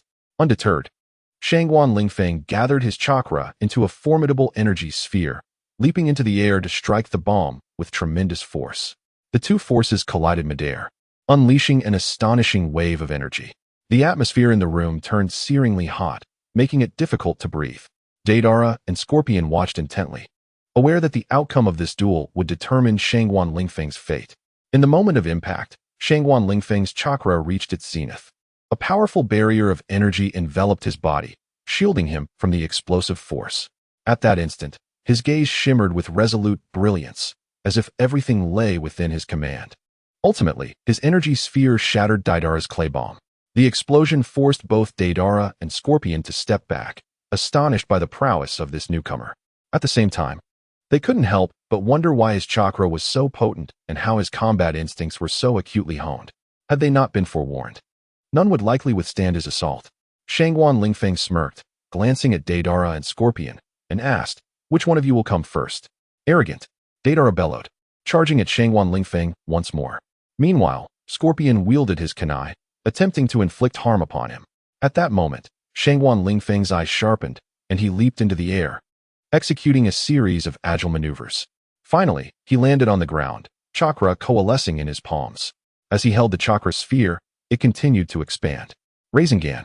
With the furious shout of Shangguan Lingfeng, the Rasengan surged forth like a bolt of black lightning, hurtling towards Deidara. The speed of the Rasengan was astonishing, tracing an elegant arc through the air as it aimed for Deidara's chest. The very air around it shifted in accordance with the Rasengan's trajectory, altering the surroundings under its chakra influence.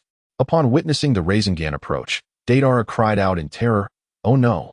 However, it was too late. The Rasengan had already struck him.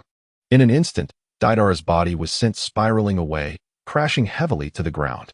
At that moment, he felt as if every bone in his body had fractured, leaving him in a state of utter ruin.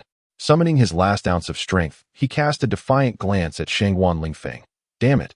Who are you? How can you possess such terrifying power? Someone like you shouldn't wield such formidable strength. Shangguan Lingfeng merely smirked dismissively before turning his attention to Scorpion.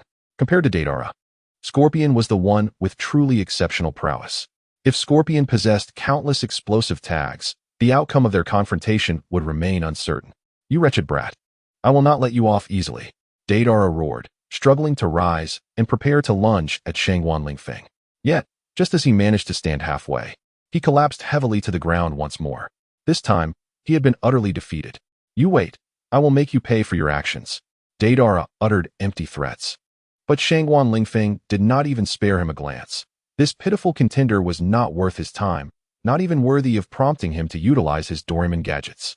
At that moment, Scorpion spoke up. Shangguan Lingfeng, you should be aware of our intentions. Here, you are either defeated or you defeat others. There is no third option. Shangguan Lingfeng regarded Scorpion, his pupils narrowing slightly. This cold man spoke little, yet each word was imbued with menace. He replied calmly, I understand. However, I also have my principles. I will not initiate provocations, nor will I allow others to provoke me at will. A glimmer of cold light flickered in Scorpion's gaze, but the corners of his mouth curled into a slight smile, as if he appreciated Shangguan Lingfeng's composure and confidence. Very well. Are you prepared? Shangguan Lingfeng did not respond verbally. Instead, he unfurled the map in his hand and laid it upon the table. His gaze was resolute and calm, as if to convey, I am ready. Datara and Scorpion exchanged glances, realizing that Shangguan Lingfeng was indeed prepared. They understood that this newcomer was not to be underestimated. A great battle was imminent. However, Shangguan Lingfeng suddenly shifted his expression, as if sensing something. I can't be bothered with you, he declared, activating the demon passport. Disregarding the reactions of Scorpion and Datara, and effortlessly causing them to lose consciousness. As I recall, it was Zhao Mei who summoned me, chuckling softly. Shangguan Lingfeng opened a portal and found himself in a luxurious office adorned with photographs of Zhao Mei on the walls and an array of documents cluttering the desk. Seated at the desk, Zhao Mei did not lift her gaze as she uttered, Shangguan Lingfeng, you have arrived. Approaching her desk with a smile, Shangguan Lingfeng replied, indeed. A beautiful call beckoned me, and I could not resist. Zhao Mei raised her head, her eyes sparkling with surprise. It seems you have been absent for quite some time. Have you perhaps forgotten me? Shangguan Lingfeng nodded. Zhao Mei, how could I ever forget you? I have merely been occupied with pressing matters. Zhao Mei offered a faint smile. Do you expect me to believe such nonsense? With a playful smirk, Shangguan Lingfeng suddenly appeared behind her, wrapping his arms around her voluptuous waist and exhaling softly against her ear. Zhao Mei shivered, feeling a strong breath brush against her ear, igniting a wave of tingling sensations. She attempted to struggle, but Shangguan Lingfeng's hold rendered her immobile. In a low voice, he murmured in her ear, Zhao Mei, do you know? I have been thinking of you all along. A warm current surged within her heart, and she realized her cheeks flushed. Angrily, she retorted, Shangguan Lingfeng, release me. Do you find this disrespectful behavior amusing? He loosened his grip, gently patting her shoulder before instantly opening a portal. A whirlwind of complex emotions enveloped them. She understood that he had indeed been missing her, just as she had yearned for him. Yet, they each bore their own missions and responsibilities, unable to live as ordinary people do. Observing the expression on Zhao Mei's face, Shangguan Lingfeng comprehended her thoughts. He softly declared, Zhao Mei, I know we cannot be together, but I will always protect you. Do you trust me? Gazing into his eyes, Zhao Mei saw sincerity and determination. Her heart warmed, and with a slight tremor in her brow, she whispered, I trust you, Lingfeng. Now that we have reunited after such a long time, let me see how you have changed. Is there anything about ninjutsu that you find unfamiliar? I shall teach you how to control the tailed beasts, Shangguan Lingfeng said gently, leading her into the bedroom. He meticulously examined her physique, noting her transformations while imparting new techniques and experiences. A comforting aura enveloped Zhao Mei, the essence of Shangguan Lingfeng's power. Immersed in this warmth, she felt his care and guidance. She recognized that this man genuinely cared for her, sincerely wishing for her growth and strength. In the ensuing days, Shangguan Lingfeng and Zhao Mei trained together, delving into the mysteries of ninjutsu. They supported one another, progressing hand in hand. One evening, beneath a breathtaking starry sky, they sat atop the roof, gazing at the twinkling stars. I will always stand by you, he assured her. Zhao Mei looked at him gratefully. Thank you, Shangwan Lingfeng. Shangwan Lingfeng smiled gently. They held hands tightly, savoring this precious moment. Kumain understood that such instances are rare and worthy of cherishing. If only it could last forever. But alas, war would not permit it. Suddenly, an unbidden sigh escaped her lips. Chapter 47. Restraining the Hand, Dominating the Sand-Hidden Village. Do not worry. Peace means little to me, Shangwan Lingfeng declared confidently. He recognized that this assertion was not merely a consolation for Kumain, but a reflection of his innermost thoughts. After all, peace is a requisite in any world. Kumain gazed deeply into Shangwan Lingfeng's eyes, aware that this man genuinely fought for peace, striving for the future of the people. Gratefully, she said, Thank you, Lingfeng. There's no need for thanks. Just give me a good massage, he whispered softly in her ear. Kumain's cheeks flushed crimson at his mention of massage, feeling shy and bashful. She lowered her gaze, unable to meet his eyes. Nonetheless, she recognized Shangwan Lingfeng as her friend and companion. She did not wish to disappoint him or see him suffer. Taking a deep breath, she raised her head, a smile gracing her face, and said, Very well, I shall give you a massage. Content. Shangwan Lingfeng nodded and laid down upon the bed. He closed his eyes, awaiting Kumain's touch. Kumain approached the bedside slowly, gently lifting the covers and removing his clothing. She tenderly massaged his body, allowing him to feel relaxed and at ease. Waves of pleasure coursed through Shangwan Lingfeng, his body unwinding under her skilled hands. He felt her fingers glide softly across his skin, evoking sensations previously unknown to him. Opening his eyes, he beheld Kumain's smiling face, her eyes twinkling with warmth. He realized this girl genuinely cared for him, sincerely wishing for his comfort and relaxation. As the massage progressed, their skin frequently brushed against one another, their souls intertwining. They understood and supported one another, facing difficulties and challenges together. As the massage continued, Kumain's hands gradually moved downward. 2 hours later, as the session concluded, Shangwan Lingfeng felt utterly relaxed. He looked at Kumain, gratitude lacing his voice as he said, Thank you, Main. You are remarkable. How annoying. Kumain replied, her body feeling languid, lacking the strength to say more. All right, rest a while. I shall attend to some minor matters, Shangwan Lingfeng said, tucking her in before he opened a portal and departed. In the world of Naruto, peace was a mere illusion. Standing atop the mountain, Shangwan Lingfeng gazed into the distance, murmuring to himself. This world was rife with war and conflict, where everyone struggled for their beliefs and interests. He understood that only formidable strength could safeguard himself and those around him, and that only through relentless combat could victory be attained. Taking a deep breath, he closed his eyes to absorb the atmosphere surrounding him. He recognized that this world still harbored countless foes he needed to vanquish and myriad challenges he must confront. In the distant sky, a beam of sunlight pierced through the clouds, illuminating the entire realm. Shangwan Lingfeng raised his gaze towards that ray of light, his heart brimming with hope and confidence. He knew that this world was filled with endless brightness and potential waiting for him to discover and create. In the hidden sand village, Temari, a beautiful and resilient woman, finally found a moment of respite after completing her tasks for the day. She sat in her chamber, enveloped in the soothing silence. Her eyes, though slightly weary, remained steadfast and radiant. Indeed, there was an unending list of chores each day, and the fatigue was overwhelming. Temari sighed, her shoulders trembling slightly, as if releasing the weight of the day's toil. Just then, she was startled by a voice that echoed in her ear, a deep, magnetic tone, as if carried by the winds.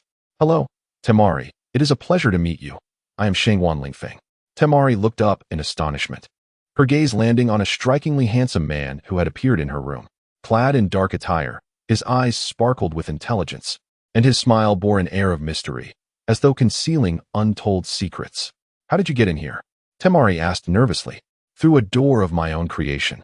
Shangwan Lingfeng replied with a smile. You see, I have been searching for you. I believe you require the care of a man. His voice was gentle, yet it resonated with clarity in the tranquil night. Upon hearing his words, a surge of anger welled up within Temari. Her eyes widened, a fierce glint igniting within them. What did you say? She exclaimed, her clenched fists trembling slightly, clearly prepared to unleash her ninjutsu. However, Shangwan Lingfeng did not grant her that opportunity.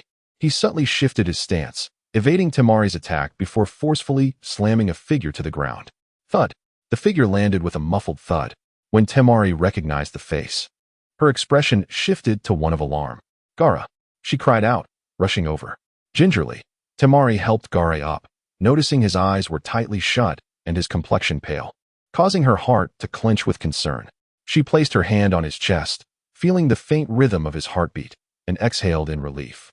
Thankfully, he had merely lost consciousness. Yet, a more terrifying thought suddenly gripped her mind. She recalled the tailed beast sealed within Gaara's body. If he were to perish, that beast would re-emerge, plunging the village into chaos once more. A cold sweat instantly drenched her back, her heartbeat quickening with anxiety. She lifted her gaze to Shangwan Lingfeng. The man is truly terrifying. "Hanju, you wouldn't wish for anything unfortunate to befall Gaara, would you?" Shangwan Lingfeng spoke softly, his expression as tranquil as still water, a faint smile gracing his lips as if he were merely discussing the weather. Yet, within his words, Hanju felt an indescribable sense of oppression, as if a malevolent force were inexorably closing in on her. She bit her lip tightly, striving to suppress the fear and unease bubbling within. She understood that this man wielded formidable power, and if he were displeased, Gaara could very well face dire consequences. Nevertheless, she was painfully aware that no amount of pleading or resistance would bear fruit. Seemingly attuned to Hanju's inner turmoil, Shangwan Lingfeng gently shook his head and said, "Hanju, there is no need for fear. I merely wish to converse with you, harboring no ulterior motives. Gaara is my friend, and I desire his safety," which is a sentiment we both share. Upon hearing this, Hanju felt her trepidation ease slightly. Yet, merely a friend? She had never known Gaara to have such a companion, and what kind of friend would render another unconscious and leave them on the ground? Even the tailed beast acknowledged that Shangwan Lingfeng's words were fraught with inconsistencies, but now was not the time for inquiries. However, she comprehended that this negotiation would likely be fraught with difficulties and challenges. Shangwan Lingfeng continued, "Hanju, I must say, your attire is truly exquisite. The color coordination, the intricate embroidery, simply breathtaking. I would wager this is the handiwork of our village's legendary tailor." He gazed at Hanju with deep admiration, then approached her with a gentle smile, tenderly caressing her cheek. His bright eyes sparkled with appreciation and affection, rendering Hanju momentarily rigid, as if his gaze had pinned her in place, rendering her immobile. Summoning her resolve, she clenched her teeth and took a deep breath, silently nodding. Her shimmering eyes brimmed with determination and courage, as if silently vowing to face whatever may come with fortitude. Just then, Shangwan Lingfeng's actions escalated further. His hand, like a sharp blade, plunged directly into Hanju's embrace, taunting a formidable adversary. His gaze turned frigid, a smirk curling at the corners of his mouth, imbued with a sinister delight that sent chills down her spine.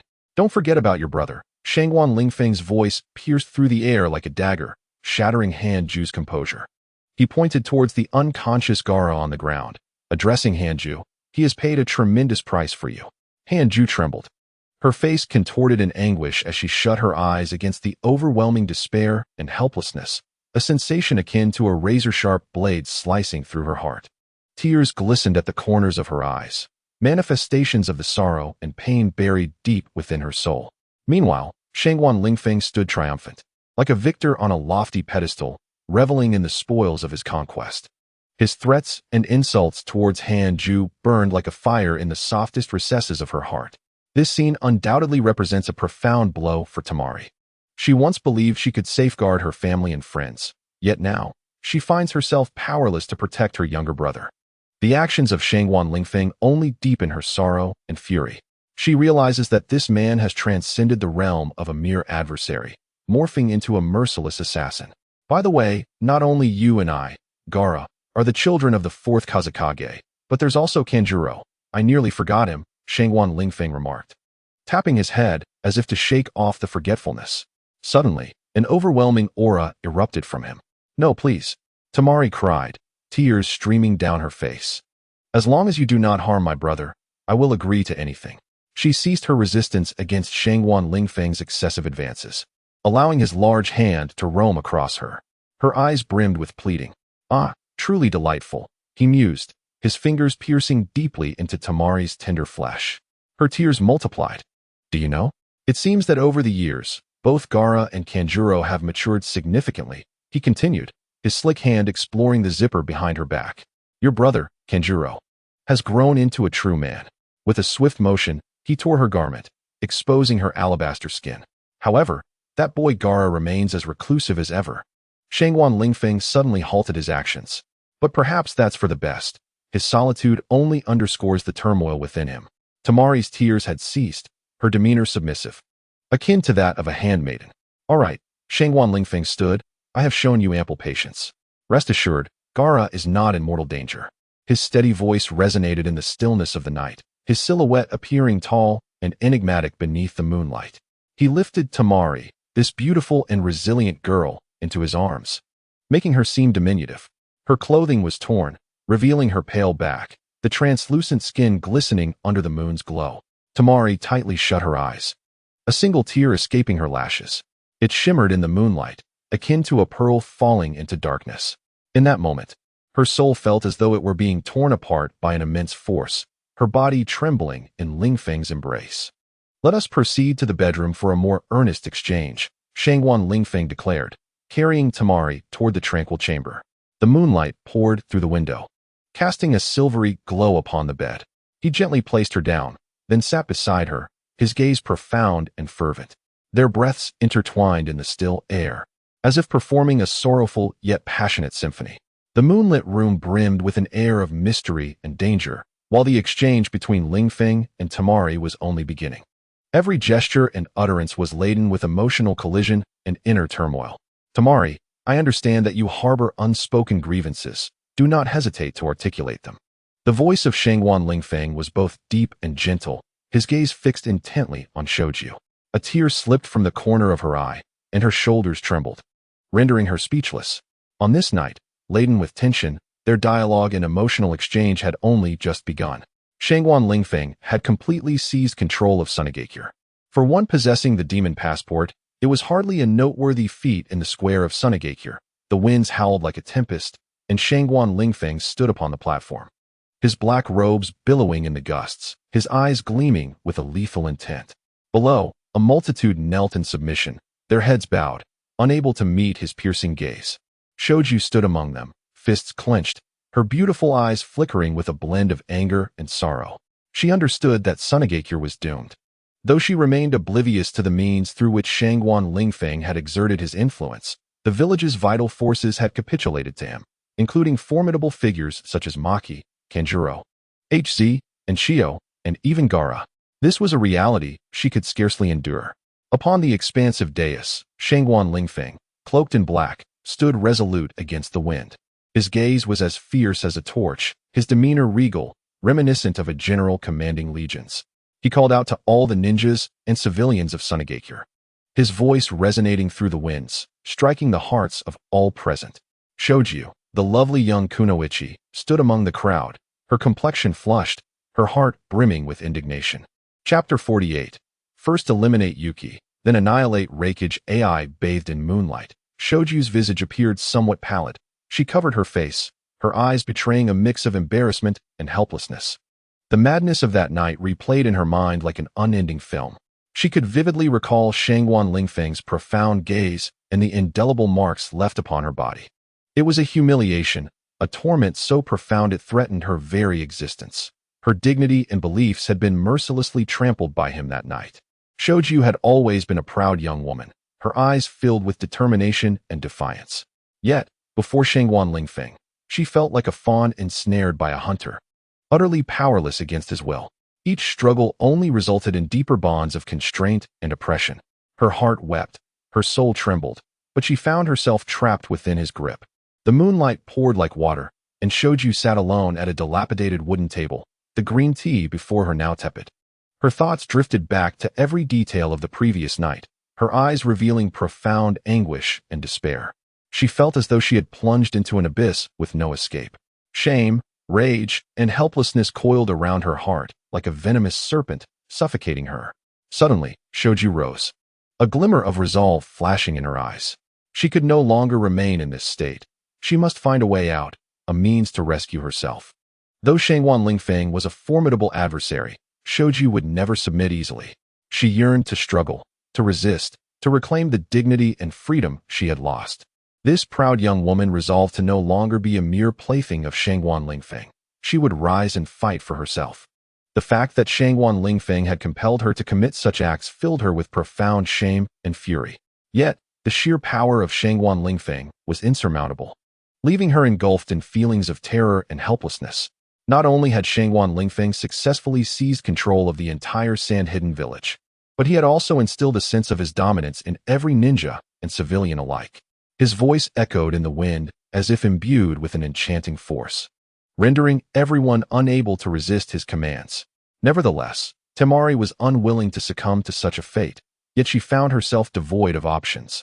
From the previous night, Temari had learned from Shangguan Lingfeng that Terumi Mei of the Mist-Hidden Village was also under his influence, and that the entire Mist-Hidden Village had fallen under his control. Even Tsunade of the Leaf Village was among those bound to him, a revelation that left Temari in utter disbelief and shock. The legendary Sannin had, astonishingly, been subdued by the man before her. The rock-hidden village, encircled by towering mountains, boasted formidable defenses that made it exceedingly difficult for enemies to invade. However, this also rendered communication with the outside world quite challenging. The second Tsuchikage, Mu, emulated the second Hokage, Tobirama, by establishing the Rock Ninja Academy to perpetuate his will of stone, making significant contributions to the development of the rock-hidden village. He imparted the will of stone to every member of the village, profoundly influencing the growth and evolution of the subsequent generation of rock ninjas. During his tenure, he nurtured students such as Inoki. Now, Inoki had been the Tsuchikage for many years. He was a direct disciple of both the first and second Tsuchikage, possessing formidable strength and earning the title of the two-weight Inoki. Mastering earth release techniques, he could utilize the unique elemental transformation of dust release, transcending the limits of bloodline limits, and was among the rare ninjas capable of flight in the 5 great nations, as ordinary ninjas were incapable of such aerial maneuvering. However, on this day, under the radiant sun, the ninjas of the rock-hidden village were leisurely wandering, gazing at the sky, when they suddenly noticed peculiar small black dots. These dots flickered in the sky, reminiscent of distant birds circling above. Yet, it was evident that these dots were not ordinary birds. Their movements and speed were unlike those of avians. What could they be? A young ninja from the rock-hidden village squinted, his heart brimming with confusion and unease. For he sensed that these black dots were far from trivial. Before anyone could respond, the dots drew ever closer. Now, they could clearly discern that these were ninjas from other villages, all adorned with peculiar bamboo dragonflies, reminiscent of the legendary flying ninjas. Other village ninjas, they could fly. The ninjas of Awagakure were taken aback, never having witnessed such a scene. As these ninjas approached, their faces and figures became increasingly discernible. Their countenances bore resolute gazes and determined expressions, akin to warriors prepared for battle. Clad in their distinctive ninja attires, they represented the Hidden Leaf Village, the Hidden Mist Village, and the Hidden Sand Village. Enemy attack. Quickly summon Lord Tsuchikage. The ninjas of Awagakure shouted, their voices laden with fear and tension.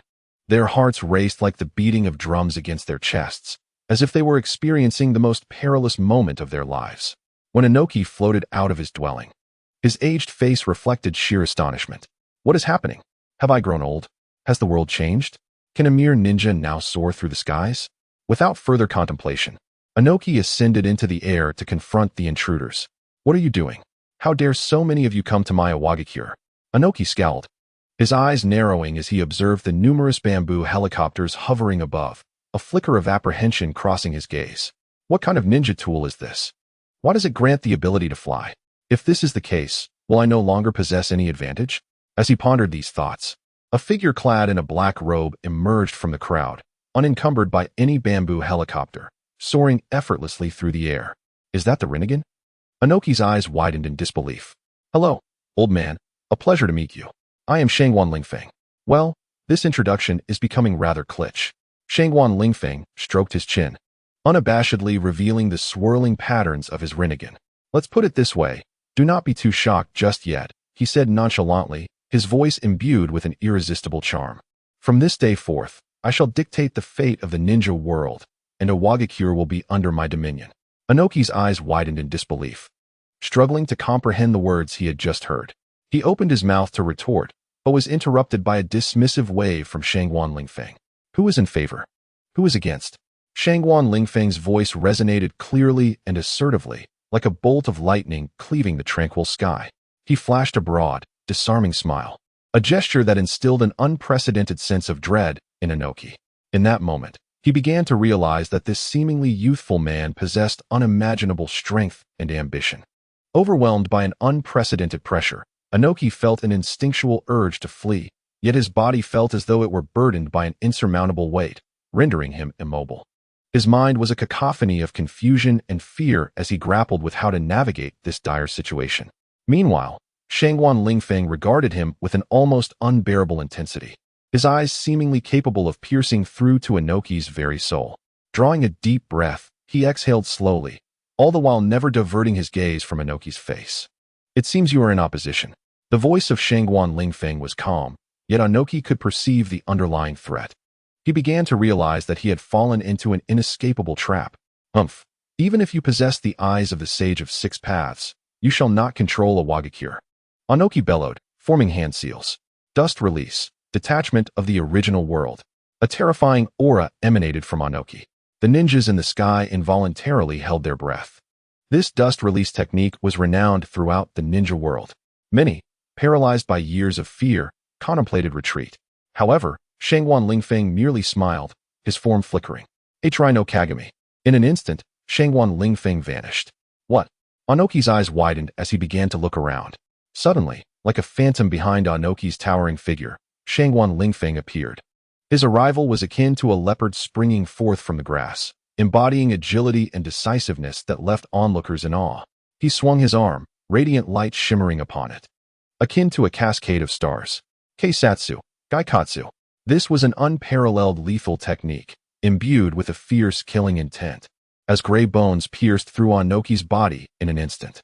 It was a pain that penetrated to the marrow, evoking a sense of despair. Ha, old man. I utterly detest your disposition, Shangguan Lingfeng remarked coldly, his smile seemingly freezing the very air, instilling a bone-chilling coldness. He paid no heed to Inoki's pale, terror-stricken face, delivering a final blow that cast him into the cycle of reincarnation. It was an inescapable despair, akin to being engulfed by darkness, never to see the light again.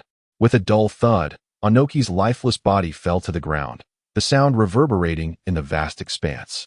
His body shattered like porcelain, fragments scattered across the earth. In that moment, everyone was left speechless, unable to believe their eyes. The once formidable Inoki had perished in the hands of Shangguan Lingfeng. This outcome instilled both fear and exhilaration among the onlookers. Shangguan Lingfeng's might offered newfound hope to Konoha, Kirigakure, and Sunagakure, while instilling a fresh sense of threat in a Wagakure. Swish, swish, swish. Countless ninjas descended from the sky, following Shangguan Lingfeng. Grandpa! A piercing cry shattered the air as a dark-haired, beautiful young woman surged forth from the shadows, tears cascading like a string of pearls. Her eyes brimmed with sorrow and anguish. She was Inoki's granddaughter, Kuratsuchi. Like a sheltered bird cast into the open, she felt helpless and isolated. Her grandfather, the one who had always protected her, the ever-smiling elder, had been cruelly stripped of his life before her eyes. No, you killed my grandfather, Kuratsuchi shrieked, her voice hoarse with despair as her world crumbled around her. In a frenzy, she charged at Shangguan Lingfeng, her eyes ablaze with hatred and fury. Facing the onslaught of the dark earth, Shangguan Lingfeng did not flinch. Instead, he calmly extended a hand and recited the enigmatic incantation, divine law of heaven's justice. In an instant, a formidable force surged forth from his palm, forcefully propelling the dark earth aside. It careened like a wayward meteor, hurtling towards the wall, just as it seemed destined to collide with the unyielding stone. Shangguan Lingfeng reached out once more, this time with his left hand. Universal attraction, he uttered with a commanding whisper. Miraculously, the overwhelming force ceased abruptly, and the dark earth was drawn back towards him as if by an invisible tether. He embraced her tightly, akin to a captured meteor. I leave this to you, Shangguan Lingfeng instructed his subordinates. He held the dark earth close, her tears cascading onto his hand, cold yet fervent. He understood that he must act, for the sake of the innocent elder and the tormented girl. Yes, indeed, they were both blameless. Thus, allow me, Shangguan Lingfeng, to offer you reparation. He swiftly departed the scene with the dark earth, heading towards a sanctuary where she could unburden her sorrow. He hoped to do something for her, even if it was merely providing a space for her to weep freely. That day, the echoes of her cries resonated throughout the rock-hidden village. Strangely, the timbre of her lament transformed from profound sorrow to a subtle shift that suggested a lessening of grief. In the cloud-hidden village, Shangguan Lingfeng was presently leading a grand army, descending from the heavens with intent. His aim was clear: to absorb this village, seizing its resources and power. And of course, its beautiful maidens. On the ground, the body of the fourth Raikage, still radiated warmth, as if narrating the ferocity of the recent battle. His demise inflicted an indescribable sorrow and wrath upon the villagers. Yet, in this moment, they could not mourn their valiant leader, for they faced an even more pressing crisis. Beside A's lifeless form, the remaining villagers busily received and organized the ninja forces of the cloud-hidden village. Their movements, though methodical, belied an undercurrent of tension and worry in their eyes. They understood that Shangguan Lingfeng's ambition was to seize control of their power, and they must do all in their capacity to thwart him. As time passed, the villagers' efforts grew increasingly sluggish, their gazes more despondent. They knew that no one could withstand Shangguan Lingfeng's invasion. The cloud-hidden village was doomed. Within a dwelling, Shangguan Lingfeng reclined in a comfortable chair, indulging in a massage from Sammy. This enchanting beauty possessed exquisite features and an aloof demeanor that rendered her allure irresistible. Her skin was porcelain-like, and her short, light yellow hair exuded an air of competence. With a figure that is both striking and elegantly contoured, Shangguan Lingfeng could not help but express his admiration. Indeed, quite impressive. They are all stunning beauties. Chapter 49. Unifying the ninja world. Establishing a nation. Samwy's eyes appeared to shimmer with a bluish-green hue, reminiscent of the profound depths of the ocean, captivating those who gazed into them.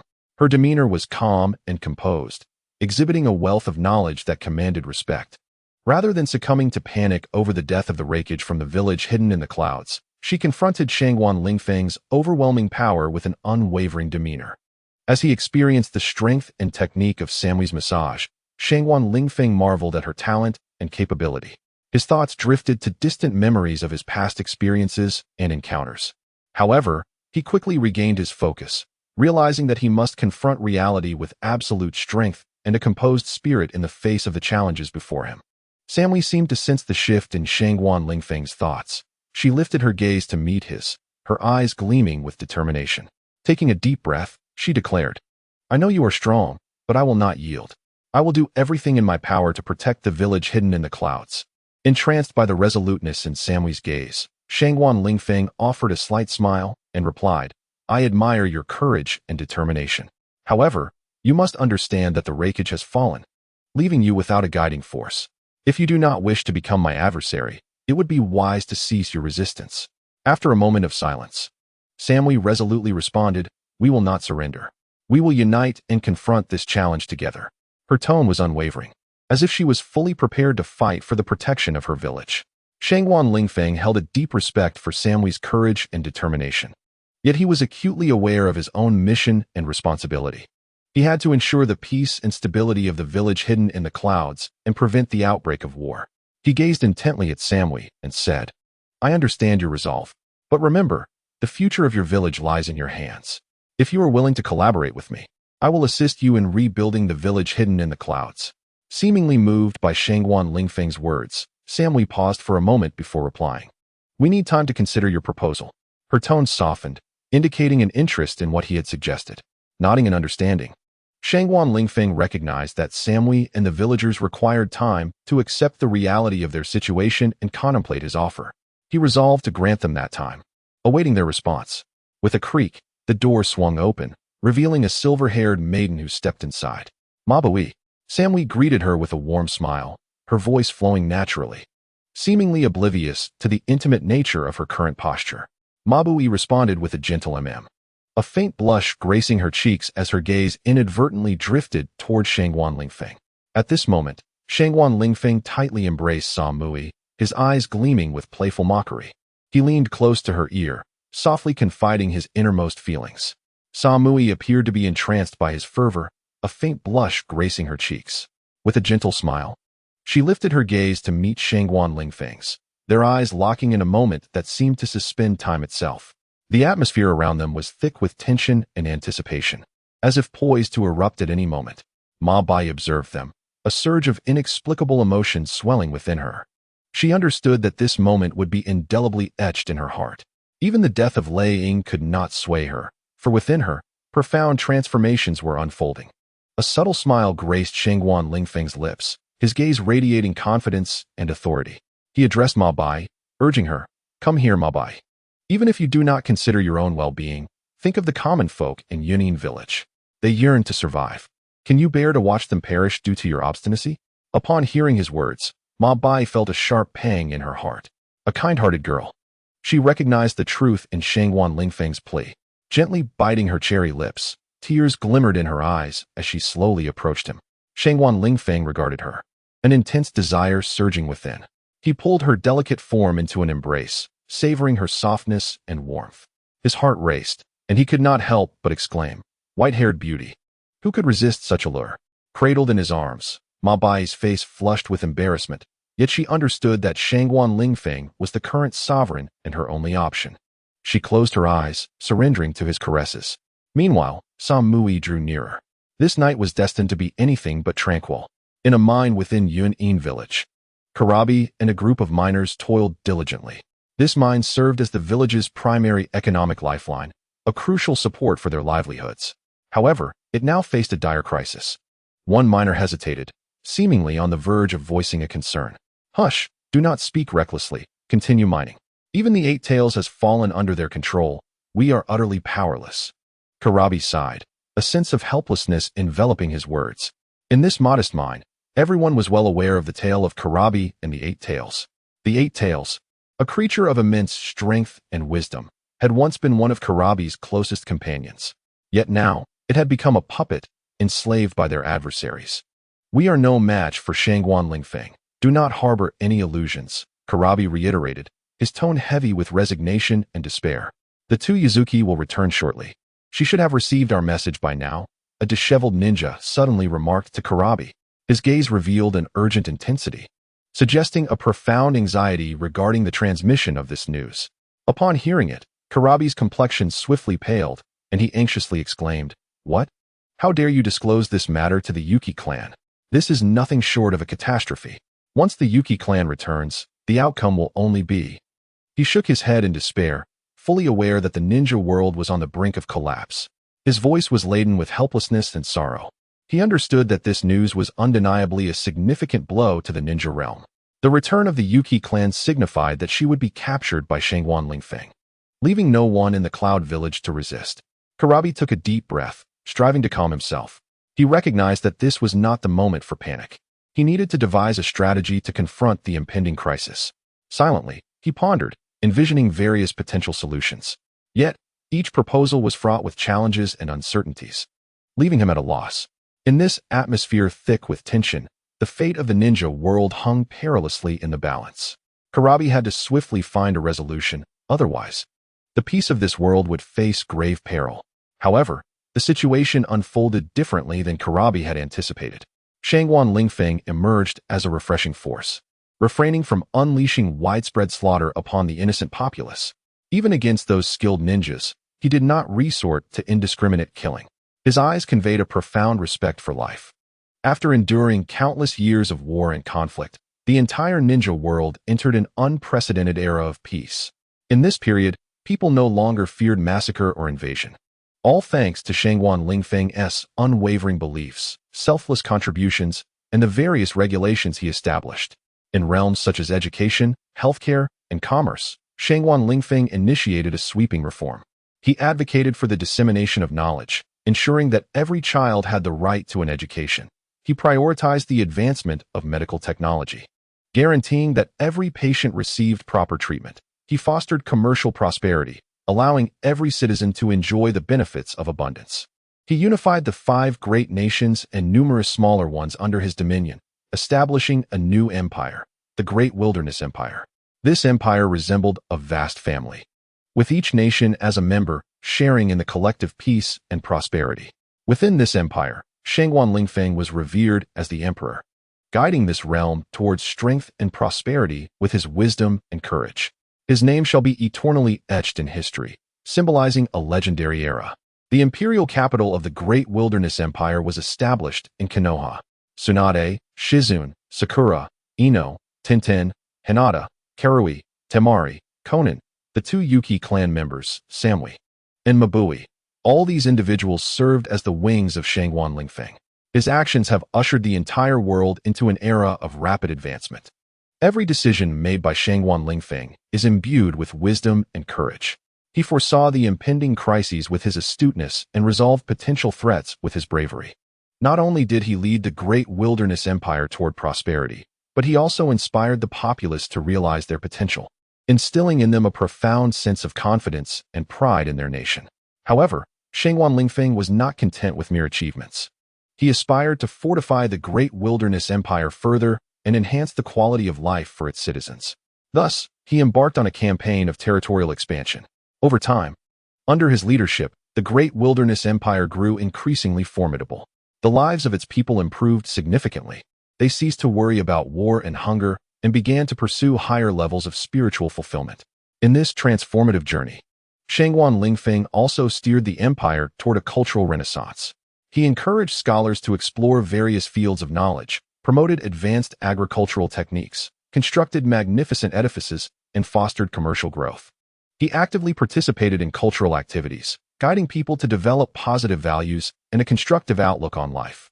Everything appeared to flourish without any turbulence. Even the Shao organization was fully integrated under Shangguan Lingfeng's leadership, dispatched to distant wastelands to cultivate fertile lands and seek redemption.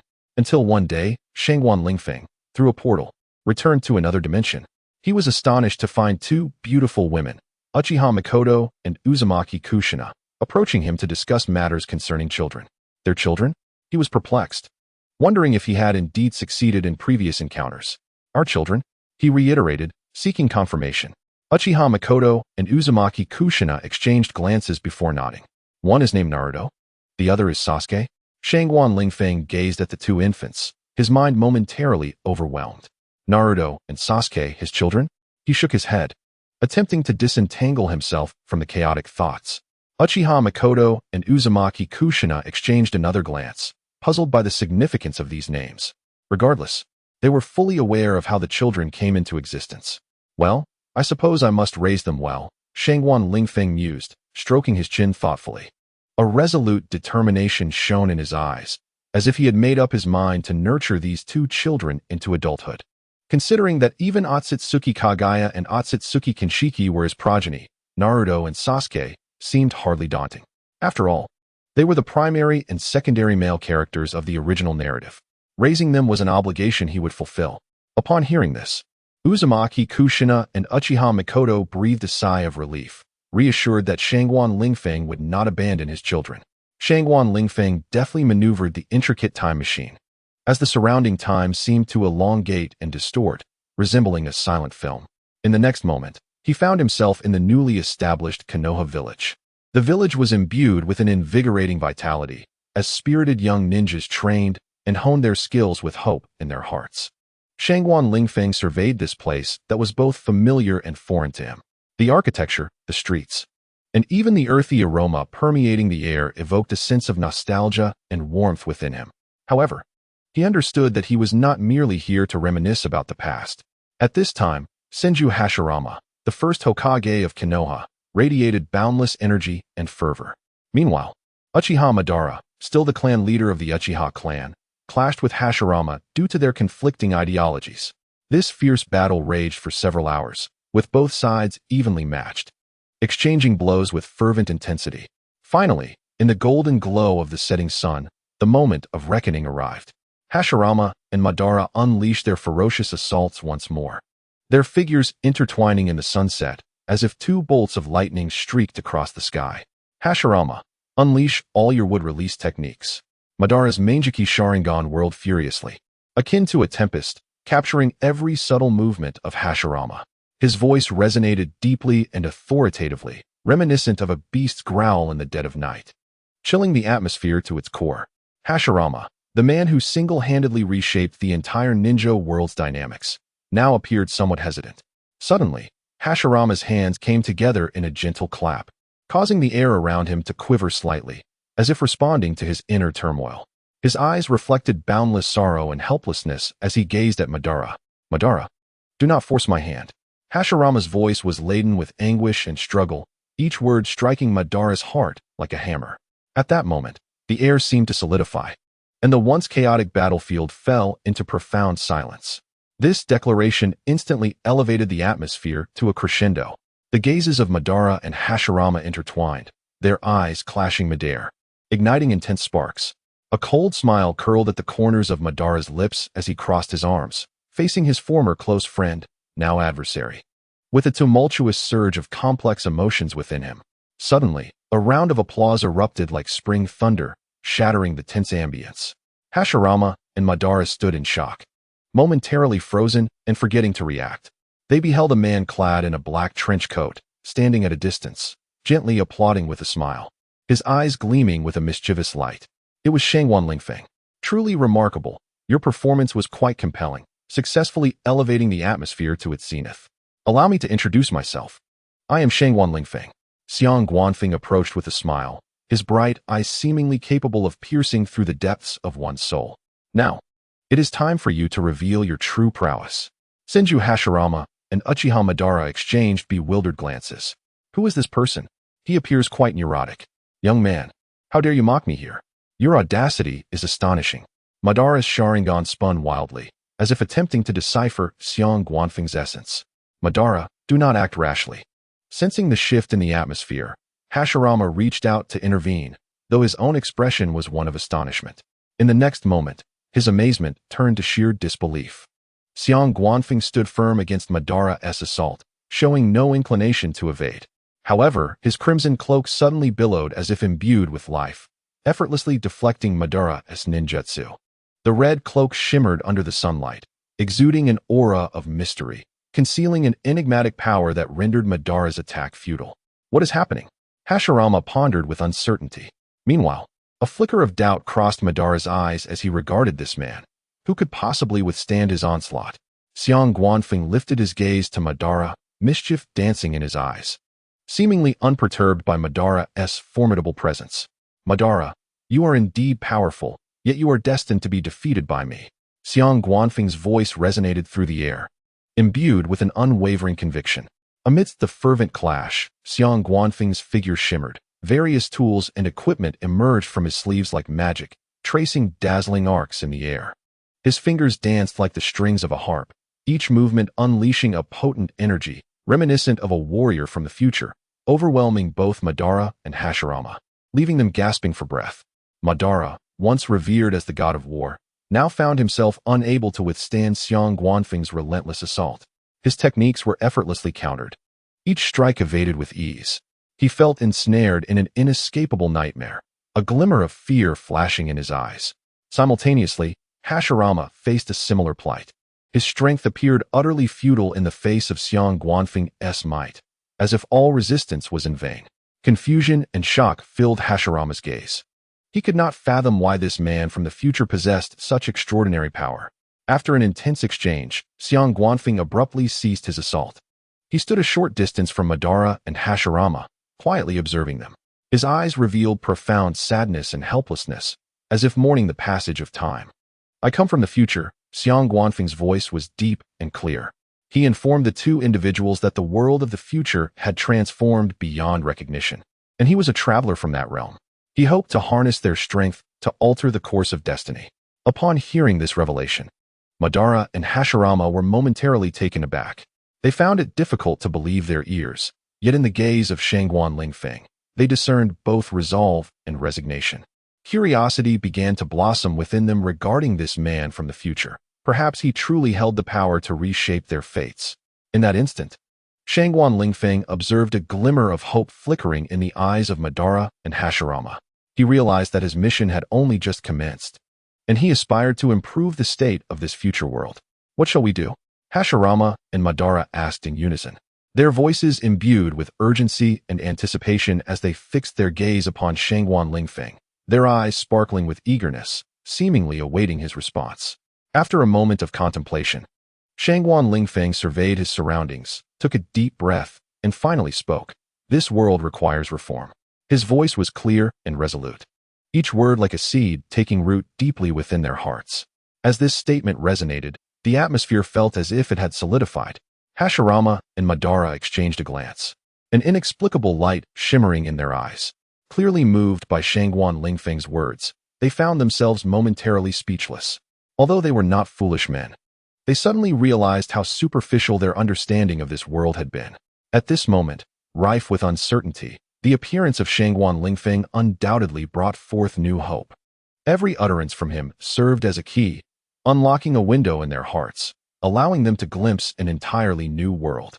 We must find a way forward, Shangguan Lingfeng stated, his tone imbued with determination and conviction, as if he had already discovered the path to the future. In this pivotal moment, he needed to lead them onward into the unknown. Indeed, he began to eloquently persuade Hashirama and Madara about the Otsutsuki clan. Clad in a white laboratory coat, with glasses reflecting the light like a vigilant owl, Shangguan Lingfeng's voice resonated with fervor and resolve, as if he intended to upend the very order of the universe. We must develop technology capable of transcending this planet, soaring into the cosmos, and striking at the heart of the Otsutsuki clan to establish a new galactic order. His eyes burned with intensity, resembling a blazing fireball, as if he could already envision the grandeur of the future cosmos. Upon hearing this, Madara erupted into hearty laughter, his mirth echoing through the vastness of the night like a savage beast. "Ha! This is utterly delightful. I relish this. Hashirama, squabbling over this land is meaningless. Beyond the stars lies a far broader world." His face was filled with anticipation and fervor, as if he could already envision a new world unfolding before him. Senju Hashirama's expression mirrored a profound astonishment, his eyes brimming with conflict and contradiction. He gazed at the figures of Shangguan Lingfeng and Uchiha Madara, his heart a tumult of emotions. He recognized that their aspirations were exceedingly radical and perilous. Yet, if they could indeed develop technology capable of transcending the confines of the planet, it would pose a challenge to the very fabric of the universe. He cast his gaze towards the starry sky, where countless stars twinkled. His heart swelled with hope and yearning. He was uncertain whether to trust Shangguan Lingfeng's words. Yet Uchiha Madara appeared unwavering in his belief. Shangguan Lingfeng's face broke into an enthusiastic smile, urging, "Come, let us embrace the dawn of technological advancement together." In the distant past, Otsutsuki Kagaya sat alone within a grand palace, enveloped in tranquility, with only the occasional whisper of the wind and the chirping of birds shattering the serene ambience. Her gaze was somewhat unfocused, as if she were contemplating something profound or perhaps waiting for an anticipated event. "Why has he not returned yet?" she murmured impatiently, her tone revealing a hint of anxiety and longing. Her thoughts had already drifted far away, envisioning the moment when the person she eagerly awaited would return. Suddenly, the corners of Kagaya's brows twitched slightly, her attention sharpening as she turned to the side. A brilliant light flickered from afar, drawing closer until it finally halted before her. As the radiance dissipated, a handsome young man emerged from the time machine. His name was Shangguan Lingfeng. His eyes reflected a resolute conviction, as if he were fully prepared to confront the challenges that lay ahead. "Lingfeng, you have returned," Kagaya exclaimed with delight, a long-awaited smile gracing her face. She understood that her patience had finally borne fruit, and this man's return would usher in new hope and a promising future. Kagaya's heart brimmed with excitement, and Shangguan Lingfeng's arrival instilled within her an inexplicable sense of comfort and joy. On a picturesque mountaintop, Shangguan Lingfeng and Otsutsuki Kagaya sat in quietude, observing their industrious subjects below. They were the sovereigns of the great wilderness empire, entrusted with the monumental responsibility of leading the realm. From this vantage point, they could behold the entirety of their empire in its splendor. As far as the eye could see, scenes of vibrant and fulfilling lives unfolded. In the fields, farmers toiled diligently, layers of verdant land resembling a beautiful tapestry. In the cities, artisans busily forged various tools, the blazing fires illuminating the surroundings with a dazzling glow. Shangguan Lingfeng couldn't help but exclaim, "Kagaya, look at our people. They thrive under our leadership, living such prosperous lives." Kagaya smiled and nodded. "Indeed, it is our duty as rulers. However, Lingfeng, We must constantly remind ourselves that these subjects require not only material abundance, but also spiritual nourishment. Shangguan Lingfeng wholeheartedly agreed, affirming, "You speak the truth. We must provide them with greater educational opportunities to enrich their spiritual realm." As they deliberated on the future of the empire, their gazes lingered on the industrious populace. Through their efforts, the great wilderness empire was advancing towards a more prosperous future. "Lingfeng, why do you wish to impart education to these people?" she inquired, her voice like a gentle spring, bringing a refreshing breeze to this oppressive world of ninjas. Shangguan Lingfeng's eyes were as deep as the ocean, fixated on Kagaya, a resolute light flickering within them. He raised his hand, his fingertips gliding softly across his own cheek, tracing the marks left by time and experience. "The ninja world requires education," he declared in a deep and unwavering tone that resonated through the air. He paused, his gaze sweeping over Otsutsuki Kagaya before drifting towards the distant mountains, as if surveying the future of this world.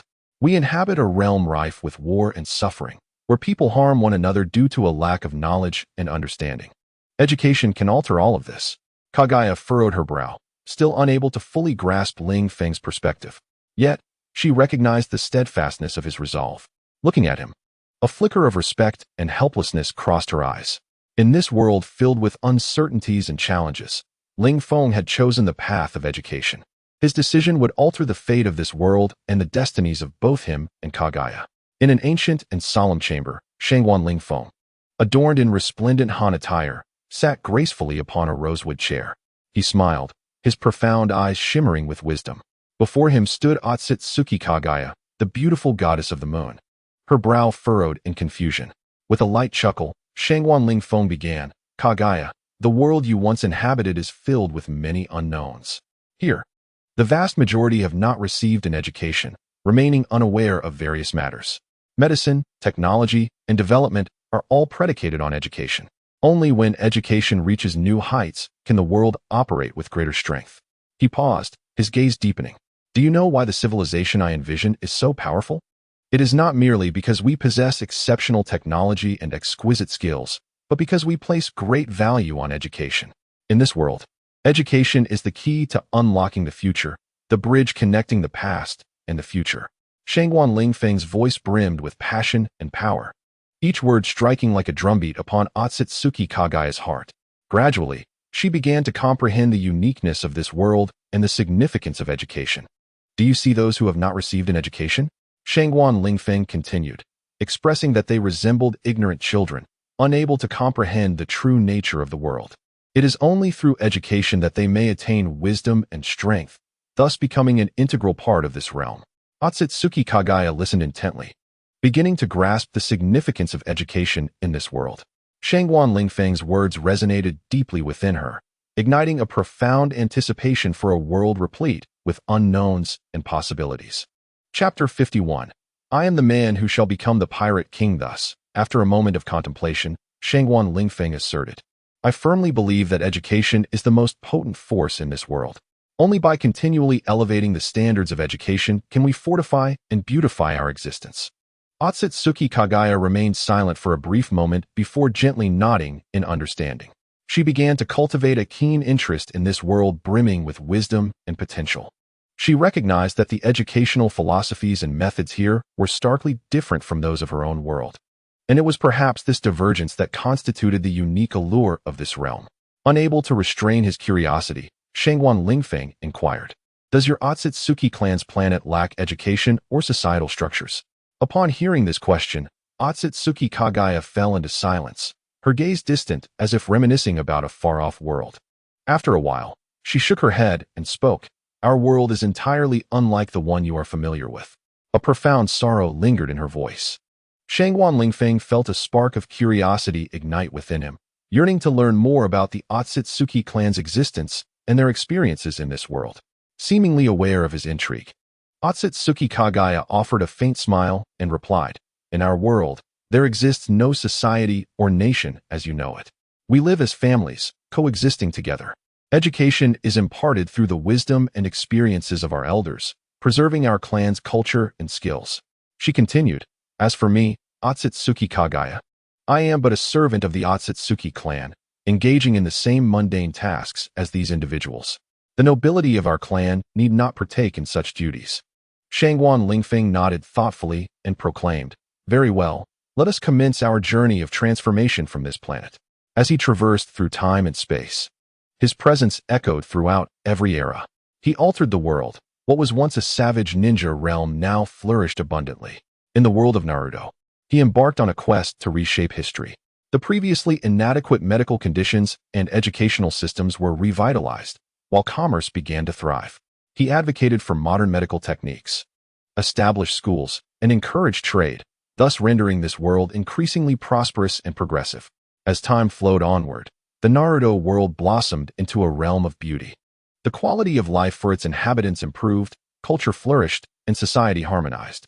Shangguan Lingfeng gradually evolved during this journey, transforming into a figure of unwavering conviction and remarkable prowess.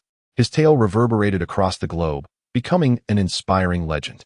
People took pride in his accomplishments and revered his indomitable spirit. Shangguan Lingfeng's narrative became emblematic of the world of ninjas, motivating individuals to relentlessly pursue progress and development. Atop a mountain peak, Shangguan Lingfeng retrieved an unusual hat from his dimensional pocket. This peculiar red cap, adorned with a hand-shaped emblem, appeared quite comical. Superpower hat. Upon donning this hat, one gains the ability to utilize powers such as X-ray vision, telekinesis, and teleportation, though these abilities require practice to master. With a soft plop, Shangguan Lingfeng placed the superpower hat upon his head. It felt light as a feather, seemingly devoid of weight. A surge of determination coursed through him as he endeavored to employ the power of X-ray vision. Instantly, the scene before him became shrouded in a misty haze. However, as he focused his consciousness, the foggy image gradually sharpened.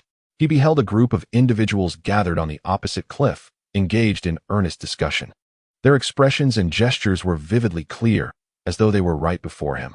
Shangguan Lingfeng marveled at this newfound ability. Was this the power of X-ray vision?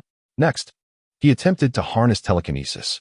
Concentrating intensely, he sought to command the world around him with sheer will. Suddenly, he felt his body become weightless, as if he could effortlessly glide through the air, while nearby stones began to levitate. Opening his eyes, he discovered himself hovering above the group of people. Astonishment filled his heart. Was this the capability of teleportation? He could move his body at will, unbound by any constraints. Shangguan Lingfeng reflected on the extraordinary power of the superpower hat. He felt as though he had ascended to a divine existence, capable of wielding control over everything. Yet, he understood that such abilities were not easily mastered. They required dedication and practice to unleash their true potential. Meanwhile, a subtle premonition stirred within Shangguan Lingfeng. It seemed as if the time machine had undergone a transformation, granting the possibility of traversing another realm. He felt a sense of eager anticipation. Come forth, time machine. Let us journey. Before him stretched an endless ocean, vast and boundless, where the sea met the sky, creating a magnificent tapestry. The waves roared and crashed, echoing the tales of this world.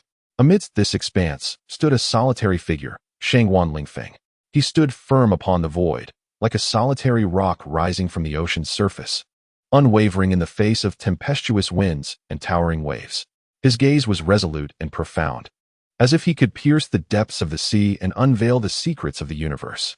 To think it is One Piece. It appears I have nearly forgotten the plot, retaining only the names of a few characters. Shangguan Lingfeng rubbed his chin, a hint of frustration evident in his self-reflection. In the realm of One Piece, aside from the names of individuals and places, Shangguan Lingfeng found himself almost entirely ignorant. Nonetheless, arriving in this world bore no burdens. After all, in the world of One Piece, there are scarcely any genuine heroes. It seems that this universe is also replete with enchanting maidens. Allow me to rescue you. With a chuckle, Shangguan Lingfeng produced his anywhere door. The instantaneous teleportation of the superpower hat is limited to short distances within sight.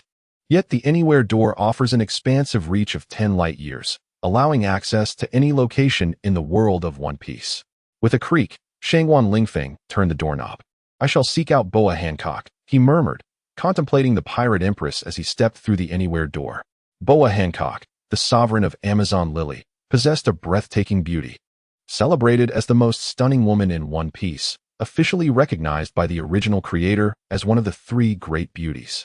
Her allure and intellect combined, she became the aspiration of countless pirates.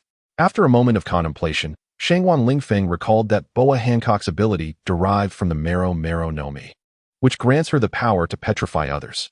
This unique ability allows her to instantly turn opponents to stone, rendering them defenseless. Gently, Shangwan Lingfeng pushed open the door and stepped into the room, only to find it shrouded in mist. Is this the bathroom? He wondered, scanning his surroundings, the fog creating a haze of ambiguity.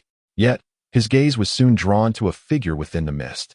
It was a woman, a stunning woman, standing amidst the fog like a celestial being. Though her features were obscured by the haze, Shangwan Lingfeng could still sense her unparalleled beauty. This exquisite woman was none other than Boa Hancock. Who are you? Her melodious voice carried an undercurrent of unrelenting fury. Oh, beautiful lady, we have yet to make each other's acquaintance, yet I believe we shall engage in a more profound dialogue. Shangwan Lingfeng replied with a smile, confidence gleaming in his eyes. I am Shangwan Lingfeng, a man destined to become the Pirate King. Boa Hancock, the captivating beauty who drove the entire world into a frenzy, questioned with a peculiar tone. You are a man of the Pirate King? Her voice hinted at disdain, yet Shangwan Lingfeng remained undeterred. Indeed, I shall become the man of the Pirate King, he asserted resolutely, his gaze reflecting a fervent desire. Evidently, Boa Hancock paid little heed to his proclamation. She stood proudly, her fair form on display, unperturbed by her vulnerability before this man. As Shangwan Lingfeng audaciously surveyed every inch of her skin, it was as though he were admiring a masterfully crafted piece of art. Their gazes met in the air, revealing a mix of curiosity and bewilderment in Boa Hancock's eyes, while Shangwan Lingfeng displayed an expression of unwavering confidence. This man evidently possessed an unshakable belief in his objective, a confidence that inexplicably intrigued Boa Hancock. Is that so? Boa Hancock's cold voice resonated as a dangerous smile suddenly curled upon her lips. The glimmer in her beautiful eyes radiated a chilling intensity. In an instant, the Empress appeared utterly frigid, as if she could freeze the entire world in its tracks. Die! With her words, an invisible force erupted from her, exuding an overwhelming aura of dominance and endless authority. This was an absolute power, an irresistible pressure. The capability of the sweet fruit was fully unleashed, a terrifying force indeed. The surrounding air instantly grew thick, as if time itself had come to a standstill. Shangwan Lingfeng's expression remained unchanged. He maintained a cheerful demeanor, seemingly oblivious to the life-and-death crisis he was facing. His eyes conveyed a sense of calm and assurance, as if everything lay firmly within his grasp. Were you not petrified? Boa Hancock's heart raced in shock. She had not anticipated that this man could withstand the power of her sweet fruit, leaving her utterly astonished. Shangwan Lingfeng gazed at her with a smile that hinted at profound wisdom and confidence. He gently shook his head and spoke. It seems you have yet to inquire about my abilities. What? Boa Hancock's complexion paled momentarily, as if she sensed an ominous turn of events. Shangwan Lingfeng's smile broadened, exuding self-assurance. I am capable of anything. Demon Passport, activate. Boa Hancock's eyes shimmered like two pools of autumn water, reflecting a blend of shyness and anticipation. Her heart raced like a startled deer, causing her breath to become shallow and hurried. She herself could not comprehend the turmoil within. This man was undeniably captivating. As the first woman in the world of One Piece, it is imperative that you understand the disparity between us, Shangwan Lingfeng said with a subtle smile, effortlessly discarding his black trench coat. The coat, akin to the night, traced an elegant arc through the air before landing softly on the floor. He then leaped into the bath, splashing water in all directions, with droplets sparkling in the sunlight. As Boa Hancock beheld Shangwan Lingfeng's robust figure, her anticipation and tension ignited like a firework, bursting forth with fervor. Unable to contain the surging impulses within her, she pounced into Shangwan Lingfeng's embrace like a cheetah. In the bathhouse, waves surged restlessly, ceaselessly. At the headquarters of the Nine Snake Pirates, the atmosphere felt somewhat tense. This was Shangwan Lingfeng's inaugural meeting with the members of the Nine Snake Pirates, and he understood the significance of this moment. Seated in an elevated chair, he surveyed the crowd with a calm and profound gaze. Beside him, Boa Hancock sat quietly, her waist encircled by Shangwan Lingfeng's arm, seemingly conveying some unspoken message. Lingfeng, these are the members of our Nine Snake Pirates. Boa Hancock whispered, her voice flowing like a clear spring, imparting a sense of tranquil beauty. Shangwan Lingfeng nodded slightly, his eyes scanning the formidable women standing before him. To his astonishment, every member present was female, and nearly all possessed a robust physique. He could even discern that several of them were more muscular than he himself.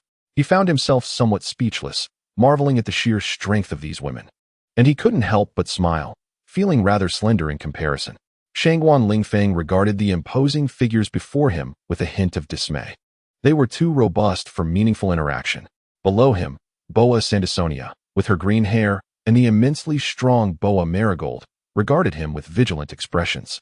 They were astonished, uncertain as to why a man had suddenly appeared among them. Meanwhile, the alluring dragon Dandelion was being appraised by Shangwan Lingfeng with a smile. As she was the only one who somewhat aligned with his aesthetic preferences, the others were beyond description. With a firm slap on the chair, Salome beneath him quivered slightly and lowered her head. Chapter 52. Dragon Ball World. Very well, ladies, Shangwan Lingfeng proclaimed, rising to his feet, fists clenched, his voice resonant and resolute. From this day forth, the 9 snake pirates shall be governed by me, Shangwan Lingfeng. I am the man destined to become the pirate king, and in the days to come, I shall lead you to conquer the entire world. However, the members of the pirate crew regarded his grand declarations with skepticism. They whispered among themselves, their eyes filled with doubt and defiance. This young man, despite his formidable strength, could he truly guide them towards dominion over the world? Observing their reactions, Shangwan Lingfeng understood that he needed to demonstrate greater strength and wisdom to earn their trust. Taking a deep breath, he declared, I recognize that you are filled with doubts. Yet, I, Shangwan Lingfeng, will undoubtedly lead you to victory. I shall prove my capabilities through my actions. He paused, casting a sweeping gaze over the assembly, and continued, Our 9 snake pirates were once a renowned maritime force. But we have now been reduced to mere pawns in the hands of others. We can no longer be manipulated. We must reclaim our former glory. I shall ensure that the name of the 9 snake pirates echoes across the seas once more. At this proclamation, the crew members' eyes finally shimmered with recognition and exhilaration. They had once been sovereigns of the ocean, yet now they found themselves merely surviving under the control of others. Shangwan Lingfeng's words struck a chord deep within them, rekindling the embers of their past valor and determination. However, some remained skeptical of Shangwan Lingfeng's emergence. Boa Sandersonia flicked her green hair and sneered, Oh, I am eager to see if you possess any true skill. With a hint of curiosity, Shangwan Lingfeng turned his gaze toward her. This green-haired woman, Boa Sandersonia, had been compelled to consume a devil fruit due to the whims of the celestial dragons, granting her the ability to transform into a snake-human hybrid of the snake-snake fruit. Python form. As a serpent person, her physique could ensnare opponents, utilizing immense strength to constrict and crush them. Although she bore some semblance of power, Shangwan Lingfeng regarded her with indifference. With a low growl, Boa Sandersonia's skin transformed, becoming covered in scales, and a tail sprouted from behind her. As her stature grew formidable, resembling a python, she opened her mouth, revealing sharp, venomous fangs, her eyes glinting with a fierce, cold light. Shangwan Lingfeng smiled slightly, his gaze deepening into an enigmatic abyss, as his eyes, adorned with the Rinnegan, radiated brilliant light. He raised his hand toward Boa Sandersonia, instantly conjuring a surge of formidable energy. Shinra Tensei, he declared loudly. In an instant, a powerful force erupted from his palm, forming an invisible energy field that surged toward Boa Sandersonia. Before she could react, this force struck her with tremendous impact, sending her sprawling to the ground. Struggling to rise, she felt her strength diminished by more than half. She gazed up at Shangwan Lingfeng, her eyes reflecting a mix of fear and wariness, realizing that this man was far beyond her capabilities. What manner of power is this? Boa Marigold rushed to assist her. Incredible. Let us strike together.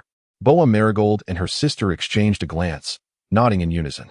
Marigold, tall and lithe like a cobra, moved with astonishing speed across the ground, leaving trails of moisture in her wake. Meanwhile, her sister Sandersonia transformed into her serpent form, possessing immense strength and agility, her movements reminiscent of a massive python, each twist exuding a formidable intimidation. They charged toward their target, Shangwan Lingfeng, yet their trajectories diverged in 2 directions. Within the seemingly tranquil palace, currents of tension surged, fraught with peril. All present held their breath, apprehensively speculating the outcome of this impending clash. However, Shangguan Lingfeng remained undaunted. He turned his head and bestowed an assuring glance upon Boa Hancock. Within his profound eyes, an immense power emanated. He closed his eyes, and his muscles seemed to stiffen instantaneously, as if time itself had come to a standstill. Susanoo, first stage.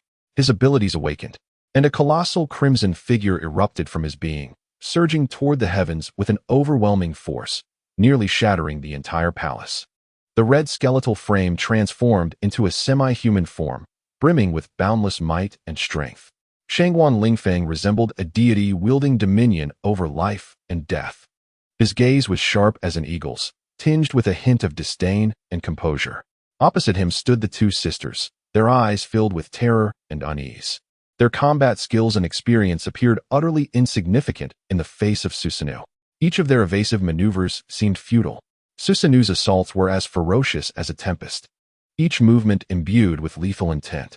With every strike that landed upon the ground, a violent tremor ensued, a force so profound it could not be overlooked. The air was thick with tension, as if a storm were brewing. Meanwhile, Shangguan Lingfeng, like an elegant dancer, commanded Susanoo to wield its immense weapon as it charged toward the two sisters. A heavy thud resonated as it struck the ground. Now, let us not be overly excited. You see, excitement leads to injuries, Shangguan Lingfeng remarked with a gentle smile. His voice imbued with an enchanting charm that seemed to calm the atmosphere.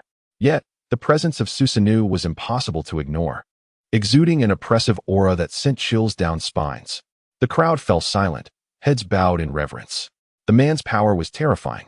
A sly glimmer flickered in Shangguan Lingfeng's eyes as he subtly beckoned Longdan. This gesture filled Longdan with trepidation, his heart racing tumultuously. Hesitantly, he glanced at his captain, only to find Boa Hancock's steadfast gaze, compelling him to advance despite his apprehension. Now is the moment. Proceed as planned, Boa Hancock decisively instructed. Then followed in Shangguan Lingfeng's footsteps. Longdan, unwilling to lag behind, trailed closely. Their actions unfolded like a gripping script, layered with suspense, rendering Longdan unable to predict the ensuing developments.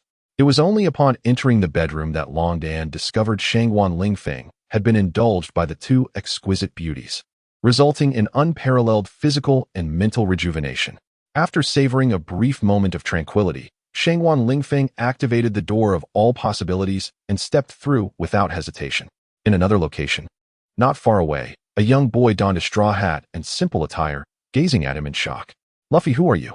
Luffy cast a glance at the pink door behind Shangguan Lingfeng, then inquired, Me? Shangguan Lingfeng grinned widely. I aim to be the king of the pirates. Luffy exclaimed, Hey, you're stealing my lines. Oh, it's nothing. I merely came to see what the protagonist of this world is like. Shangguan Lingfeng replied nonchalantly. Luffy's mind was filled with confusion. This person is quite strange. Haha, you truly are an amusing little fellow. Shangguan Lingfeng suddenly chuckled, his eyes sparkling with a peculiar light. Never mind, just be my son. Luffy. His words detonated within Luffy's heart like a bomb. Luffy stared at him in shock, as if struck by lightning. What did you say? Luffy's voice trembled slightly. I said, be my son, Shangguan Lingfeng said with a smile, his tone imbued with an undeniable authority. At that moment, Luffy was at a loss for words. He gazed into Shangguan Lingfeng's mischievous eyes, feeling an overwhelming sense of rejection. I absolutely refuse. Luffy blurted out, his tone resolute. Shangguan Lingfeng, seemingly anticipating this response, merely smiled and waved his hand dismissively. Very well, Luffy, then farewell.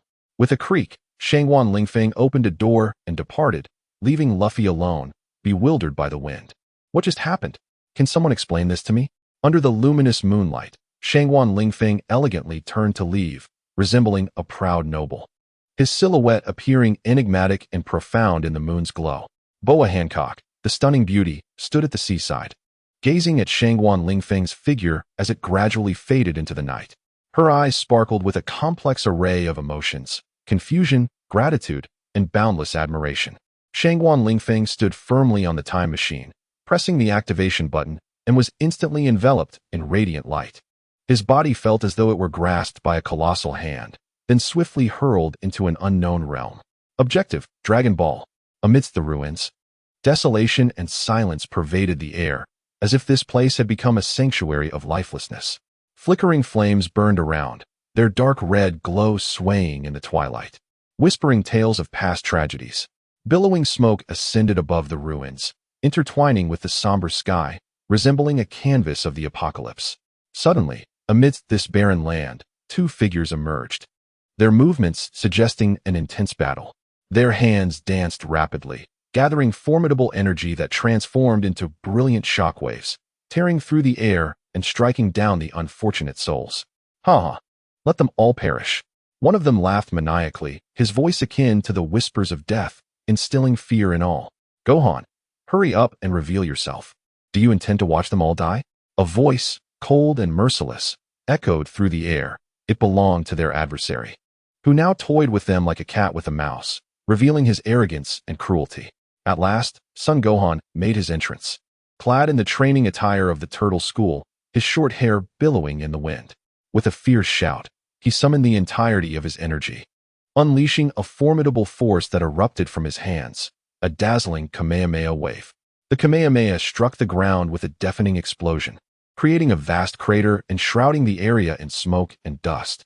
However, despite the overwhelming power of his attack, Androids 17 and 18 emerged unscathed, their cold laughter directed at Son Gohan, as if he were a defeated foe. So, you've finally shown yourself, Gohan. This time, there will be no mercy. Android 17 sneered, his eyes glinting with mockery and malice. Gritting his teeth, Gohan's only remaining arm trembled with rage. He understood that retreat was not an option. He must summon every ounce of strength to confront these ruthless androids. An intense battle was on the verge of erupting, with an uncertain conclusion looming ahead. Gohan engaged in a fierce struggle against androids 17 and 18. His right arm had sustained severe injuries, leaving him reliant on his remaining left arm to fight. Gohan's combat prowess was evidently lacking, as he found himself utterly overwhelmed by the relentless onslaught of the androids. Suddenly, a series of thunderous shockwaves surged from all directions, resounding with a deafening roar. The entire arena trembled under the force of the waves, sending the audience into a panic as they sought refuge. Gohan fought with all his might against the oncoming shockwaves, but his injuries rendered him incapable of withstanding such overwhelming attacks. Ultimately, the androids exploited a moment of vulnerability, landing a crushing blow that sent him crashing to the ground in agony. His body was ensnared by an overwhelming force, rendering him immobile. Is this the end? Gohan managed to utter, his throat constricted as if gripped by an icy hand, his bloodstream seemingly frozen. Lying on the ground, the earth beneath him dampened by his warmth and blood, his gaze pierced through the endless darkness toward the distant sky. Memories of his father flooded his mind, the powerful and glorious man who was like an uncut emerald, resilient and fervent. Goku. That name shone with a unique brilliance in Gohan's heart, a beacon guiding him through life. He recalled his mother, Chi-Chi, a woman radiating warmth like the sun, her smile etched as the most profound memory of his childhood. She was his sanctuary, his solace, his source of strength. Then there was Trunks, his friend and brother. Their destinies seemed intertwined, bound to share both joy and sorrow. Their battles, their victories, their defeats, all woven together like an epic tapestry, narrating the glory and tragedy of existence. Moreover, Aunt Bulma. At that moment, number 17 approached with a chilling demeanor, casting a shadow of darkness over Gohan. He lowered his gaze upon the fallen man, a cruel, icy smile flickering in his eyes. It was a smile devoid of emotion, mechanical in its nature, glaringly out of place amidst the desolation and anguish of the battlefield. Chapter 53. Infusing Gohan with Hashirama cells to regenerate an arm. Gohan's heart raced violently. He yearned to rise, yet found himself unable. An irresistible force seemed to pull at his very being, his consciousness fading, his world spiraling into chaos. He closed his eyes, bracing himself for whatever might come next. A cold determination glimmered in his gaze, suggesting that he held dominion over the unfolding circumstances. Farewell. Number 17 spat venomously, his voice reverberating through the air, instilling an ominous foreboding. He raised his hand, a formidable energy coalescing in his palm, a force capable of annihilating all.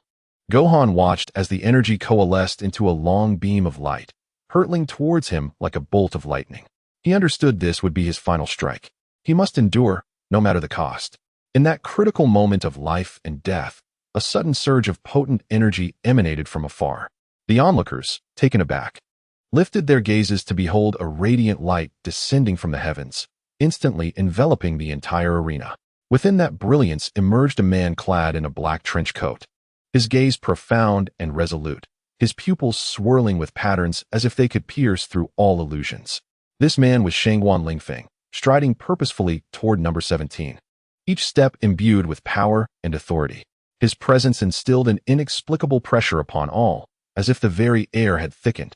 Shangguan Lingfeng fixed his eyes on number 17, articulating with deliberate clarity, "Tu scum, allow me to administer justice. Remember, it is I, the world's strongest, Shangguan Lingfeng, who will obliterate you." His voice resonated with unshakable confidence and gravitas, rendering any rebuttal futile. Number 17 was momentarily taken aback. He scrutinized Shangguan Lingfeng, a hint of disdain flickering in his eyes. "Ha ha ha, how amusing. Who are you addressing? You stand before the mightiest warrior in existence." Regaining his composure, he smirked again. "Who do you think you are? Do you believe you can thwart me?" Shangguan Lingfeng offered no response, merely smiling faintly. "Then let me enlighten you on what true power entails." As Shangguan Lingfeng confronted number 17, the surrounding air seemed to solidify. Their gazes intertwined, akin to two sharp swords clashing in the air, igniting brilliant sparks. The eternal Mangeki Sharingan in Shangguan Lingfeng's eyes shimmered with an enigmatic glow, while number 17 stood resolute, his mechanical eyes radiating cold determination. At last, Shangguan Lingfeng initiated the assault. He instantaneously transported himself before Android 17, delivering a powerful punch aimed squarely at his chest. However, Android 17 was not an easily subdued adversary. He deftly sidestepped the blow and retaliated with a heavy fist. In a flash, Shangguan Lingfeng produced a mysterious device known as the Time Stopper from his fourth-dimensional pocket. He skillfully adjusted the settings of the Time Stopper and gestured towards Android 17. At that moment, time seemed to freeze, with only Shangguan Lingfeng and Android 17 engaged in a silent, suspended struggle. Taking advantage of this fleeting stillness, Shangguan Lingfeng swiftly maneuvered behind Android 17, revealing a new tool in his grasp, the Shadow Scissors. Without hesitation, he plunged the scissors toward Android 17's shadow, as if attempting to sever the connection between his soul and body. Yet, Android 17 appeared to anticipate this move. He suddenly unleashed a surge of formidable energy, sending Shangguan Lingfeng hurtling away. He rolled through the air several times before landing firmly on his feet. Undeterred, a glimmer of excitement and fervor sparkled in his eyes. The battle intensified, with Shangguan Lingfeng and Android 17 clashing amidst a myriad of wondrous gadgets and formidable powers. Each strike resonated with enough force to tremble the ground, and every collision seemed capable of tearing the very air apart. Their forms intertwined in the air, occasionally engaging in close combat, and at other times maintaining a distance. Amidst the fray, Shangguan Lingfeng discerned a vulnerability in Android 17. He noted that when Android 17 unleashed an energy attack, his body momentarily weakened. Thus, Shangguan Lingfeng resolved to take decisive action. He instantaneously activated the powers of the Reincarnation Eye and the Sharingan, propelling his speed to its zenith. Just as Android 17 was poised to strike, Shangguan Lingfeng lunged forward with ferocity. The Time Stopper in his hand manifested its power once more, rewinding time to just before Android 17's impending assault. This bewildered Android 17, leaving him unable to comprehend how Shangguan Lingfeng had evaded his attack. Seizing this moment of stillness, Shangguan Lingfeng unleashed a ferocious punch into Android 17's chest. The force of the blow pierced through Android 17's defenses, causing him to stagger backward. Android 17. What on earth is happening? Android 18 exclaimed, her eyes widening in disbelief as she beheld the suddenly unleashed prowess of Shangguan Lingfeng, whose strength was astonishing, as if he had pushed her to the brink in an instant. Yet, Shangguan Lingfeng merely chuckled coldly, retrieving a mysterious blade known as the Lightning Blade from his fourth-dimensional pocket. With a gentle press of a button, the blade seemed to come alive, soaring forth autonomously towards Android 18. Its assault was precise and swift, leaving no room for evasion. What in the world is that? Android 18 exclaimed, deftly maneuvering to evade the relentless attacks of the famed sword, Lightning Blade. Her movements, though agile, were pursued as if by a relentless tracker. Amidst this fierce confrontation, Gohan found himself momentarily stunned, oblivious to his own injuries. He gazed in bewilderment at Shangguan Lingfeng. Who is this individual? Why is he so formidable? What compels him to assist me? I have never encountered him before. The atmosphere surrounding them seemed to thicken with tension, each swing of the blade and every evasive action eliciting palpable anxiety. Shangguan Lingfeng's composed demeanor only intensified the invisible pressure upon Gohan. Remarkable, Gohan involuntarily exclaimed, his heart racing to his throat. He could scarcely believe that this person, Shangguan Lingfeng, could surpass his own strength even in his Super Saiyan form. This was utterly astonishing. Gohan's mind was awash with disbelief as he observed the battle between Shangguan Lingfeng and androids 17 and 18, each maneuver leaving him in awe. He noted that Shangguan Lingfeng's agility and techniques were extraordinarily unique, his power and speed eclipsing that of a Super Saiyan, compelling Gohan to respect his prowess. This individual is even more powerful than the androids. Gohan mused once more. He recognized the significant gap between his abilities and those of Shangguan Lingfeng. At that moment, a flash of light heralded Trunks' arrival beside Gohan. Gohan, who is this person? Trunks inquired, equally astonished by the clash before them. Gohan replied, he claims to be Shangguan Lingfeng, yet facing both 17 and 18 without faltering is truly terrifying. He and Trunks retreated to a safe distance, keenly observing the unfolding battle. He realized that Shangguan Lingfeng's involvement would undoubtedly alter the course of the conflict. Bang, bang, boom. Sensing the dire situation, androids 17 and 18 promptly turned to flee. However, Shangguan Lingfeng merely smiled coldly, showing no intention to pursue them. Instead, he approached Gohan, attentively assessing his injuries. Allow me to tend to your wounds. Shangguan Lingfeng stated directly, his tone imbued with genuine concern. He swiftly and skillfully performed a series of hand seals, invoking healing magic, and began to treat Gohan's injuries. Thank you.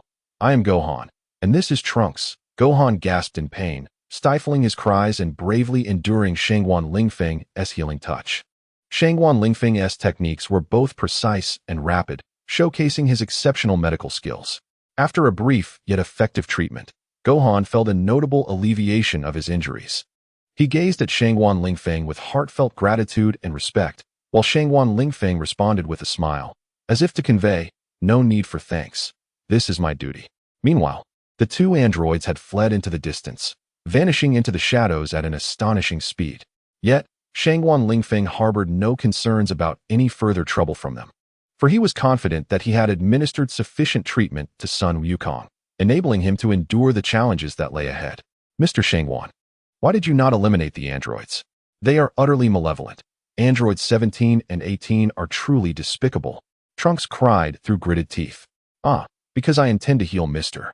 Sun Wukong's arm. Shangguan Lingfeng replied with a subtle smile, uttering words that left both Trunks and Sun Wukong in stunned silence. Trunks widened his eyes, gazing incredulously at Shangguan Lingfeng, as if he had witnessed an extraordinary miracle.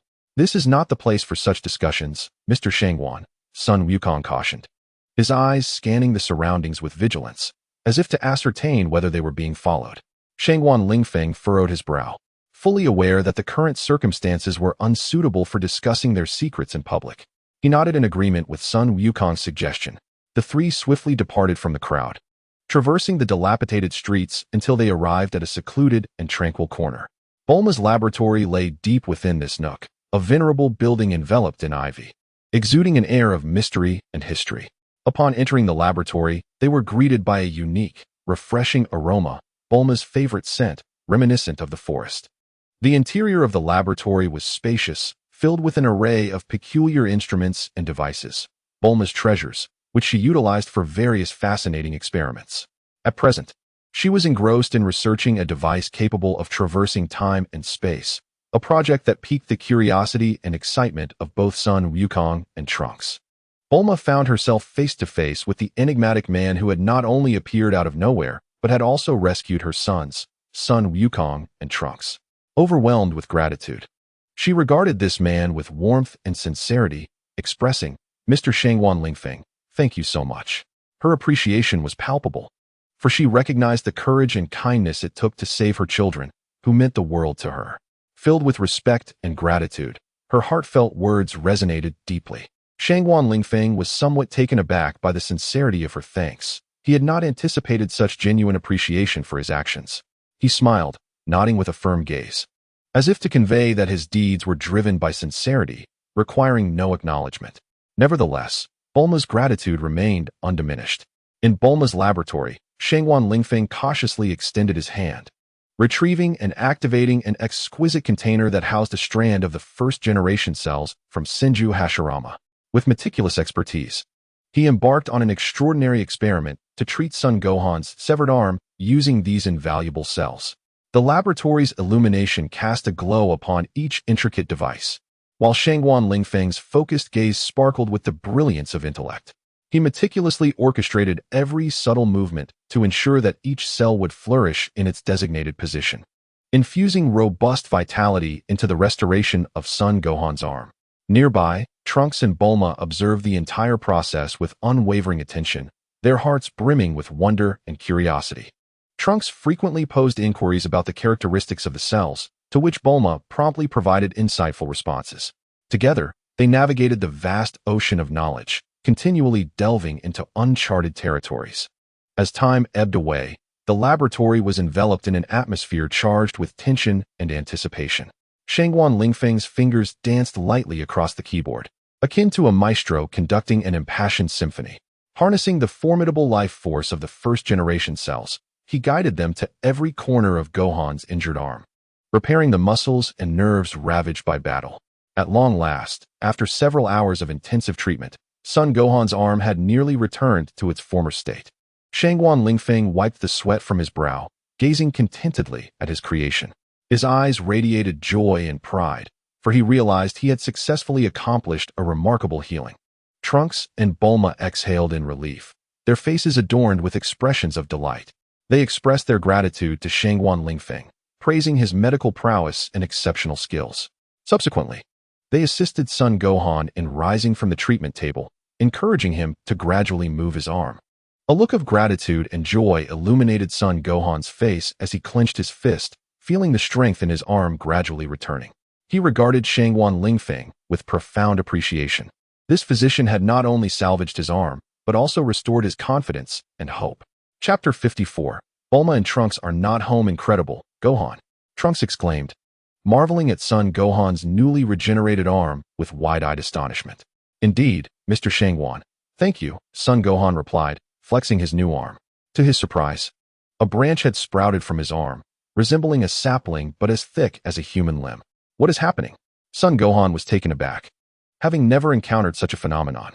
Trunks, equally astonished, stared at the unexpected branch, at a loss for words.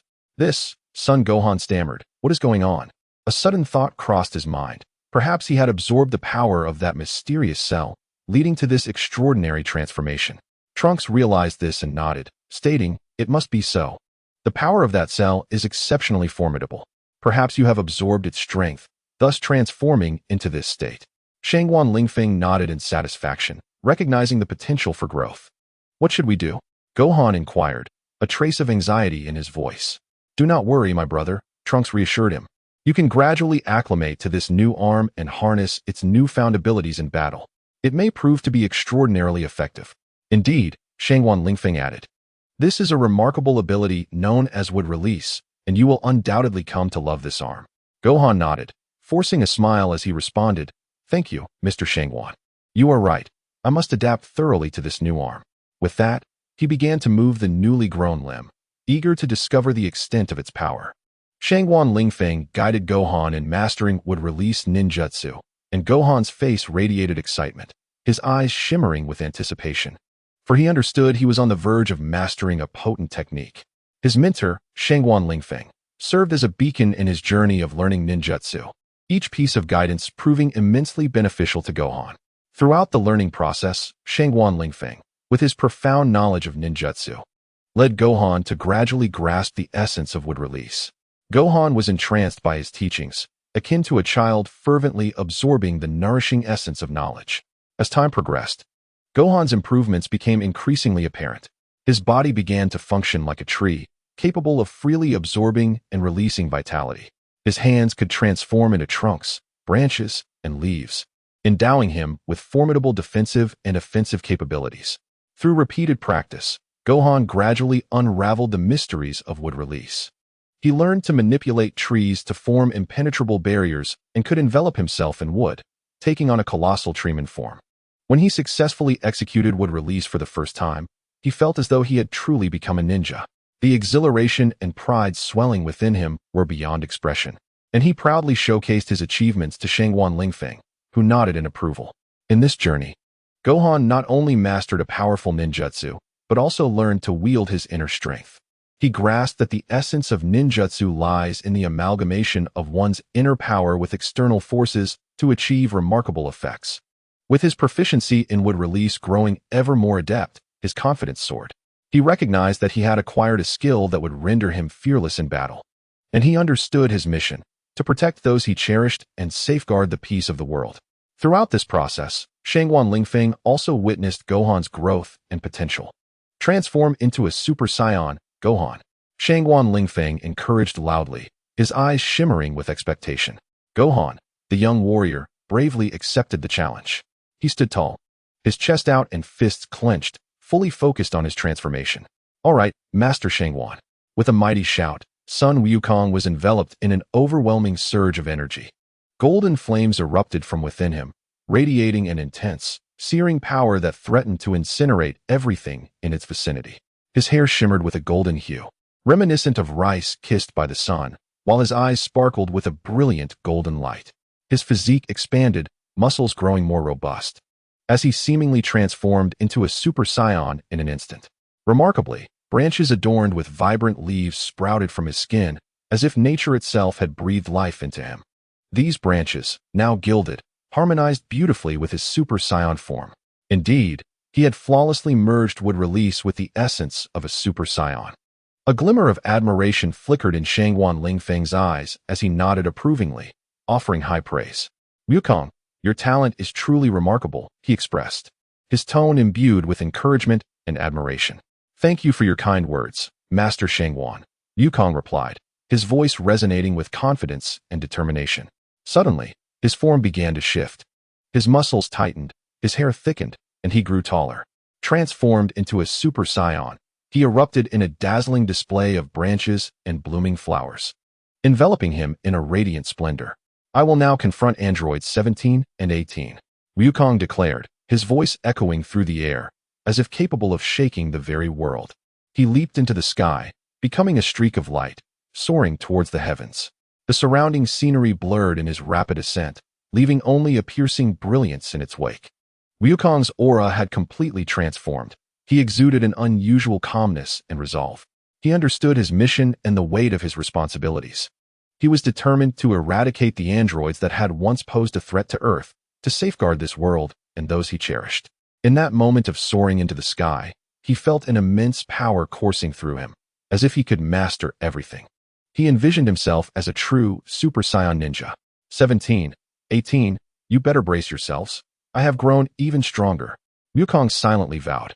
Inside the laboratory, a unique technological atmosphere permeated the air. Trunks, with Bulma's assistance, was preparing a lavish feast for Shangwan Lingfeng. Despite the passage of time leaving its marks upon her, Bulma retained her charm, her bright eyes glimmering with wisdom. She observed Trunks with concern. Can he really do this? I still have my doubts. Shangwan Lingfeng approached, reassuringly patting Bulma's shoulder. Rest assured, Wukong is more than capable. He possesses immense power, and coupled with his mastery of ninjutsu, defeating the androids 17 and 18 is a mere trifle for him. Trunks nodded in agreement, affirming that he believed in his older brother Gohan's capabilities. Gohan is a warrior of both courage and intellect, having surpassed the limits of humanity. Hearing this, Bulma felt somewhat comforted, the worry etched on her face easing slightly. She took a deep breath and turned towards the kitchen, resuming her preparations for the culinary feast. In a tranquil corner, Shangwan Lingfeng observed Bulma as she turned away, his gaze brightening involuntarily. Though time had left its marks on her face, it could not diminish her unique charm and allure. Her figure remained graceful, reminiscent of a ripe peach, enticing and delectable. Her features, while no longer youthful, still bore the hint of a captivating charm in the slight upturn of her lips and the depth of her gaze. Shangwan Lingfeng silently marveled at how this woman seemed to grow more enchanting with age. As Bulma slowly turned back, Her crystalline eyes swept over Shangguan Lingfeng, causing his heart to race. Her eyes, like profound lakes, were bright yet deep, seemingly capable of piercing into his soul. Stirred by an inexplicable urge, he felt drawn to this woman, eager to delve deeper into her essence. As he watched her approach, a wave of impulsive desires surged within him. At that moment, Bulma took a deep breath, her eyes glimmering with a distinctive light. She was acutely aware that Shangguan Lingfeng had utterly captivated her. In that instant, their gazes intertwined. As if time itself had come to a standstill, Bulma and Trunks sat beside an exquisite porcelain dish, indulging in a sumptuous dinner. The table was laden with an array of dishes, the steam rising from the food wafting an enticing aroma. Trunks devoured his meal ravenously, while Bulma tenderly wiped the corners of his mouth and adjusted his disheveled collar. Suddenly, Trunks set down his chopsticks and, with a serious and resolute expression, looked at Bulma and said, "Mom, I'm full." Bulma smiled gently, affectionately stroking Trunks' head. "What do you wish to do next?" Without hesitation, Trunks replied, "I want to help those in need and visit Gohan." A flicker of concern crossed Bulma's eyes. She recognized Trunks as a kind-hearted and brave child. Yet he was still young, lacking a full understanding of the world's dangers. Nonetheless, she knew she could not deter him from pursuing his dreams. All she could do was protect him to the best of her ability. "All right, be careful on your journey," she advised softly. "Understood," Trunks affirmed, rising to his feet. His small figure appeared even more resolute under the moonlight. He soared into the sky, transforming into a beam of light that vanished into the night. In the room, only Shangguan Lingfeng and Bulma remained. A peculiar atmosphere pervades the air, as if hinting at an ineffable tension in the air. Shangguan Lingfeng's gaze emanates a profound and fervent glow as he strides towards Bulma with steady and resolute steps. Each of his subtle movements resembles a passionate symphony, drawing undeniable attention. Bulma sits quietly in her chair, her beauty and elegance accentuated under the soft glow of the lights, rendering her even more enchanting. In her eyes, a flicker of confusion and anticipation shines, akin to stars in the darkness, inviting exploration of their profound secrets.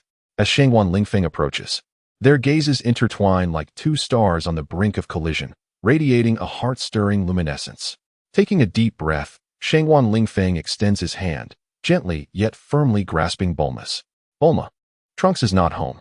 "No, please don't," Bulma murmurs, pulling her hand back yet not breaking free. In this moment, time seems to suspend its breath, leaving only the echo of their heartbeats in the air. "Do not deny your heart," Shangguan Lingfeng whispers softly. "Demon passport, activate." A glimmer of surprise crosses Bulma's eyes, swiftly replaced by joy. She gazes at Shangguan Lingfeng, her eyes revealing deep emotions, as if narrating her long-held anticipation. Shangguan Lingfeng clasps her hand tightly, his gaze filled with determination and passion, as if he has resolved his destiny in that very moment.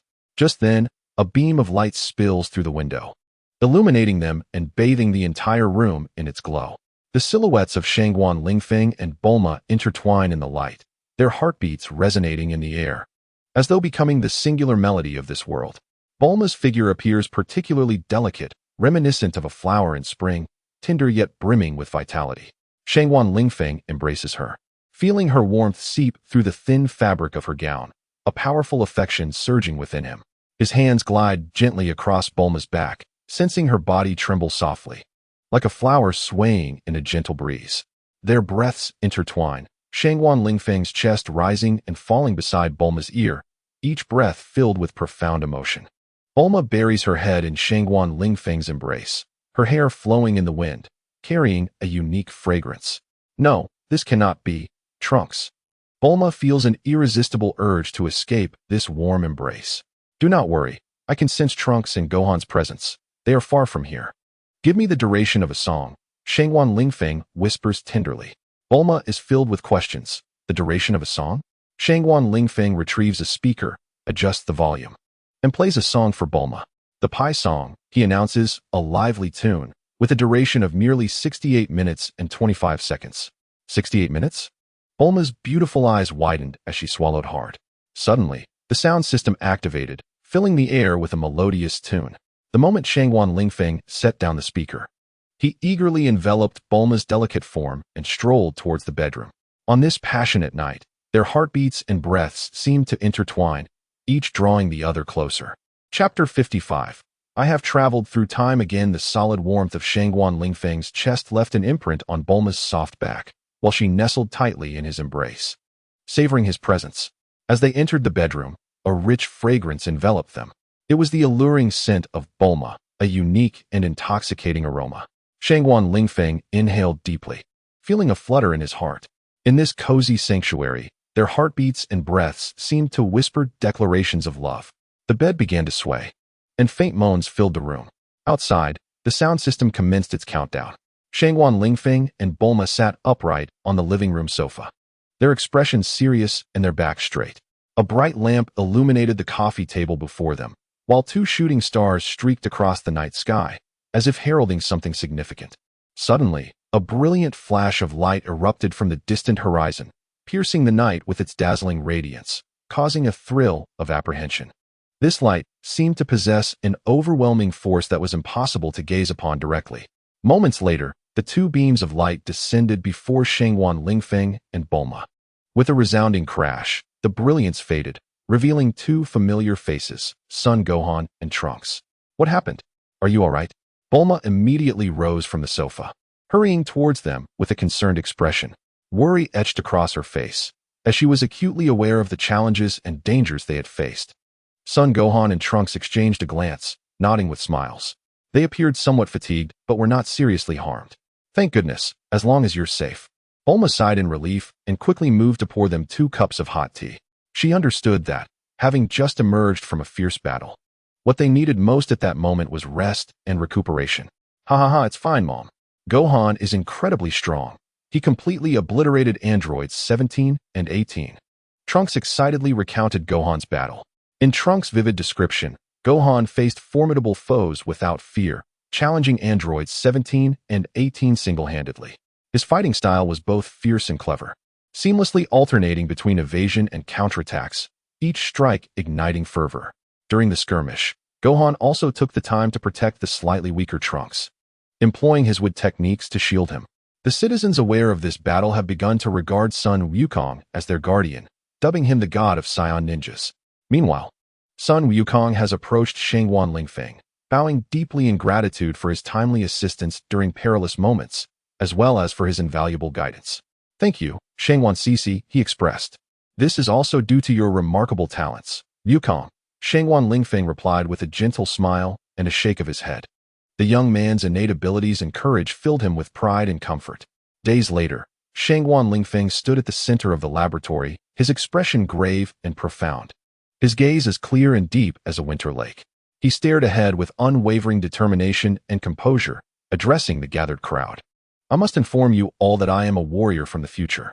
His voice was low and powerful, each word striking like iron, resonating with authority. He paused, allowing his statement to linger in the air, penetrating the hearts of everyone present and echoing in their minds. I have traversed from a distant future world. His tone was calm, reminiscent of recounting an ordinary tale. This revelation detonated like a bomb among Bulma, Trunks, and Sun Wukong, their faces etched with shock and disbelief. It was an era brimming with technology and marvels.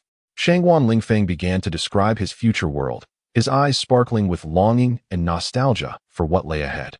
He spoke of the magnificent invention of time travel machines and how he had journeyed through time to return to this era. His voice was imbued with passion and resolve, embodying hope for the future and the courage to face challenges. Bulma, Trunks, and Sun Wukong listened, captivated, their expressions shifting from astonishment to confusion and then to profound admiration.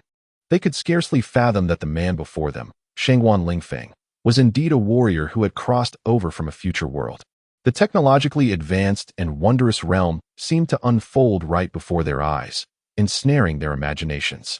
Moreover, in recent days, Trunks had experienced an exhilarating existence, chosen by Shangguan Lingfeng. His body had undergone a forceful transformation. His eyes had morphed into the legendary Sharingan, now awakened to the kaleidoscopic state. With swirling crimson pupils that were so mesmerizing they evoked a sense of trepidation. Standing in the wind, Trunks wore an expression of bewilderment and astonishment, never having imagined that he would one day exist in such a form. All of this was thanks to his elder brother Shangguan. The fabled warrior of unfathomable strength. His power indeed matched the legends. Trunks gazed at his hands, once solely capable of wielding a sword, now able to effortlessly tear through the air with a sizzling sound. He felt an overwhelming surge of strength coursing through his body, as if he could shatter mountains with a single punch should he so desire. This newfound power was both alien and exhilarating to him. He gazed into his own eyes. Those kaleidoscopic Sharingan, the crimson pupils resembling windmills, seemingly narrating his past, present, and future. Once an ordinary swordsman, he had now transformed into a formidable warrior. This metamorphosis filled him with both astonishment and exhilaration. It turned out that Brother Shangwan was indeed the fabled future warrior. No wonder his prowess was so immense. Trunks murmured to himself, a profound admiration reflected on his face. He knew that all his accomplishments today were thanks to Brother Shangwan.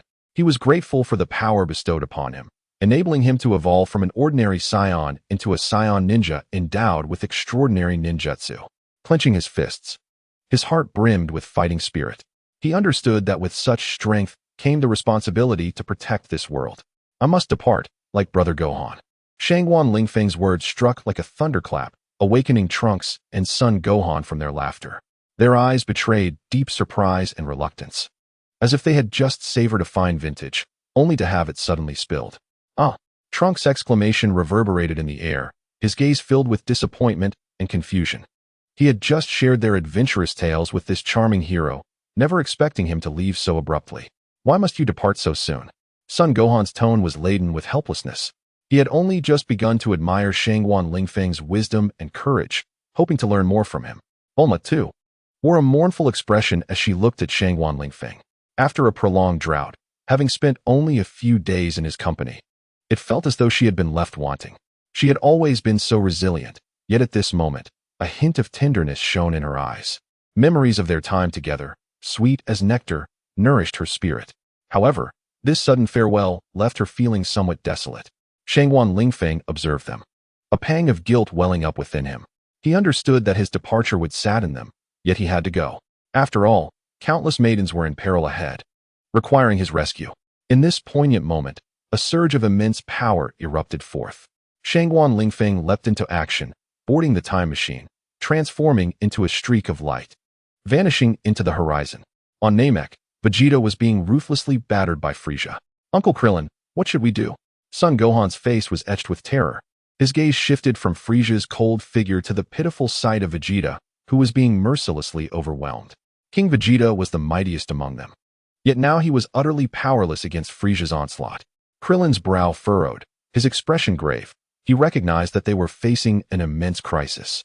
Vegeta could no longer withstand Frieza's assault, and Goku remained in the healing chamber, unable to emerge in the short term. Are they truly destined for annihilation here? A sense of reluctance welled up in Klin. He did not wish for himself and his comrades to perish in this place. However, he understood the necessity of maintaining composure and seeking a way to transcend their dire predicament. Taking a deep breath, he endeavored to steady his mind. Rapid thoughts began to race through Klin's consciousness as he sought a method to alter their current circumstances. Bulma trembled, tightly embracing her shoulders, her fearful gaze scanning the surroundings.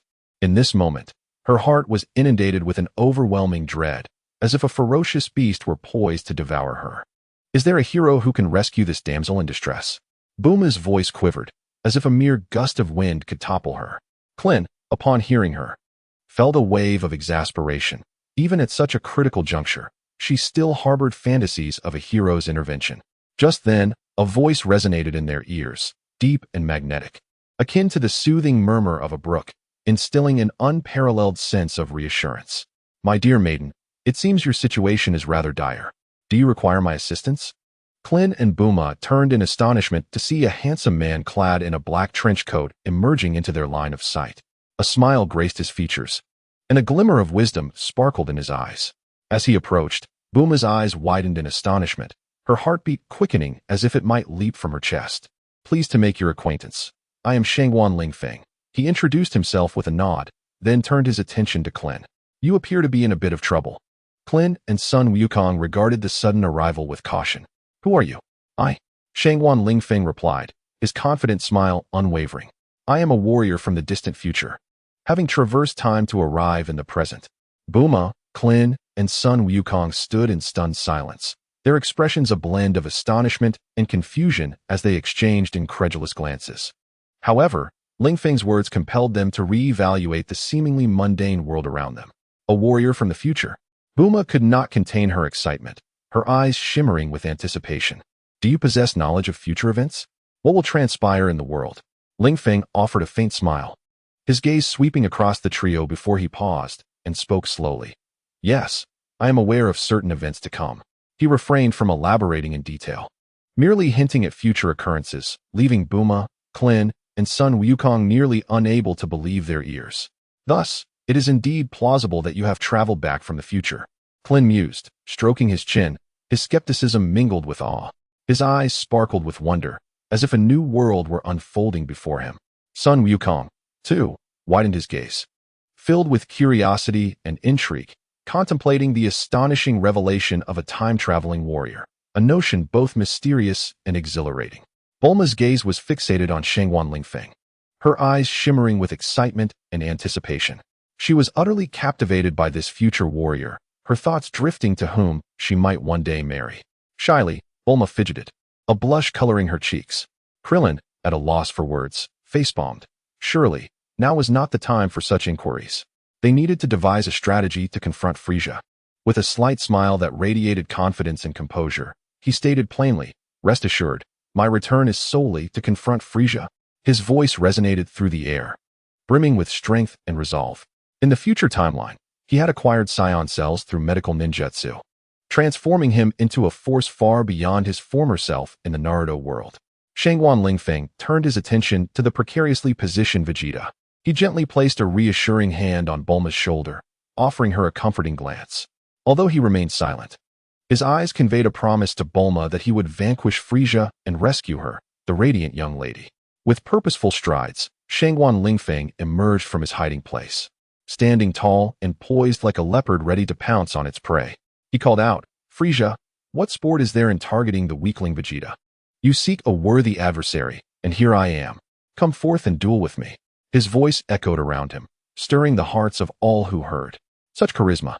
Bulma clasped her hands in front of her chest, her eyes sparkling with admiration. Chapter 56. Greetings, I am the legendary Super Saiyan. His gaze sparkled with untamed fighting spirit. A provocation to Frisia and a challenge to the future.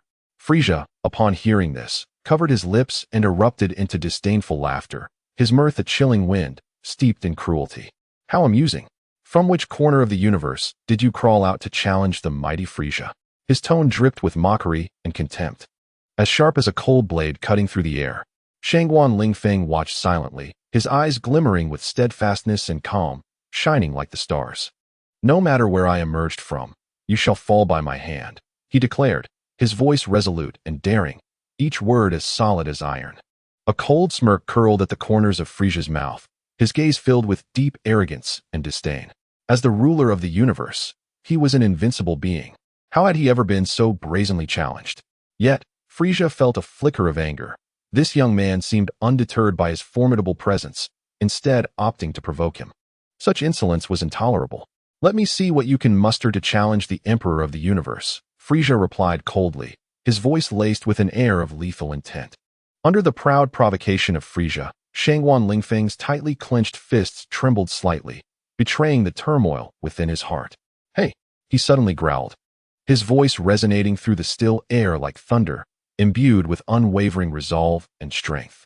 A torrent of golden aura erupted from his being, soaring towards the heavens like sunlight piercing through the clouds, resplendent and fervent. His ebony hair gradually transformed in the blaze of this radiant energy, resembling gold being forged in fire, shimmering with dazzling brilliance. This terrifying momentum surged forth like a colossal wave, shaking the very planet with a resonant hum, akin to a fragile pearl on the verge of collapse.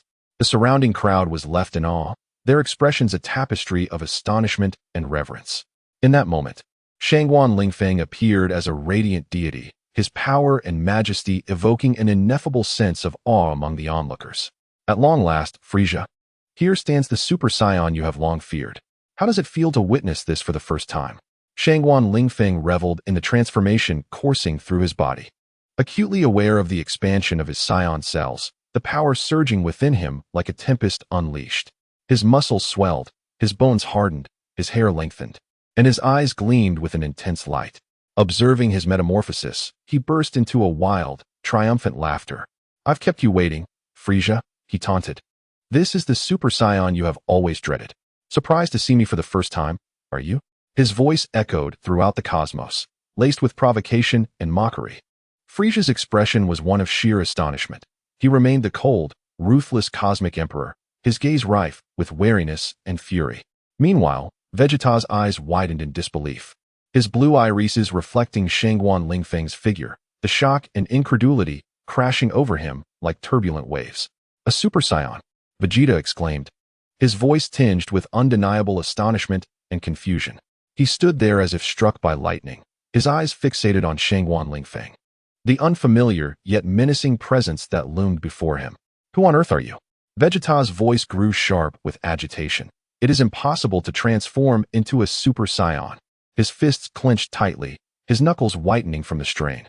A profound sense of dread enveloped him as he grappled with the overwhelming uncertainty surrounding this sudden Super Saiyan. As Vegeta remained in a state of disbelief, Goku had already recovered from his injuries and reappeared on the ground. His gaze immediately locked onto Shangguan Lingfeng, the Super Saiyan confronting Frisia. "What is that?" Goku approached Krillin and the others, seeking answers. "He claims to have traveled back from the future," Gohan explained to Goku. "The future? Time travel?" Goku's jaw nearly dropped in astonishment. A flicker of confusion danced in Sun Wukong's eyes, yet it was overshadowed by sheer astonishment. He comprehended that the emergence of this Super Saiyan, exhibiting an unfathomable fighting prowess, was beyond terrifying. It represented the pinnacle of combat strength he had ever witnessed, surpassing even Frisia. Such a reality was utterly incredulous. At this moment, Shangguan Lingfeng caught sight of Sun Wukong. His pupils gleamed slightly as he exclaimed, "Ah, Sun Wukong, I shall converse with you shortly. Just allow me to deal with this cosmic emperor first." Frisia ascended slowly from below, his imposing figure seemingly poised to rend the darkness of the universe asunder. "How dare you underestimate me?" His voice reverberated through the void, causing the surrounding stars to tremble ever so slightly. Frisia's muscles bulged like mountain ranges, veins protruding, a testament to his formidable strength. He proclaimed with pride, "My combat power stands at a staggering 12 million. Is that so? You possess a power of 12 million, yet I wield 200 million, Shangguan Lingfeng retorted with a smirk, his words imbued with confidence and provocation, igniting a surge of intense unease in Frisia. Suspended in midair, Shangguan Lingfeng stood tall and resolute, akin to a stoic pine tree, radiating an aura of immense power. His combat prowess far eclipsed that of Frisia, rendering him all the more enigmatic and perilous. "What? I cannot believe this." Frisia's face contorted in disbelief. Confronted with Shangguan Lingfeng's taunt, Frisia involuntarily clenched his fists, cold fury flickering in his gaze. He silently vowed to ensure that this arrogant foe would pay dearly. Nevertheless, he recognized that Shangguan Lingfeng was no trivial adversary. Caution was paramount. Though confidence coursed through him, the combat energy emanating from his opponent instilled a subtle sense of trepidation. Thus, Frisia began to calibrate his energy, enhancing his agility and sharpness, his muscles swelling in readiness for combat. Meanwhile, Shangguan Lingfeng was equally vigilant, preparing to counter his impending assault.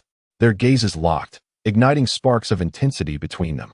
The atmosphere thickened with tension, heralding the imminent eruption of an exhilarating battle. Boom! In the skies above Namek, the fierce clash between Shangguan Lingfeng and Frisia raged with fervor. Their fists and feet intertwined in a flurry so swift that only the faint sound of air being sliced could be heard, as though engaged in a silent dance. Shangguan Lingfeng's lithe figure evaded Frisia's onslaught with remarkable agility, each dodge resembling a meticulously choreographed dance step, exuding both power and grace. Frisia, resembling a ferocious beast, relentlessly swung his fists in a furious assault against Shangguan Lingfeng. Their confrontation sent shockwaves through the fabric of space, the very air appearing to be rent asunder. The ground of Namek quaked beneath them, reminiscent of the tremors caused by a giant's footsteps. The battle between Shangguan Lingfeng and Frisia is nothing short of breathtaking, their figures shimmering under the sunlight, akin to two bolts of lightning intertwining in the air. Shangguan Lingfeng's fingers, reminiscent of 9 agile serpents, swiftly weave through Frisia's onslaught. His fists, akin to 2 meteors, carve brilliant arcs of light across the dark cosmos, continuously colliding with Frisia's blows. His movements are as fluid as the wind, at times dancing like willow fluff, and at others, raging like a tornado. Each evasion and strike carries an elegance laced with perilous beauty, as if he is orchestrating a symphony of death. Conversely, Frisia resembles a fierce cheetah, each attack imbued with the force of thunder.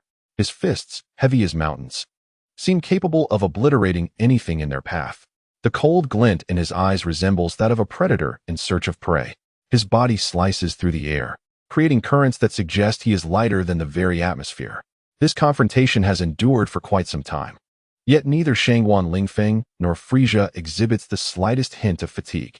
They appear infused with boundless energy, each attack and dodge brimming with strength and resolve. Their silhouettes dance in the sunlight, fists clashing in a shower of sparks, their gazes sharp as blades, locked in a mutual stare. The surroundings rush past them in a blur, the entirety of Namek trembling under the weight of their battle cries. The sounds of their breaths, the impact of their fists, the thuds of their footfalls, and the tearing of the air create a profound sense of awe. This encounter transcends the ordinary. It has evolved into a life-and-death struggle. A battle of honor, a decisive clash that determines fate. The fight between Shangguan Lingfeng and Frisia rages on, their figures intertwining in the air, fists striking with explosive brilliance. Meanwhile, at a distance from the battlefield, Son Goku, Krillin, Son Gohan, and Bulma gather, discussing Shangguan Lingfeng. They watch in astonishment as he confronts Frisia, this powerful and enigmatic figure capable of standing against the cosmic tyrant, even gaining the upper hand against Frisia's might. Incredible! Son Goku exclaims, his eyes wide with surprise. He has faced countless formidable adversaries, yet never has he witnessed someone like Shangguan Lingfeng who can so effortlessly challenge Frisia. Unbelievable, Krillin murmurs, admiration evident in his gaze. At that moment, Vegeta, nursing his wounds, approaches with a solemn expression. His eyes, filled with confusion and shock, remain fixed on the fierce duel between Shangguan Lingfeng and Frisia. Supporting himself against his side, where pain lingers from his injuries, he strains to maintain his focus on the fierce combat ahead. Who is this person? Vegeta inquired, his tone imbued with bewilderment. He gazed at Shangguan Lingfeng, who emanated an extraordinary power, as if he were not of human origin. His hair had elongated, transforming into a resplendent golden hue, and his eyes sparkled with a piercing brilliance, seemingly capable of penetrating all. How could one attain the legendary form of a Super Saiyan? A myriad of questions swirled in Vegeta's mind. Impossible. In this world, only this prince possesses the ability to transform into a Super Saiyan. Vegeta's expression contorted into a grimace, for he understood that the Super Saiyan was a mythical existence, a form that emerged solely among the mightiest of warriors. He stared at Shangguan Lingfeng, utterly incredulous. At that moment, a tremor resonated through the sky. The onlookers looked up, instantly rendered speechless, as if turned to stone. They could scarcely believe the spectacle before their eyes. Shangguan Lingfeng stood resolutely in the center, his demeanor cold and unwavering. He had just unleashed a super energy wave, obliterating the once mighty Frisia into mere fragments. This cosmic emperor, who had instilled terror in the hearts of many, was now utterly powerless before Shangguan Lingfeng. The air was thick with the remnants of the explosion and the sharp clatter of metallic debris, while Frisia's remained scattered across the sky.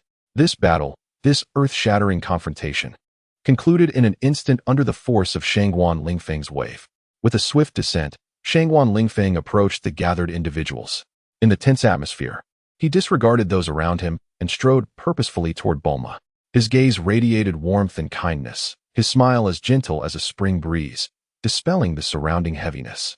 He tenderly positioned himself before Bulma, like a guardian, shielding her with his imposing figure. His tone was calm, yet resolute as he addressed her. You need not fear any danger now. His voice resonated with confidence and strength, instilling a profound sense of reassurance in Bulma. Upon hearing Shangguan Lingfeng's words, her exquisite face flushed with a rosy hue, reminiscent of a rose illuminated by the evening glow. As she softly uttered, "Thank you," her voice was as delicate as a whisper, yet it left an indelible mark upon Shangguan Lingfeng's heart. Meanwhile, Goku and the others stood in a state of utter bewilderment, observing the scene before them. They collectively thought, "Goodness, do you not regard us at all?" Vegeta, in particular, was seething with fury, nearly erupting with rage. As the Prince of the Saiyans, endowed with noble lineage and formidable strength, he glared at Shangguan Lingfeng, gritting his teeth as he declared, "I, the Prince of the Saiyans, stand here, and you dare to disregard me." However, Shangguan Lingfeng paid no heed to Vegeta's fury. He merely cast a fleeting glance before turning away. His gaze brimmed with confidence and arrogance, as if to convey to Vegeta, "You are not yet worthy of my attention." Chapter 57. The androids allow me to showcase a captivating transformation. In that fleeting moment, the anger within Vegeta erupted like a volcano. He lunged towards Shangguan Lingfeng, exuding a formidable aura. However, before he could close the distance, a resounding slap echoed through the air. Shangguan Lingfeng effortlessly pinned him to the ground. With a sidelong glance at the fallen Vegeta, he spoke coolly, "Be patient for a moment. I currently have no time to entertain you." His tone exuded a calm confidence, as if everything lay well within his control. In that instant, everyone stood in stunned silence, gazing at Shangguan Lingfeng's silhouette, filled with awe and admiration. This seemingly ordinary young man possessed an ineffable strength and self-assurance. Every movement he made radiated an inscrutable wisdom and agility. Meanwhile, Bulma was engulfed in confusion. She had never encountered a man of such overwhelming power. His presence enveloped her like a vast halo. She felt her heart race, and the blush on her cheeks deepened. Simultaneously, Goku and others began to reassess Shangguan Lingfeng. They realized that this young man's strength far surpassed that of the former cosmic emperor, Frieza. Should he desire to commit malevolent acts, no one could thwart him. At that moment, everyone awaited Shangguan Lingfeng's next move. With eyes sharp as blades, he regarded Goku, Krillin, Bulma, and the others, who wore expressions of tension and vigilance, as if facing an immense crisis. Yet, in this pivotal moment, Shangguan Lingfeng smiled gently and calmly declared, "Do not worry, I am here to assist you. Otherwise, with my strength, annihilating you would be a trivial task." "That makes sense, doesn't it, Goku?" Krillin scratched his head awkwardly. Goku pondered this and recognized its validity. "All right, let us return to Earth." Shangguan Lingfeng addressed Goku. "Earth." Shangguan Lingfeng effortlessly dismissed Goku and Krillin, arriving directly at Bulma's opulent mansion. The residence was vast and resplendent, with a garden bursting forth with various exquisite flowers, their fragrance wafting through the air, attracting fluttering butterflies. "Miss Bulma, may I offer my assistance?" Shangguan Lingfeng inquired politely. Upon hearing his words, a glimmer of delight flickered in Bulma's eyes. She beheld his tall, striking figure and marveled at his handsomeness and charm. As she gazed into his profound eyes, her heart sparkled with hope. She understood that this man was her savior, illuminating her path to hope. Without hesitation, she responded, "Thank you." Over time, feelings blossomed. As time flows, Shangguan Lingfeng once again experiences the enchantment of love. His heart is filled with a warm current, a sensation akin to a crystalline spring coursing through his soul, rendering him utterly captivated. In that tranquil bedroom, Shangguan Lingfeng stirs gently from slumber. Bulma gracefully encircles his form, embracing him tightly from behind. Her voice, laced with languor yet brimming with allure, whispers, "Lingfeng, grant me just a little more time. Allow me to bask in your warmth, to savor your essence." Her words incite a swell of tenderness within Shangguan Lingfeng. He is acutely aware of the profound affection this woman harbors for him, and he understands that their bond has deeply rooted itself within their hearts.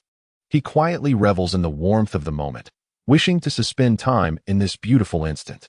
"Very well, but we must venture out. Sun Wukong has been waiting for quite a while." "All right." Bulma pouts as she dons her attire. In the spacious, well-lit living room, Sun Wukong sits at the dining table, a lavish spread of food before him.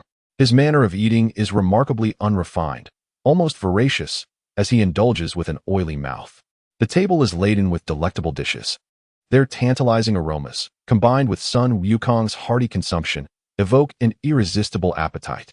As Sun Wukong loses himself in the enjoyment of his meal, Shangguan Lingfeng enters the living room. Upon seeing Sun Wukong, he smiles and waves, saying, "Ah, Wukong, it's been a while." Hearing the voice, Sun Wukong hastily wipes his mouth, standing up somewhat awkwardly. He faces Shangguan Lingfeng, his expression revealing a shy smile, which starkly contrasts with his greasy visage. "Ah, it's Mr. Shangguan. Sun Wukong's voice carries a rare note of respect. Though he typically exudes a carefree demeanor, he displays utmost courtesy in the presence of a formidable figure like Shangguan Lingfeng.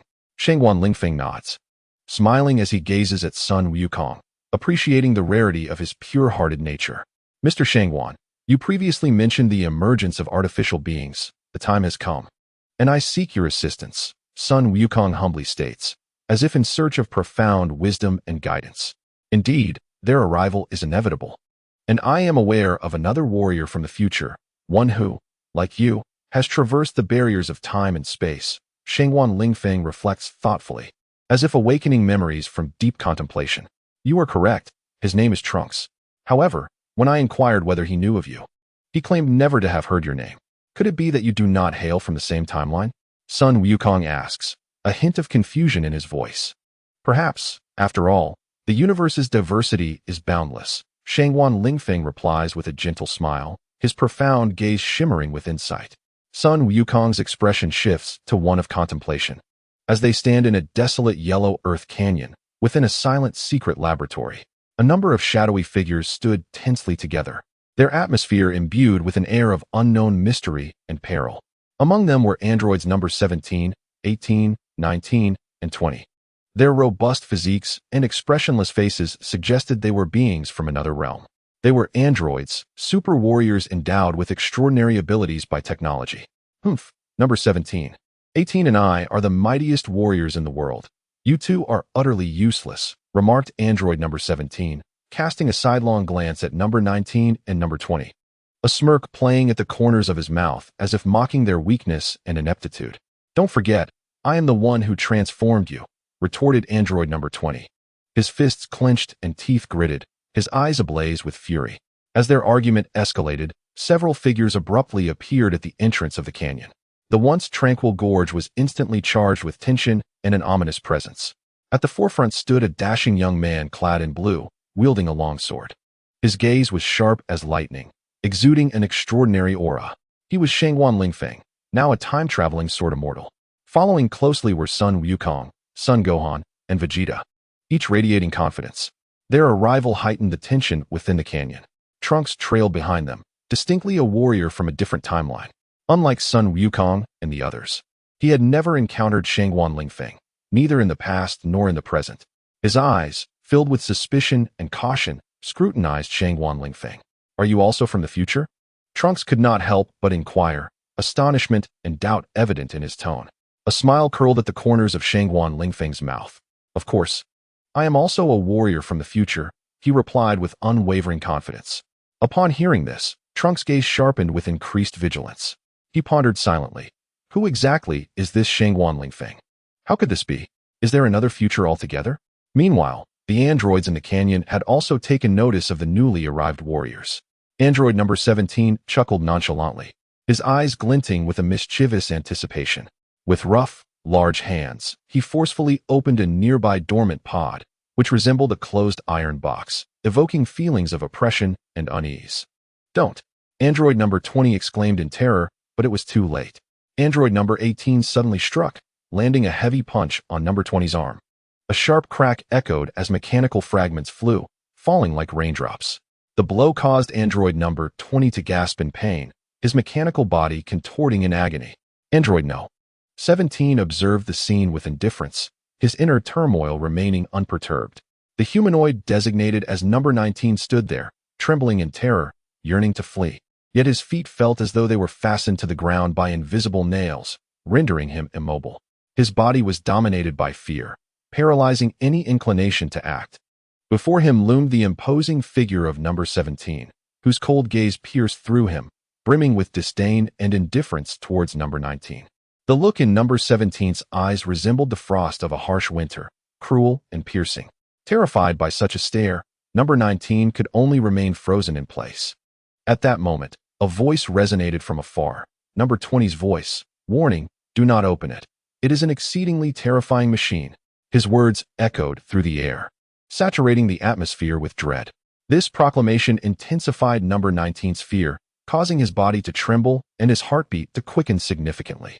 Number 17 cast a cold glance at number 19 before turning toward the ominous machine, preparing to open its door.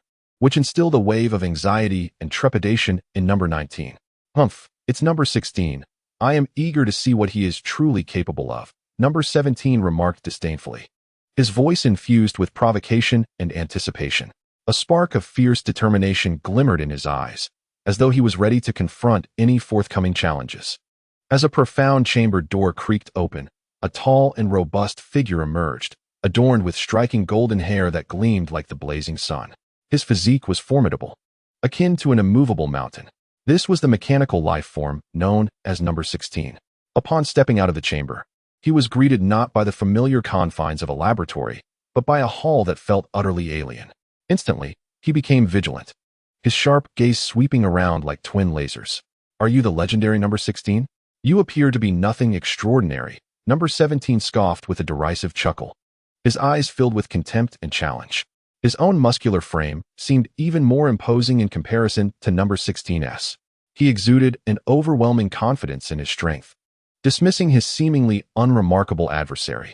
However, while he sneered, number 20 had swiftly repaired his arm, transforming from a shattered wreck into a formidable entity, even more powerful than before. He regarded number 16 with trepidation, his tone revealing profound fear and unease. Do you realize that number 16 is the most fearsome killing machine? Greetings. Number 16 said quietly to the others. Suddenly, an explosion occurred, shrouding the area in thick smoke as the cavern collapsed in an instant. In the vast expanse of the sky, Shangguan Lingfeng, Sun Wukong, Sun Gohan, Vegeta, Trunks, and the androids numbered 16 through 20 stood in confrontation. The atmosphere taut as if it could snap at any moment. Are you the Scions? Humph, how feeble, scoffed Android 17, his tone laced with disdain and provocation. A chilling smile etched on his face. He seemed to await their challenge. Is that so? Soon you shall witness the might of a Super Scion. Vegeta retorted with a cold smirk, refusing to be diminished. As a Scion, he bore a potent sense of pride and honor, intolerant of such baseless insults. All right then, since we are at this juncture, let us commence. No need to be reserved. Each shall find their respective adversary, Shangguan Lingfeng casually declared, his gaze sweeping across the group before settling on Sun Wukong. I'll take on that 17. Sun Wukong scratched his head, pointing towards Android 17. With a scoff, 17 crossed his arms. I'll face that blonde-haired Vegeta. He indicated Android 18, but was interrupted by Shangguan Lingfeng. Ahem, this lovely young lady shall be dealt with by me, he proclaimed with an air of superiority. Damn it. Vegeta fumed silently, his teeth clenched as he pointed at Android 16. Then I'll take on that tall blonde brute. Noticing Vegeta's choice, Shangguan Lingfeng's expression turned slightly peculiar, yet he nodded in agreement. Trunks opted for Android 19, while Son Gohan selected Android 20. With a commanding shout from Shangguan Lingfeng, the Scions seemed to activate some mysterious switch, their bodies undergoing a dramatic transformation. Huh, transform, Sun Wukong shouted, his voice resonating with power and resolve. His muscles throbbed beneath his skin, veins bulging as if his body were on the brink of rupture. Chapter 58. Departing from Dragon Ball, a new world. Sun Wukong's hair whipped wildly, resembling a golden wing. His eyes deepened and brightened, as if they could perceive all truths. Super Saiyan Ninja would release transformation. He bellowed once more, his voice echoing through the air, stirring the hearts of all present. A verdant glow suddenly enveloped his body, the essence of what attribute power surging forth. The air around him began to distort, as if his form was becoming ethereal. Then, before the watchful eyes of all, he completed his transformation. He grew tall and formidable, clad in heavy green armor, every detail imbued with strength and authority. Green saplings sprouted from the palms of his hands, symbolizing his immense power. Behind him, a pair of green wings unfurled, slicing through the air with a crisp sound. He stood there, a towering green edifice against the earth. Super Saiyan Susanoo.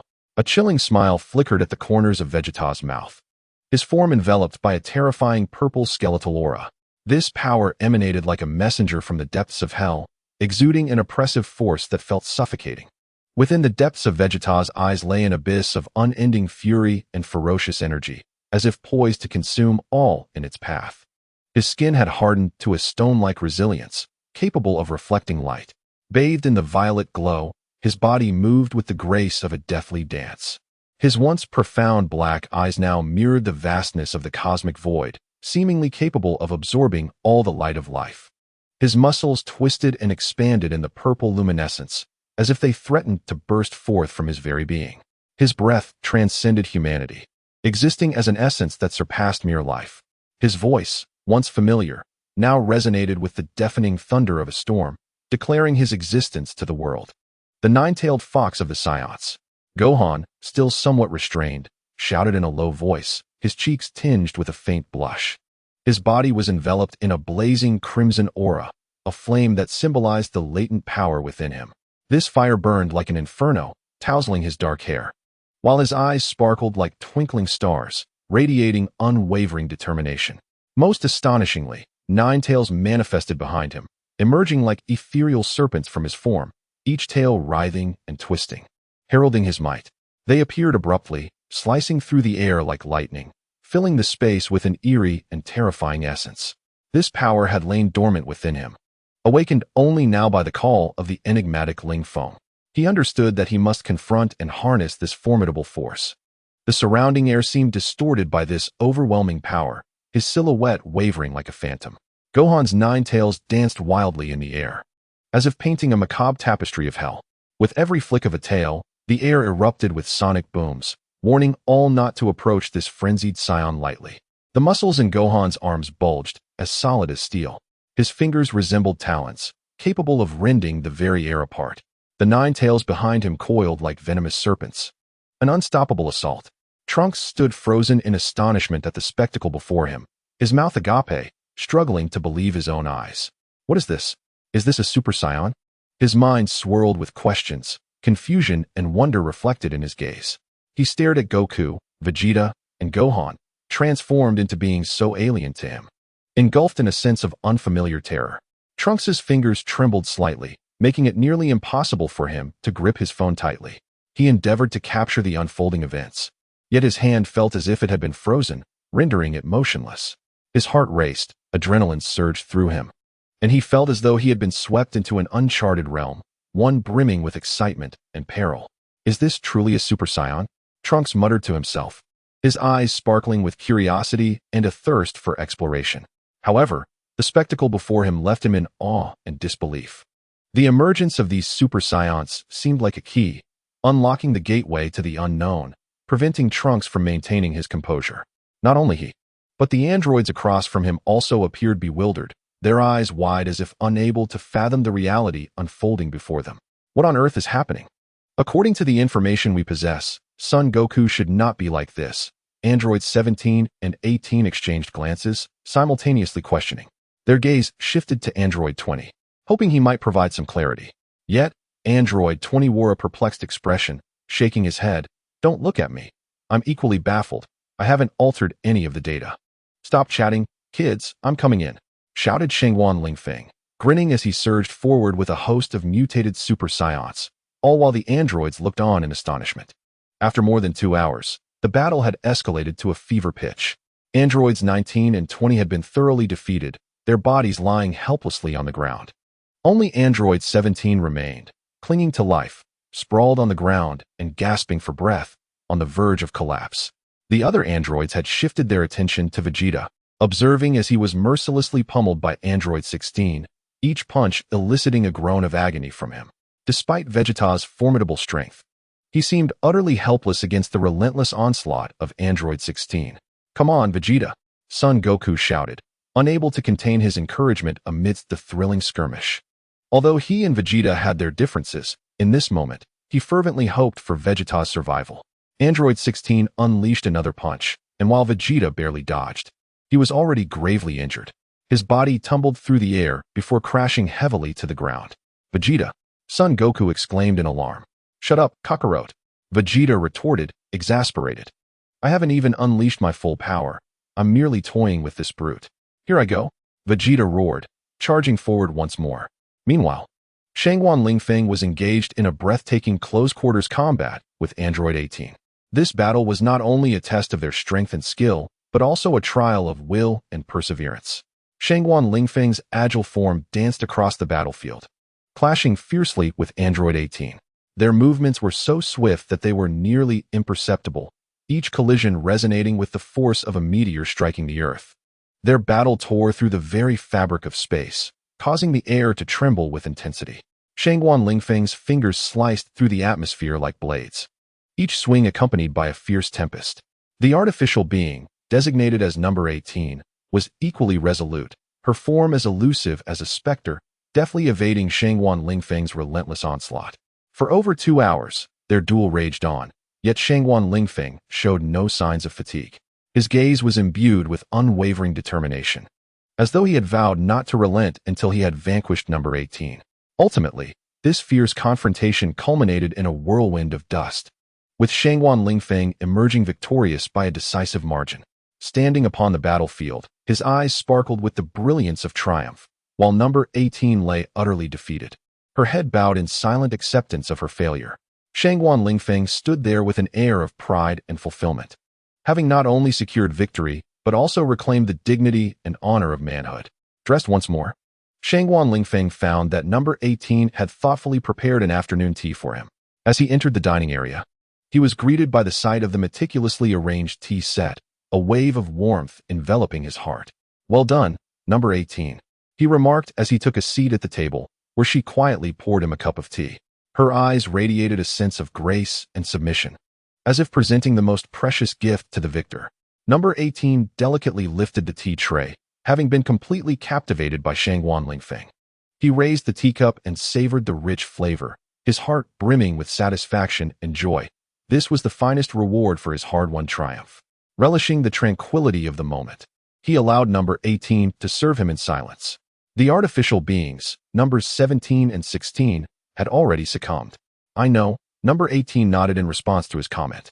Shangguan Lingfeng smiled slightly, appreciating her understanding nature.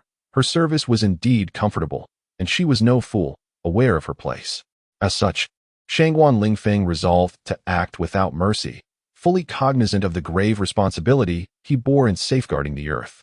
With precision and swiftness, he sought out the interloper, Cell, and their confrontation unfolded like a flash of lightning, leaving onlookers momentarily stunned. Shangguan Lingfeng, in an unmatched stance, easily felled Cell to the ground, his gaze resolute and unwavering. In that instant, not only did Shangguan Lingfeng find Cell, but he also uncovered the dark specter of Majin Bu, lurking in the shadows. Like a ghost in the night, his presence went unnoticed, yet it was powerful enough to send ripples throughout the world. The door of opportunity in his hand became a formidable ally, with a mere thought. Shangguan Lingfeng could vividly envision Majin Bu's form, opening the portal to instantaneously arrive at the fiend's hideout. Barbid's reaction speed was utterly inadequate to keep pace with Shangguan Lingfeng's movements. Before he could even muster a response, Shangguan Lingfeng delivered a devastating blow, causing Barbid to stagger backward and collapse onto the ground. Meanwhile, the egg of Majin Bu was effortlessly collected by Shangguan Lingfeng. As for Trunks, he too felt the formidable presence of Goku and Vegeta. The power of the Super Saiyan surged within him, his hair transformed into a shimmering blend of gold and violet, and a sharp glint sparkled in his eyes. At last, he had ascended to the status of a Super Saiyan ninja, ready to confront greater challenges. Years had passed, allowing for countless transformations. Shangguan Lingfeng had resided in the Dragon Ball universe for several years, forging profound friendships with its characters and witnessing the evolution of this fantastical realm. However, as time flowed inexorably onward, he began to sense his own incongruity within this world. Deep down, he understood that he did not belong here. A weighty mission awaited his attention. On this particular day, Shangguan Lingfeng stood before Bulma, an android 18, gazing at the breakfast she had prepared for him. A wave of inexplicable emotion swelling within his heart. With a gentle smile, he addressed Bulma, an android 18, stating, "It is time for me to depart." Bulma silently regarded him, her eyes betraying an ineffable sentiment. She was aware that this day would inevitably arrive, yet she found it difficult to part ways. Softly, she inquired, "May I accompany you?" Shangguan Lingfeng looked at Bulma, warmth flooding his heart. He recognized her unwavering kindness, her nurturing spirit towards him. After a brief moment of silence, he smiled faintly and shook his head. "I am sorry, Bulma, but I cannot allow you to come with me." His voice was gentle, yet underscored with unwavering resolve. Bulma's gaze trembled slightly, She seemed poised to speak, yet ultimately bowed her head in silence, exhaling a soft sigh. Android 18 observed the exchange quietly, her expression revealing understanding and respect. She recognized that this was a decision born from Shangguan Lingfeng's own convictions, a responsibility he must bear. Gently, she placed a reassuring hand on Bulma's shoulder before turning to leave the room. "Rest assured, I shall return," echoed Shangguan Lingfeng's voice in the ears of Bulma and Android 18, resonating like a distant echo. Both paused momentarily, only to turn and discover that Shangguan Lingfeng's figure had vanished. The ground lay still, enveloped in silence, save for the faint hum of the time machine reverberating through the air. Bulma gazed silently at the fading silhouette of the time machine, tears shimmering in her eyes. An unsettling premonition gripped her heart. She feared that it might be a long time before she would see Shangguan Lingfeng again. The radiance of the time machine gradually dissipated, transforming into a cloud of pure white. No sound accompanied this ethereal transition, save for the soft buzzing of the time machine resonating in the atmosphere. Slowly, Bulma stepped to the roadside, her gaze fixed upon the azure sky, lost in contemplation of another world. Shangguan Lingfeng opened a mysterious portal and, upon lifting his gaze, found himself amidst a dilapidated building. "Is this the place?" he murmured to himself as he stepped through one of the ajar doors, revealing a somewhat disheveled room.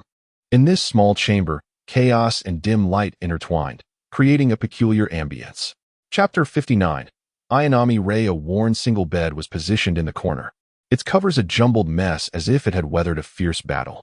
Crumpled tissues and gauze littered the floor, contributing to the room's disorder.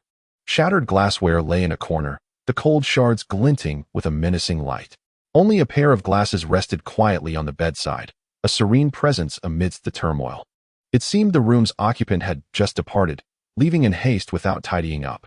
The used tissues and gauze silently narrated the mundane details of the owner's life, while the fragments of glass whispered tales of anger or sorrow. Meanwhile, the glasses appeared to belong to a scholar or a thinker, quietly observing this chaotic world. In this confined space, a striking blue-haired girl entered, draped in a towel. Her beauty stood in stark contrast to the disorder around her, akin to a pure flower blooming amidst weeds.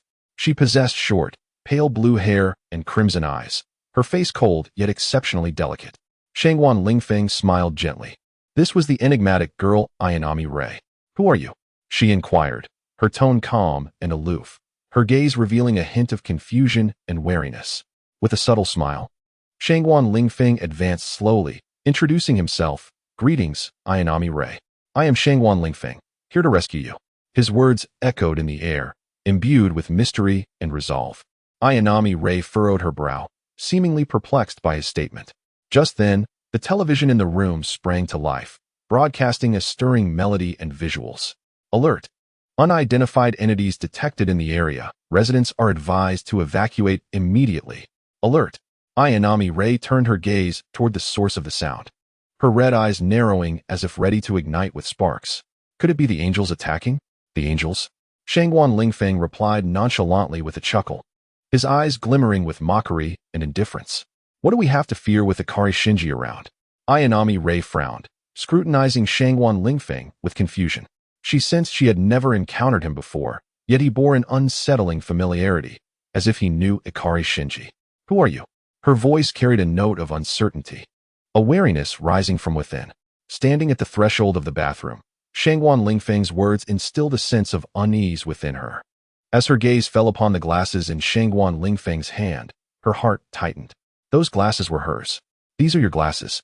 Shangguan Lingfeng spoke with a calm demeanor, revealing no intention to conceal anything. His eyes possessed an irresistible allure, as if they could penetrate the depths of one's soul. Ayanami Ray remained silent, merely gazing at him, her body trembling slightly. She sensed the unusual nature of Shangguan Lingfeng, yet found herself unable to resist his magnetic pull. She stepped closer, extending her hand in an attempt to reclaim her glasses. A hint of amusement sparkled in Shangguan Lingfeng's gaze, as if a thought had crossed his mind. Ayanami Ray's breath quickened. She realized that escape was no longer an option. Suddenly, she lunged towards Shangguan Lingfeng, striving to retrieve her glasses. However, in that moment of tension, her foot slipped, remnants of shower gel on the floor causing her to lose her balance. Without warning, she toppled forward, completely falling into Shangguan Lingfeng's embrace. Their bodies tumbled through the air like a tempestuous dance. Ayanami Rei's towel slipped away, dispersing into the atmosphere. With a thud, Shangguan Lingfeng braced himself with one hand while the other pressed against her softness. Their bodies pressed closely together, the contact of their skin quickening their heartbeats. They exchanged silent glances, both filled with tension and anticipation. Ayanami Rei endeavored to maintain her composure, yet a hint of shyness and confusion flickered in her eyes. She shyly inquired, "Could you please remove your hand?" "I cannot," Shangguan Lingfeng replied, gazing deeply into her eyes, a subtle smile gracing his lips. He gently squeezed the softness beneath his palm until a faint blush colored Ayanami Rei's cheeks, before he gradually withdrew his hand. His gaze revealed a profound sense of intrigue. This small gesture caused a delicate flush to rise on Ayanami Rei's cheeks, further complicating the nuances of their relationship. "Put on some clothes," Shangguan Lingfeng said. His eyes filled with appreciation as they lingered on Ayanami Rei's flawless form, devoid of any lewdness. Yet the demonic emblem on his chest began to emanate a faint glow. "All right," Ayanami Rei softly replied, and under Shangguan Lingfeng's watchful gaze, she donned her undergarments and outerwear. "Now, let us go and observe the apostles," Shangguan Lingfeng said with a smile, producing an exquisite bamboo dragonfly from his hand. The bamboo dragonfly shimmered under the light, exuding an air of mysterious power. Ayanami Rei obediently nodded, accepting the bamboo dragonfly, though a flicker of uncertainty lingered in her heart. She complied with Shangguan Lingfeng's direction and placed the bamboo dragonfly atop her head. It nestled closely into her hair, as if it had become a part of her being. "What is this?" Ayanami Rei inquired curiously. "It is a bamboo dragonfly, a type of anti-gravity device," Shangguan Lingfeng explained. "It utilizes a special energy field to counteract the Earth's gravity, allowing us to ascend." Rei Ayanami gazed at him in astonishment, feeling both wonder and a hint of unease at the sudden manifestation of magic. Nevertheless, the visage of Shangguan Lingfeng radiated confidence, his eyes glimmering with determination and anticipation. Thus, Rei cast aside her hesitation as Shangguan approached her, guiding her hand in the artful manipulation of this wondrous device. Their fingers brushed gently, each contact sparking like electricity in the air, causing Rei's heart to race inexplicably. "What is happening to me?" Rei pondered, sensing an unusual stir within her today. Moments later, they stood at the window of a towering structure. Beyond the glass lay the vast sky and brilliant sunlight. Hand in hand, they resembled two adventurers poised to embark on a grand journey. "Are you ready?" Shangguan inquired, turning to Rei. She nodded, her face a canvas of nervous excitement. With a subtle smile, Shangguan gave a gentle push, and together they leaped from the window, hands clasped. The fifth apostle, the Thunder Angel, finally made its entrance into the fray.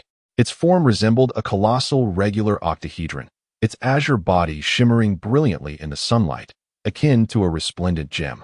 At that moment, Jindo Akari sat behind the desk at headquarters, his hands adorned with white gloves, resting his chin upon crossed knuckles. His steady and resolute voice reverberated in the air, revealing an ineffable determination in his gaze, as if he were prepared to confront any challenge. "Launch Unit 1. His command was concise and potent, akin to a sharpened sword, stripped of all embellishment, yet brimming with raw power. As the order was issued, the base sprang into a flurry of tense, yet orderly activity. The immense silhouette of Unit 1 stood out strikingly under the sun, resembling a mighty beast ready to burst forth from its confines and display its grandeur. "Prepare for activation." The directive resonated in the atmosphere, each word striking like a hammer upon the hearts of those present. Inside Unit 1, Shinji Ikari gripped the controller tightly, his heartbeat seemingly synchronized with the roar of the engine, filled with both tension and anticipation. "Engage." The final command rang out, and Unit 1 shot forth like an arrow released from its bow, breaking through the resistance of the air as it ventured toward the unknown battlefield. In that fleeting moment, all the apparatus within the machine seemed to be infused with new life, merging seamlessly with Shinji to confront the challenges that lay ahead. Boom, boom, boom. The gates swung open, heralding the emergence of Unit 1. Meanwhile, on a distant mountaintop, Shangguan Lingfeng and Rei Ayanami stood together. The mountain breeze caressed them, causing their garments to flutter gracefully. Shangguan, once a figure of trembling fear in the realms of Naruto and Dragon Ball, now regarded Rei with an extraordinarily gentle gaze. Ayanami Rei, as cold as ice and snow, possessed eyes brimming with tranquility and detachment, as if no matter the magnitude of the challenges ahead, she could face them with serene composure. Why do you hinder me? I must pilot Unit 00. The angel has already appeared. Her tone remained as calm as ever, akin to narrating a tale in which she played no part. Shangguan Lingfeng offered a gentle smile, approaching Rei and leaning closer to whisper in her ear. His breath was warm as a spring breeze, causing her frigid exterior to quiver ever so slightly. Do not fret, I am here, he murmured, instilling an unprecedented sense of reassurance within Rei. His words resonated like a promise, akin to an oath, sending ripples across the tranquil lake of her heart. In that fleeting moment, their heartbeats seemed to synchronize, their breaths weaving into a harmonious melody. Standing side by side, they faced the impending challenges with remarkable poise and determination. Just then, a blinding light flashed across the distant sky. It was the angel's attack beam. The fifth angel, Ramiel, possesses the ability to eliminate enemies from a considerable distance. Shangguan Lingfeng elucidated.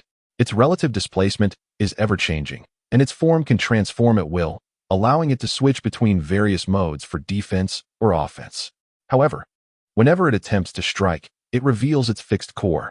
Rei listened intently, and indeed, as Ramiel unleashed its beam, the core flickered momentarily. Simultaneously, a terrifying wave of energy surged towards them. Zzz. The searing heat penetrated several layers of immense armor, striking Unit 01. Aya! Ikari Shinji screamed in agony within the cockpit. Yet, Shangguan Lingfeng continued his account undeterred. During Ramiel's transformation, its core remains its sole vulnerability. If we can seize this opportunity, we might be able to defeat it in one fell swoop. Upon hearing this, Rei could not help but display a contemplative expression. However, observing Shinji's dire predicament, Shangguan Lingfeng sighed. Alas, my heart is too soft. TSK. He shook his head once more, a hint of resignation in his sigh, but suddenly, he vanished from sight like a gust of wind. Rei widened her eyes, scanning the surroundings for his presence. Yet, when she glanced up towards Ramiel, Shangguan Lingfeng had already appeared on the opposite side of the angel. Hey, little Ramiel, over here. He beckoned with a wave, greeting the angel with an air of familiarity. A mysterious smile adorned his face, as if he were engaged in an exhilarating game. Buzz. Ramiel's laser abruptly ceased its rotation, as if responding to Shangguan Lingfeng's call. It slowly turned to face him.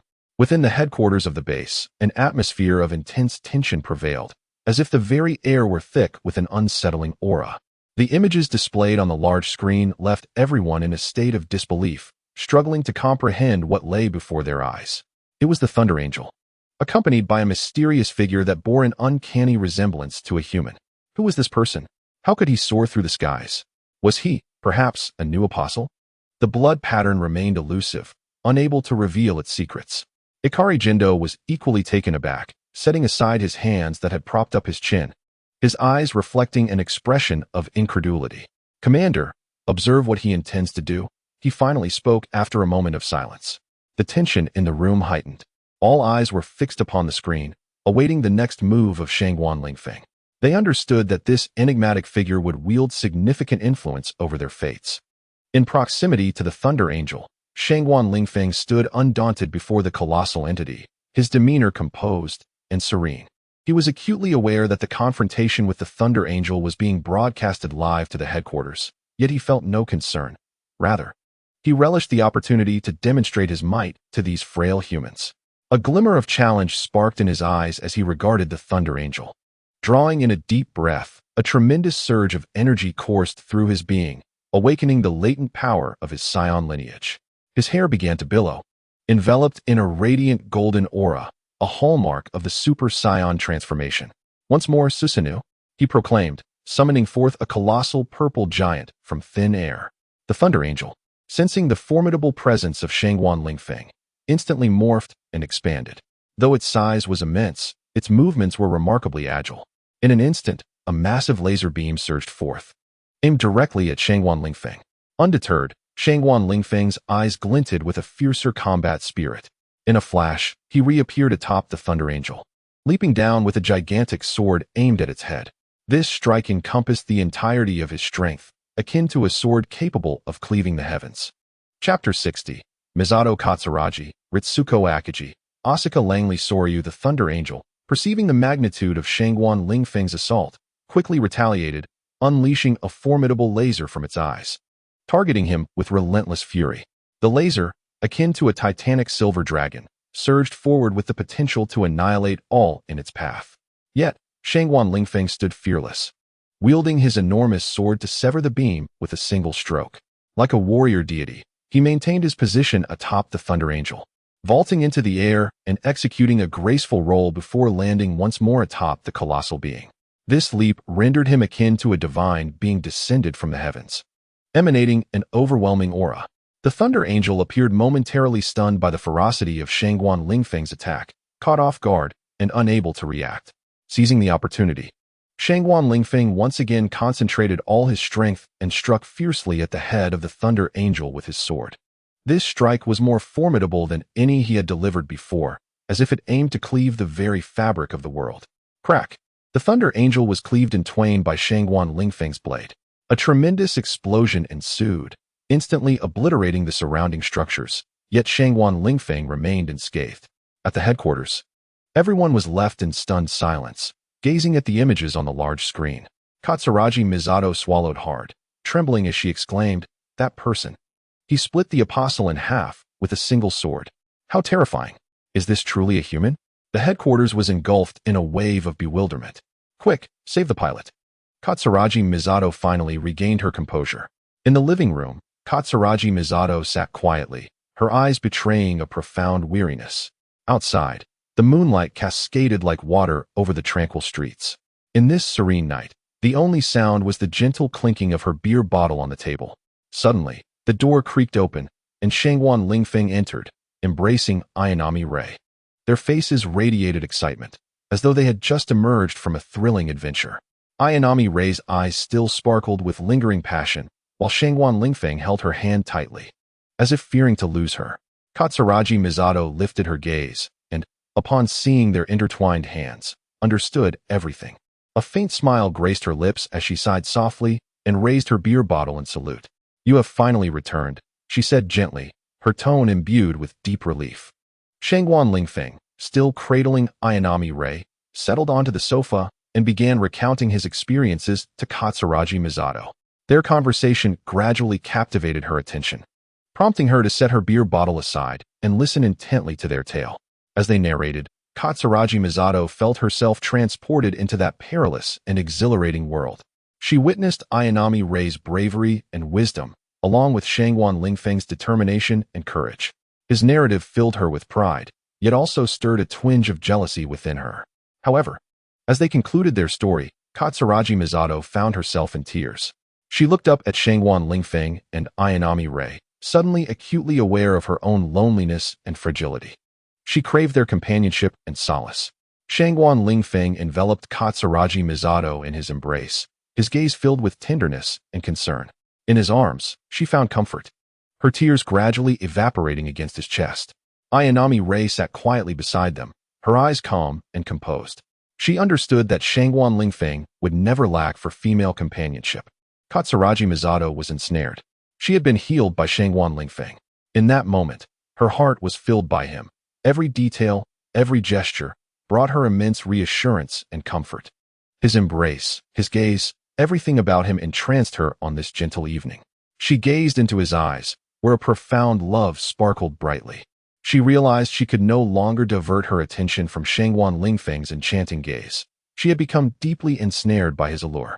She felt his fingers tenderly caressing her hair, a warm sensation coursing through her entire being like an electric current. His fingers danced like the keys of a piano, composing the most exquisite melodies that made her heartstrings resonate. "Lingfeng, you are such a mysterious man.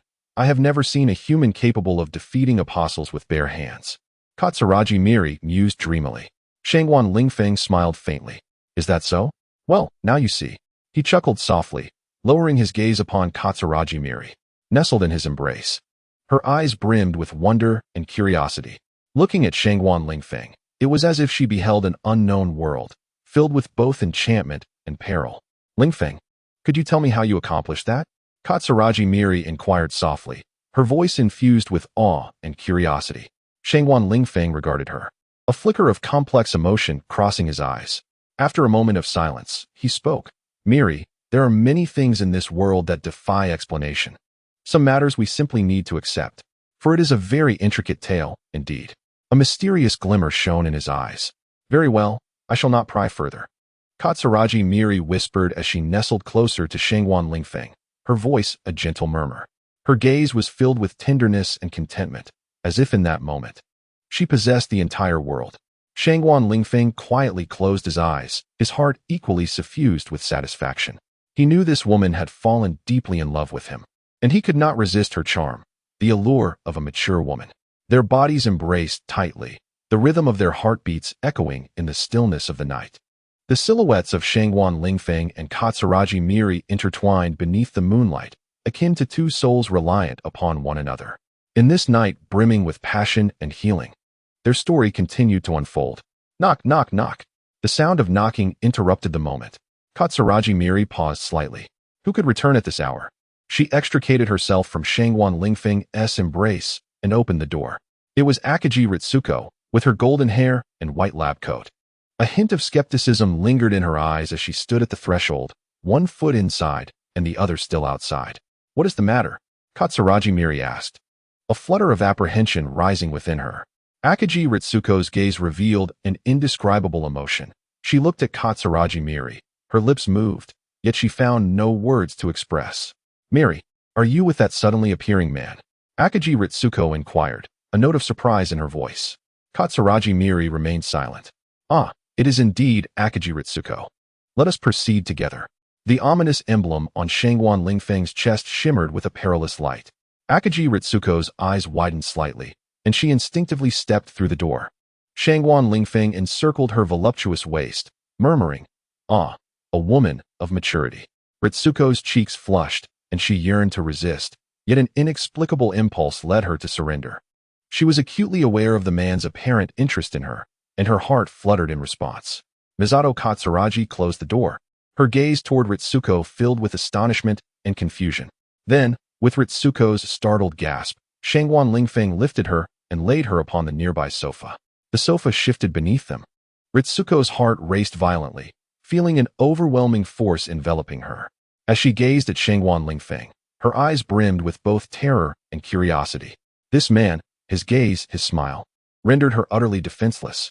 Shangwan Lingfeng's fingers glided gently across Ritsuko's skin, causing her body to quiver slightly. He lowered his head, inhaling deeply, savoring Ritsuko's fragrance. Lingfeng-kun. Ritsuko opened her mouth to speak, only to find the words evading her. Before her stood Shangwan Lingfeng, his form swaying in her vision, his breath lingering at the tip of her nose. Misato, you should join us as well. Asuka Langley Soryu, the prodigious girl once merely a name, was now no longer just an identity. She was the pilot of Unit 02, embodying the pinnacle of humanity's prowess in the realm where machinery and biotechnology converge. Her vibrant red hair gleamed under the cockpit's illumination, her gaze radiating a resolve and determination rivaling that of any adult. At this moment, she was piloting Unit 02, traversing a profound ocean expanse. Suddenly, a colossal purple skeletal creature emerged from the depths of the sea, akin to a demon rising from the abyss, mercilessly submerging an angel beneath the waves. How is this possible? Asuka gasped in disbelief. Before her lay a gigantic skeleton seemingly forged from purple crystal, each bone emanating a dangerous luminescence. This creature's size dwarfed that of Unit 02, and atop its head, a pair of massive horns resembled two curved swords, radiating a fierce brilliance. Its eyes were two blazing red orbs, seemingly imbued with immense power. Asuka's heart swelled with shock and dread. She understood that this creature must possess formidable strength, otherwise, it could not so ruthlessly dominate an angel. Doubt clouded her mind regarding her ability to conquer this entity. This scene undoubtedly presented a challenge unlike any she had faced.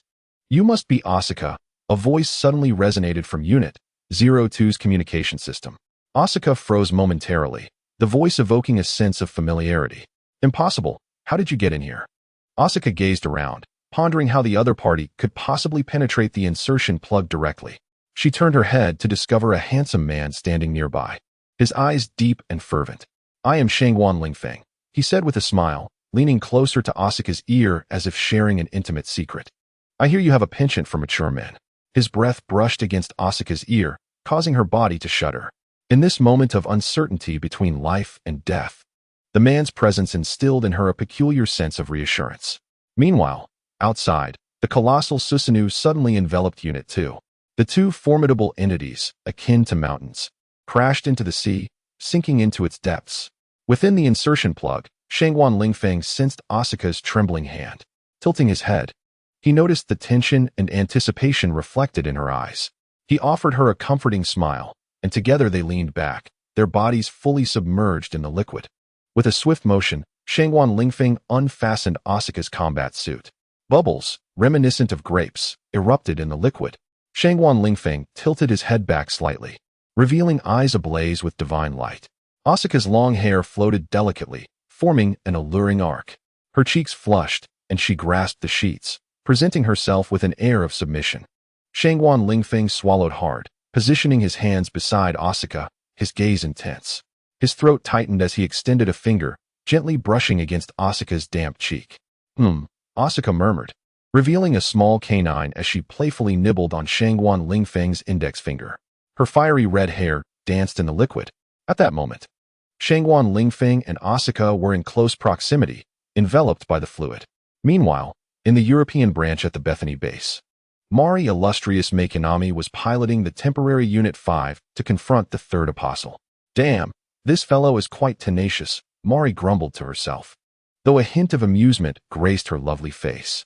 Her twin tails swayed in the liquid, embodying the spirit of an optimistic, bespectacled girl. With a thunderous roar, Unit 5, under Mari's command, engaged in a fierce battle with the third apostle. Both colossal beings exuded a wild and indomitable spirit. Unit 5 resembled a colossal beast awakened, showcasing astonishing strength and speed under Mari's adept control. She skillfully maneuvered the unit, evading the third apostle's assaults while launching her own counterattacks. Her movements were agile and precise, akin to a dance, yet fierce in combat. Sparks flew, and the sounds were deafening. Each strike and each dodge carried an air of resolve and ferocity. This was a contest of life and death. Suddenly, Mari's eyes narrowed, as if she had glimpsed something incredible. What could it be? The entire Bethany base has completely lost contact with Makiho, and communication has become impossible. What is happening? Chaos has engulfed the Bethany base. Makiho's beautiful eyes widened in astonishment, resembling two luminous stars, filled with disbelief. What lay before her was more extraordinary and astonishing than any creature she had ever encountered. It was a man, remarkably handsome. Unlike any man she had seen before, he donned a sleek black bodysuit, his figure tall and graceful, akin to a noble cheetah. A gentle smile graced his face, radiating warmth that enveloped Makiho like the sun's embrace. His eyes resembled the profound night sky, shimmering with mysterious light. His voice, soft as flowing water, whispered, "Remember, I am Shangguan Lingfeng." In Chapter 61, The Divine Shangguan Lingfeng, final chapter, his voice was like a spring breeze, caressing Makiho's heart, imparting an indescribable sense of comfort and tranquility. Just as Makiho marveled at Shangguan Lingfeng's appearance, the temporary Unit 5 suddenly shook violently. In an instant, the exterior of the machine disintegrated, scattering into metallic fragments. Makiho stared in shock, nearly dropping her glasses. Meanwhile, Shangguan Lingfeng remained remarkably calm and composed. He slowly extended his hand, unleashing a powerful repulsive force from his palm, akin to an invisible storm. "Divine Luo Tianzhong," he announced softly, as the repulsive force erupted, forming a formidable wave of energy that utterly obliterated Unit 5. Makiho was left in utter disbelief. This was the most incredible scene she had ever witnessed in her life. Awe and admiration filled her heart for this man, Shangguan Lingfeng. His strength seemed boundless, as if he could accomplish anything. At that moment, Shangguan Lingfeng suddenly turned, his gaze fixed intently on Makiho, his smile still gentle as water. He softly reiterated, "Do you remember? I am Shangguan Lingfeng." This phrase echoed in Makiho's heart like an incantation. She realized that from that moment on, her fate was irrevocably intertwined with this man. She did not understand why he had appeared before her or what made him so powerful. Yet, one thing was clear. She must remember this name, this man. Shangguan Lingfeng. Makiho murmured, repeating his name, when suddenly, An astonishing scene unfolded. Shangguan Lingfeng took her delicate hand, and in an instant, they teleported to a mountainous estate. Makiho's attire was striking. Her casual top appeared ordinary, yet her short skirt rendered her exceptionally fashionable. What captivates the eye most are the black stockings she wears, through which the sunlight seems to illuminate the delicate skin beneath. She and Shangguan Lingfeng sit upon the balcony of a grand estate. Before them lies an exquisitely crafted long table adorned with a plethora of culinary delights. A row of blooming flowers hangs from the balcony's railing, imparting a sense of tranquility and comfort. Zhen Shibua gazes up at Shangguan Lingfeng, feeling an extraordinary aura emanating from him. His eyes are profound and resolute, exuding a unique charm, reminiscent of a seasoned traveler and a sagacious scholar. Did you say you hail from another world? Zhen Shibua finds it hard to believe her ears. Such a notion seems like a tale spun from fantasy. Could this man truly be a sorcerer?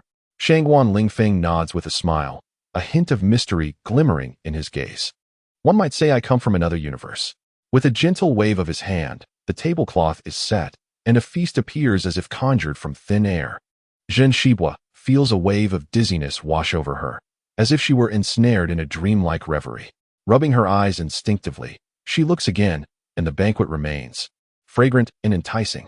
At this sight, her eyes behind her glasses sparkle with wonder. How marvelous! This man is not only strikingly handsome, but possesses such extraordinary abilities. Zhen Shibua's heart races. She suddenly feels as if she has entered a realm brimming with excitement and the unknown. Come, let us witness the transformation of the world together, Shangguan Lingfeng says, lightly brushing the void before him, as if he were cradling the entire world in his hands. Zhen Shibua smiles faintly and rises. The black stockings shimmer dazzlingly in the sunlight. The sound of clothes falling echoes softly. This night is destined to be anything but ordinary. In a base fraught with tension, the order to surrender strikes like a bolt from the blue, shocking everyone present. Once regarded as the mightiest defensive force, it now appears utterly feeble in the face of Shangguan Lingfeng's formidable prowess. The so-called firepower suppression, which once compelled enemies to retreat, now seems trivial, effortlessly neutralized by Shangguan Lingfeng. The initial unit stands as fragile as glass before his overwhelming strength. As for Lilith and Adam, their existence is entirely stripped away. Their consciousness gradually eroded, leaving their fate at Shangguan Lingfeng's discretion, known only to him. At this moment, the world falls eerily silent, as countless individuals struggle to grasp the reality before them. The peace of the world has arrived with startling simplicity. The colossal humanoid weapons, such as the initial and second units, are no longer required for combat. They are gathered into Shangguan Lingfeng's museum, becoming relics of history. Of course, in times of need for large-scale construction or rescue, the initial unit will still spring into action. This is also a vocation that Shinji Ikari cherishes. He harbors no desire to engage in combat, yet he cannot bear to witness the suffering of others. Assisting those in need brings him joy and serves as his spiritual refuge. As for the museum curated by Shangguan Lingfeng, it is a peculiar establishment that houses a collection of humanoid weapons imbued with historical significance and scientific value. Within its walls, former threats such as the Evangelion Unit 01 and Unit 02, as well as the Angels, have now been transformed into exhibits for public viewing and scholarly study. Mom, these machines are enormous and beautiful, exclaimed a young boy, appearing around 5 or 6 years of age, as he tugged at the hand of a woman in a yellow dress, pointing excitedly. Indeed, they are quite large. However, allow me to clarify something, dear. They are not machines, but rather living beings, merely encased in armor, the woman tenderly explained to her child. Surrounding them were countless visitors. Are they alive like us? The boy inquired. Yes, one could say they are quite similar to us, she replied. Oh, I understand now, Mom. The boy's eyes sparkled with the discovery of a newfound secret. Suddenly, he raised his hand and pointed in another direction. Mom, is that also a living being? It looks so strange, he asked, directing his gaze towards a statue at the center of the museum. The woman in the yellow dress paused, her expression turning reverent as she regarded the colossal sculpture. No, my child, that is not a living being. What is it then? He pressed. Do you remember the knowledge from our textbooks? Who is it that restored peace to the world? The boy pondered for a moment, his brow furrowing in thought, as if recalling the legendary figure. The woman's words drew the attention of others nearby, who turned to gaze at the statue with a sense of reverence. Indeed, this is our god. His name is Shangwan Lingfeng. End of the book.